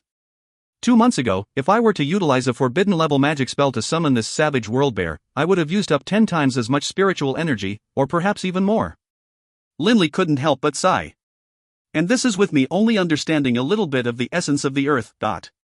If he had completely mastered the profound mysteries of the essence of the earth, the difference would be far greater. If you take 2 people with the same amount of spiritual energy, one of whom is trained in the essence of the earth while the other has not, the difference in power of the sacred Earthguard armor they created over their bodies would be as great as the difference between the heavens and the earth. Elemental essences are indeed marvelous. Linley felt some gratitude towards the Lord of Mount Coppergone, Leyland. Leyland's words were correct. The profound mysteries of the essence of the earth was just the basics. The entire laws of the earth were actually nothing more than the many profound mysteries which were created from the countless earth elemental essences. Understanding the essence of the earth would be of great benefit to understanding the other profound mysteries. Mount Coppergone. Leyland's residence. Within that elemental manor, Leyland was with his 2 brothers. Leyland's crimson eyebrows rose. Sighing in praise, he said, "This Linley's innate talent really is quite good. In 2 short months, he has already reached such heights in his insights into the essence of the earth. Given his current speed, with the essence of the earth being a simple type of profound mystery, most likely in just 2 or 3 years, he would have completely mastered it. Linley has innate talent, but can it compare to yours, third brother?" That bald man, Burgess, laughed. The white-robed man also said, "Third brother, you are the only true, most powerful genius in the history of our Yulon Plain." The white-robed man and Burgess both looked at Leyland with a hint of admiration in their eyes. "You can't say that." Leyland gazed towards the southeast, as though he were capable of piercing through the walls of reality with his gaze and seeing that distant Linley, training within the mountain gorge. Laughing calmly, he said, "This Linley is only a demigod. He has only just started on the road to training. Who can predict what his future accomplishments will be like? At least given his current speed, he's only slightly slower than I was in the past. As for his future accomplishments, that is hard to say." The bald man and the white-robed man both nodded slightly. That Beirut has also informed me that in other planes, there are absolute geniuses who are able to reach the demigod stage in 10 years, the god stage in 100 years, and the high god stage in 1,000 years. But to stupid, foolish people, they might be stuck at a bottleneck for 10 million years without being able to break through to the demigod stage. Leyland laughed calmly. That is what insight and perception means. Leyland sighed, "This Linley is a very insightful and very perceptive person. Become a high god in 1,000 years. This is simply inconceivable." Burgess and the white-robed man both sighed. Leyland laughed calmly. "This has to do with each person's destiny and life experiences. Those ultimate geniuses aren't worth envying either. Leyland clearly felt rather disdainful towards those geniuses. Those geniuses desperately desired to reach the high god level as soon as possible. But how could they know that if one doesn't begin trying to fuse the various profound mysteries from early on, if they only begin attempting to fuse them upon reaching the high god stage, it will be too late? The profound mysteries of the laws must be fused early on. The earlier, the easier it will be. Leyland sighed. If I had understood this when I was a demigod, most likely I would have been able to fuse the 6 profound mysteries and have become a paragon. Fuse all of the profound mysteries? Third brother, in all the countless planes, how many people have accomplished this? The white-robed man said. Leyland chuckled, no longer continuing on this subject. Big brother. Leyland looked towards that bald man. It can be considered that Linley helped contribute to our successful flight from the Gabados planar prison. You are also someone who trains in the laws of the earth. Go have a spar with him. Fine. The bald man, Burgess, nodded straightforwardly. Leyland looked at the white-robed man. Second brother, I have received great kindness from that Beirut. You go help take care of that god-eater rat and spar a bit with him as well. And here I was, just feeling a bit bored. The white-robed man laughed as he spoke. The water gurgled forward in the creeks. Linley was completely absorbed in attuning with the elemental essences. One drop of wisdom after another filled his mind, causing Linley to unconsciously reveal a hint of a smile on his face. While Linley was training, BB had also calmed down and begun to train. Suddenly, a man appeared here. This Linley. The bald man, Burgess, saw the hint of a smile on Linley's face. He actually smiles while he is training. This really makes one jealous. Only a few experts were able to treat training as a source of pleasure. If you like to do something, then once you became absorbed in it, your effectiveness would be extremely high. If, on the other hand, you didn't like to do something and instead forced yourself to do it, the effectiveness would be very low. The vast majority of experts forced themselves to train because they didn't want to be inferior to others, didn't want to be killed by others, or for other reasons. How could they, who forced themselves to train, possibly compare to someone who liked training? These countless experts all understood this reasoning, and they wanted to try and make themselves enjoy training and make training a source of pleasure, thus allowing themselves to train faster, gain insights more easily, and break through. But whether or not you like something was something determined by your nature and soul. You couldn't just choose to like something. For example, if you saw an extremely ugly woman, no matter how hard you tried to make yourself like her, you wouldn't be able to do it. The choices of your innate nature were unchangeable. Mr. Burgess, why have you come? BB called out loudly. Linley now opened his eyes and immediately rose up. With a laugh, he said, Mr. Burgess. The bald man, Burgess, laughed loudly.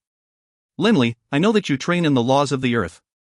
By coincidence, I too train in the laws of the earth. Let's have a spar between you and me. What say you? This is wonderful, of course. Linley was very surprised and pleased.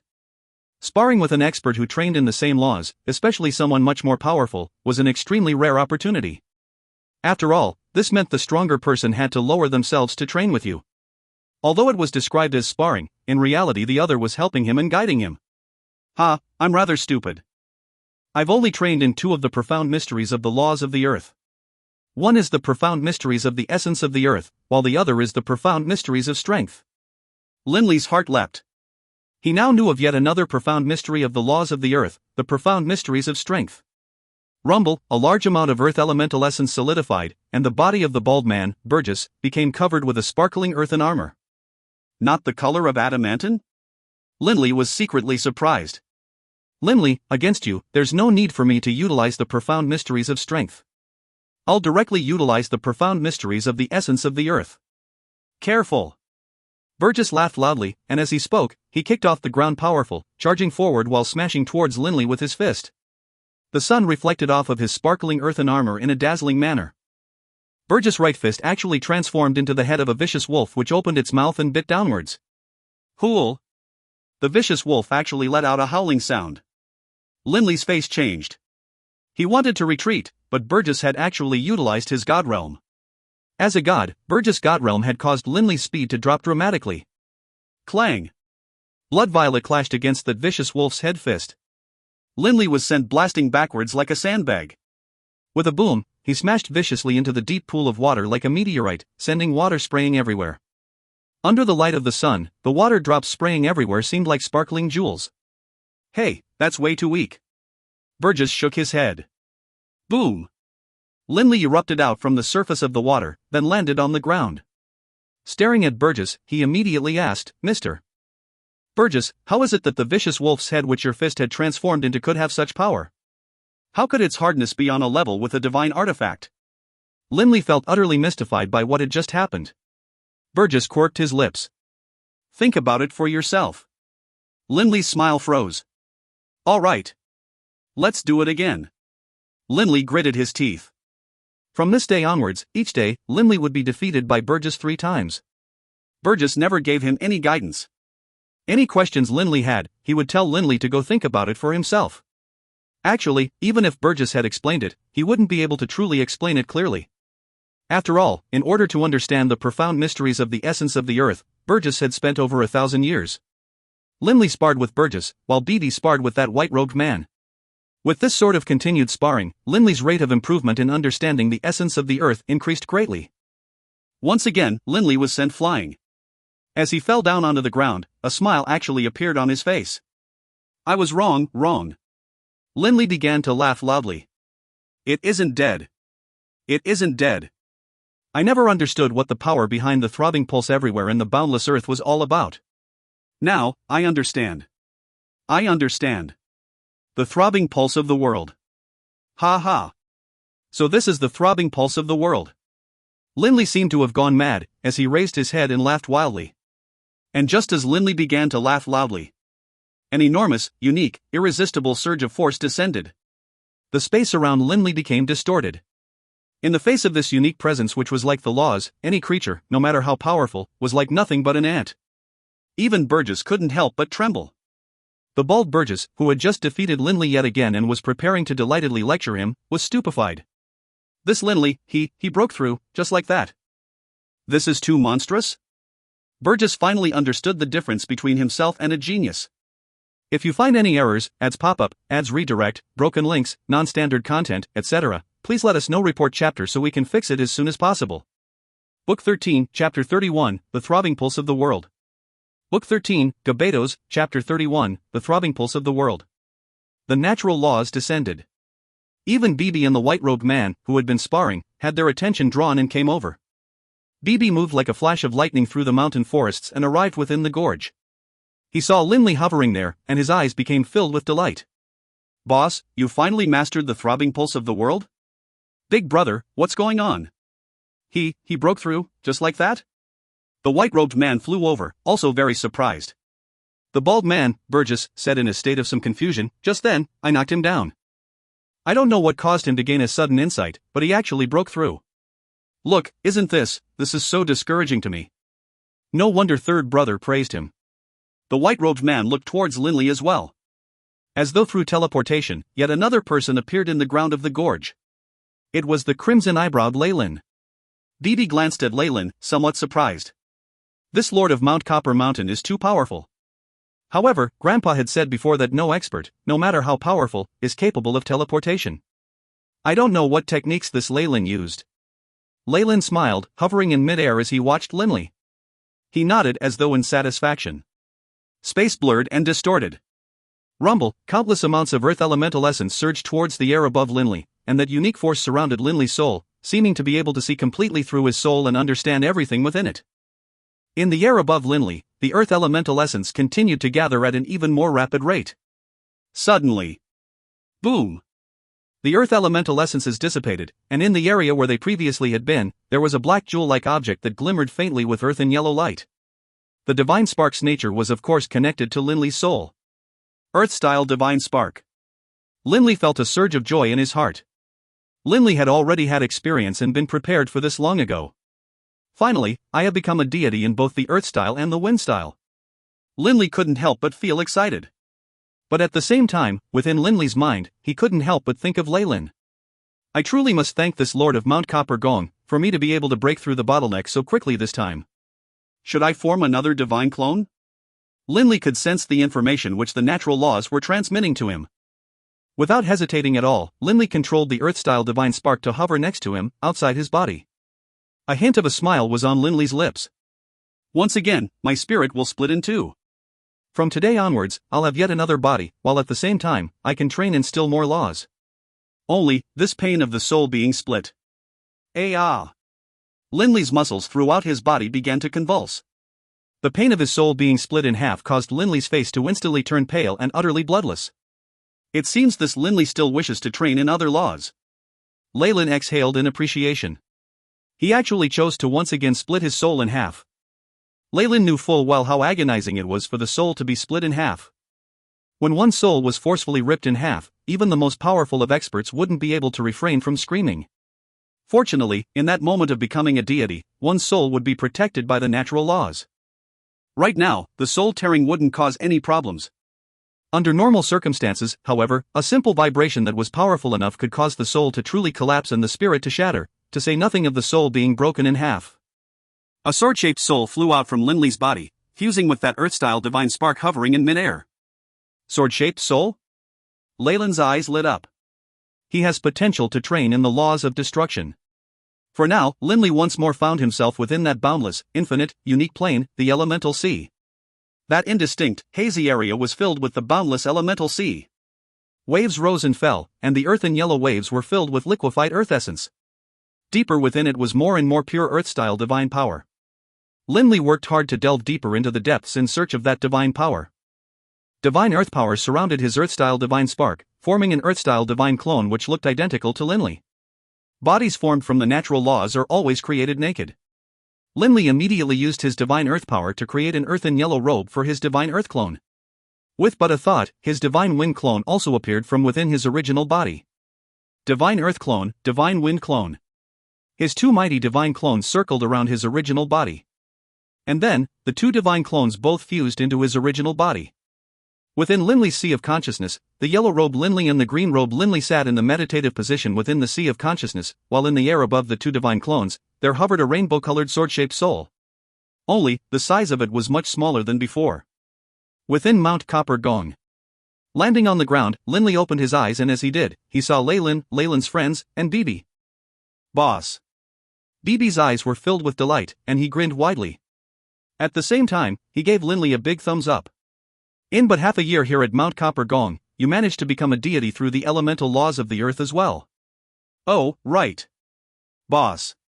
Was it through the profound mysteries of the essence of the earth, or the profound mysteries of the throbbing pulse of the world? The throbbing pulse of the world. Linley said with a laugh. Linley, congratulations. The Lord of Mount Copper Gong, Leyland, said with a calm smile. Linley looked towards Leyland, immediately growing somber. And then, he bowed in a very formal manner, saying with gratitude, Mr. Leyland, I am truly grateful for the assistance the three of you provided. If it wasn't for you, I don't know how long it would have taken me to break through this bottleneck. No need to thank me. If there are thanks to be given, we three brothers should be thanking you. Leyland said. Ha? Linley was startled. Leyland, thank him? Why thank him? The bald man, Burgess, laughed loudly, ha. Linley, if it wasn't for you and those other two demigods, we three brothers would most likely still be within the Gabados planar prison. Linley and Bibi instantly understood. So it seems this Leyland truly did escape from the Gabados planar prison as well. Linley secretly said to himself. Boss.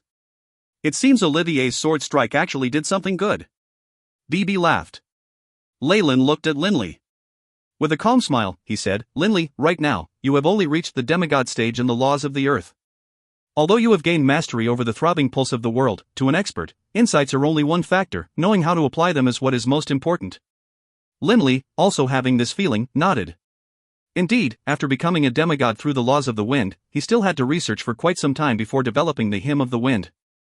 Bibi, it's best if you don't disturb Linley for now and allow him to quietly focus on sensing the throbbing pulse of the world. When he is able to better utilize the throbbing pulse of the world, he will be able to produce more powerful attacks. Leyland looked towards Bibi and said. I know. Bibi nodded repeatedly. After someone had gained an insight into the laws, he needed to go think about how to apply them as soon as possible. Linley, keep training. In a while, you should be on a level comparable with my big brother. Leyland said. How can that be the case? Linley laughed self-mockingly. I'm only a demigod, after all. But you have two divine clones. Leyland said with a laugh. So what if I have two? Linley was somewhat puzzled. The restrictive power of the god realm of a full god is too powerful. I can only just barely counteract part of it. Leyland said with a laugh, "You don't even know this?" Huh? Linley didn't understand. Linley, your two divine clones are currently merged within your original body. Each divine spark is capable of creating a god realm. Your two divine sparks are both capable of creating god realms. With the two god realms layered atop each other, the restrictive power you will be under will be much weaker. Leyland explained. Linley started. Originally, when Beirut had said a demigod was inferior to a god, that was just in one-on-one combat. In reality, for someone like Linley, it was as though he had two divine clones that were joining forces. The god realm of two divine clones layered atop each other might not be able to completely counteract the god realm of a full god, but the restrictive power will be much less. At that point, you can rely on your techniques and your profound mysteries to reach a level of parity with my big brother. Leyland said. Linley now felt a surge of excitement in his heart. So having additional divine clones had this benefit as well. Since Linley had to quietly train on utilizing the throbbing pulse of the world for attacking techniques, he naturally would no longer spar with the bald man, Burgess. BB didn't disturb Linley's meditations either. Normally, he would spar with the white-robed man in a place that was fairly far away. Within the mountain gorge. Linley was by himself. The forbidden level spell, Pulsating Guard, controls the pulsating power which the earth contains. Once that forbidden level spell was cast, it would create a seemingly translucent barrier. This was formed from the pulsating power which the earth naturally contained. In the past, Linley didn't understand how this pulsating power was created. In the past, I believed this pulsating power isn't the same as ordinary elemental essence, and was a new type of force. But now it seems, it just needs to be transformed. After completely understanding the throbbing pulse of the world, Linley saw many things clearly. In using the throbbing pulse of the world, aside from using vibrations to attack, I should be able to use this pulsating power to attack. Linley stood atop the earth, the divine power in his body surging. That strange pulsating power passed through Linley's feet into the earth, then broadcast outwards towards the deep pool in front of him. Boom! Water erupted forth from the pool. This sort of attack is silent and gives no warning. Linley had a hint of a smile at the corner of his mouth. If I were to train for a while longer, it should become even more powerful. Roalt Empire. Within that secluded manor. Linley is actually training by himself? Sadista had spread his divine sense out towards Mount Coppergone once again. Naturally, he discovered that Linley was training alone. This Linley truly is formidable. He has reached the demigod stage and the laws of the earth as well. Sadista's eyes revealed a cold light. The greater Linley's potential was, the more Sadista wanted to kill him. I definitely cannot permit Linley to go to the infernal realm and return to the Indigo Prefecture. Sadista was certain on this point. There are only two gods at Mount Coppergone. If Anras moves fast enough, he should be able to kill Linley in a short amount of time. Sadista was still fairly confident in Anras. This was because Anras trained in the elemental laws of fire, famed for attack power. Anras, Sadista immediately reached out with his divine sense towards Anras. Tonight was a dark and cloudy night. The wind was very strong. A human figure was flying in midair at high speed. It was the red-robed Anras. Anras stared towards the south. After waiting for so long, the opportunity has finally come. Just now, Sadista had provided him with Linley's location and a map through his divine sense. Anras knew exactly where Linley was. A faint red light began to glow in the eyes of Anras. Soon, Mount Coppergone appeared within Anras' field of vision. Anras' face grew still colder. He was very familiar with Mount Coppergone's layout. He easily sped downwards, passing through the mountain forests and drawing near the location where Linley was training in the gorge. Within that manor formed from earth elemental essence. That arrogant fellow. He had been spreading his divine sense over to investigate time and time again. So he really did have nefarious intentions. Leyland let out a calm laugh. Sadista had thought that no one would notice his repeated divine sense investigations in the area, but what he didn't know was that Leyland had been fully aware of him. The person who came this time should be a subordinate. Leyland wasn't worried at all. A god. This is a chance to see how Linley's strength has advanced.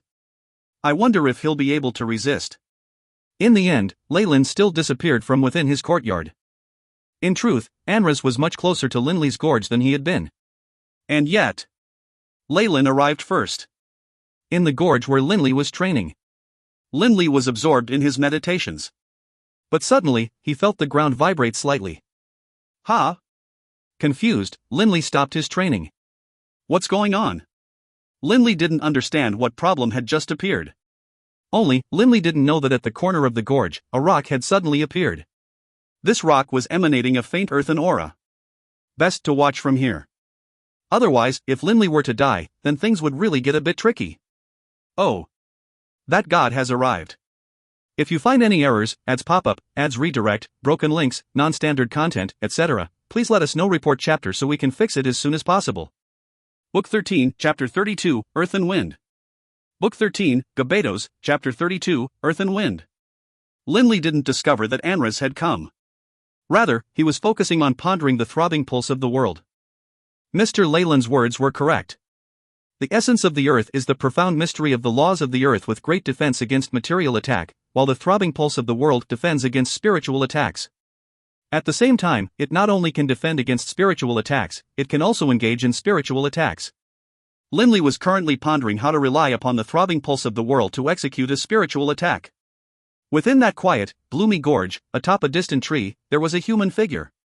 It was Anras. Anras was looking at Linley, training within the gorge. Killing him will only require a single blow. Although Anras knew Linley was a demigod, Anras still decided to engage in a sneak attack, so as to kill Linley in a short amount of time. This was the order of Sadista. It was very quiet within the valley. Swish! Very suddenly, a streak of red, fiery light split through the air, piercing towards Linley. Linley was shocked. Not good. Linley could feel that he had already become restricted by a god realm. Other demigods, if suddenly ambushed by the god realm of a god in this full-strength attack, definitely wouldn't be able to react in time. But Linley had often sparred with Burgess, a full god. Now, in the face of Anra's sneak attack, Linley reacted almost naturally. First of all, relying on the two divine clones within his body, he immediately created two god realms of his own. At the same time, Blood Violet instantly appeared within Linley's hands, and in a very practiced manner, it danced out. Countless sword shadows transformed into a long violet chain, which intersected with that fiery red light. Linley himself relied on the backlash from those colliding blows to rapidly retreat. Bang! Linley was sent smashing far away into the mountain walls behind the waterfall. The mountain walls cracked open, and stones came tumbling down.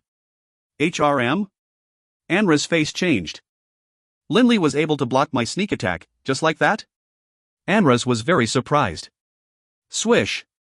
Anras slashed downwards in a line, moving like a bird of prey as he charged towards the hole in the mountain wall which Linley had just created. But with a boom sound, at another part of the mountain wall, Linley suddenly exploded out like a bolt of lightning, landing on the empty ground of the gorge.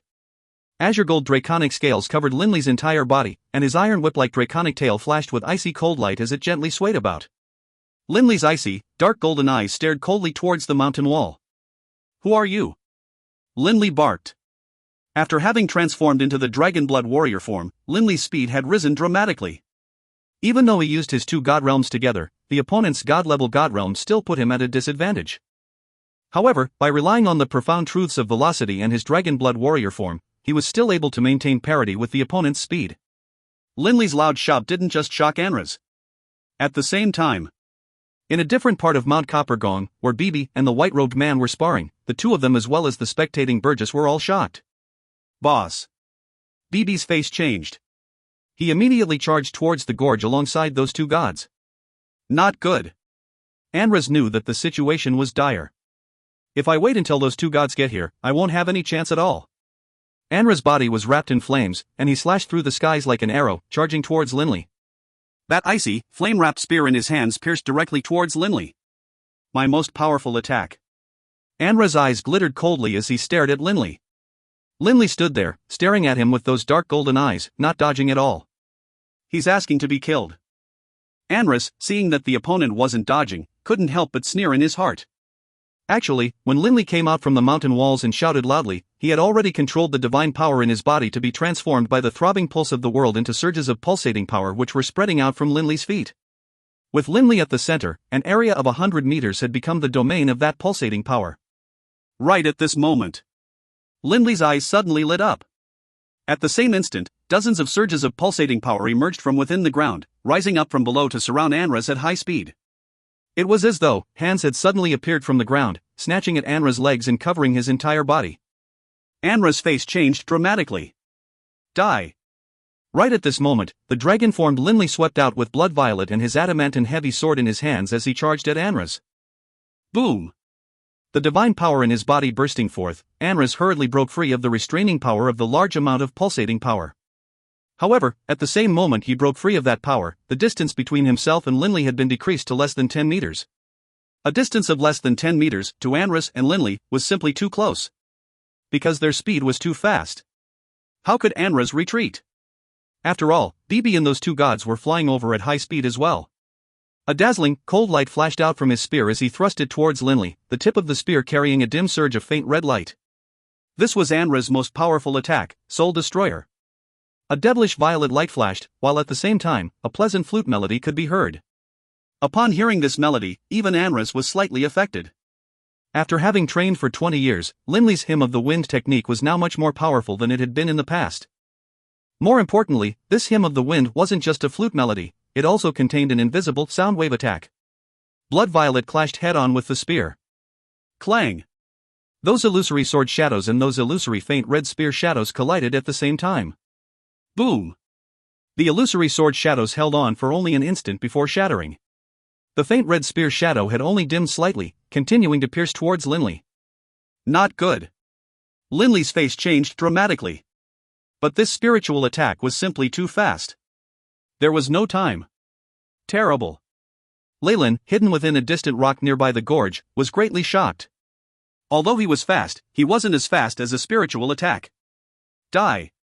Linley bellowed as his adamantine heavy sword landed on Anra's body. Although it took a while to describe, in truth, Linley had executed simultaneous attacks with blood violet and the adamantine heavy sword. Anra's had chosen to not dodge, but he only had a single weapon. Between blood violet and the adamantine heavy sword, Anra's had clearly sensed that blood violet posed a higher threat. He had blocked blood violet, and so naturally, the adamantine heavy sword landed on his body. At the same moment that the dim red spear shadow pierced into Linley's body. A queer sort of spiritual energy that had been transformed into vibrational waves passed through the adamantine heavy sword and entered Anra's body. Boom! The scale-shaped, semi-translucent barrier covered Linley's entire sea of consciousness, revealing only that single gap. The dim red spear shadow smashed against the translucent scaled barrier, then shattered immediately. Only a small amount of the dispersed red energy struck against that flaw in the barrier, attempting to break through. However, Linley's spiritual energy had formed into a pulse guard defense. If it had been the dim red spear shadow, perhaps Linley's spiritual pulse guard defense wouldn't have been able to hold. However, this was nothing more than the scattered remnants of that attack. An illusory, translucent sword shape pierced directly into Anra's sea of consciousness.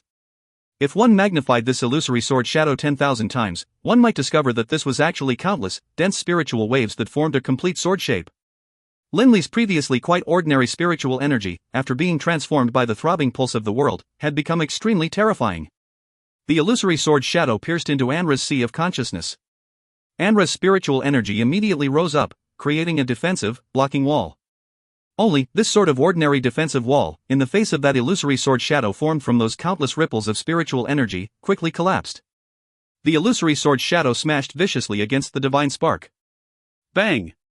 The divine spark trembled, and in the end, the soul contained within it was dispersed. The omega wave of the throbbing pulse of the world, void pulse sword. Success? Linley was overjoyed. Originally, Linley had only utilized the throbbing pulse of the world to create vibrations to attack the enemy's internal organs. Based on what he had learned from the Hymn of the Wind and the results of months of study, Linley had already begun to understand how the throbbing pulse of the world could be used to execute spiritual attacks. Actually, this void pulse sword of Linley's wasn't perfect yet. Sometimes he was successful in utilizing it, but sometimes he would fail. Unexpectedly, this time he had succeeded. Whoosh! Suddenly, another figure suddenly appeared from within the corpse of Anra's. This figure grabbed that divine spark and then quickly charged into the skies. This Anra's had another body. Linley's face changed. Swoosh! Linley immediately pursued. My god body was actually destroyed. I, an exalted god, was actually defeated by a demigod? Anra's heart was filled with rage. He had two bodies, one a god-level divine fire clone, while the other was a demigod-level divine wind clone. Anra's naturally cared the most about his god-level body. I definitely will get revenge. Anras howled angrily in his heart, but at the same time, Anras frantically tried to flee. Whoosh! His divine sense frantically surged out, blasting towards the Roalt Empire. Lord Sadista. Sadista was awaiting the good news from Anras. Oh, Anras, you succeeded? Lord Sadista, save me, save me. Anras stuttered out. This instantly caused Sadista to be stunned. Sadista immediately spread out his own divine sense, encapsulating the entire Mount Copper Gong area with it, allowing him to clearly know the situation within. What? Sadista's face changed dramatically. Although this took time to describe, in reality, from the moment when Linley and Anras first fought until now, there had only been 2 exchanges. The first was the sneak attack, while the second was the full-strength attack of both sides. These 2 exchanges went by very quickly. BB and those 2 gods had yet to reach the gorge. Anras was unlucky enough to have met with Linley, who was in possession of a damaged soul-protecting sovereign artifact. No matter how badly damaged a sovereign artifact was, it was still a sovereign artifact. Unfortunately for Anras, Linley's Blood Violet as well as Adamantine Heavy Sword both contain terrifying spiritual attacks. Flee, flee. Anras frantically tried to flee. His remaining body, being a wind-type demigod body, was indeed very fast. Scree-ee-ee. An enraged screech filled the air, and an enormous, illusory God-Eater rat suddenly appeared in mid-air. The God-Eater rat opened its mouth, and a bizarre force suddenly enveloped Anras, freezing him in mid-air, preventing him from moving at all. BB? Linley came to a halt as well, staring at the distant BB in astonishment. BB had already transformed into the God-Eater rat form, with a length of half a meter. Only, behind BB's body, there was an enormous illusory God-Eater rat that was over 100 meters tall. Ah, no. Anras felt a sense of hopelessness. A wind-style divine spark directly emerged from within Anras' body, transforming into a ray of light as it streaked straight towards BB's mouth. Like eating a bean, BB swallowed the wind-style divine spark into his stomach. Anras' body slumped powerlessly to the ground. BB scurried over, grabbing Anras' interspatial ring as well as that fire-style divine god spark. Humph, you dare act against my boss, and you still want to flee?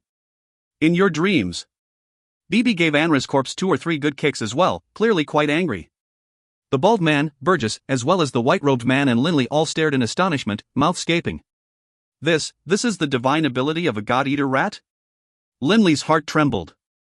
Devouring someone's divine spark? No wonder they dared style themselves as God-Eater rats. This was too monstrous. Boss. BB flew over, tossing the fire-style divine god spark in his hands to Linley. I'm not able to digest this god-level divine spark. All yours. Oh. Linley accepted the god-level divine spark. Wait, what did you say? Linley looked towards BB. Did you just say, digest? Divine sparks were so hard as to be indestructible. Even divine artifacts wouldn't be able to leave the slightest mark on them. This was why when deities died, they would leave behind a divine spark. Not even the full-strength attack of a high god could shatter a divine spark. But BB had. Right. I'm only a demigod, so I'm only able to digest demigod-level divine sparks. This was BB's explanation. Linley looked at BB, truly not knowing what to say. If you find any errors, ads pop-up, ads redirect, broken links, non-standard content, etc., please let us know. Report chapter so we can fix it as soon as possible. Book 13, Chapter 33, An Implacable Rage. Book 13, Gabetos, Chapter 33, An Implacable Rage. Digest a divine spark? The bald man and the white-robed man, 2 full gods, descended from the air. The bald man, Burgess, stared with eyes as round as an ox's towards BB. Divine sparks are known to be indestructibly tough, and are 10,000 times tougher than even divine artifacts. In the Gabetos planar prison, when experts engaged in battle, no matter what level the battle was at, divine sparks were never destroyed. In terms of toughness, most likely even Linley's Blood Violet couldn't compare to a divine spark. In theory, divine sparks should be utterly indestructible. The white-robed man nodded as well. Yeah, divine sparks really are tough. Even though my teeth are really sharp, I'm still not able to chew through and grind them up. BB rubbed his nose in resignation. You want to grind them up? Even Linley, upon hearing these words, wanted to curse at BB. However, BB's gaze held a hint of slyness within them, causing Linley to not know whether to laugh or to cry. BB, you little rascal, you are growing more and more sly. I wonder where you are learning this from. BB intentionally let out a long sigh. I'm not able to chew and grind them up with my teeth, so all I can do is just swallow them into my tummy and digest them. Digest it. Burgess and the other two all felt this was too inconceivable. Why not? I'm a divine beast, you know. BB intentionally raised his head high. In the countless planes of the universe, I'm only the second god-eater rat to ever exist. There's quite a few boss serpents and heaven-devouring beasts in the other countless planes of the universe, you know. They aren't nearly as rare and precious as we god-eater rats. Linley laughed in his heart. BB most likely heard from Lord Beirut that other planes have boss serpents and heaven-devouring beasts. The Swanee lion, heaven-devouring beast, and the boss serpent, these two types of divine beasts, were the only ones of their kind in the Yulon plane. But there were far too many material planes. Dylan and Taras, however, had never gone to other planes. Naturally, they didn't know anything about how many divine beasts the other planes possessed. Linley, BB, let's go. Go to our place for a while. Third brother is waiting for you. The white-robed man smiled. Mr. Leyland? Since that mysterious Mr. Leyland had invited him, Linley and BB wouldn't decline, of course. They immediately followed Burgess and the white-robed man and flew back to the Earth Elemental Manor. In the gorge where Linley had been training. That rock in the corner of the gorge suddenly disappeared, transforming into Leyland, dressed in a dark red robe. Leyland looked towards the east, his eyes seeming to pierce through the walls of reality, a smile at the corner of his lips. Oof. It seems that High God hasn't gone crazy yet. He didn't immediately come to get revenge. But Linley's rate of improvement has still exceeded my expectations. Leyland let out a praising sigh. That violet longsword of his should be a High God artifact. The baleful aura it contains is so strong. Who knows how many experts have died beneath that sword. However, it's still best to not be overconfident. Leyland frowned. If that High God were to suddenly attack, the difference between Linley and a High God is simply too great. Even if I wanted to rescue him, I wouldn't have the time to. It's best to make preparations early. Leyland was capable of easily detecting Anra's arrival to Mount Copper Gong. But if it was Sadista, especially if Sadista hid his aura, unless Leyland were to actively utilize his divine sense to search, or to search using some other abilities, he wouldn't be able to quickly detect Sadista's presence. It seems we need to be careful for a while. Leyland chuckled, and then, as the earth elemental essence around him shuddered slightly, Leyland disappeared into thin air. As Linley and the others flew towards this manor which was completely formed from earth elemental essence, Leyland had already arrived within it. By the time Linley and the others landed in the manor, they saw Leyland seated while leisurely sipping wine. Third brother, Linley and BB have come. What do you need them for? The bald man, Burgess, said loudly. Leyland put down his cup of wine, smiling as he looked at Linley and BB. The two of you, sit. Linley's heart was filled with questions. What does Leyland want with us? In the upcoming period of time, it's best for you to live within this manor. If you need to train, Linley, then you can train within the courtyard. Leyland bluntly proclaimed his intentions. Linley and BB couldn't help but feel somewhat astonished. Mr. Leyland, live at your place? Linley was somewhat puzzled. Leyland laughed loudly. What? Can it be that there's something wrong with my place? Or is it that you are afraid that you will damage my residence?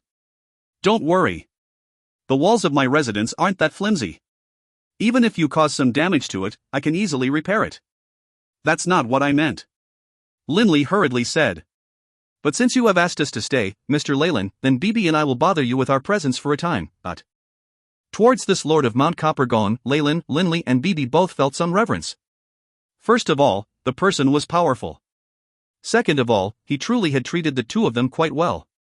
After all, based on what that Suddy said, normally, whenever Leyland gave someone advice, they wouldn't give that person advice a second time within 10 years.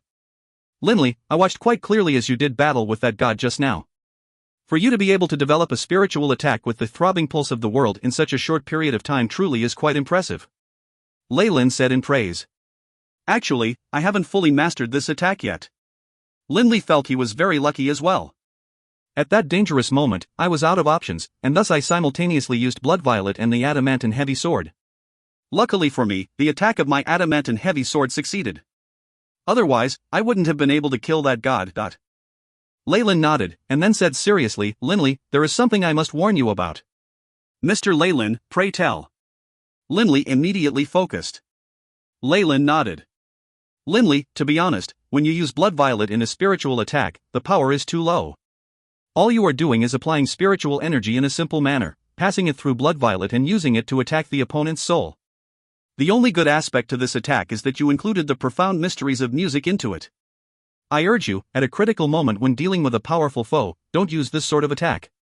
In terms of spiritual attack power, this attack is far inferior to you using that attack of the throbbing pulse of the world. The difference is too great. The strength is rather low. Linley knew this very well. The Hymn of the Wind, although a spiritual attack, was in truth not connected to any deep understanding of any laws. It just filled Blood Violet with spiritual energy and utilized Blood Violet to release that attack. That was it. When the Hymn of the Wind technique struck the Soul Destroyer technique, the illusory Blood Violet shadows created by the Hymn of the Wind were instantly eradicated. Its strength was far inferior. When Linley had developed the throbbing pulse of the world, Voidwave Sword, he discovered that a spiritual attack which contained profound mysteries within it could reach an astonishingly terrifying height. It can be said that the Hymn of the Wind was nothing but a hammer created from spiritual energy that pierced through the opponent's soul. However, the throbbing pulse of the world, Voidwave Sword, caused his spiritual energy to pass through the throbbing pulse of the world principles and instantly release millions of surges of spiritual ripples. The countless spiritual ripples miraculously then formed in an organized manner into a comprehensive whole, that illusory sword shadow. The illusory sword shadow, upon striking the soul, would release those countless surges of sword ripples. Reinforcing each other, the power of those countless sword ripples would suddenly layer atop each other, reaching an extreme. It was much like ordinary white paper. Even you folded it up into a stick, if you used a lot of force, you would still break it. However, if you were to chop the paper into hundreds of strips, and then braid those strips into a cohesive whole, then its endurance would be 100 times greater and would be able to sustain a weight of even hundreds of kilograms. The effectiveness of the braiding of the profound mysteries of the throbbing pulse of the world was hundreds of times greater than simple braiding. The Hymn of the Wind's spiritual attack is a rather low-level one. Only after fusing with the profound mysteries of the laws will one's attack power increase. Linley understood this. Leyland laughed. If you had used your adamantine heavy sword to strike that god spear, then your spiritual attacks would most likely have cancelled out. His spiritual attacks power is on par with yours. Leyland, given his experience and judgment, was easily able to make this determination. Oh? Linley thought back to that faint red spear shadow as well. That spear shadow was indeed quite powerful. If I didn't have that damaged soul-protecting sovereign artifact, I most likely wouldn't have been able to take a soul attack on that level. Linley, there's something I'm mystified about. Leyland frowned as he looked at Linley. That dying blow spiritual attack the god released, the soul of even most gods wouldn't have been able to take it, much less yours. How is it that you seem to be completely unaffected? This question had stumped Leyland for quite a while. Linley didn't know what to say. Could it be that he would tell Leyland that he had a damaged soul-protecting sovereign artifact? A sovereign artifact, even a damaged one, was more than enough to cause a high god to become red-eyed with desire. I'm being rude. Leyland laughed loudly. I shouldn't ask a question like this. Linley, just live nearby for now. If you have any training questions, you can ask me. All right. Linley nodded.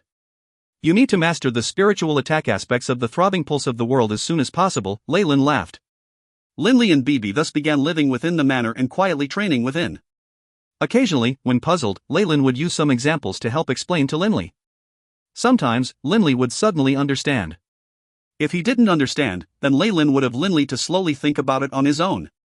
All Leyland could do with regards to training was occasionally give some guidance. Linley's training days were very happy and peaceful, but in the Roalt Empire, that high god, Sadista, had been in a terrible mood in recent days. Within the courtyard, Sadista was currently dining with his two gods. Only, Sadista's face was very gloomy, and the two gods didn't dare to make any sound. Bang! Sadista slammed the crystal wineglass onto the table, then rose and walked out of the living room. Because Sadista had used a little too much force, the crystal wineglass actually shattered. The two gods glanced at each other. Dan and I, ever since Anras died, during this past month, Lord Sadista has been in a terrible mood. How should we resolve this? The middle-aged man with short silver hair said. They were frustrated as well. If Sadista was always in such a gloomy, dark mood, their lives wouldn't be comfortable either. They would be in the Yulan plane for nearly 1,000 years, after all. If they had to spend 1,000 years in nervousness, that would indeed be quite miserable. Right. This has to be resolved. I'll go discuss this matter with Uncle. That youngster, Danny, said. Danny was Sadista's nephew. Thus, it fell upon him to deal with this. Sadista was wearing a noble, lavish violet robe. Standing in the beautiful flower gardens, he was in a very bad mood, despite how beautiful the flowers were. This Linley is a mere demigod. In order to kill him, Anras died. And right now, I still can't go act against him. Sadista's heart was filled with repressed anger. He was indeed capable of killing Linley, and perhaps Beirut wouldn't find out. But if Beirut did find out, then he, Sadista, wouldn't be able to enter the necropolis of the gods. The necropolis of the gods matters more. Sadista kept on reminding himself. For the sake of the necropolis of the gods, he had to choose to remain in hiding and not go deal with Linley. But he still felt angry and resentful. After all, Linley was only a demigod. How could Sadista not vent this anger in his heart? Smoldering rage. Uncle! A sound rang out. Sadista glanced over. Calmly, he said, "Oh, Danny. What is it?" "Uncle, in the past month, I've seen that you are always in a bad mood. Anras is dead and gone. In addition, he was only a god. There's no need to care so much about it," Danny said. Sadista snorted but didn't say anything. He didn't care about a god. What made him miserable was that he had suffered a setback, but could only endure instead of venting his anger. If he had been angered by an expert, that was one thing. But in this case, he had been angered by a demigod. How could he calm down? He wanted to go kill him, but what if Beirut found out? What then? Smoldering, suppressed rage. If you find any errors, ads pop up, ads redirect, broken links, non-standard content, etc., please let us know. Report chapter so we can fix it as soon as possible. Book 13, Chapter 34, Darkness and Flame. Book 13, Gabados, Chapter 34, Darkness and Flame. Danny, seeing Sadista snort without saying anything, intentionally asked in a mystified manner, "Uncle, there's something I don't understand. You told us that Anras failed in his attempt to kill Linley and died. But how did Anras die? I refuse to believe that Linley was able to kill Anras." Sadista started slightly. Who killed Anras? Sadista himself wasn't certain.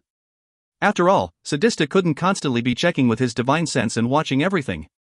He had only found out about Anras' failure when Anras notified him using his demigod-level divine clone.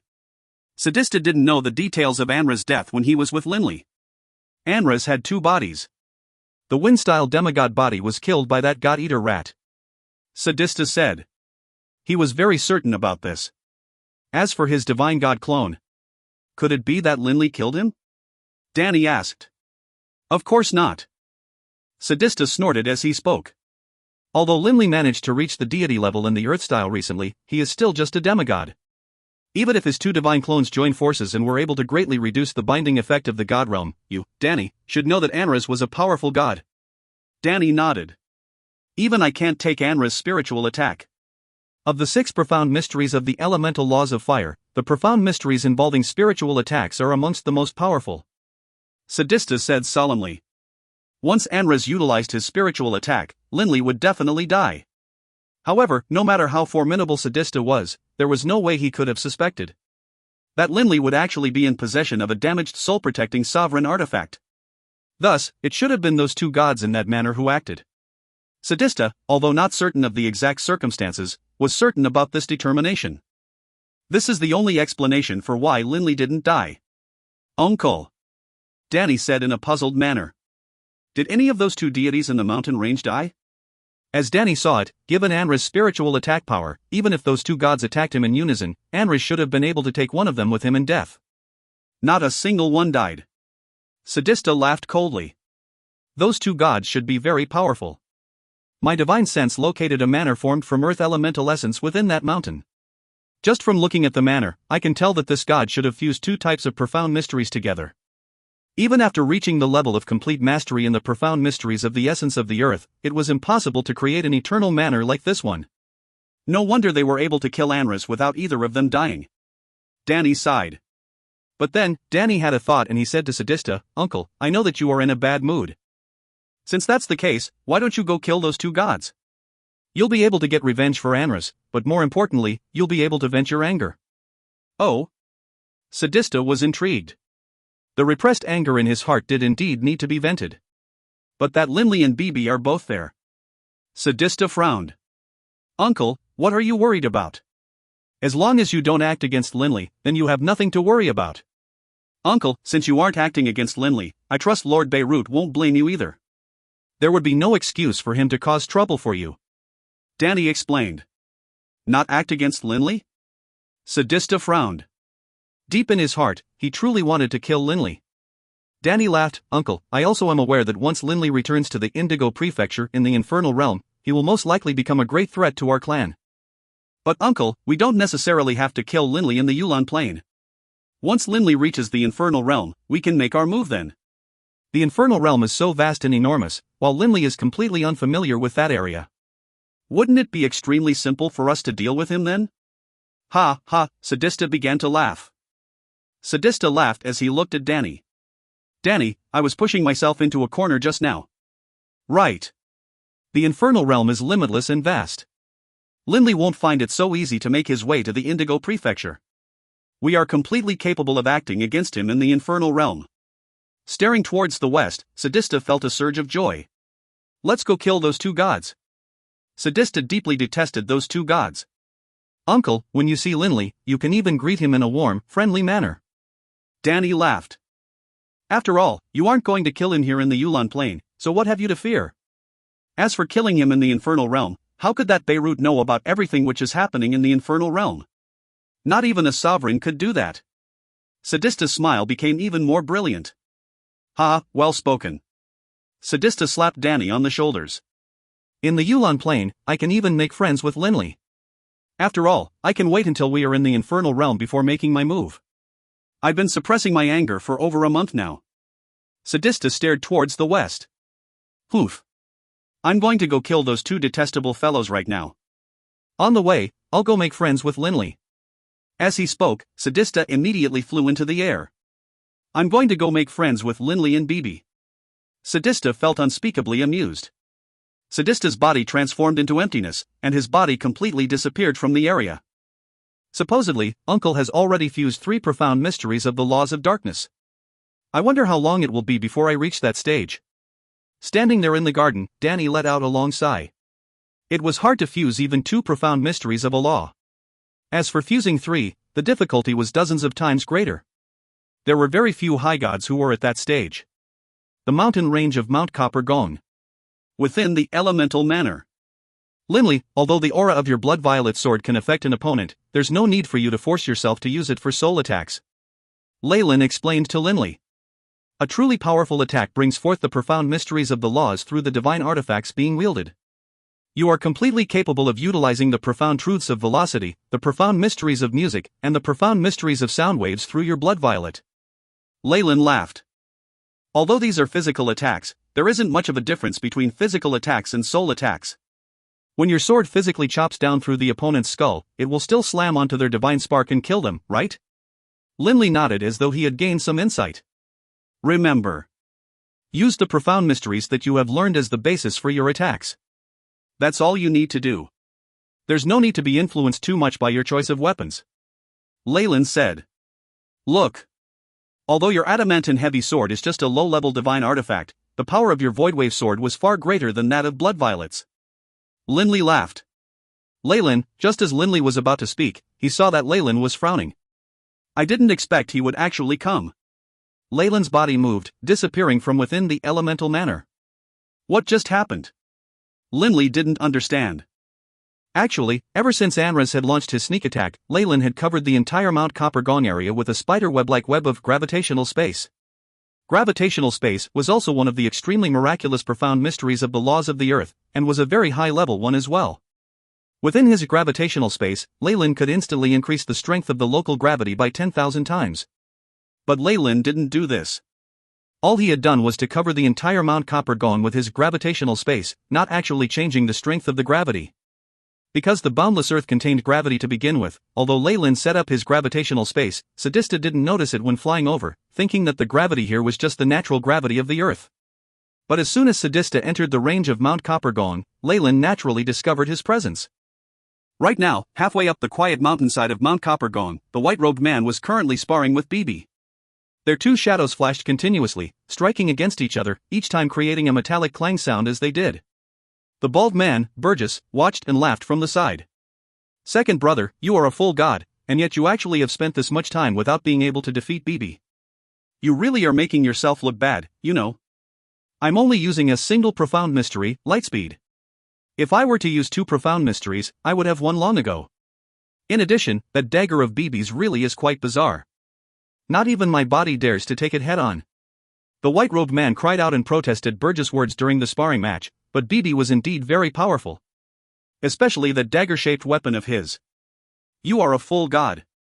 Stop looking for excuses. Burgess laughed loudly. Bang! BB was sent flying. Again, BB said, gritting his teeth and saying in an insubordinate manner. But then, BB's face suddenly changed slightly, and the smiles on the faces of Burgess and his friend changed as well. Quite bizarrely, the sunlight here at the halfway point up the mountain had suddenly disappeared. Other areas still had sunlight, but in the area BB was in, the entire area was cast into a bizarre darkness. A violet form suddenly appeared from within the darkness. It was Sadista. Who are you? Burgess barked. Sadista's gaze rested on BB's body. Smiling, he said, "Oh, it's BB. BB, I have a bit of a relationship with your grandpa Beirut, but I have a bit of a grudge against these two. You can stand off to one side for now." Sadista's attitude was quite pleasant. BB couldn't help but be stunned. Who is this guy? BB didn't know Sadista at all. Sadista turned to stare at Burgess and his friend. Laughing coldly, he said, "The two of you, prepare to die." As he spoke, Sadista raised up a single hand. You want to kill my brothers? You really are quite bold. A clear, cold voice rang out, and Leyland, dressed in a dark red robe, walked out, a hint of anger evident in his eyes, beneath those crimson eyebrows. Seeing this person, Sadista couldn't help but feel greatly shocked. How could there be someone else here? Based on what his divine sense had told him, Mount Coppergong only had 4 people present, Linley, BB, and these 2 gods. This person in front of him shouldn't be here. Leyland looked coldly at Sadista. Step back for now. Leyland said calmly. BB and the other 2 immediately flew to one side. At this time, Linley flew over here from afar as well, staring in surprise at the scene. He only was able to see Leyland and Sadista. Every other place was a sea of dark nothingness. Who is this person? Linley asked, puzzled. No idea. Burgess said. Only, he wants to kill us. He also said that he has a bit of a relationship with Lord Beirut. Linley looked towards BB, who shook his head. I don't recognize this person. From halfway up the mountain came Leyland's angry laugh. Ha, you want to leave after just saying, perhaps this was a case of mistaken identity? How laughable. If I hadn't arrived just now, wouldn't my brothers have been killed by you? Nobody who wants to kill my brothers has ever survived. Sadista's angry voice rang out as well. I gave you face, but you were still so arrogant. Ha, fine. Since that's the case, then today, I'm not only going to kill your brothers, I'm going to kill you as well. Let's see what you are going to do about that. Boom. With Sadista at the center, the nearby space began to distort, with the distortions expanding in each direction. The entire nearby mountain peak actually was transformed into fine powder, with the surrounding trees, grass, and even the sunlight being devoured by the distorted space surrounding Sadista. Because the light was being devoured, this distorted space appeared to be completely black. The space was rapidly expanding. Sadista stood there at the center of this distorted space. Linley felt astonished. What power is this? Burgess and the white-robed man were similarly astonished. You are asking to be killed. Sadista stared coldly at Leyland. Leyland let out a cold chuckle. I didn't expect you to have some skill after all. HRMPH. Sadista let out a cold snort. That black distorted space that was already hundreds of meters wide suddenly condensed at high speed, transforming into an enormous black wolf that was 7 or 8 meters tall, which completely surrounded Sadista's body. Gruel. Sadista's body suddenly disappeared, merging into one with that black wolf. The black wolf, bellowing, instantly reached Leyland. It opened its maw wide, as though wanting to devour Leyland within it. In the space in front of this bloody maw, space was constantly collapsing then reforming. Crackle, suddenly, a terrifying heat arose out of nowhere. Leyland disintegrated, transforming into a ray of flaming light. This ray of flaming light swished straight through the body of the black wolf, and then once more reformed into a human shape with Leyland's appearance. As for the black wolf, its entire body began to shake with ripples. The wolf's body broke apart, transforming into 2 bodies. Sadista's 2 bodies both fell down from midair. Darkness and wind. What am I supposed to do with these 2 high god sparks? Leyland glanced at the two high god sparks in his hands. In but an instant, Leyland had destroyed both of Sedista's divine clones. Their power simply wasn't even close to being on the same level. Linley and Bibi both stared in astonishment, slack-jawed. That guy died? Linley could hardly believe it. That powerful high god had instantly been destroyed? If you find any errors, ads pop-up, ads redirect, broken links, non-standard content, etc., please let us know. Report chapter so we can fix it as soon as possible. Book 13, Chapter 35, Paying Respect.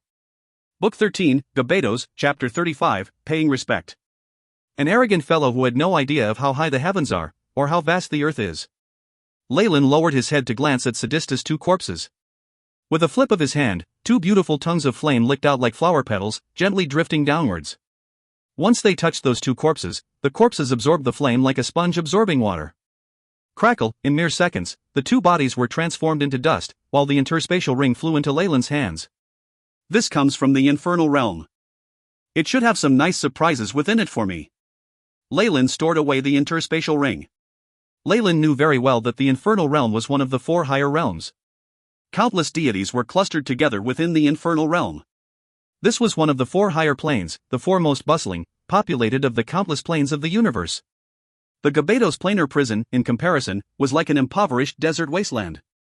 Although he, Leyland, was more powerful than Sedista, in terms of treasures and wealth, he most likely couldn't compare to Sedista, who came from the infernal realm. The treasures of the necropolis of the gods was enough to make countless experts turn red-eyed with greed, and was enough to cause some of the powerful clans in even a higher plane like the infernal realm to scheme. Sedista had been sent by his clan to the Yulan plane to fight for treasures. From this, one could imagine that Sedista was a well-respected figure within his clan, and even amongst high gods was fairly powerful. He had two mighty high god clones of darkness and wind. In addition, in the laws of darkness, he had fused three profound mysteries. Such power could only be described as mighty. But in front of the Lord of Mount Coppergon, Leyland, Sedista's two mighty divine clones were instantly killed in a single exchange of blows. Thus had he fallen, forever disappearing from the world. Only, when Sedista executed his ultimate attack, causing the nearby space to distort and collapse, he had done so because he had sensed that this Leyland was no ordinary opponent. Thus, he had used his full strength without hiding anything, and by doing so, attracted attention and fear from the many experts throughout the entire Yulan continent. What a powerful aura. Many gods hidden throughout the Yulan continent felt their hearts shudder as they sensed the energy waves coming from the west. Who is it? Within the imperial palace of the Yulan Empire, the face of the graceful, elegant brown-haired youth changed slightly as he looked towards the west. Such a powerful aura and such vibrations in space. These energy waves are too powerful. It should be a high god level expert. This brown-haired youth was the god who had taken over the Yulan Empire, Urf. Urf was a fairly powerful figure amongst the gods of the Gabedos planar prison.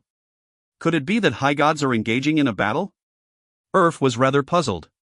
But in the Yulan plane, aside from Lord Beirut, the only high god present is Lord Adkins. Lord Adkins wouldn't be foolish enough to go engage in a great battle against Lord Beirut, would he? Up till now, Urf had no idea of the presence of Sedista and Leyland. Urfa's eyes narrowed and his heart grew nervous. It seems that the high gods within the Yulan continent aren't just Lord Beirut and Lord Adkins. There are others as well. Urf was now rather hesitant and uncertain. There were now several high gods within the Yulan continent. Even if he, Urf, was able to enter the necropolis of the gods, how many treasures would he be able to get? Within the O'Brien Empire, Adkins had been enjoying watching the dance of the palace ladies. His face suddenly changed slightly as he looked towards the west. HRM? High God. Not hesitating at all, Adkins immediately sent out his divine sense surging out like a wave towards the west, instantly covering the entire area west of the mountain range of magical beasts, including Mount Coppergon. Adkins' investigation caused him to let out a shocked breath. How could there not be a single high god present? But Adkins did discover that demolished mountain peak and the grass and trees. Devoured? A high god who trains in the laws of darkness.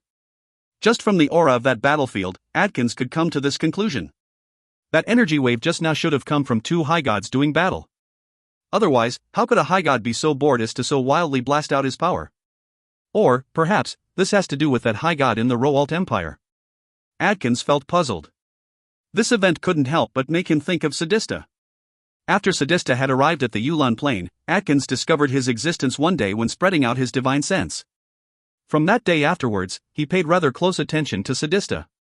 In terms of power, Adkins wasn't any weaker than Sadista. Adkins immediately spread out his divine sense further, also covering the Roalt Empire with it. The aura of that high god in the Roalt Empire has vanished? Adkins spread his divine across the entire Yulan continent, but aside from Beirut's metallic castle, nothing. He isn't in the Yulan continent. What just happened, exactly? Adkins frowned. Can it be that the high god of the Roalt Empire died? Adkins' heart shuddered. Although Adkins wasn't afraid of Sadista, Adkins still had the feeling that Sadista wasn't someone to be taken lightly. An expert such as him had actually vanished. Mount Copper Gong only has 4 people present. One is Linley and the God-Eater Rat, while the other 2 are gods. Those 2 gods should be people who resided within the ruler's estate of Bluefire City. I remember them. Adkins began to ponder the question. Adkins wasn't surprised upon discovering Leyland's 2 brothers. After all, as soon as that tunnel had opened, everyone had frantically scurried towards it. It was normal for even people who had belonged to the ruler's estate to flee to the Yulan plain. I keep on having this feeling that something's not right. Adkins frowned. Lord Adkins. The nearby Barnes said softly. Adkins turned to look at Barnes. Coming to a decision, he said, Barnes, come make a trip with me to the west. To the west? Barnes was somewhat surprised. Just come. Adkins rose from his seat, then said to the group of palace ladies dancing gracefully in front of him, all of you can go for now. Adkins said calmly, and then he and Barnes transformed into an illusory streak which shot towards the western horizons. Mount Copper Gong. Everyone was flying towards the elemental manor. Mr. Leyland, was that expert actually a god? Bibi looked towards Leyland in astonishment. Leyland, dressed in that dark golden robe, his long hair flowing freely, showed a hint of amusement in the eyes beneath his crimson eyebrows. No, that was a high god. Leyland looked at Bibi in surprise. Bibi, didn't I say just now that these 2 divine sparks were both divine high god sparks? Yes, you did, but if that person had 2 high god clones, why is it that he died in just a flash? Bibi didn't dare believe it. Although it might be incredible for others to accomplish this, it isn't strange at all for third brother to have been able to accomplish this. The bald man, Burgess, said with a loud laugh. The white-robed man also said, not only was that man a high god, he was a fairly powerful high god. Unfortunately, he actually wanted to fight against third brother. Enough. Listening to his 2 brothers brag, Leyland couldn't help but stop them. Linley gave this Leyland a serious glance. Just now, when Sadista had caused the surrounding space to distort and devoured everything around him, Linley had the feeling that Sadista was completely undefeatable. He was certain that if this Sadista had wanted to attack him, he probably would have been able to easily draw Linley into that distorted space. He was too powerful. He was 10 times, no, 100 times more powerful than the likes of gods like Anras. But an expert as powerful as Sadista had died, just in an instant. The power of this Leyland should belong to the very topmost tier, even amongst high gods.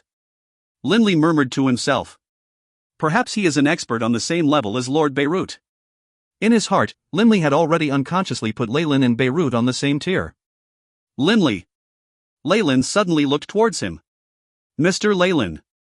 Linley listened carefully. Leyland laughed. Actually, this high god has a bit of a connection to you, Linley. What? Linley was somewhat surprised.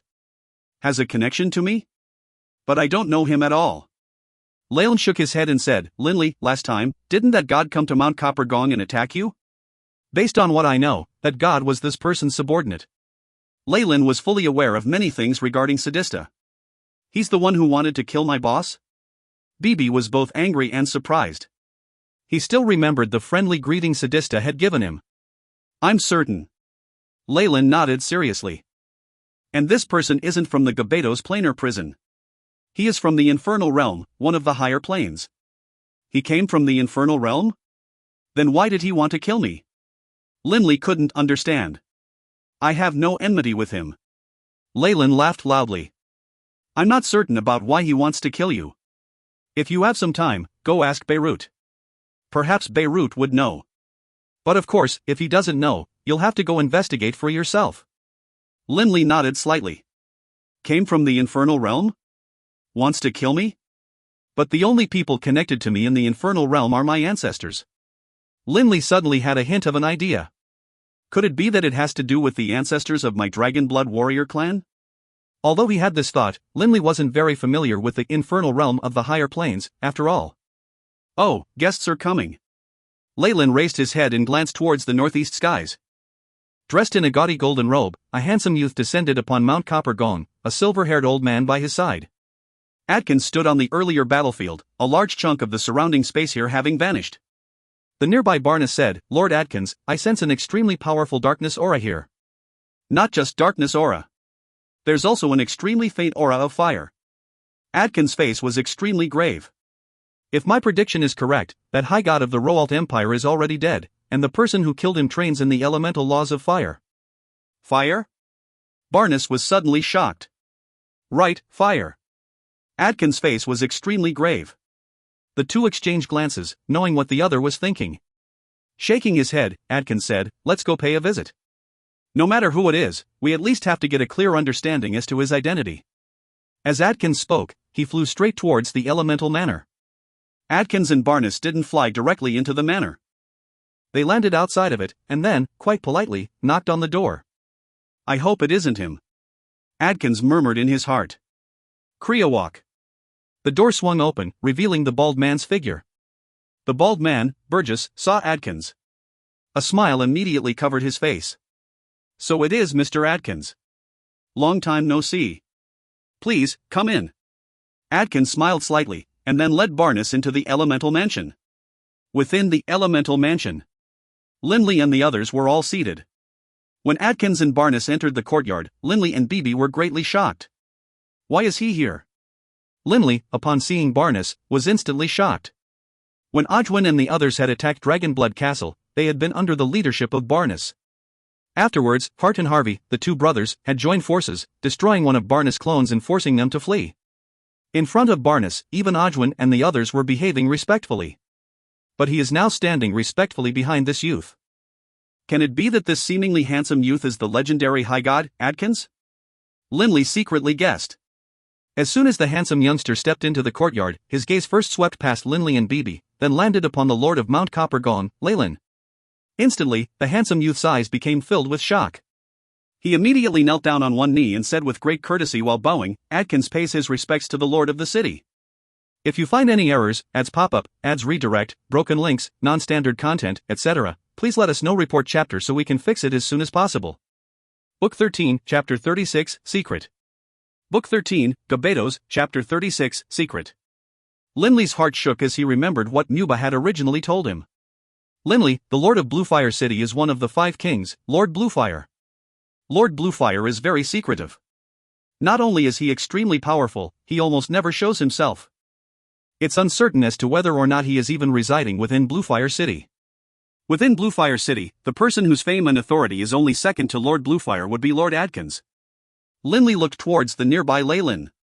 He is actually one of the 5 kings of the Gabedos planar prison, Bluefire? It was hard to say exactly how long the Gabedos planar prison had existed for.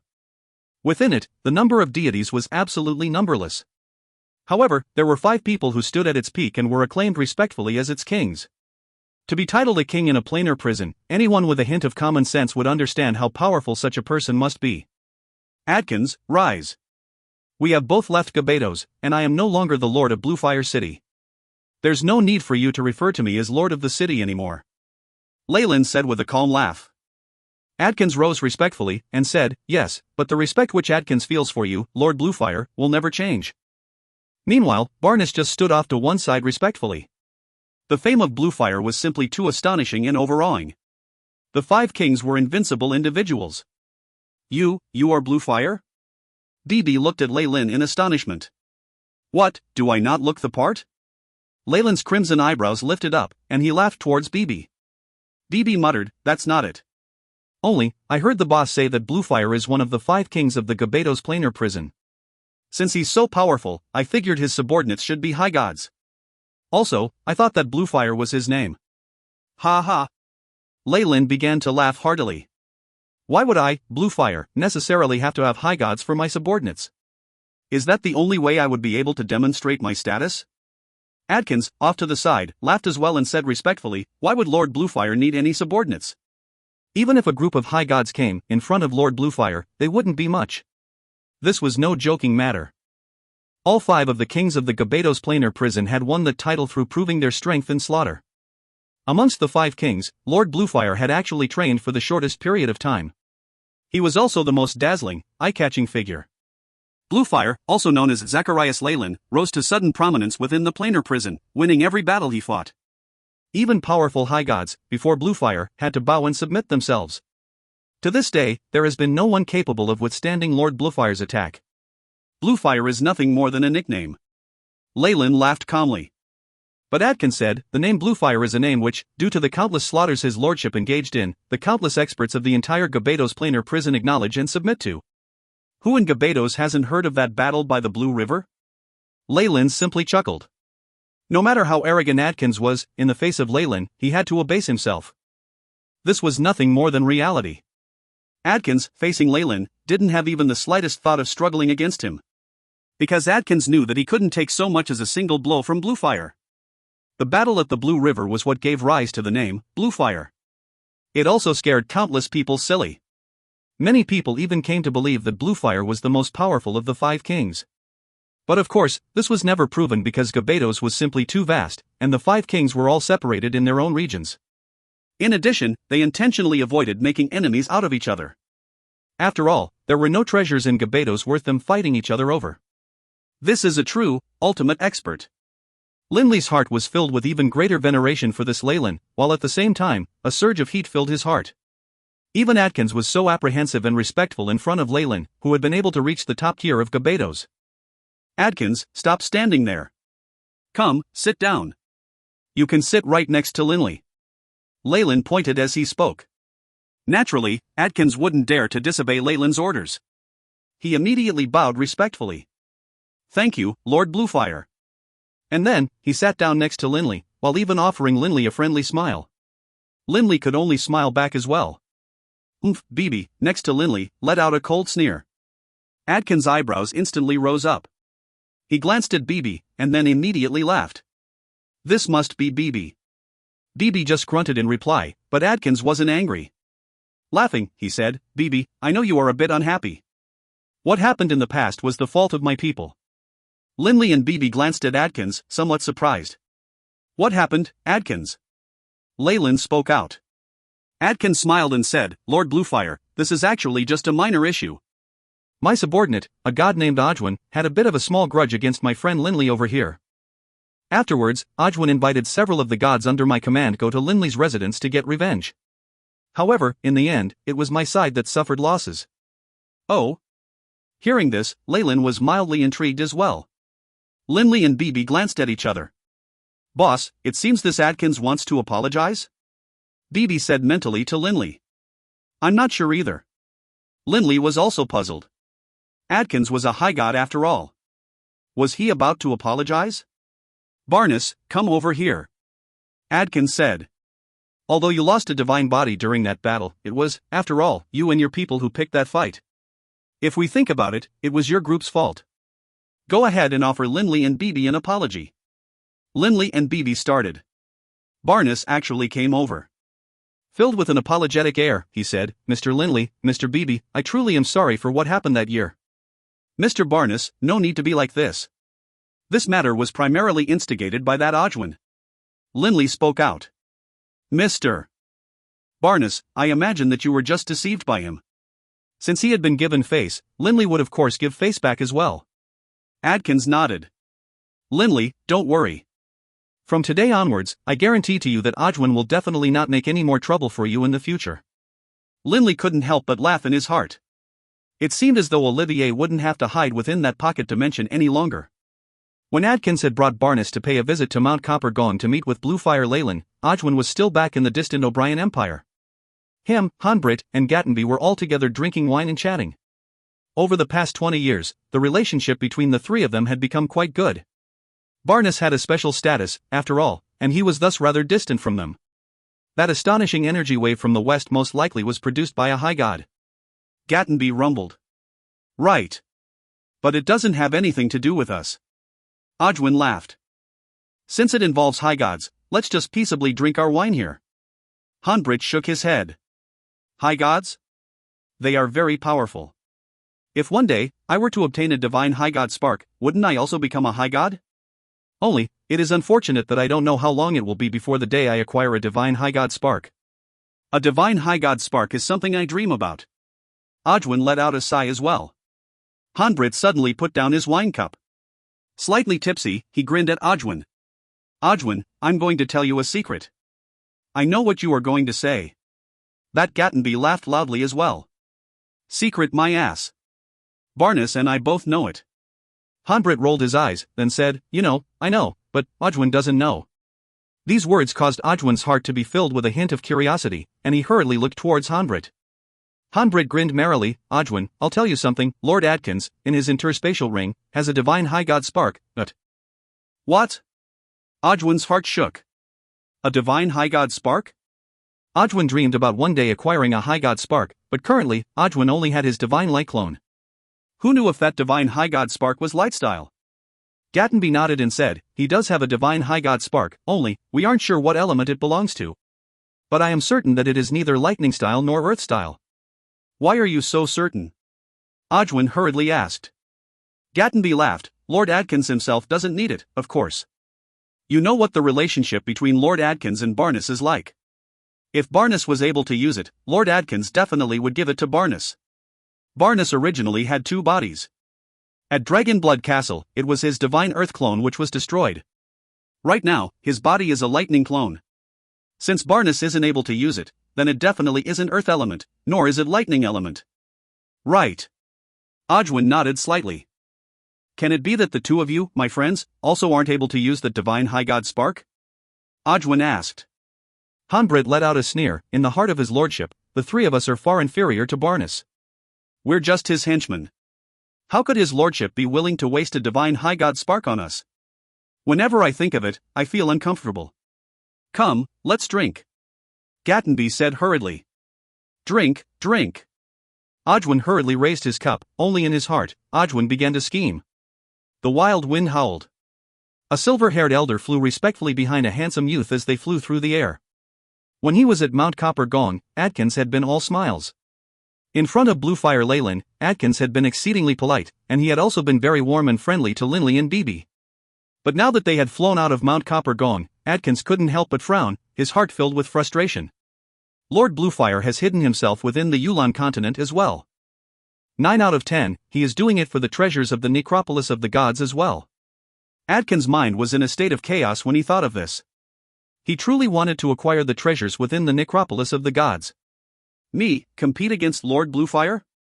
As soon as he thought of this, Adkins felt a surge of helplessness. He knew very well that in front of Bluefire, he didn't even have the ability to fight back. The awesome fame of the King Bluefire didn't just come from public acclaim, it was won by Leyland through repeated slaughters and countless rivers of blood. There was no need to harbor any suspicions about the amount of power which Bluefire Leyland possessed. Milord? Are you preparing to give up? Barnes asked through his divine sense. Adkins took a deep breath, then sent a response back with his own divine sense. Give up? Impossible. Barnes was startled. Adkins said to himself, at worst, I die. But if I succeed, I'll hopefully be able to suppress Bluefire in power. I can't possibly fight Bluefire head-on. For now, I have only a single path forward. Adkins made up his mind, and his gaze sharpened and firmed. We reached the imperial capital. Barnes and Adkins immediately charged downwards, flying directly into the imperial palace. Returning to the imperial palace, the first thing which Adkins did was to summon Odwin into the palace. Odwin, who was currently drinking and chatting with Hanbrit and Gatenby, immediately entered the palace upon receiving the order, ignoring everything else. Milord. Odwin knelt down respectfully on one knee. Adkins turned and stared at him coldly. Odwin, there is something I must warn you about. I know that your son was killed. But remember this, starting forward, forget about getting revenge. No matter what, do not cause any trouble for a single person of Dragonblood Castle. Odwin started. Forget about revenge. Although in the past 20 years, Odwin had calmed down, that didn't mean he had given up his desire for revenge. The goal of vengeance for the death of his son had been engraved into Odwin's heart. Humph. Adkins let out a cold snort. What, didn't you hear me? The nearby Barnes said seriously as well, Odwin, this has to do with an important affair of his lordship. If because of your small affairs, his lordship's major affairs are ruined, then even death wouldn't expiate your crimes. Odwin immediately prostrated himself and said hurriedly, "Lord Adkins, don't worry. From today onwards, Odwin, definitely won't go make trouble for anyone in Dragonblood Castle. This affair of getting revenge, Odwin, will definitely never consider again."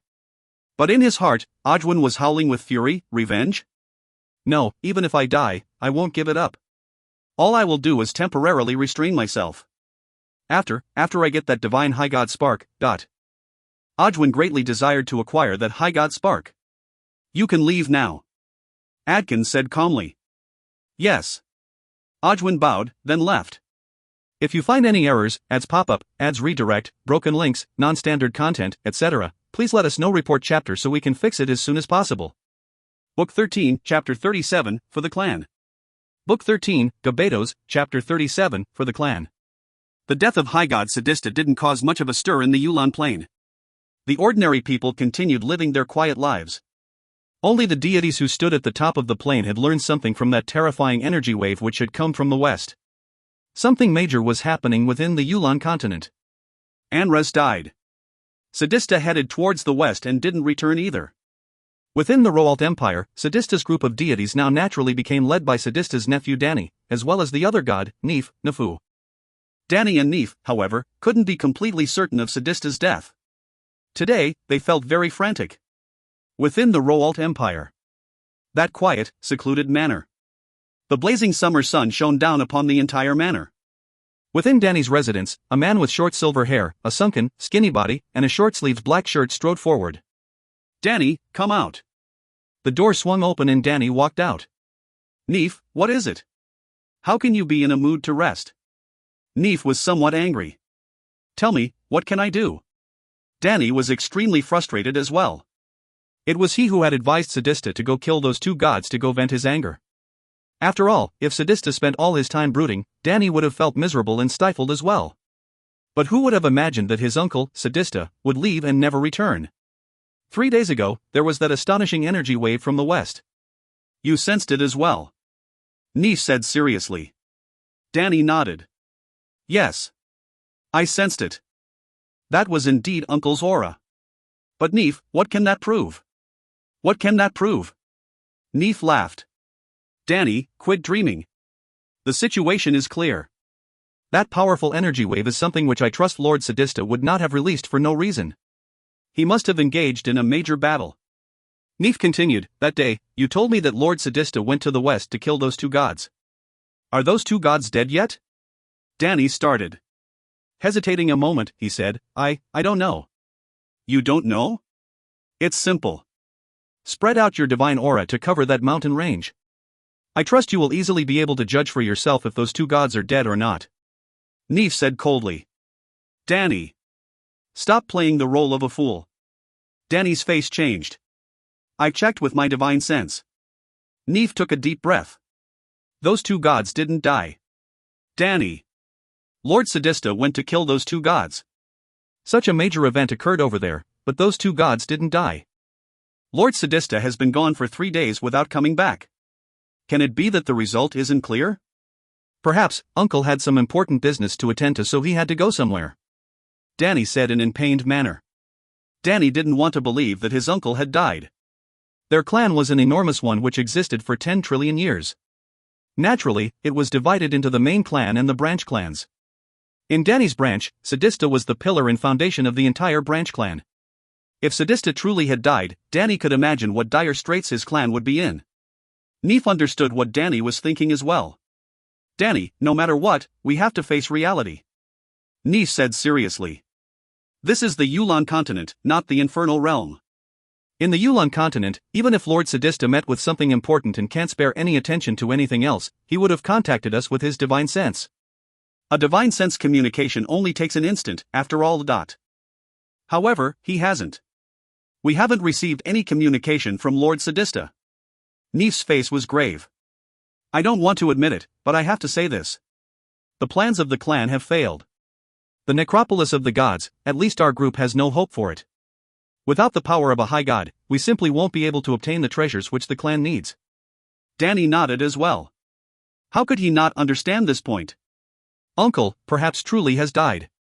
Dani nodded bitterly, but then he stared at Neef. But Neef, so what if Uncle has died? Can it be that you?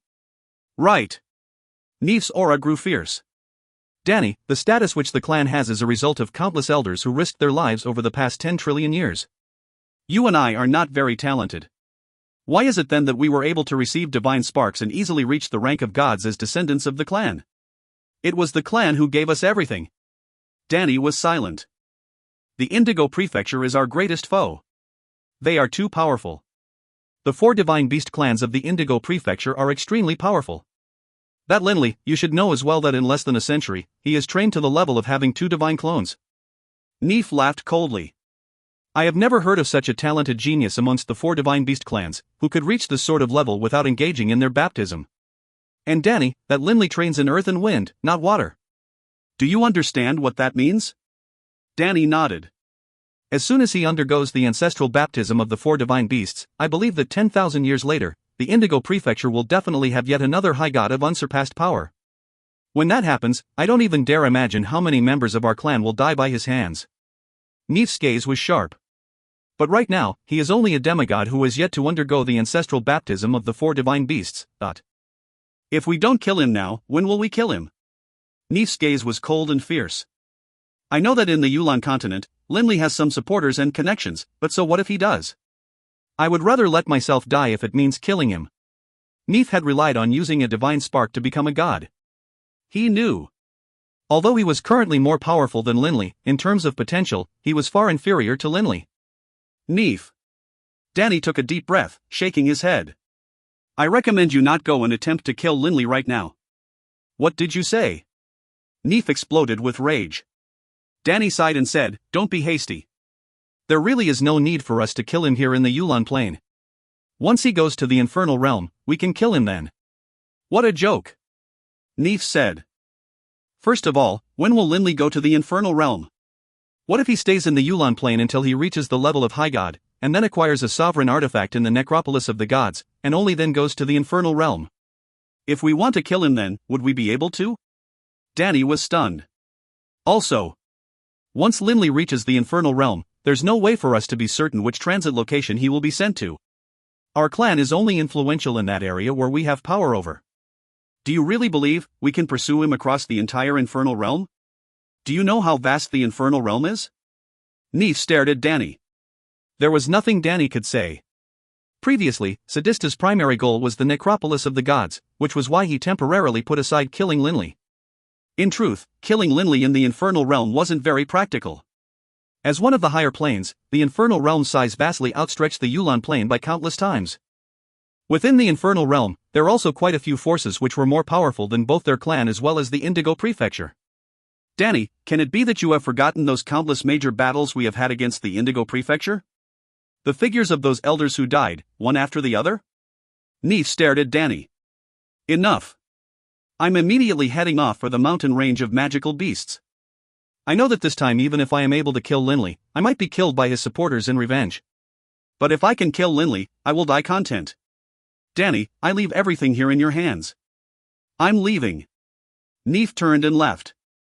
Since they couldn't acquire the treasures of the necropolis of the gods, if they could at least kill Linley, this trip would not have been completely in vain. Danny didn't want to watch Neef go die. If he killed Linley, Neef would be killed in revenge by those forces who supported Linley. For Rainales, lay in the IRSI. Neef sent back with his mental message, and then Neef himself flew into midair, streaking towards the western horizons, transforming into a black dot. Danny was stunned, but then his gaze grew hard and resolved. In a soft voice, he said, for Rainales. Attend me. Danny shouted towards the outside, and soon, a demigod came over. Danny gave him a long list of instructions, and then said, remember, you must provide this information to Lord Hadun. You can go now. Yes, me lord. The demigod immediately flew out of this residence, heading directly towards the Arctic ice cap. Within the mountain range of magical beasts, in a half-shattered canyon where wild grass grew abundantly and where spring water flowed, the figures of Thunderwing Pegasi, magical beasts of the 7th rank, could be seen everywhere. The Thunderwing Pegasi all displayed leisurely elegance, occasionally flying into the air and then landing by the side of the springs, lowering their heads to drink water. Suddenly, a human figure appeared here, causing the many Thunderwing Pegasi to be so terrified, they didn't dare to move. Time to do what must be done. The short silver-haired Neef looked around, then sent his divine sense into the minds of every Thunderwing Pegasus before he then sat down in the meditative stance. At the same time, he spread out his divine sense.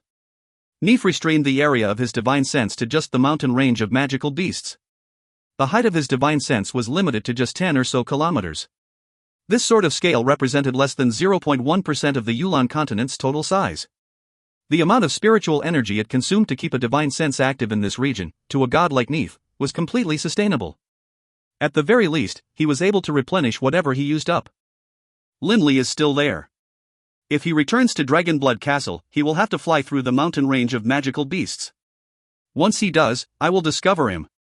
Neef didn't think any longer, and just waited here for the hare to step into the trap. Neef didn't dare to directly attack Mount Copper Gong. After all, Anres and Sadista had both failed. He waited here in ambush, and would thus have a much higher chance. Linley quietly trained at Mount Copper Gong. Receiving guidance from one of the 5 kings, Bluefire Leyland, was a rare opportunity.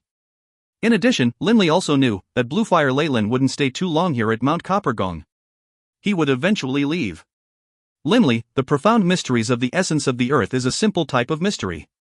If you focus on training in it, you will succeed within 1 or 2 years. Leyland laughed calmly. But, if you wait until completely mastering the profound mysteries of the essence of the earth before attempting to fuse it with the throbbing pulse of the world, you will most likely spend thousands or 10,000 years without being successful. Fusing is far more difficult than simply understanding a profound mystery, Leyland said solemnly. Linley nodded slightly.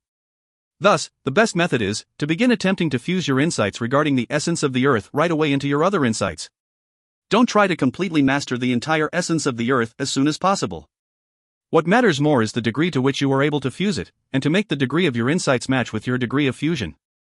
Leyland laughed, perhaps in such a way, it will take decades or a century for you to master the essence of the earth. But by doing so, as soon as you achieve mastery in the essence of the earth, you will also have completed your fusion of the essence of the earth and the throbbing pulse of the world.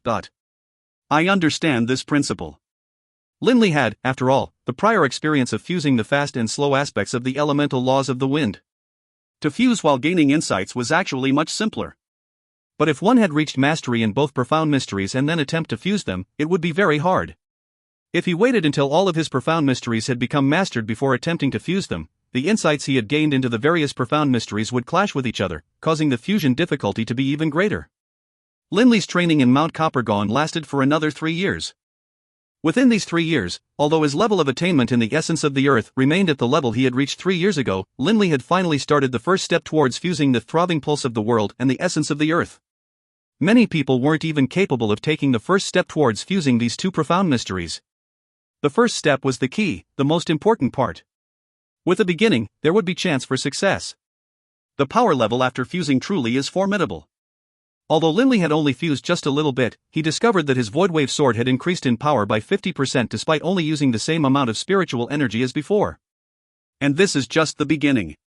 I can't imagine how much more powerful my Voidwave sword will become after I completely master these two profound mysteries. If you find any errors, ads pop up, ads redirect, broken links, non-standard content, etc., please let us know. Report chapter so we can fix it as soon as possible. Book 13, Chapter 38, Attacked on the Way Back. Book 13, Gabetos, Chapter 38, Attacked on the Way Back. Seated in the meditative stance on the ground, Linley could easily sense how the vast, boundless world was filled with earth elemental essence. Every single particle of it was so friendly and familiar to him. With Linley at the center, a surge of pulsating power was throbbing out towards every direction. Dung. Dung. Each surge of pulsating power which emanated outwards was filled with natural earth elemental essence. They rolled out like waves, interacting with each other while fusing with pulsating power. Throbbing pulse of the world. Essence of the earth. Linley was focusing on slowly fusing these two profound mysteries. Linley, who had been in the middle of his meditations, was suddenly interrupted by a divine sense. Linley instantly knew that it was Delia who had contacted him. An unconscious smile appeared on Linley's face. Delia, what is it? Do you miss me? Humph, who misses you? Delia let out a cute humph. Linley, I want to ask you, how long do you plan to train there on Mount Coppergone? Linley couldn't help but be startled. Delia's voice contained a hint of displeasure. Naturally, Linley could detect it. Only now did Linley realize that he had gone a bit too far. I left Dragonblood Castle in year 10066, but this is now year 10072. It's been almost 6 years. I haven't gone back a single time. When he was training, he truly didn't notice how fast the time went by. It felt like those years had passed in an instant. 6 years. I can't blame Delia for being unhappy. Linley felt that he was in the wrong here. Linley, aren't you training? You can train in Dragonblood Castle as well. Delia now persuaded using gentler words. Alright. Delia, I'll come back tomorrow. Linley said immediately, and then added an apologetic message, Delia, I'm sorry. I'm not angry. Oh, did you say tomorrow? Delia was both surprised and delighted. I'll immediately order the servants to prepare a banquet for tomorrow. Right, Linley, when will you arrive at Dragonblood Castle? Around noon, or at night? I'll arrive before noon. Linley was certain of this. Actually, ever since he had started fusing the essence of the earth with the throbbing pulse of the world, Lord Bluefire, i.e. Leyland, no longer needed to give Linley any more pointers. Thus, staying on Mount Coppergong was no longer of much benefit to Linley anyways. Within the elemental mansion in Mount Coppergong. Whoosh! The wild mountain wind howled, and the grass and flowers in front of the door to the mansion swayed. However, the wind wasn't able to budge those several large trees there. The Lord of Mount Coppergong, a king of the Gabados Planar prison, Lord Bluefire, was currently there with his two brothers, sending Linley and BB off. Linley, even if you didn't go back, very soon, I would be sending you off. Bluefire Leyland said amusedly. The main issue is that very soon, I will go with my elder brother and second brother. We will depart from Mount Coppergong, and also leave the Yulon continent. Linley knew long ago that Leyland was going to leave. Mr. Leyland, where are you going? BB asked with curiosity. I'm not sure for right now. Leyland let out a long sigh. Perhaps I will pay a visit to the South Seas. That place used to be my homeland. Unfortunately, the passage of countless years has resulted in the continent where my homeland was located to sink into the endless seas long ago. That battle of 10,000 years ago had caused the other 4 continents to all be shattered and collapse. Mr. Leyland, if you have the time, you can pay a visit to my Dragonblood Castle. I will welcome you whenever you come. Linley and BB had said their words of thanks long ago. After bidding farewell to Leyland and the other two, Linley and BB immediately left Mount Coppergong and flew towards Dragonblood Castle. After not having returned for 6 years, Linley now had a deep desire to return. The mountain range of magical beasts. In the gorge beneath the shattered cliffs. A place where there were few traces of civilization. In the past, this was a paradise for magical beasts, but ever since 3 years ago, no magical beasts dared to go near this place. By the side of the spring waters, within a patch of wild grass, there was a faint human figure that could be seen. It was the god from the infernal realm, Neef. Despite waiting for 3 years, Neef had never relaxed his vigilance. His divine sense was eternally activated, covering this region as he waited quietly for Linley. This Linley will definitely go back to Dragonblood Castle eventually. As long as he passes through the mountain range of magical beasts en route to the Dragonblood Castle, he definitely will not escape. Neef arose, a black-spotted spear appearing in his hands as he began to roam about the valley. After all, having not encountered Linley despite 3 years of waiting, Neef also couldn't be certain as to when Linley would appear. He couldn't waste all of his time waiting foolishly. Only, Neef didn't realize that someone else was hidden deep within this gorge. This Neef's divine sense is very average amongst gods. But he trains in the elemental laws of the wind. In terms of speed, he is even faster than Linley. If Linley really does encounter him, it would most likely really be a bit dangerous. The indistinct figure stared at the distant Neef. Neef was currently transformed into a gust of wind, and his spear blurred as it silently pierced through the empty air time and time again. However, danger is good. The blurred figure disappeared silently without a trace. Neef had come to a halt in his training, continuing to sit in the meditative position. But suddenly, he opened his eyes, staring towards midair with a dagger-like gaze. It is him. Linley. Neef's eyes were filled with a hint of wild joy. He couldn't help but begin to laugh loudly and excitedly. After waiting 3 years, he's finally come. In truth, Neef was still hundreds of kilometers away from Linley. Naturally, despite how loudly Neef had cried out, Linley wasn't able to hear him. For Rainaless, if I die, it will be worth it. Neef said in a low voice, his eyes filled with unmatched ardor. Silently, Neef transformed into a puff of smoke, transforming into the formless wind. This surge of wind flew at astonishing speed in pursuit of Linley. His speed was so great that it was much faster than Linley's current absolute limit. Neef was a full god. After fusing with the divine spark, he had gained insight into 3 of the elemental laws within it. He was particularly proficient in fast movements. I didn't expect he would be so fast. It seems I need to focus. Seconds after Neef had flown out, a ray of light flashed out of the gorge as well, following Neef in pursuit. In terms of speed, this ray of light surpassed Neef. Linley and Bibi were currently chatting and laughing en route to Dragonblood Castle, not sensing at all the god-level divine sense which had encompassed them. If they knew that a god was in pursuit of them, perhaps Linley and Bibi would have raised their speed to the utmost limit to return to Dragonblood Castle. But unfortunately, they didn't know. Boss, do you think Leyland and the others will go to the Infernal Realm? Who knows? However, given Mr. Leyland's power, no matter which plane he goes to, he will be an ultimate expert. Ever since Linley had witnessed Bluefire Leyland killing the seemingly powerful Sadista in a single blow, Linley had been certain that Bluefire was one of the ultimate experts amongst high gods. Ha! Bibi suddenly frowned. What is it? Linley asked, puzzled. I feel something is off. Bibi trained in the laws of darkness. He was only a demigod, but he trained in the exact same stealth skills which Caesar trained in. He was extremely sensitive to the auras of others. Bibi suddenly turned his head, then said in shock, Boss, quick, run. Linley turned his head. Within a realm of distorted space, a blurry human figure had appeared within his field of vision, staring at him with a pair of cold eyes. It was the god, Neef. You want to flee? Neef let out a cold laugh, immediately executing his god realm. Just like last time when Anras had attacked him, Linley felt as though he had sunken into a quagmire. Not hesitating at all, Linley hurriedly creates both of his demigod-level god realms. Boom! The sky-blue robes covering his body exploded, and azure golden scales covered Linley's entire body. From his forehead and spine, one sharp spike after another emerged. Linley's speed once again rose. Transforming into a ray of light, he flew at high speed towards Dragonblood Castle, fleeing. Since he was unable to discover this person was at least a god. Not good. As he attempted to flee, Linley discovered that in terms of speed, the person behind him was far faster than Anras had been. Actually, Anras' god-level divine clone was of fire type. His wind-style divine clone was of the demigod level.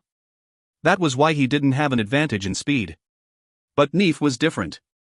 Linley. A human figure appeared in front of Linley. It was Neef. Linley immediately came to a halt, and Neef laughed coldly. You aren't able to flee. The strange thing was, these words came from every direction. Linley turned. Currently, surrounding Linley and Bibi, there were 12 figures, all of them that of Neef. The 12 Neefs had completely surrounded Linley and Bibi. What is this? Linley was shocked. These definitely aren't divine clones. There are 7 types of elemental laws, even if you include the 4 edicts, that's only 11. Even if a person mastered all 11, he would at most have 11 divine clones. But these 12 people before me have the exact same aura. Boss, one of them definitely is the real body. Bibi looked around frantically as well. Linley understood this as well, but he couldn't tell anything different about these 12 figures. The 12 Neefs surrounded Linley and Bibi. Die. The 12 Neefs revealed a hint of madness in their eyes, and instantly, they swept towards the 2 from every direction. The strange thing was, the 12 figures completely ignored Bibi. Their target was Linley. From all 8 directions, and from above and below. There was no place for Linley to flee. Which is the real one? Linley thought frantically, but he still had a hint of confidence. This confidence came from his throbbing pulse of the world, Voidwave Sword, as well as his damaged sovereign artifact. With the defense of his damaged sovereign artifact, his chances of survival would be very high. The 12 all attacked together. A strange violet flash lit up, and countless sword shadows shot out in every direction like the petals of a flower unfolding. It was the profound truths of velocity, rippling wind. Although there were many sword shadows, the power of each sword wasn't that great.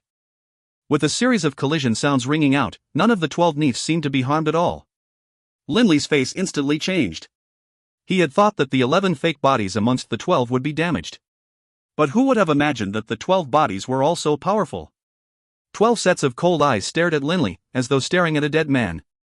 Boom! 12 shadows slashed through the sky like warblades, attacking Linley. Only choice is to go all out. Linley didn't have any time to care about anything else. The adamantine heavy sword in his hand began to dance. If he wasn't certain which one was the real body, then his only option was to randomly attack one. Boss! BB, frantic, also stopped caring about anything else. He raised his head and let out a shrill screech. Scree-ee-ee-ee. The ear-piercing screech split the skies, while at the same time, BB transformed into his God-Eater rat form, and behind him, an illusory God-Eater rat that was hundreds of meters tall appeared. Innate divine ability, God-Eater. With one breath, BB locked all 12 bodies, trying to devour all 12 of them. However, BB's current God-Eater ability was only effective against demigods. Neef, a god, could not be devoured by BB at all. The 12 bodies all halted briefly, but an instantly later, they became no longer influenced. If the devour failed, there would be a counterforce. Boom! A large mouthful of blood was spat out from BB's mouth, while at the same time, wildly overjoyed, he messaged mentally to Linley, "Boss, the real body is that one." In that instant, BB utilized his spiritual connection with Linley to point out the real location of Neef's body to Linley. BB had used his innate divine ability just now not for the sake of killing Neef, but to locate the divine spark. His divine ability involved the devouring of divine sparks, after all. Once BB utilized it, he was able to sense which of the 12 bodies had a divine spark within it. Only the body with the divine spark was the real one. The others were all false. Him. Linley, wielding his adamant heavy sword, transformed into a straight-moving blur, chopping down directly towards the Neef on his left. This was Neef's true body. If you find any errors, ads pop-up, ads redirect, broken links, non-standard content, etc., please let us know. Report chapter so we can fix it as soon as possible. Book 13, Chapter 39, Drawing Legs on a Snake. Book 13, Gabetos, Chapter 39, Drawing Legs on a Snake. Neef's 12 bodies were originally using their legs to attack, and hadn't used any divine artifacts, because Neef didn't want to reveal his true body to Linley. However, as Linley smashed down towards his true body with his adamant heavy sword, Neef's true body retrieved that spotted black spear with a flip of his hand. Slash. Space distorted. Clang. The adamant heavy sword and the spotted black spear collided, and a surge of gray-colored, illusory, sword-shaped power ignored Neef's defense and entered Neef's body. This was the vastly improved Voidwave sword which Linley had developed after fusing the essence of the earth and the throbbing pulse of the world. Die. At the same time Neef controlled his spiritual energy to block the Voidwave sword, he wildly used his other bodies to attack Linley. Even if he were to die, he would kill Linley. In addition, Neef didn't care too much about this attack of Linley's. As Neef saw it, how powerful could Linley's spiritual attack possibly be? Most likely he just controlled and shaped a surge of spiritual energy to form this attack. However, Neef was wrong.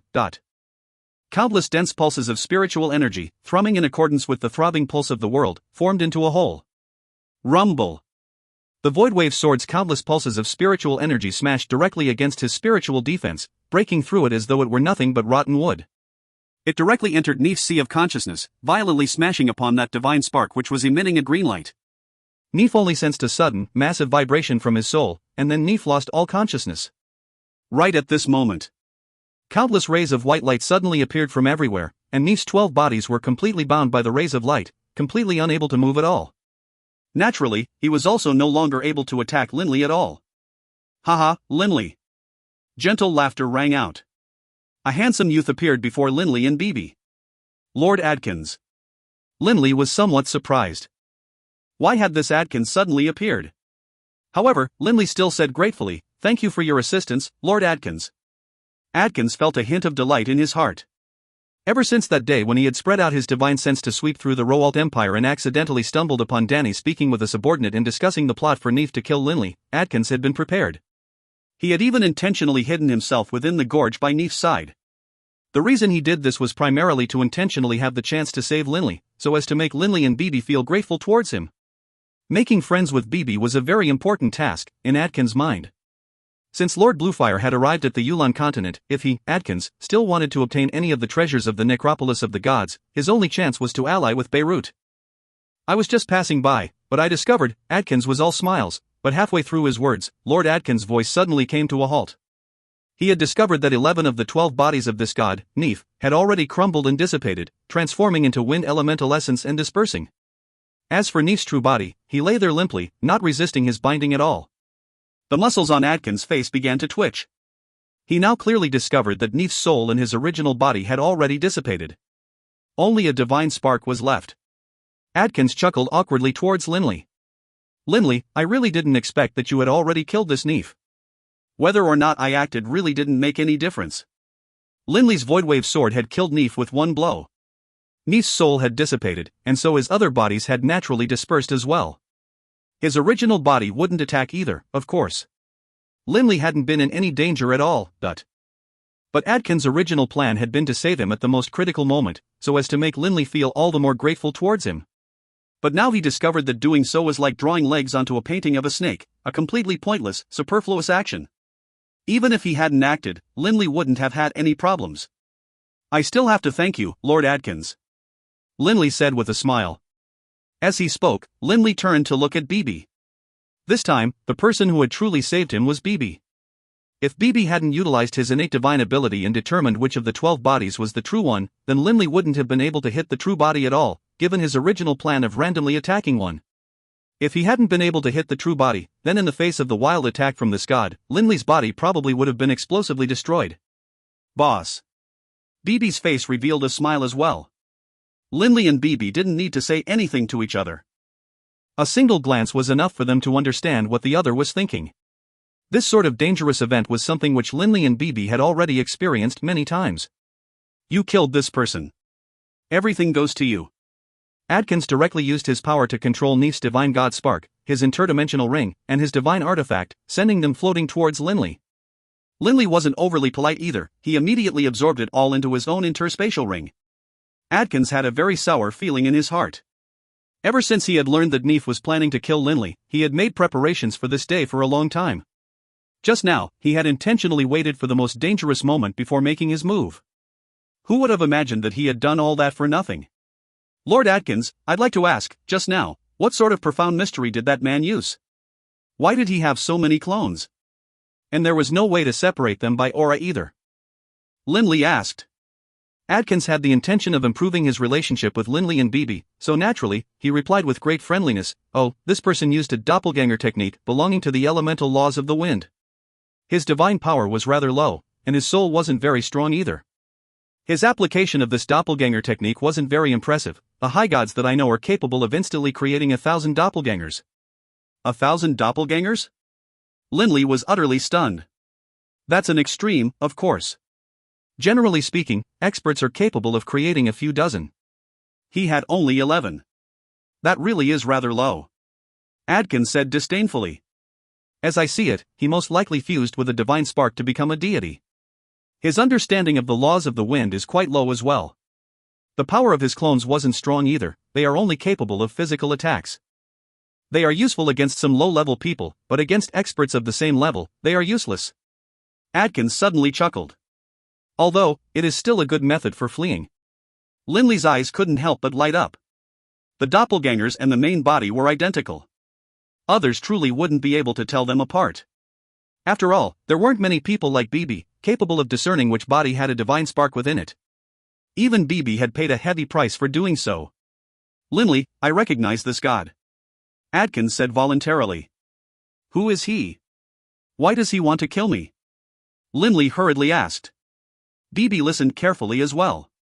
Over the past few years, Linley had repeated assassination attempts on his life. Adkins said, do you remember last time, that high god which Lord Bluefire killed? That high god was named Sadista. This person is Sadista's subordinate.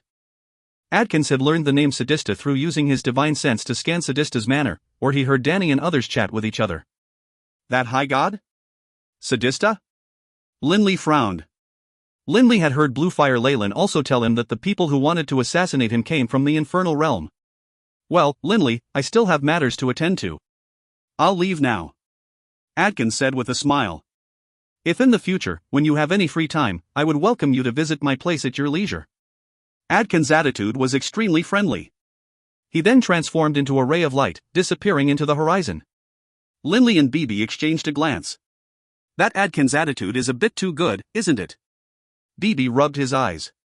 I have a weird feeling about it. Linley looked towards the O'Brien Empire's direction. Ojwin and Linley were enemies, but Ojwin's leader, Adkins, treated Linley in such a friendly manner. Who cares why he is acting strangely? At least I can be certain that this Adkins has the intention of building a good relationship with us.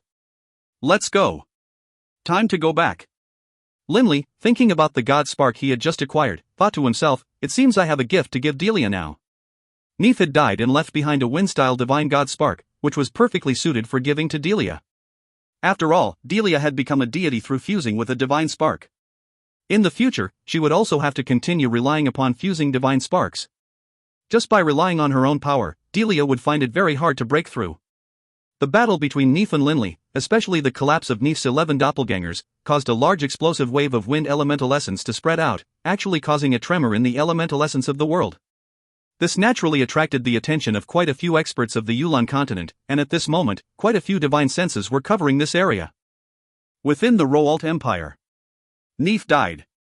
Danny let out a long sigh. His divine sense had already located Linley and Bibi's figures. Neith failed as well. And then, Danny's face changed. Last time, Anra's attacked. This time, Neith attacked. Is it possible that Linley knows that Neith belonged to our side? If he goes to ask those gods of his residence to gain revenge upon us, or asks for Lord Beirut to act, then, Danny's heart grew nervous. There's no point to staying here at the Yulan Plain any longer anyhow. Danny was certain about this. First of all, it was impossible for them to acquire the treasures of the necropolis of the gods. Secondly, it was also impossible to kill Linley. Best to immediately head back to the infernal realm. Everyone, assemble at the front courtyard. Danny immediately sent out this message. Only a few moments later, dozens of figures flew out of the Roalt Empire, heading towards the Arctic ice cap of the far north. They headed out in the morning. After flying for several hours, at roughly noontime, they arrived at the Arctic ice cap. Their speed was indeed quite fast. The Arctic ice cap. The peak of that iceberg. The wind howled. Hadan came out from within that icy residence of his. HRM? Danny? Hadan saw Danny, then shook his head inside. You are heading back? Danny nodded slightly. In a bitter voice, he said, our mission this time in the Yulan continent was a failure. Did Neith succeed in killing Linley? Hadan asked. 3 years ago, Danny had already sent someone to tell Hadan of this affair. Failed. Neith died as well. Danny shook his head helplessly as he spoke. If this Linley goes to the Indigo Prefecture, he will definitely pose a great threat to our Rainales clan. But even if I go back and explain this to the clan, I'm afraid it won't be viewed with much importance by the clan. Danny's position in the clan was fairly low. Anyone who fused with divine sparks to become a deity, aside from high gods, would all have fairly low status. I'm not able to get involved with the matters of the clan. Hadan sighed. Otherwise, a boring job like this wouldn't have fallen to me. Alright, I'll send you back now. The group of deities led by Danny stood in that same six-sided star-shaped magic formation. Hadan activated the magic formation, and rays of light shot towards the heavens. The space within the magic formation began to distort like an illusion. In but a short while, the dozens of figures disappeared, no longer visible. Danny and the rest of the group had immediately fled the Yulan Plain and returned to the infernal realm. As for Dragonblood Castle in the Yulan continent, it was filled with laughter and joy. Not just Taras and Dylan were there, the war god, the high priest, and everyone else all participated in this banquet. This was Linley's first return in 6 years, after all. In particular, after hearing about what Linley had experienced over the past few years, Taras, Dylan, and the others were all greatly surprised. In particular, the story of how Leyland had killed that high god, Sadista, with but a single blow caused all of the experts present to stare slack-jawed. Did you just say that Leyland, the Lord of Mount Copper Gong, was Lord Bluefire? One of the 5 kings, Lord Bluefire? Dylan said in astonishment. Dylan had stayed in Gabados for a time. He knew how terrifying Bluefire was. Bibi, chewing on food as he spoke, said, even Adkins, upon seeing Mr. Leyland at Mount Copper Gong, immediately fell down to one knee and called out to him as Lord of the City. Adkins? Wharton, seated next to Linley, frowned. Wharton hated Adkins deeply, because his grandson Thrusina, Little Cass, had been killed by Odwin, while Odwin was now Adkins' subordinate. Speaking of Adkins, I just thought of something. Linley looked at the nearby Olivier.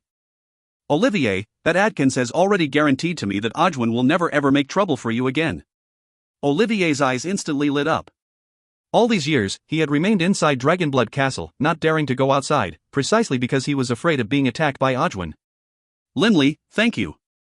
Olivier felt some gratitude in his heart. If you are going to thank someone, you should thank Mr. Leyland. Linley said. Olivier then immediately said, Linley, since Ojwin won't pursue and attack me any further, then, tomorrow, I will prepare to head towards the Arctic ice cap. I really can't take it any longer. Tomorrow? Why are you going to the Arctic ice cap? Olivier smiled, his eyes holding a hint of anticipation. Tomorrow, I am preparing to head to the higher plane of the infernal realm. If you find any errors, ads pop up, ads redirect, broken links, non-standard content, etc., please let us know. Report chapter so we can fix it as soon as possible. Book 13, Chapter 40, Creek, Ocean? Book 13, Gabados, Chapter 40, Creek, Ocean? Go to the infernal realm? Olivier's words caused everyone in the hall to look towards him. Linley was somewhat surprised. He said, Olivier, you are going to the infernal realm tomorrow? Why the rush? You can go to the infernal realm anytime you want. In addition, the Yulon plane is going to have another opening of the necropolis of the gods in 1,000 years. Most of the experts remaining on the Yulon continent were doing so because of the necropolis of the gods. Necropolis of the gods? Olivier laughed self-mockingly. What's the point of remaining in the Yulon continent? Linley, can it be that you think that I, Olivier, will be able to compete against Adkins or against Lord Bluefire? I'm just a demigod. All I can do is watch, even if I stay behind. I might as well go to the infernal realm early. The infernal realm. Olivier's gaze drifted away, as though he was staring into the infernal realm right now. The legendary infernal realm of the higher planes, the place where countless top-tier experts of countless material planes are clustered together. A place with more experts and which is more diverse than even the planar prison by trillions of times. Everyone present, including Linley, Bibi, Delia, Taras, Dylan, and the war god, all felt their hearts swayed. They all knew how many experts were in the planar prison. But compared to the infernal realm of the higher planes, the Gabados planar prison was nothing more than a tiny spot. After all, the infernal realm had attracted countless experts from the myriad material planes. After so many years, it was perhaps already impossible to calculate how many experts were there. Right now, it feels like the Yulon continent has quite a few experts. However, the Yulon continent is nothing more than a small creek, while the infernal realm is an ocean filled with countless dangers. Although dangerous, it also contains boundless opportunities and challenges. Olivier's eyes were shining. The infernal realm. I dream of going there. That is my stage. Nobody tried to dissuade Olivier again. Because Olivier's words caused even Linley, Taras, and the other experts to feel rather itchy in their hearts. Indeed, the planar prison would generally only have a few people locked within it every 10,000 years. The vast majority of experts, by contrast, traveled to the higher planes. And these were experts from the countless planes of the universe. It could be said that most likely all of the experts in the various planar prisons in the countless planes of the world, all combined, wouldn't be as many as the number of experts within the infernal realm. Creek, ocean? This echoed in Linley's mind. The Yulon continent was like a leisurely, clear creek. After Adkins, Leyland and the others left, Linley definitely would be one of the most powerful creatures living within this creek. But if Linley were to go to the infernal realm and enter that endless sea filled with danger, the number of experts more powerful than Linley would be uncountable. That place had many people who had been training for far longer than Linley, or perhaps were even more talented than Linley, or perhaps had clans that were more terrifyingly powerful than Linley's. However, the vast infernal realm caused Linley's heart to begin to boil with heated blood. A life of challenges was what was needed for a person to be excited. Deep at night. Within the bedroom, Linley and Delia were lying on the bed. Linley, what are you thinking about? Delia said softly. Me? Linley recovered from his reverie. He had just been thinking about the infernal realm of the higher planes. He had never gone there, so all he could do was imagine what it was like. Thinking about the infernal realm. I wonder what it is like there, and what the infernal realm has. Delia's forehead creased slightly. She understood that Linley somewhat wanted to go to the infernal realm. Delia, in her heart, didn't wish for Linley to go. In Delia's heart, she didn't want for Linley to experience danger time and time again. That sort of feeling of worry and fear would cause her to feel like she was on the verge of collapse. But Delia didn't say anything, because she understood. Liking Linley meant that she couldn't restrict him too tightly. She respected Linley's decisions. Linley sighed inwardly. He knew what Delia felt as well, but precisely because of this, Linley felt all the more grateful towards Delia. Delia had always quietly supported him. Linley suddenly remembered the wind-style divine spark he had acquired. Delia, take a look. What is this? With a flip of his hand, Linley revealed a black divine spark glimmering with green light which floated in front of Delia's eyes. Delia, seeing it, couldn't help but have her eyes light up. Wind-style divine spark? This is that niche divine spark? Linley had long ago told the details of what had happened to Delia. Delia also knew that Linley had a total of 3 divine sparks on him right now. They were respectively, the Earth-style Divine God-Spark which had fallen into Linley's hands from when Barnus' Divine Clone had been killed, the Fire-style Divine God-Spark from Anra's failed assassination attempt, and then the Wind-style Divine God-Spark from Neef. Go take it and fuse with it. Linley laughed. Looking at Linley, Delia finally accepted it.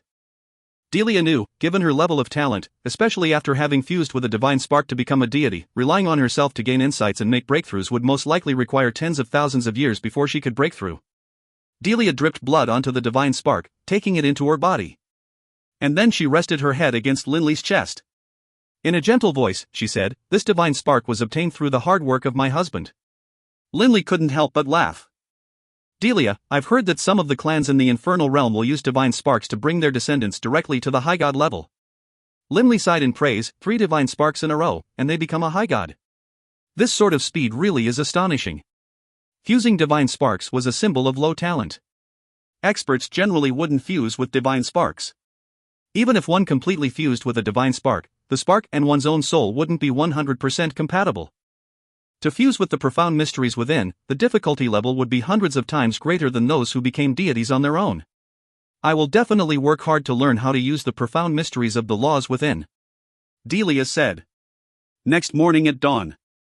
Although a hint of sunlight was already shining, it was still quite cold. However, a large group of people had already gathered at the training fields of Dragonblood Castle, because everyone was sending Olivier off. This time, Olivier was going by himself to the infernal realm. Dylan, Taras, Caesar, the war god, and the others all had matters to resolve in the Yulan continent first. Olivier, kid, be careful in the infernal realm. Don't end up getting off shortly after getting there. Ha, Dylan laughed as he clapped Olivier on the shoulders. Olivier's eyes had a fierce light flash through them. Get offed by someone? Killing me won't be so easy, Edot. Linley and the others all laughed and said a few final words to Olivier. If we're lucky, perhaps in the infernal realm, I'll meet with everyone again. Olivier said with a smile. There's no need to say much more. I'll leave now. As he spoke, Olivier gave Linley a profound glance. Linley could sense the hidden meaning within Olivier's gaze. Olivier stared at Linley and said, Linley, I will wait for you in the infernal realm. Don't remain hiding in this little creek forever. After speaking, Olivier flew straight towards the north. Linley couldn't help but be slightly stunned. Delia and Wharton couldn't help but look towards Linley as well. Creek? Linley's mind was very complicated right now. Linley! A voice rang out directly in Linley's mind. Linley was startled. This voice belonged to Lord Beirut. Linley, you just came back from Mount Coppergone not too long ago, right? These next 2 days, head over to my place and bring Bibi with you, but... Bring Bibi? Linley was somewhat puzzled. What did Beirut want Bibi to go there for? When you and Bibi get here, I'll tell you.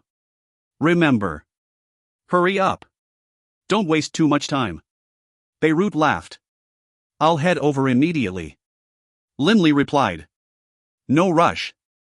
This time, when Bibi comes, he'll most likely stay with me for quite a long period of time. You and him probably won't meet for a long time. Beirut said. HRM? Linley was somewhat surprised, but Beirut didn't explain in detail, instead withdrawing his divine sense. The next afternoon, the sky was very blue, like a washed azure porcelain plate, with an occasional white cloud floating in the horizons. 2 figures were flying shoulder to shoulder through the skies. It was Linley and Bibi. The two had left Dragonblood Castle together, heading straight for the Forest of Darkness and the metallic castle within. Bibi was puzzled as well. He didn't know why Beirut was looking for him. And from the sound of it, he would need to be separated from Linley for a long time. In the vast Forest of Darkness, thousands of kilometers across, even kilometers in the air, one would still sense how vast and boundless this forest was. Upon seeing that metallic castle, Linley and Bibi descended downwards, and as they did, they sensed that ancient aura of the Forest of Darkness race towards them. Come in. Beirut's voice rang out in Linley's mind. Linley and Bibi immediately flew into the metallic castle. Come to think of it, I've never gone inside this metallic castle before. Linley laughed towards Bibi, who laughed widely. Boss, this metallic castle is quite special. It is very unique, and also very interesting. Linley was intrigued by BB's words. He couldn't help but take a closer look at this metallic castle. The inside of it was arranged extremely neatly, and every part of the metallic castle had a fluctuating metallic color. For example, the floor was a violet-red metallic color which reflected light. Some of the metal even formed small mountains, and within the garden, there were all sorts of flowers. These flowers can't all be made from the metallic castle, right? Linley said to BB. These aren't, no. BB shook his head. However, all of the metallic items here are made from the metallic castle itself. Boss, this metallic castle is very marvelous. Whatever you want it to transform into, it will. Linley and BB spoke as they entered the living room. Beirut was currently reading an extremely thick book. Not even lifting up his head, he said, "Enter." Linley entered the living room, glancing at the cover of the book. Hey! These characters don't seem to be the same as the characters of our Yulan continent. Linley was puzzled. Puzzled by these characters? Beirut raised his head to glance at Linley, then laughed. This came from an extremely long time ago. Even I don't know how many hundreds of millions of years old it is. At that time, the Yulan continent didn't even have humans. This was the time of the Earth elemental civilizations, and this was the language of the time. However, the language which we currently speak in the Yulan continent was intentionally passed down by the planar overseer of that time, shortly after humans appeared. It is the same language which is spoken in the infernal realm, the celestial realm, the netherworld, and the life realm. Beirut said. Linley nodded. Grandpa Beirut, you told me to come back yet again. What is this about? BB asked directly. Of course there's a reason. Beirut began to laugh. The profound mysteries of the laws you have gained insight into after becoming a deity are the profound mysteries which we God-eater rats will naturally gain upon reaching maturity. As a matter of fact, you yourself haven't actively gained insights into any profound mysteries. This time, Halfway through his words, Beirut suddenly looked towards the south in amazement. Ha! This guy. Rumble. Suddenly, the elemental essence of the entire Yulan plain, including not just the Yulan continent, but also the North Sea, the Arctic ice cap, and even the boundless South Seas, began to tremble. In particular, the elemental essence of the South Sea began to form into terrifying waves. Boom! Fortunately, the South Seas were extremely vast. When this terrifying wave of elemental essence which came forth from it reached the Yulan continent, it was nothing more than an elemental ripple. But this elemental ripple was enough to cause any experts capable of sensing it to feel astonishment in their hearts. This? What is this? Linley immediately spread out his divine sense, instantly covering the entire Yulan continent with it. This elemental ripple covers an enormous area. And the origin of it seems to be even further south. Linley's spiritual energy, despite being powerful, couldn't reach the end, to the source of where this elemental ripple came from. What scale? What tremendous scale! Beirut began to laugh. If you find any errors, ads pop-up, ads redirect, broken links, non-standard content, etc., please let us know. Report chapter so we can fix it as soon as possible. Book 13, Chapter 41, An Abrupt Change. Book 13, Gabetos, Chapter 41, An Abrupt Change. These astonishing elemental tremors were something which even the youngest students at Magus Academies were able to clearly sense. From deities to Magus Academy initiates, countless people felt astonished at the massive scale of these elemental tremors.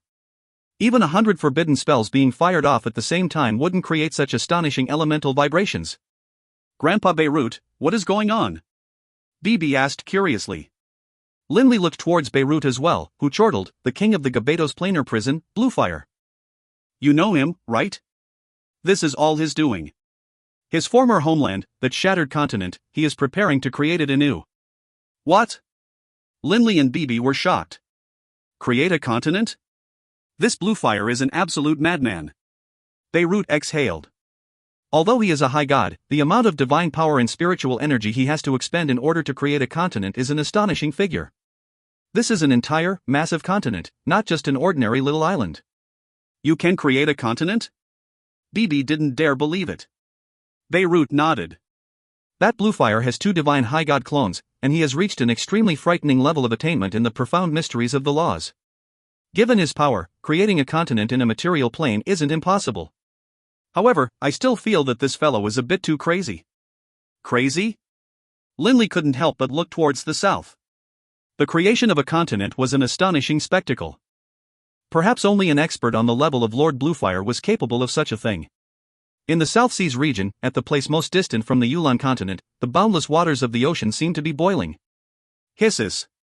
The seabed was emitting a hot aura. In this massive area spanning 10,000 kilometers, one could clearly see boiling hot magma rising upwards from the seabed. In the air above the underwater fountain of lava, a wild, explosive concentration of fire elemental essence was causing space to distort. Within that distortion, a human figure could be seen. This figure, dressed in a long, dark red robe, hovered in midair like a celestial divinity. It was indeed Bluefire Leyland. Dozens of kilometers away from Leyland was the bald man, Burgess, and the white-robed man. They looked at each other, and the white-robed man let out a breath. Big brother, third brother truly is quite mad. With that volcano as the center, he has in one breath summoned so much lava from the depths of the earth beneath the seabed. He is insane. Fortunately, third brother is nearly a paragon with regards to his understanding of the elemental laws of fire. Otherwise, he definitely wouldn't have been able to accomplish this so easily. The reason why Leyland was famous was because of his mastery of the elemental laws of fire. The name Bluefire was a testament to the level of attainment he had reached in the elemental laws of fire. The strength of his fire-style high god clone was far greater than that of his earth-style high god clone. It wasn't that he was weak in earth, it was that his strength in fire was simply too great. Countless amounts of magma continued to rise from beneath the ocean depths. Occasionally, they would even erupt over the surface of the water. But the amount of lava which erupted from above the surface of the ocean wasn't even a millionth of the total amount of lava being created. The vast majority of the lava which had exploded forth from the seabed had solidified into rocks within the sea. The area of the lava which Leyland had brought forth from beneath the seabed stretched out for hundreds of thousands of kilometers. Only, relying on his control over the lava, he caused the majority of it to solidify and focus within the area of 10,000 kilometers. Afterwards, when they solidified due to the cold from the waters of the sea and formed rocks, the amount of seawater within this 10,000 kilometer area would lessen as well. In some places, rocks were already emerging from the surface of the sea, and most places only had a sea depth of a few hundred meters. This was something that was inconceivable, so deep within the South Sea. But Bluefire had accomplished it. The next part is going to be tricky for third brother. The bald man, Burgess, stared at the distant figure of Leyland. To control such a vast amount of earth elemental essence and form a continent, third brother's mastery of the elemental laws of earth isn't as powerful as his mastery of the elemental laws of fire. The white-robed man nodded as well. The two continued to stare at Leyland in the distance. Leyland let out a long breath, then stretched out his two hands. Rumble, the boundless earth elemental essence of the world came under his control. Within an area of hundreds of thousands of kilometers, the rocks and dirt all came under his control, and began rushing towards that area of 10,000 kilometers formed from solidified lava. The amount of earth elemental essence that had been summoned was too vast, creating a vacuum in earth elemental essence for hundreds of thousands of kilometers in the area around. Boom! Earth elemental essence from other areas wildly rushed in, causing space itself to tremble and distort. The countless amounts of earth elemental essence particles rushing in also created an elemental wave. The massive vibrations within hundreds of thousands of kilometers caused countless ocean creatures to suffer an untold calamity. Actually, the explosion of lava alone had already caused many creatures to be boiled to death. Too slow. At this sort of speed, the amount of time it would take to create a continent would most likely be 10 days or half a month. Leyland frowned, his scarlet eyebrows seeming to touch. It seems it won't be as easy as I thought. Leyland's body suddenly split into two. One of the two bodies, a divine clone wearing a golden robe, suddenly disintegrated soundlessly, disappearing from the world. Instantly, within the area of hundreds of thousands of kilometers, the rocks and earth began to move at a pace several times faster.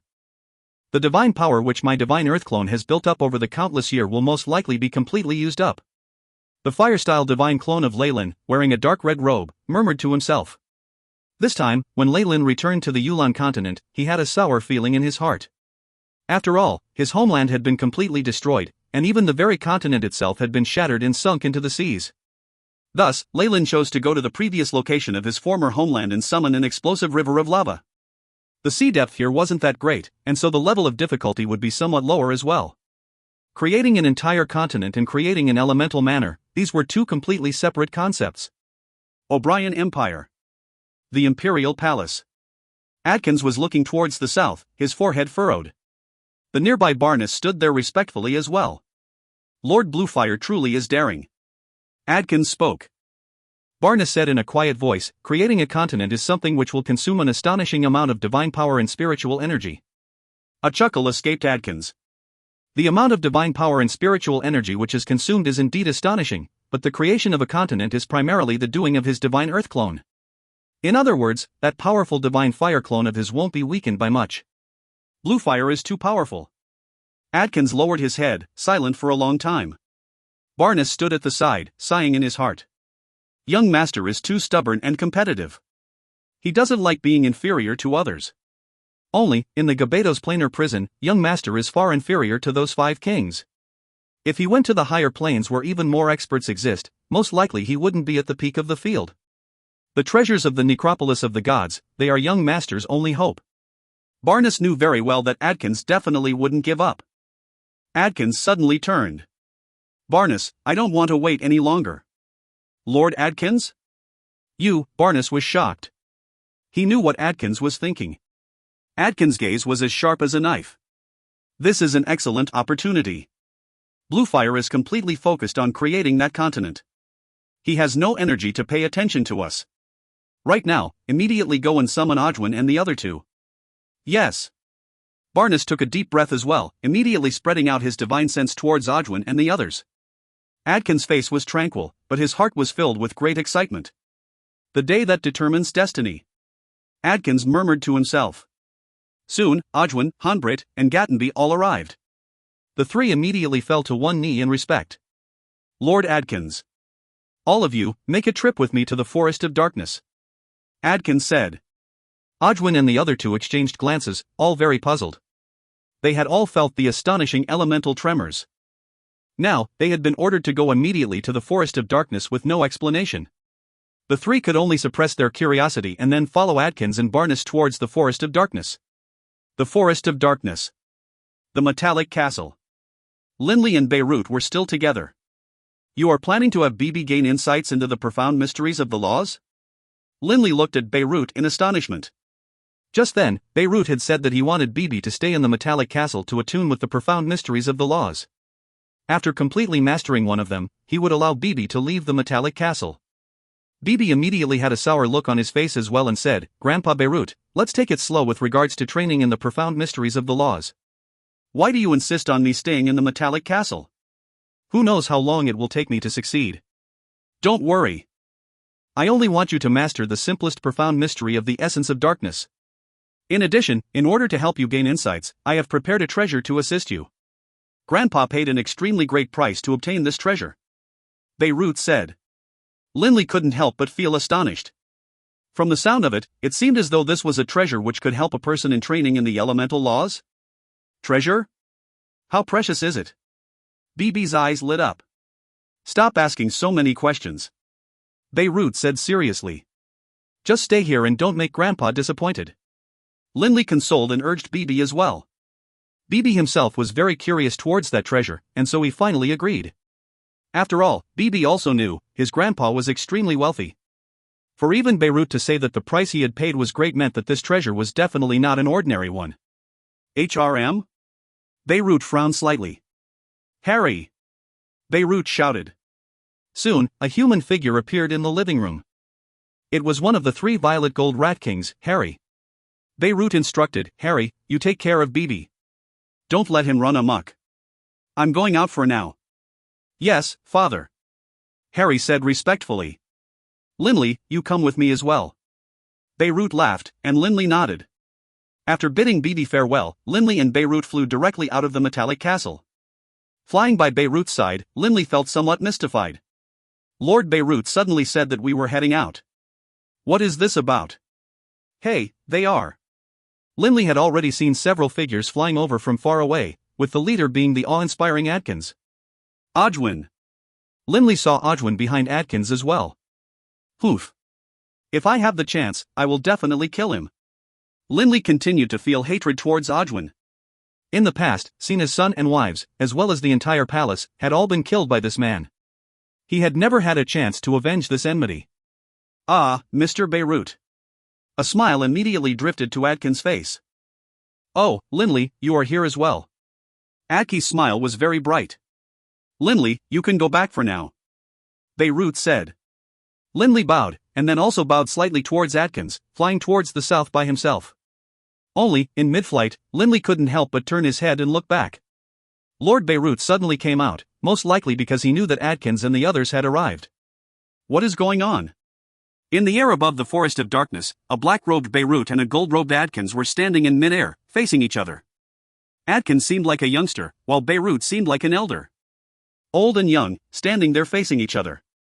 It was quite intriguing.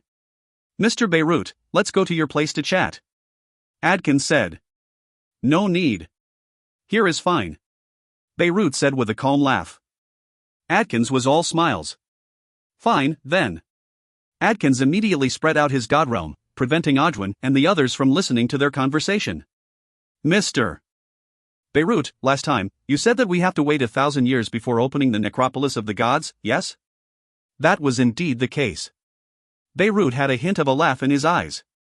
Atkins laughed warmly. "I also know that previously, Mr. Beirut, you opened the necropolis of the gods twice in succession, once to let saints in, once to let deities in. There should only have been a gap of a month or so in between.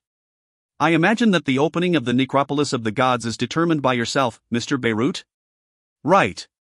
The Almighty Sovereign hasn't set a specific schedule for the opening and closing. I alone am responsible for determining when it will be opened," Beirut said. Atkins' smile became absolutely incandescent. "That's absolutely wonderful. Mr. Beirut, I wonder, would it be possible for us to open the necropolis of the gods in advance?" "In advance?" Beirut stared at Atkins in astonishment. "Right, for example, tomorrow. I don't know if you would consider it, Mr. Beirut?" Atkins looked at Beirut, his eyes carrying a hint of anticipation. "Oh, well now," Beirut pondered for a moment. Atkins could only wait, absolutely frantic. Finally, Beirut nodded slightly. "That's not impossible. Opening it tomorrow is doable. If you find any errors, ads pop-up, ads redirect, broken links, non-standard content, etc., please let us know. Report chapter so we can fix it as soon as possible." Book 13, Chapter 42, Beirut's Power. Book 13, Gabedos, Chapter 42, Beirut's Power. Having received a positive response, Atkins' breathing couldn't help but grow ragged. His mind instantly became filled with all sorts of dreams. If I can acquire a sovereign artifact within the necropolis of the gods, or perhaps one of the legendary sovereign sparks and become an incomparably mighty sovereign, then Atkins. Just thinking about it made Atkins' blood boil in anticipation. But suddenly, Beirut frowned and he said hurriedly, "Wait, we can't open it tomorrow." "But what? Why not?" Atkins was frantic. Beirut explained, "Atkins, I forgot about something. Bluefire is currently rebuilding his homeland. His Divine Earth clone is wholeheartedly focused on rebuilding the continent, while his Divine Fire clone is standing guard. He can't divide his attention right now. Given his building speed, I imagine he still needs a few more days. How about this? Let's wait 10 days, then enter together." Atkins felt a surge of franticness in his heart. He secretly said to himself, "That's exactly the issue, I don't want Bluefire to enter. If Bluefire enters, then how will I possibly compete against him?" Atkins knew exactly how powerful Bluefire was. "Lord Beirut," Atkins said sincerely. Just from the fact that he was now addressing Beirut as Lord was proof of how much importance he placed on the treasures of the necropolis of the gods. "I think, there's no need to allow that Bluefire to enter the necropolis of the gods. How about just the two of us enter? What do you think?" Atkins finally got to the point. Just him and Beirut.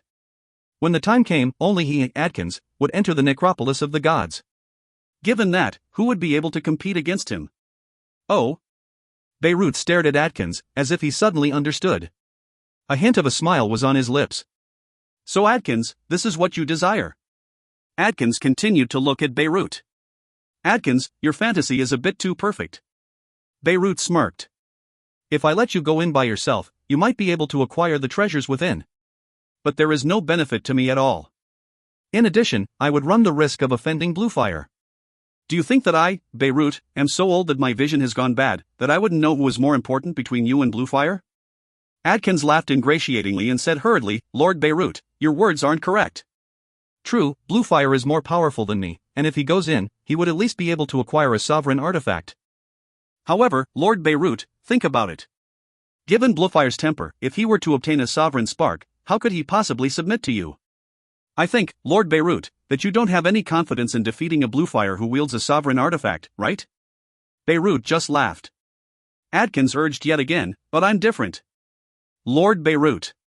If you have any requests, just go ahead and state them. Oh? Beirut's eyes lit up. This necropolis of the gods does indeed have sovereign artifacts. Beirut said. Adkins' eyes instantly lit up.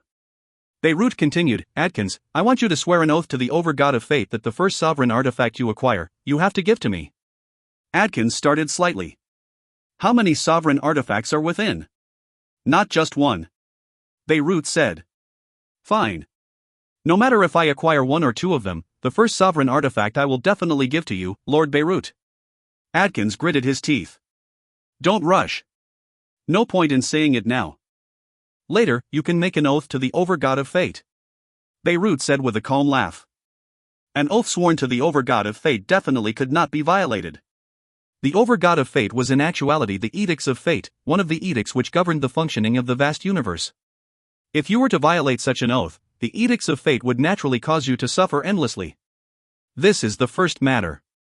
There are still two other matters. Beirut said. This Beirut really is black-hearted.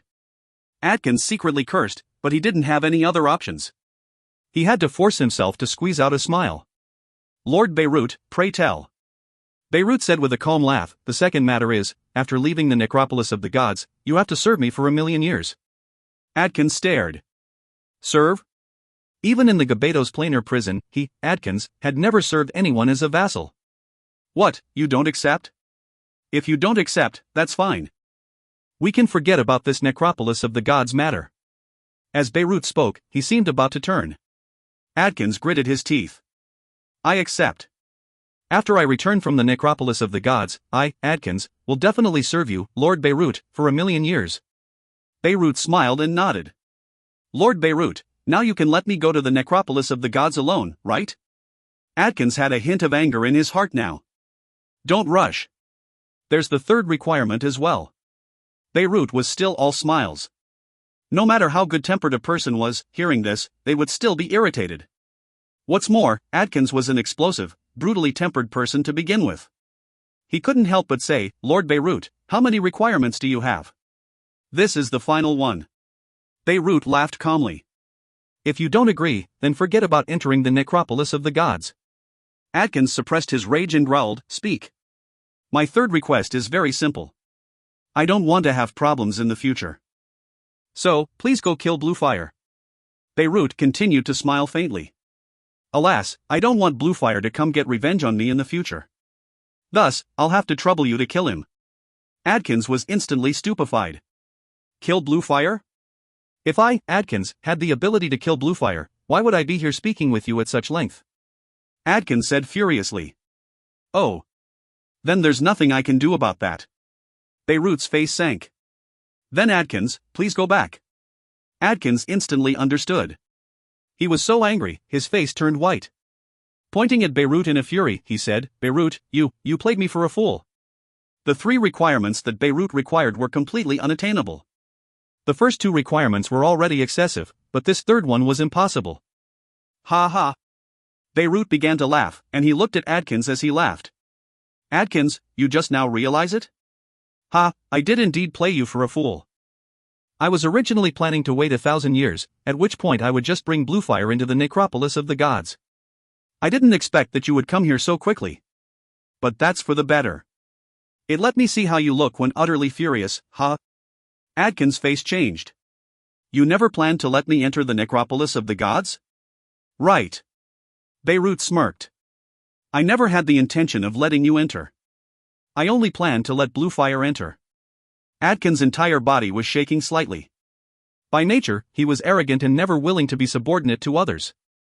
Adkins had always dreamed of one day reaching the heights of power and exceed Bluefire and the other 5 kings. But he understood that given his talent, his only hope was to acquire a sovereign artifact, or perhaps a sovereign spark, something he dreamed about. However, his hopes had been dashed. In the air above the forest of darkness, Adkins and Beirut stood there, looking at each other. Their conversation was separated from the outside world by the god realm. The distant Barnes, Ojwin, and others couldn't hear their conversation at all. They only saw that Adkins' expression had clearly become furious. Boom! With Adkins at the center, a black and white light suddenly shot out in every direction. The area covered by the black light caused space to distort, and the nearby trees began to be devoured. Wherever the white light shone upon, matter evaporated like snow in the face of the sun. Adkins had two mighty divine clones, darkness and light. Cocooned by darkness and light, Adkins was absolutely enraged. Adkins pointed furiously at Beirut, bellowing in anger, "Beirut, you are a despicable, base person who relies on having a sovereign at his back. Today, I lowered myself to beg you and gave you FaceTime and time again. I didn't expect that you would insult me like this. Fine. Fine. You, Beirut, abuse the weak while fearing the strong. You are afraid of offending Bluefire, but you come insult me. You are garbage." These words weren't restricted by the God realm. They spread out in every direction, with Barnes and the others hearing them clearly. Barnes was greatly shocked. "Lord Adkins, no. Not good." Humbrit, Gattenby, and Ojwin's faces all changed as well. Hundreds of kilometers away from Adkins and Beirut, Linley couldn't help but turn his head to stare in astonishment as well. What a powerful aura of darkness and light energy. Linley was inwardly shocked. The explosive release of energy from Adkins had naturally attracted Linley's attention. Such powerful energy, can it be that Adkins and Lord Beirut are coming to blows? Linley was mystified. And then, Linley immediately headed back. Beirut's face turned cold, as though covered with a layer of frost. Abuse the weak while fearing the strong? Garbage? You've trained for just 1,000,000 years. Even if you have a sovereign artifact, do you even know how to use it properly? A semi-translucent long blade, seemingly made out of ice, appeared in Adkins' hand. He looked disdainfully at Beirut. If you don't have a sovereign artifact, then die. If you do, good. It is time for the sovereign artifact to have a new master. Adkins had never held Beirut in any regard. As he saw it, Beirut, who had trained for just 1,000,000 years, was nothing more than an upstart junior. How many elemental laws could he have fused? Have a new master? With a flip of his hand, Beirut revealed a pitch-black staff. This staff emanated a terrifying aura, and Adkins' eyelids twitched, staring in astonishment at the staff in Beirut's hands. With an insulting smirk, Beirut said, "The sovereign artifact is here. If you have the ability, come and take it." This was a perfect, undamaged sovereign artifact, not like Linley's. The black staff in Beirut's hands emitted an aura so powerful that even the distant Barnes, Ojwin, and the others had their faces turn white. Adkins' eyes couldn't help but narrow. He secretly said, "This Beirut actually really does have a sovereign artifact. All the better. At worst, today, I'll lose a divine clone. I have to kill him and seize that sovereign artifact." Adkins had made up his mind, and now he acted straightforwardly. Barnes was frantic, but this time, he was no longer able to stop this battle. Ojwin, Barnes, and the others all watched the two high gods face off from afar. Suddenly, the dark and light energy exploded forth, causing space to shudder. Even Barnes, the other three, immediately utilized their god realm to defend. Adkins divided his body into two, his divine light clone and his divine darkness clone. The divine light clone wielded that long blade, while his divine dark clone was hidden within the darkness, disappearing within. Adkins' divine light clone instantly charged towards Beirut, his face ferocious as he roared, "Die!" At the same instant he roared, his blade stabbed out, as eye-piercingly bright as the sun. At the same moment, the divine dark clone hidden within the darkness appeared as well, as a black dagger silently stabbed towards Beirut. Beirut laughed loudly and gaily, sweeping out with his black staff. The black staff seemed to have turned into a blur, smashing directly down upon that brilliant blade which shone like the sun. Bang! The high god artifact blade instantly disintegrated, but the black staff didn't slow down at all, smashing directly down upon the head of Adkins' divine light clone. Boom!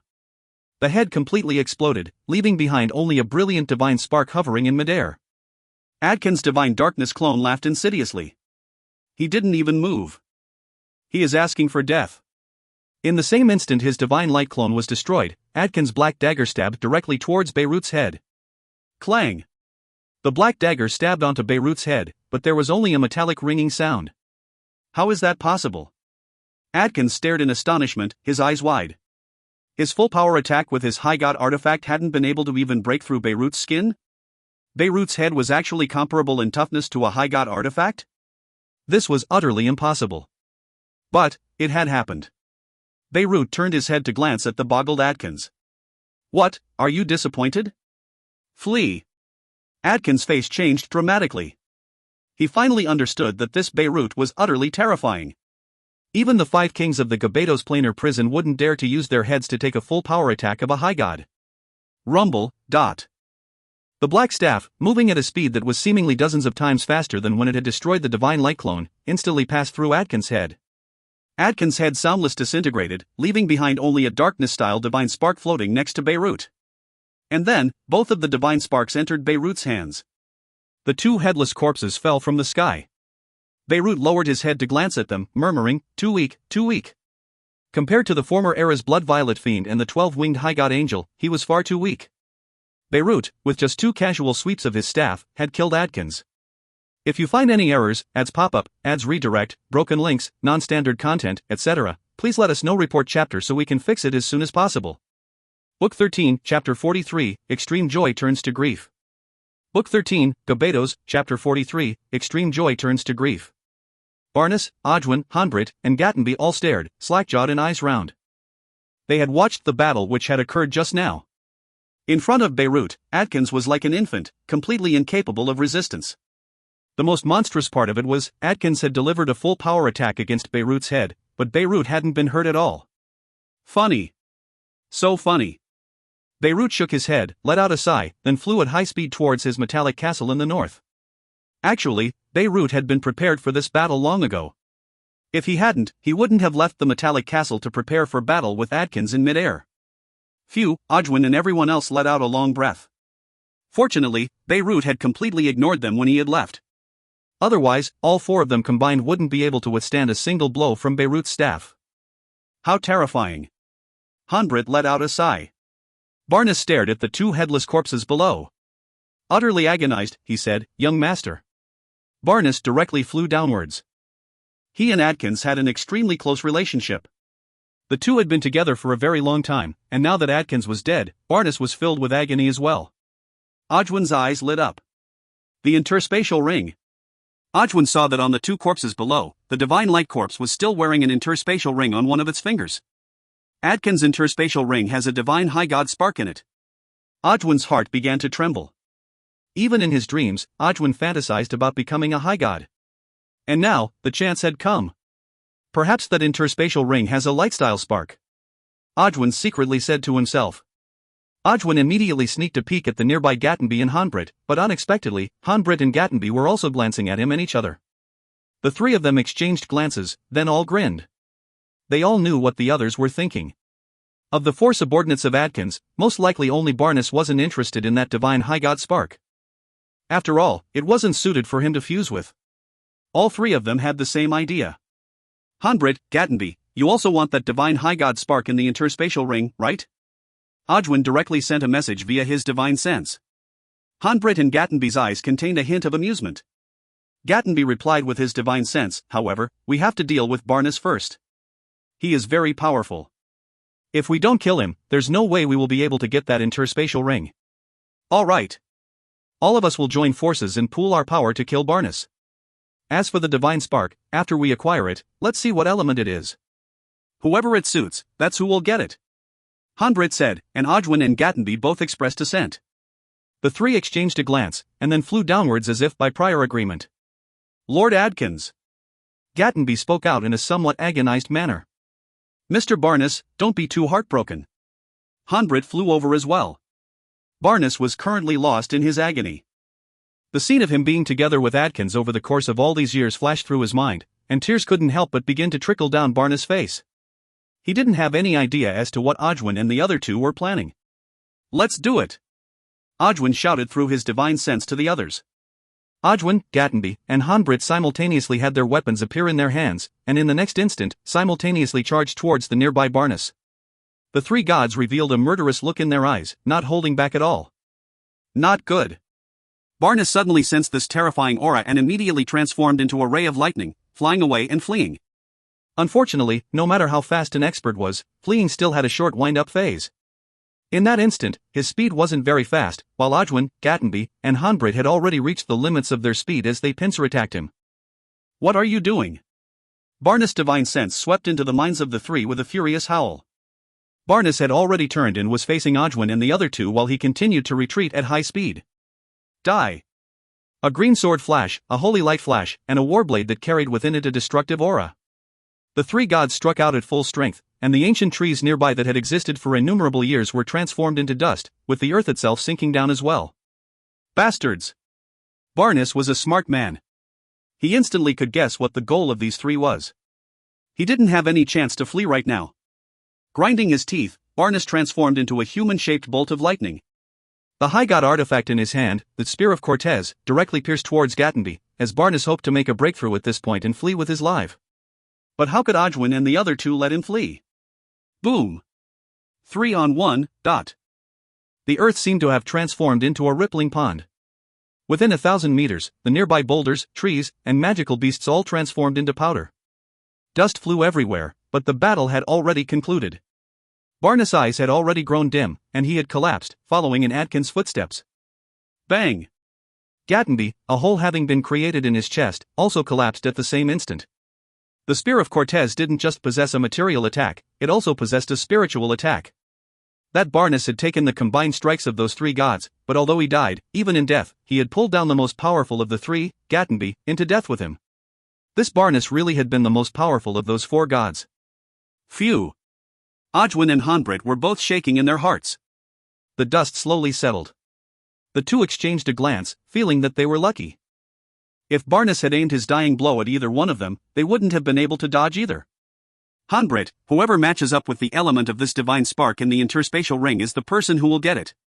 Ojwin said with a laugh. Of course. Hanbrit laughed. However, the person who doesn't get the divine spark will get the Spear of Cortez. What do you say? Ha, of course I agree. Ojwin laughed. Right now, the ground had four corpses. The two headless corpses of Adkins, the corpse of Gatenby, and the corpse of Barnes. Meanwhile, Ojwin and Hanbrit were happily discussing how to divide up the rewards. Who will bind the interspatial ring with blood and withdraw the divine spark within? Ojwin looked at Hanbrit. Hanbrit said, Ojwin, how could I distrust you? You can go ahead and activate the interspatial ring. Ojwin nodded and laughed as he walked over to Adkins' divine light corpse. But as he walked past Hanbrit's eyes had a cold light flash past them. He secretly said to himself, prepare to die. The High God Spark and the High God Artifact will both be mine. Hanbrit suddenly moved, delivering his most powerful attack towards Ojwin. The strange thing was, at the same instant Hanbrit made his move, Ojwin's body suddenly flashed backwards in a straight line, chopping out with that greatsword in his hands. Astonishment! The two both started slightly, astonished that the other was thinking the same thing they had been.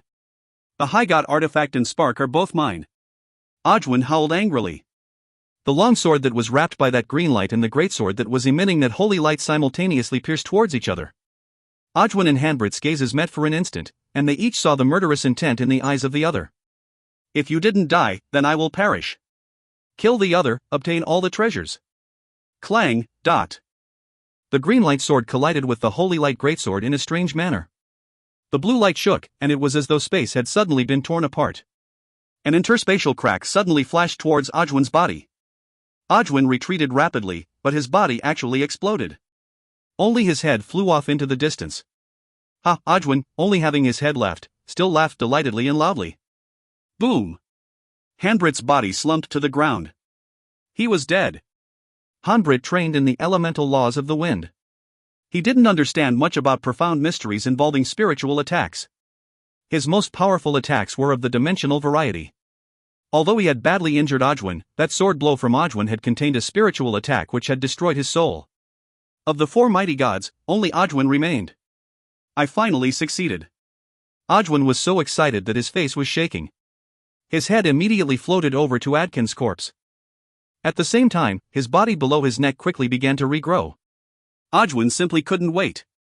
He immediately controlled a drop of blood and sent it onto the interspatial ring, which absorbed it like a sponge. By this point, Ojwin's arm had already grown out. It must be Lightstyle. It must be Lightstyle. Ojwin murmured in his heart. Ojwin was extremely nervous. Grabbing the interspatial ring, he gritted his teeth and immediately retrieved the divine spark within. Ojwin stared wide-eyed at the divine spark in front of him. The black divine spark which was emanating a white light. Lightstyle divine spark. It is Lightstyle. Ojwin was so excited, his body shook. Ah, it is Lightstyle, it is Lightstyle. Odwin was so happy he began to sob. Adkins? Ha, I've endured servitude for you for so long, all for the sake of this day. It really is Lightstyle. Soon, I will be a high god. I will be a high god. Odwin's heart was shaking. When I become a high god, Kingsley, my son, father will definitely get revenge for you. Definitely. Odwin's eyes blazed. His body had already grown to his waist. Odwin immediately looked at the divine high god spark in his hands. He couldn't help but reveal an excited and satisfied smile on his face. In the planar prison, he had longed for this day. After countless years, he had finally acquired a high god spark. I, Odwin, am finally going to become a high god. Dripping a drop of blood onto the divine high god spark, the spark immediately fused into his body. Odwin's face was covered with anticipation for the future, but right at that moment. Ha! Odwin's face changed. He couldn't help but turn to look. A cold pair of dark golden eyes was staring at him. The devilish blood-violet sword. The adamantine heavy sword emanating that dark blue glow. Linley! Odwin's face changed. He had just undergone 2 life-and-death battles. His spiritual energy was 90% used up, and the high god spark hadn't been fused yet. He would need dozens of years to fuse with it. The worst thing was, Linley was too close to him. With his not yet fully repaired body, his speed wasn't as fast as it could be. There was no time to flee. Die. Linley charged down from above, the adamantine heavy sword and blood violet chopping down simultaneously.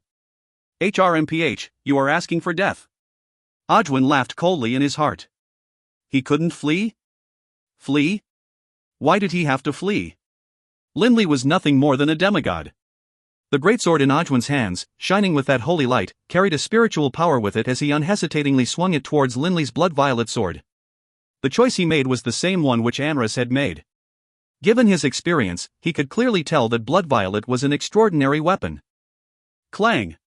In that same instant when blood-violet collided with that greatsword shining with a holy light, Odwin flew backwards, wanting to avoid the attack of that adamantine heavy sword.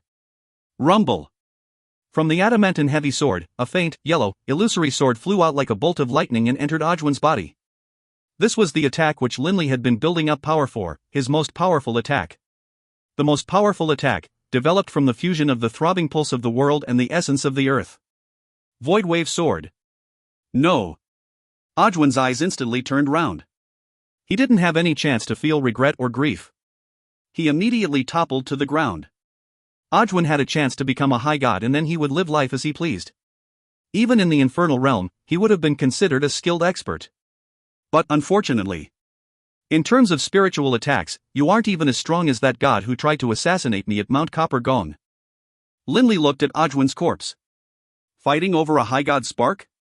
Linley glanced at the nearby god corpses, then began to collect the divine artifacts, divine sparks, and interspatial rings. Only, Odwin's eyes remained open and round. In the instant he had died, his eyes had been filled with disbelief and despair. Just now, he had been so excited that he was shaking as he imagined how beautiful the future would be. But all of this had been destroyed. He, Odwin, died with his eyes open and uncomprehending. If you find any errors, ads pop up, ads redirect, broken links, non-standard content, etc., please let us know. Report chapter so we can fix it as soon as possible. Book 13, Chapter 44, Only One Person. Book 13, Gabados, Chapter 44, Only One Person. Within the Forest of Darkness, upon that empty terrain where the battle had just occurred, Linley was currently reaping the spoils of war. His face couldn't help but reveal a grin. So many treasures. Killing deities and taking their wealth really is a rather attractive proposition. All I did was kill Odwin, but I received so many treasures. Most likely, in the infernal realm, there are many people who are willing to engage in this sort of business which involves no sunken costs. Soon, the treasures were all collected. 2 high god artifacts, 1 high god spark, and 4 god sparks as well as 5 interspatial rings.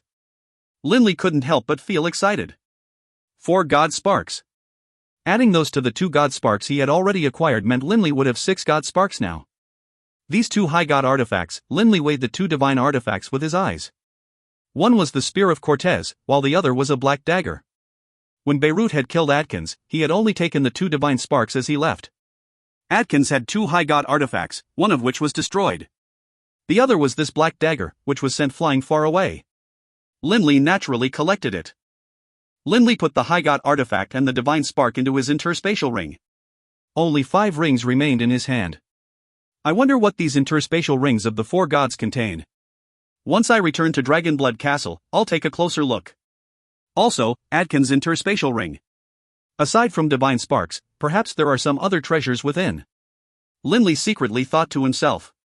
Fortunately, I sensed the energy wave and immediately returned. Otherwise, a wonderful opportunity would have slipped away. Linley secretly celebrated. This time, not only had he gained revenge for little Cass, he had also acquired quite a few divine sparks and divine artifacts. Linley wouldn't disdain having more treasures such as things, the more the better. I was right at the Forest of Darkness, so of course I was able to hurry over. Any deities outside the Forest of Darkness who wanted to fly over would probably still take nearly an hour to get here. Linley was certain that nobody would be able to make it in time. After all, the battle just now had only taken a little bit of time. Linley glanced at the area. However, it's still best to leave immediately. Whoosh! Linley immediately took to the air, wanting to fly towards the south. Linley, don't be in an urge to leave. A sound rang out in Linley's mind, while at the same time, a black shadow appeared in front of Linley. Black hair, black whiskers. It was Lord Beirut, who had killed Adkins so easily just now. Lord Beirut. Linley felt relaxed. Beirut looked at Linley, a hint of amusement in his eyes.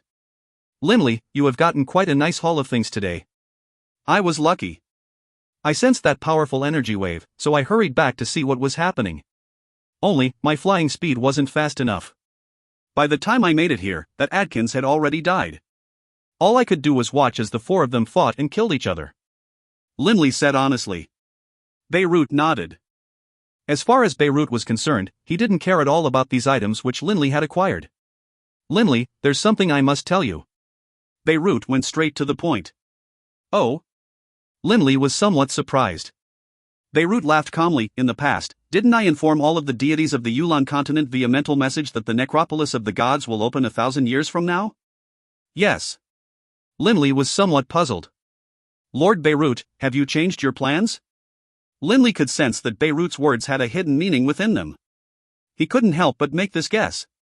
If Beirut had this intention, that would be normal. Currently, in the Yulan continent, aside from Beirut himself, now that Sadista and Adkins were dead, the only high god remaining was Bluefire Leyland. No, Beirut shook his head. 1,000 years from now, I will still open the necropolis of the gods. However, I have already discussed this with Bluefire. Half a month from now, I will permit Bluefire to enter the necropolis of the gods by himself. Just him alone? Linley was very surprised. Beirut nodded. Lord Beirut, there are other deities present in the Yulan continent. Linley said hurriedly. Linley felt that for Beirut to act in such a way seemed to be rather unfair to the other deities. After all, everyone else was present at the Yulan continent as well. They should at least be given a chance. Beirut shook his head. No need. The greatest treasure of the necropolis of the gods can only be acquired by the most powerful of high gods. Your ordinary demigods and gods will at most be able to acquire a divine spark within. Linley's heart was stirred. This greatest treasure is most likely a sovereign artifact. Beirut continued, thus, Linley, help me inform Taras and the others about this affair. Whether they stay or leave is up to them.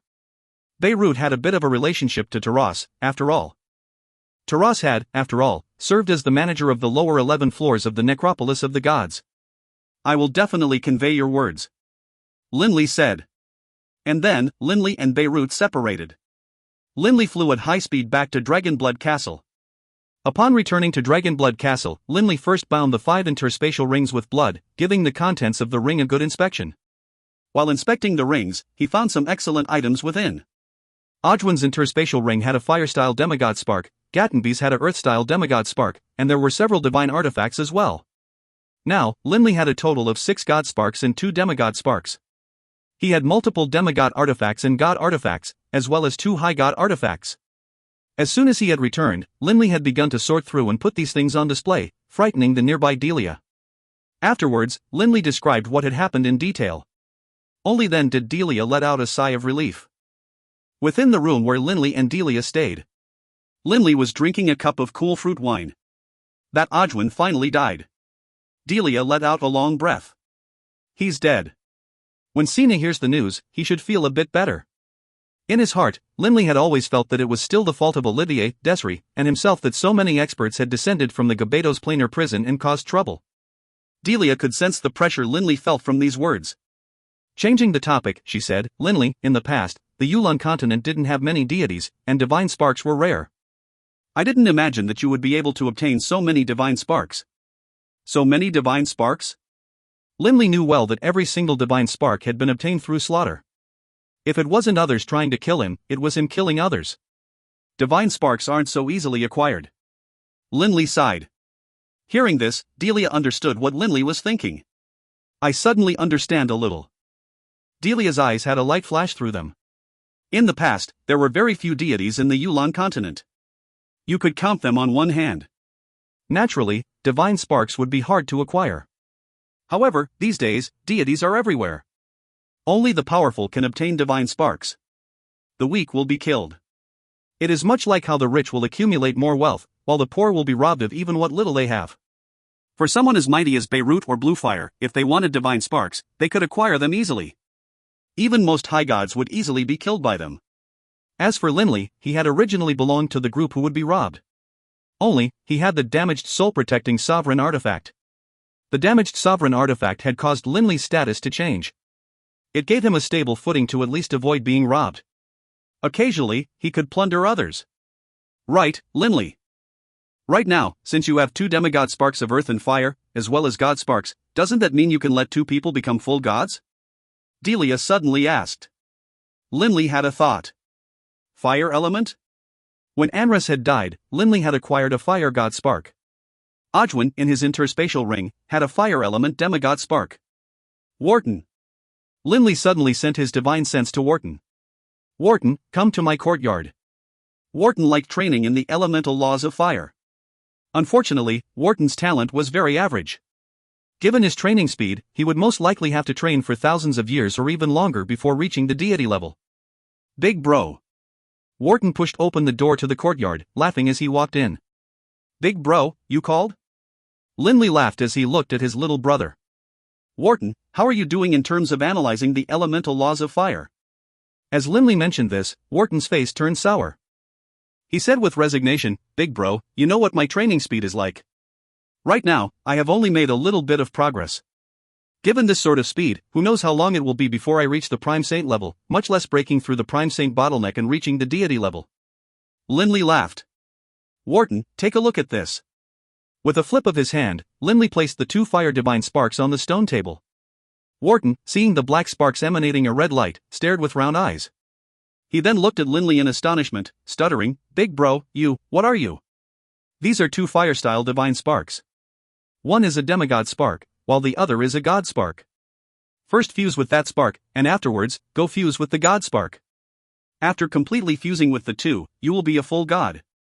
Linley said with assurance and confidence. Wharton was somewhat numb. He had just been chatting casually with his wife just now, but all of a sudden, Linley had called him over and was now telling him, I have 2 sparks. Fuse with them and you will be a god. God-level deity? Wharton felt his mind enter a state of disorder. All he could think of were those 3 words God-level deity. Linley and Delia looked at each other and laughed. Whoa! Wharton let out a long breath. His brain finally started to function again. He looked at Linley. Big bro, you really make me speechless. All these years, I've been dreaming about becoming a deity one day. But I wouldn't have expected that in the blink of an eye, you were suddenly about to make me become a god. This is really. Big bro, you can't make others feel so bad about themselves like this. I am about to be scared silly. You little punk. Linley laughed while berating him, remember, first fuse with the demigod spark, but. I'm going to start fusing now. Wharton couldn't repress his excitement. He immediately bound the demigod spark and took it into his body, then stored the god spark into his interspatial ring. Wharton intentionally sighed, alas, big bro, you still aren't that awesome. If you were able to acquire a fire-style high god spark for me to fuse, then in the future, I'd be a high god, right? Looking at the chortling Wharton, Linley understood that Wharton was in an extremely good mood. You want a high god spark? Hurry up and go have people prepare a banquet for tonight. Tonight, I have something important to declare. Wharton immediately replied loudly, no problem at all. In Dragonblood Castle, the deities only occasionally gathered together to eat.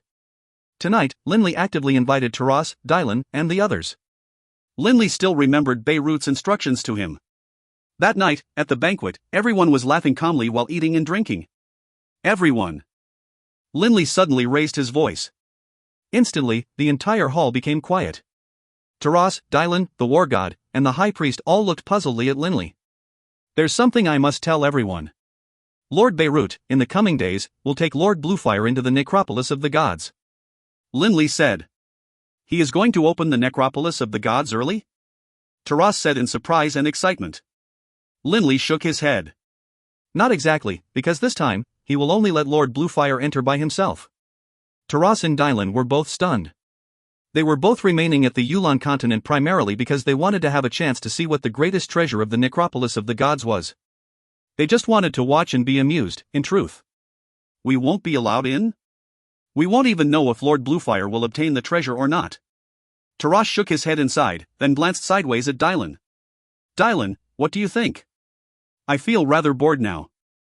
That Adkins is also dead, and only Lord Bluefire will be allowed into the necropolis of the gods. As I see it, the Yulan continent is now rather boring. I'm planning to leave the Yulan plane in the next few days and go to the infernal realm. What about you? Me?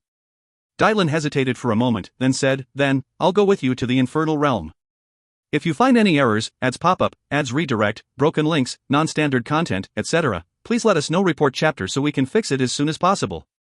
Book 13, Chapter 45, Indigo Prefecture.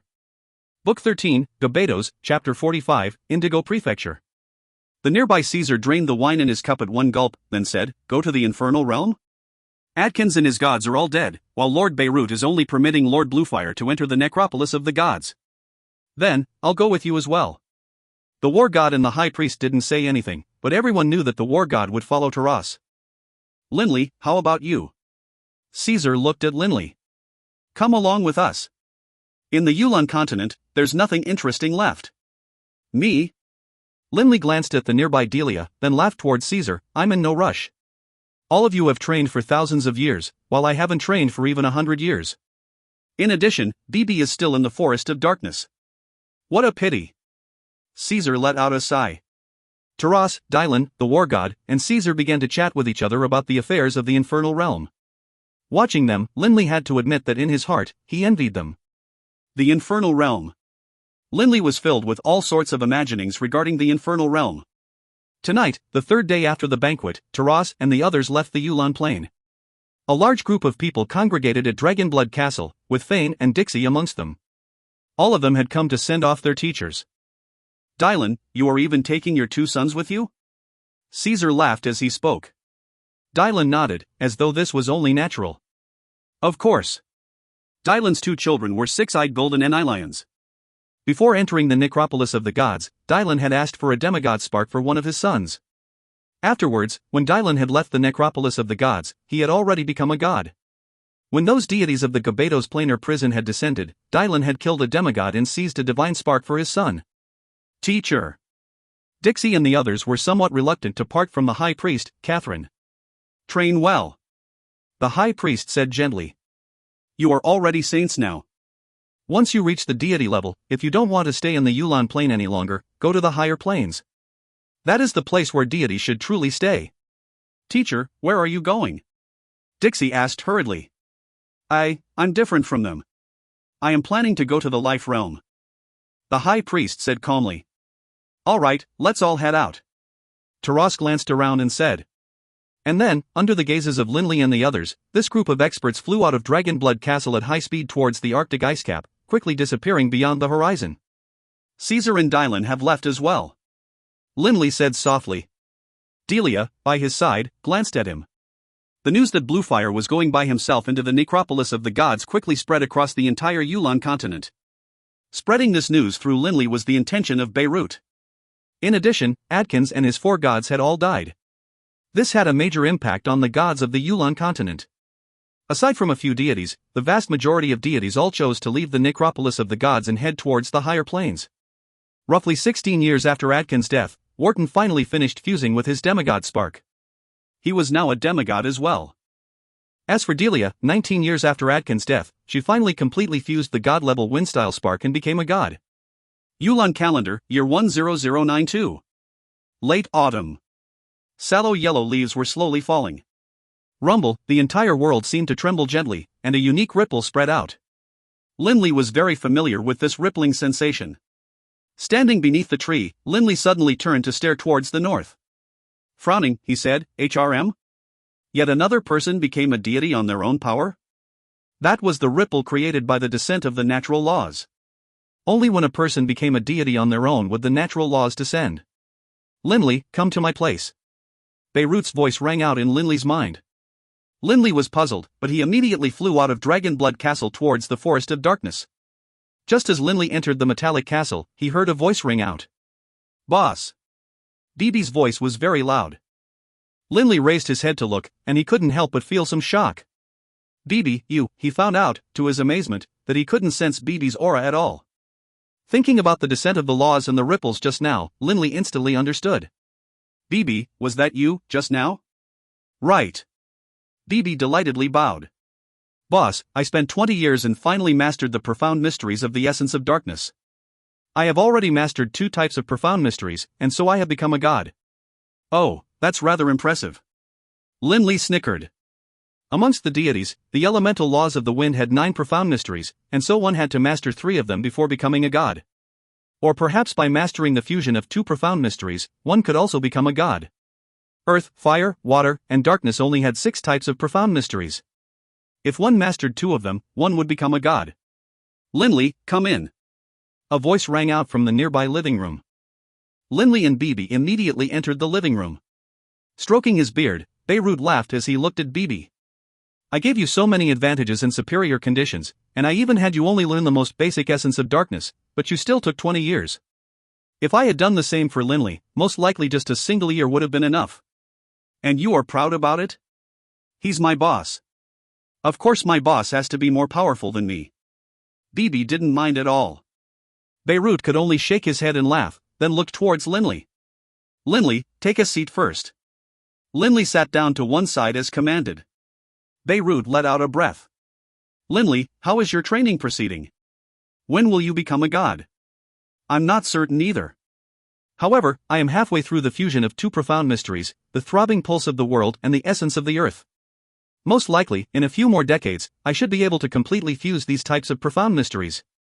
Linley didn't try to hide anything. Beirut couldn't help but sigh in praise. "Gaining insights while fusing? You are quite intelligent, to not blindly and greedily advance rashly." "I am doing this at the guidance of Mr. Leylin," Linley said. "Right." Beirut let out a long sigh. "It is now time for me to tell you a few things. Linley, in the past, weren't you puzzled about why the 4 Supreme Warrior clans disappeared all of a sudden?" Linley's eyes lit up. "The answer is simple. The 4 Supreme Warrior clans were taken by the experts of the Infernal Realm into the Infernal Realm," Beirut said with a laugh. "More precisely speaking, your 4 Supreme Warrior clans should belong to the 4 Divine Beast clans of the Infernal Realm." Linley's heart shook. He said in astonishment, 4 Divine Beast clans? "The 4 Divine Beast clans is the root of your 4 Supreme Warrior clans." Beirut sighed. "Every single disciple, if they want to be purified and transformed, needs to return to the 4 Divine Beast clans and undergo the ancestral baptism." "Purified and transformed? Ancestral baptism?" Linley was even more puzzled now. Beirut nodded. "Linley, haven't you discovered that generally speaking, you descendants of the 4 Supreme Warrior clans have a very low level of attunement to the laws? For example, your ancestors were barely able to even sense the laws. When they did gain some insights, they would progress very slowly." Linley nodded hurriedly. His own little brother Warden was very slow in gaining insights. The rate of attuning to the laws is so low that it is even inferior to many powerful humans. "How, then, could your clansmen be acclaimed as the 4 Divine Beast clans?" The reason for slow training is because these people have never undergone the ancestral baptism." Beirut sighed. "The ancestral baptism of the 4 Divine Beast clans is very mysterious. It isn't as simple as I once thought it was. The ancestral baptism of the 4 Divine Beast clans is extremely famous in the Infernal Realm." Beirut glanced at Linley. As Beirut saw it, Linley already had such astonishing training speed. Once he underwent the ancestral baptism, then he would definitely become a terrifying talent. Linley, do you want to return to the 4 Divine Beast clans and meet with the ancestors of your clan? A hint of amusement was in Beirut's eyes. Linley hesitated, not knowing what to say. After all, if he were to leave the Yulan Plain, it would be very hard for him to return. In addition, Linley wanted to respect Delia's opinion. Men shouldn't be so indecisive. Beirut barked. What's more, this is just a Yulan continent. How can a talent like you stay within a single material plane? That boundless infernal realm where experts are as common as clouds is the place which truly suits you. Linley's heart shook. Boss, the infernal realm is really interesting. For example, Grandpa's metallic castle was purchased in the infernal realm. Bibi said hurriedly. Bibi, ever curious, was very eager to visit the higher plane of the infernal realm as well. The 4 Divine Beast clans resides within the Indigo Prefecture of the blood-rich continent of the infernal realm. Beirut said. Whether you go or not is up to you. Linley immediately bowed. Yes, Lord Beirut. Bibi, let's go. Linley looked at Bibi. Oh. Bibi nodded. Looking at Bibi's expression, Linley let out a secret sigh. Bibi had grown up with him. The two shared the same ardent blood and love for challenges and danger. Linley knew that Bibi deeply desired to go to the infernal realm. But if Linley was to go to the infernal realm, he had to persuade Delia. Within Dragonblood Castle, Delia glanced at the nearby Linley. She knew what Linley was thinking.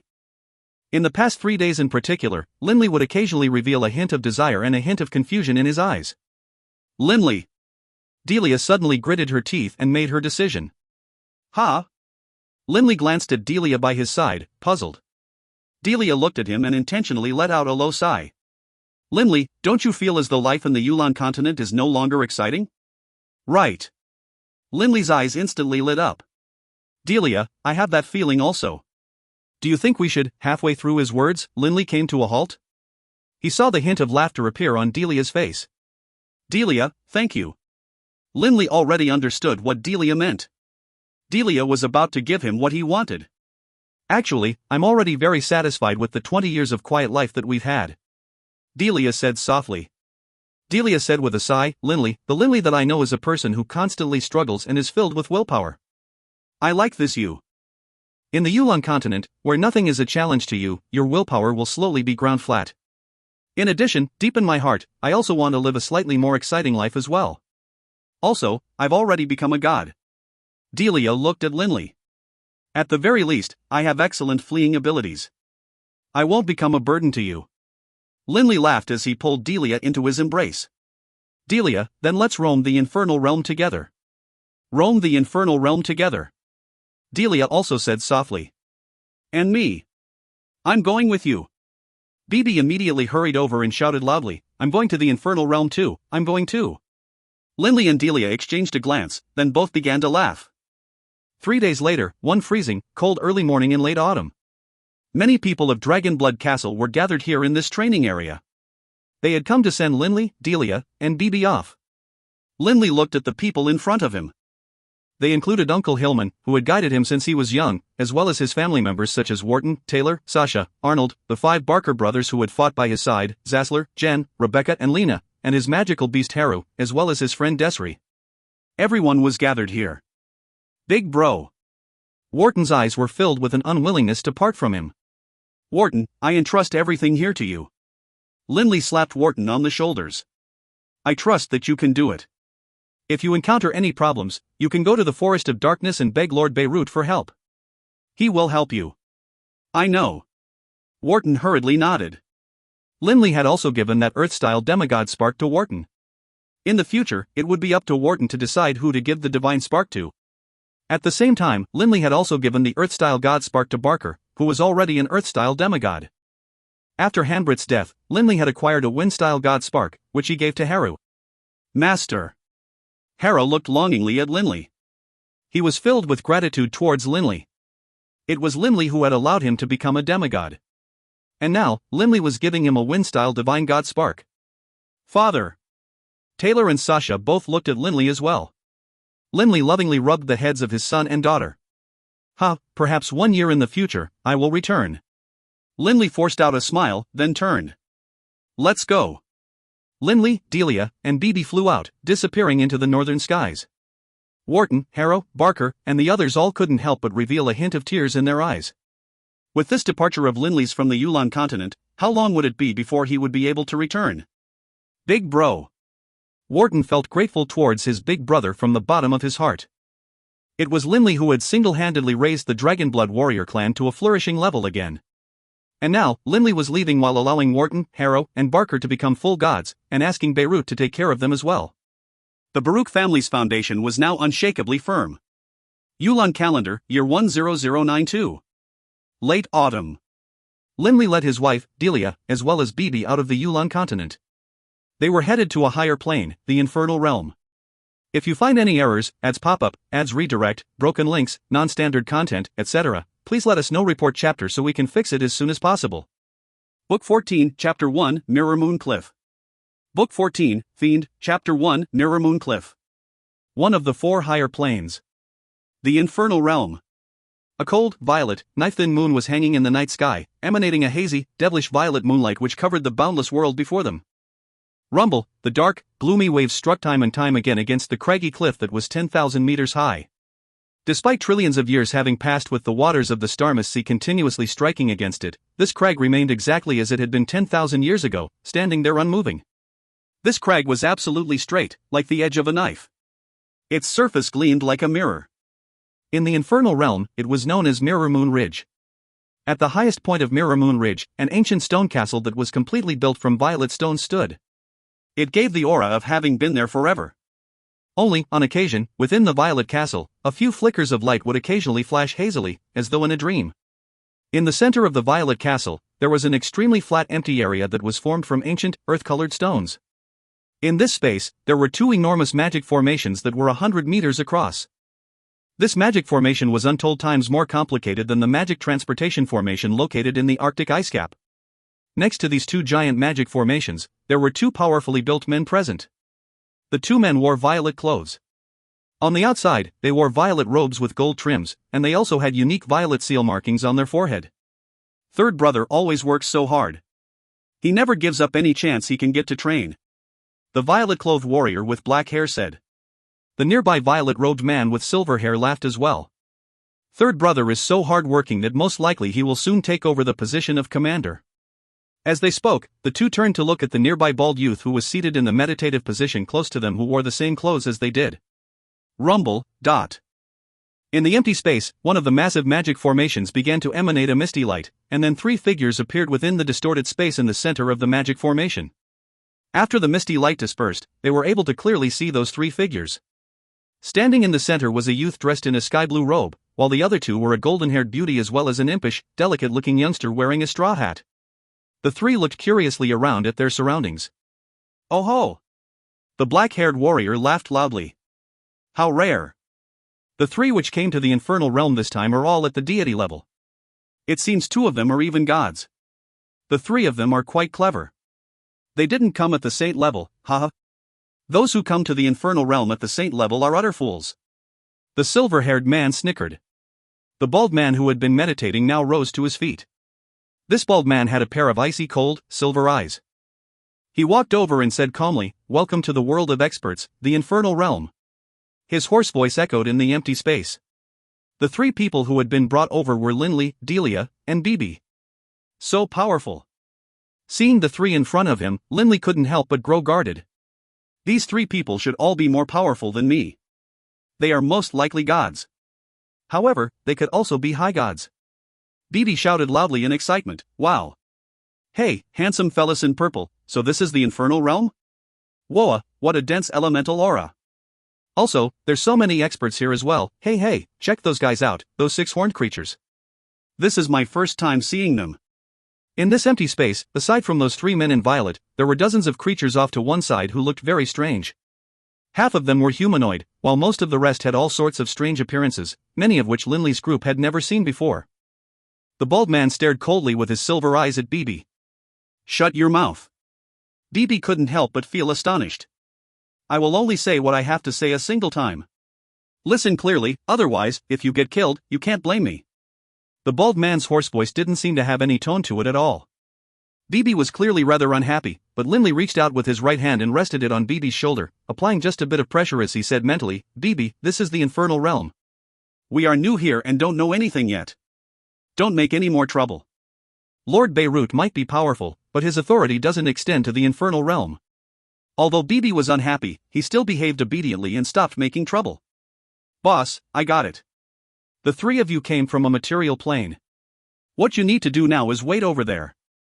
The bald man pointed towards the empty space where those dozens of creatures were quietly standing. Linley couldn't help but turn and look at them.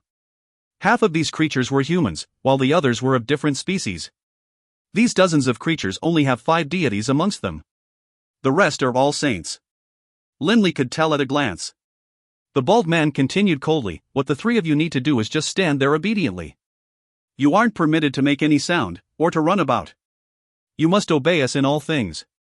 If you disobey, then your lives will come to a halt here." The black-haired man laughed loudly. "Listen closely to what my third brother just said. Otherwise, haha." The bald man glanced at the black-haired man, who could only chuckle. The bald man then continued to speak emotionlessly, "I have already told you what I needed to tell you. You are not permitted to speak or ask questions. Tomorrow morning, we will send you off."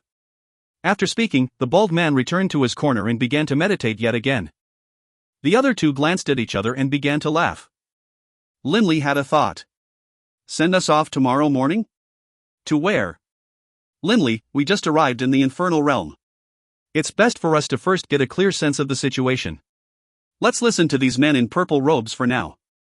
Delia's voice rang out in Linley's mind. She held Linley's hand as well. Linley turned and smiled towards Delia, and then led her and BB towards the empty space. Linley and Delia only glanced at some of those previously unseen races amongst the creatures present. These are all from material planes.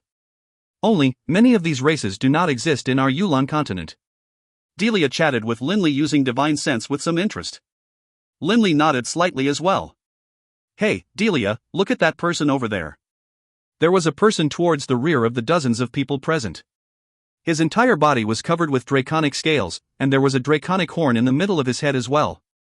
He seemed extremely similar to a Dragonblood warrior. "Boss, that guy looks so similar to you when you are transformed," BB said mentally as well. "Isn't that one of the legendary Draconians?" "Probably." Linley found it quite interesting as well. Just by standing there in that empty area, Linley saw so many different races. Although more than half were humanoid, that was including the 5 deities as well.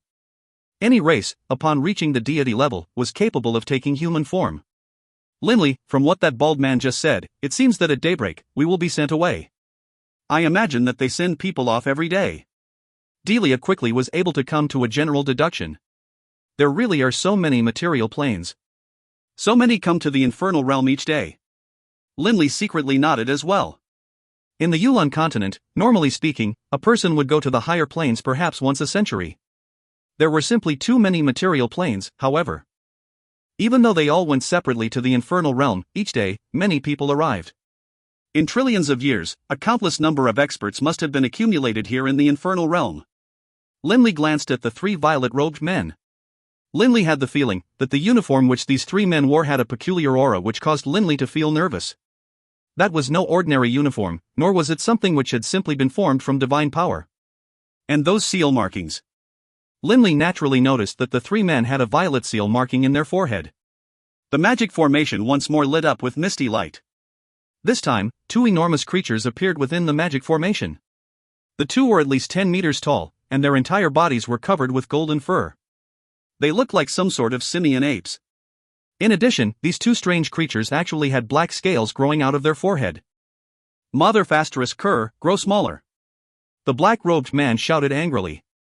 The 2 massive creatures that were 3 stories tall, in their own material planes, clearly were the most powerful creatures around. Upon being cursed, one of them grew hot-headed and actually roared back in anger. He even swung his tail viciously towards the violet-robed warrior. "You asked for it." The violet-robed warrior stared. A black staff suddenly appeared in his hands, which suddenly elongated.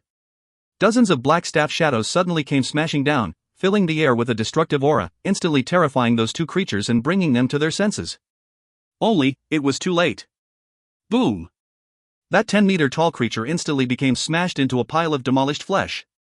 The other creature immediately shrank in size to just 2 meters tall, staring in terror while speaking in the human tongue. "Milord, spare me. You are in the infernal realm now. Do you still think you are in that material plane? You really asked for it." The violet-robed warrior snorted. "Listen up. What you need to do right now is stand over there. Don't ask any questions. We'll tell you what needs to be told. What doesn't needs to be told, we'll kill you for asking about. Simply put, don't make any sound and listen to our orders." The black-haired warrior made the black staff disappear with a flip of his hands. "Enough. Go back over there." Sixth brother, clean the floor up. The bald man who was meditating suddenly spoke out. The black-haired man looked at the blood-stained ground and the corpse which had been smashed apart. He couldn't help but frown. He immediately turned to stare at that seemingly simian creature. "You, hurry over." The creature couldn't help but tremble. He immediately pointed at himself in confusion, his eyes mystified. He didn't dare make a sound. "Right, I'm talking to you." The black-haired man nodded, and the creature immediately ran over at high speed quite obediently. The black-haired man pointed at the floor. "Right now, hurry up and clean this floor up. If there's a trace of blood left, you can accompany your friend in death." The creature was so frightened he hurriedly nodded. Linley, Bibi, and Delia all felt their hearts shaken in surprise. "Boss, it seems the people here really kill people at the drop of a hat. They don't hesitate at all," Bibi said mentally. Linley glanced at the black-haired man. "He doesn't care at all. So many people come every day to the infernal realm. Who would care about a few people more? Also, that black-haired man is extremely powerful." Delia and Bibi both agreed. They could both sense that the 3 violet-robed men were at least at the god level of power. Just from that technique, we can tell that this black-haired man trains in the way of destruction. His attack just now contained both a material component as well as a spiritual component. It seems he has fused at least 2 profound mysteries. Linley couldn't help but feel astonished at this violet-robed man's power. In addition, Linley could also tell that of the 3 violet-robed men, the most powerful one should have been that cruel-looking bald man. The gravity here in the infernal realm is nearly 100 times stronger than that of the material planes as well. Linley was carefully sensing the differences in this new place. For the gravity to be so strong didn't mean much to deities. When I went to the necropolis of the gods, my spiritual energy was restricted to 1/10,000th of my normal range. But here in the infernal realm, my divine sense's range is restricted even more. This was their first trip to the infernal realm. Linley didn't dare to wildly spread out his divine sense and see how far he could stretch. Only, he had the sense that the restrictions on divine sense in this higher plane was far greater than the restrictions the necropolis of the gods had placed on his spiritual energy. Time flowed on, and one human, beastman, or magical beast after another continued to arrive. Many types of creatures continued to be transported to the infernal realm. By the time the red glow of the sun rose above the sea line and shone down upon this castle atop Mirror Moon Ridge, over 100 creatures had arrived from the material planes to the infernal realm. Suddenly, footsteps rang out. From the nearby gate, one after another violet-robed man walked in, chatting and laughing amongst themselves. "Third brother, thank you for standing guard all night." Several violet-robed men chuckled and greeted him. Soon, hundreds of violet-robed men had arrived. Linley wasn't able to detect the strength level of any of these men. Several of them in particular shocked Linley with the strength of their aura alone, capable of stirring up fear like how Adkins had. If you find any errors, ads pop-up, ads redirect, broken links, non-standard content, etc., please let us know. Report chapter so we can fix it as soon as possible.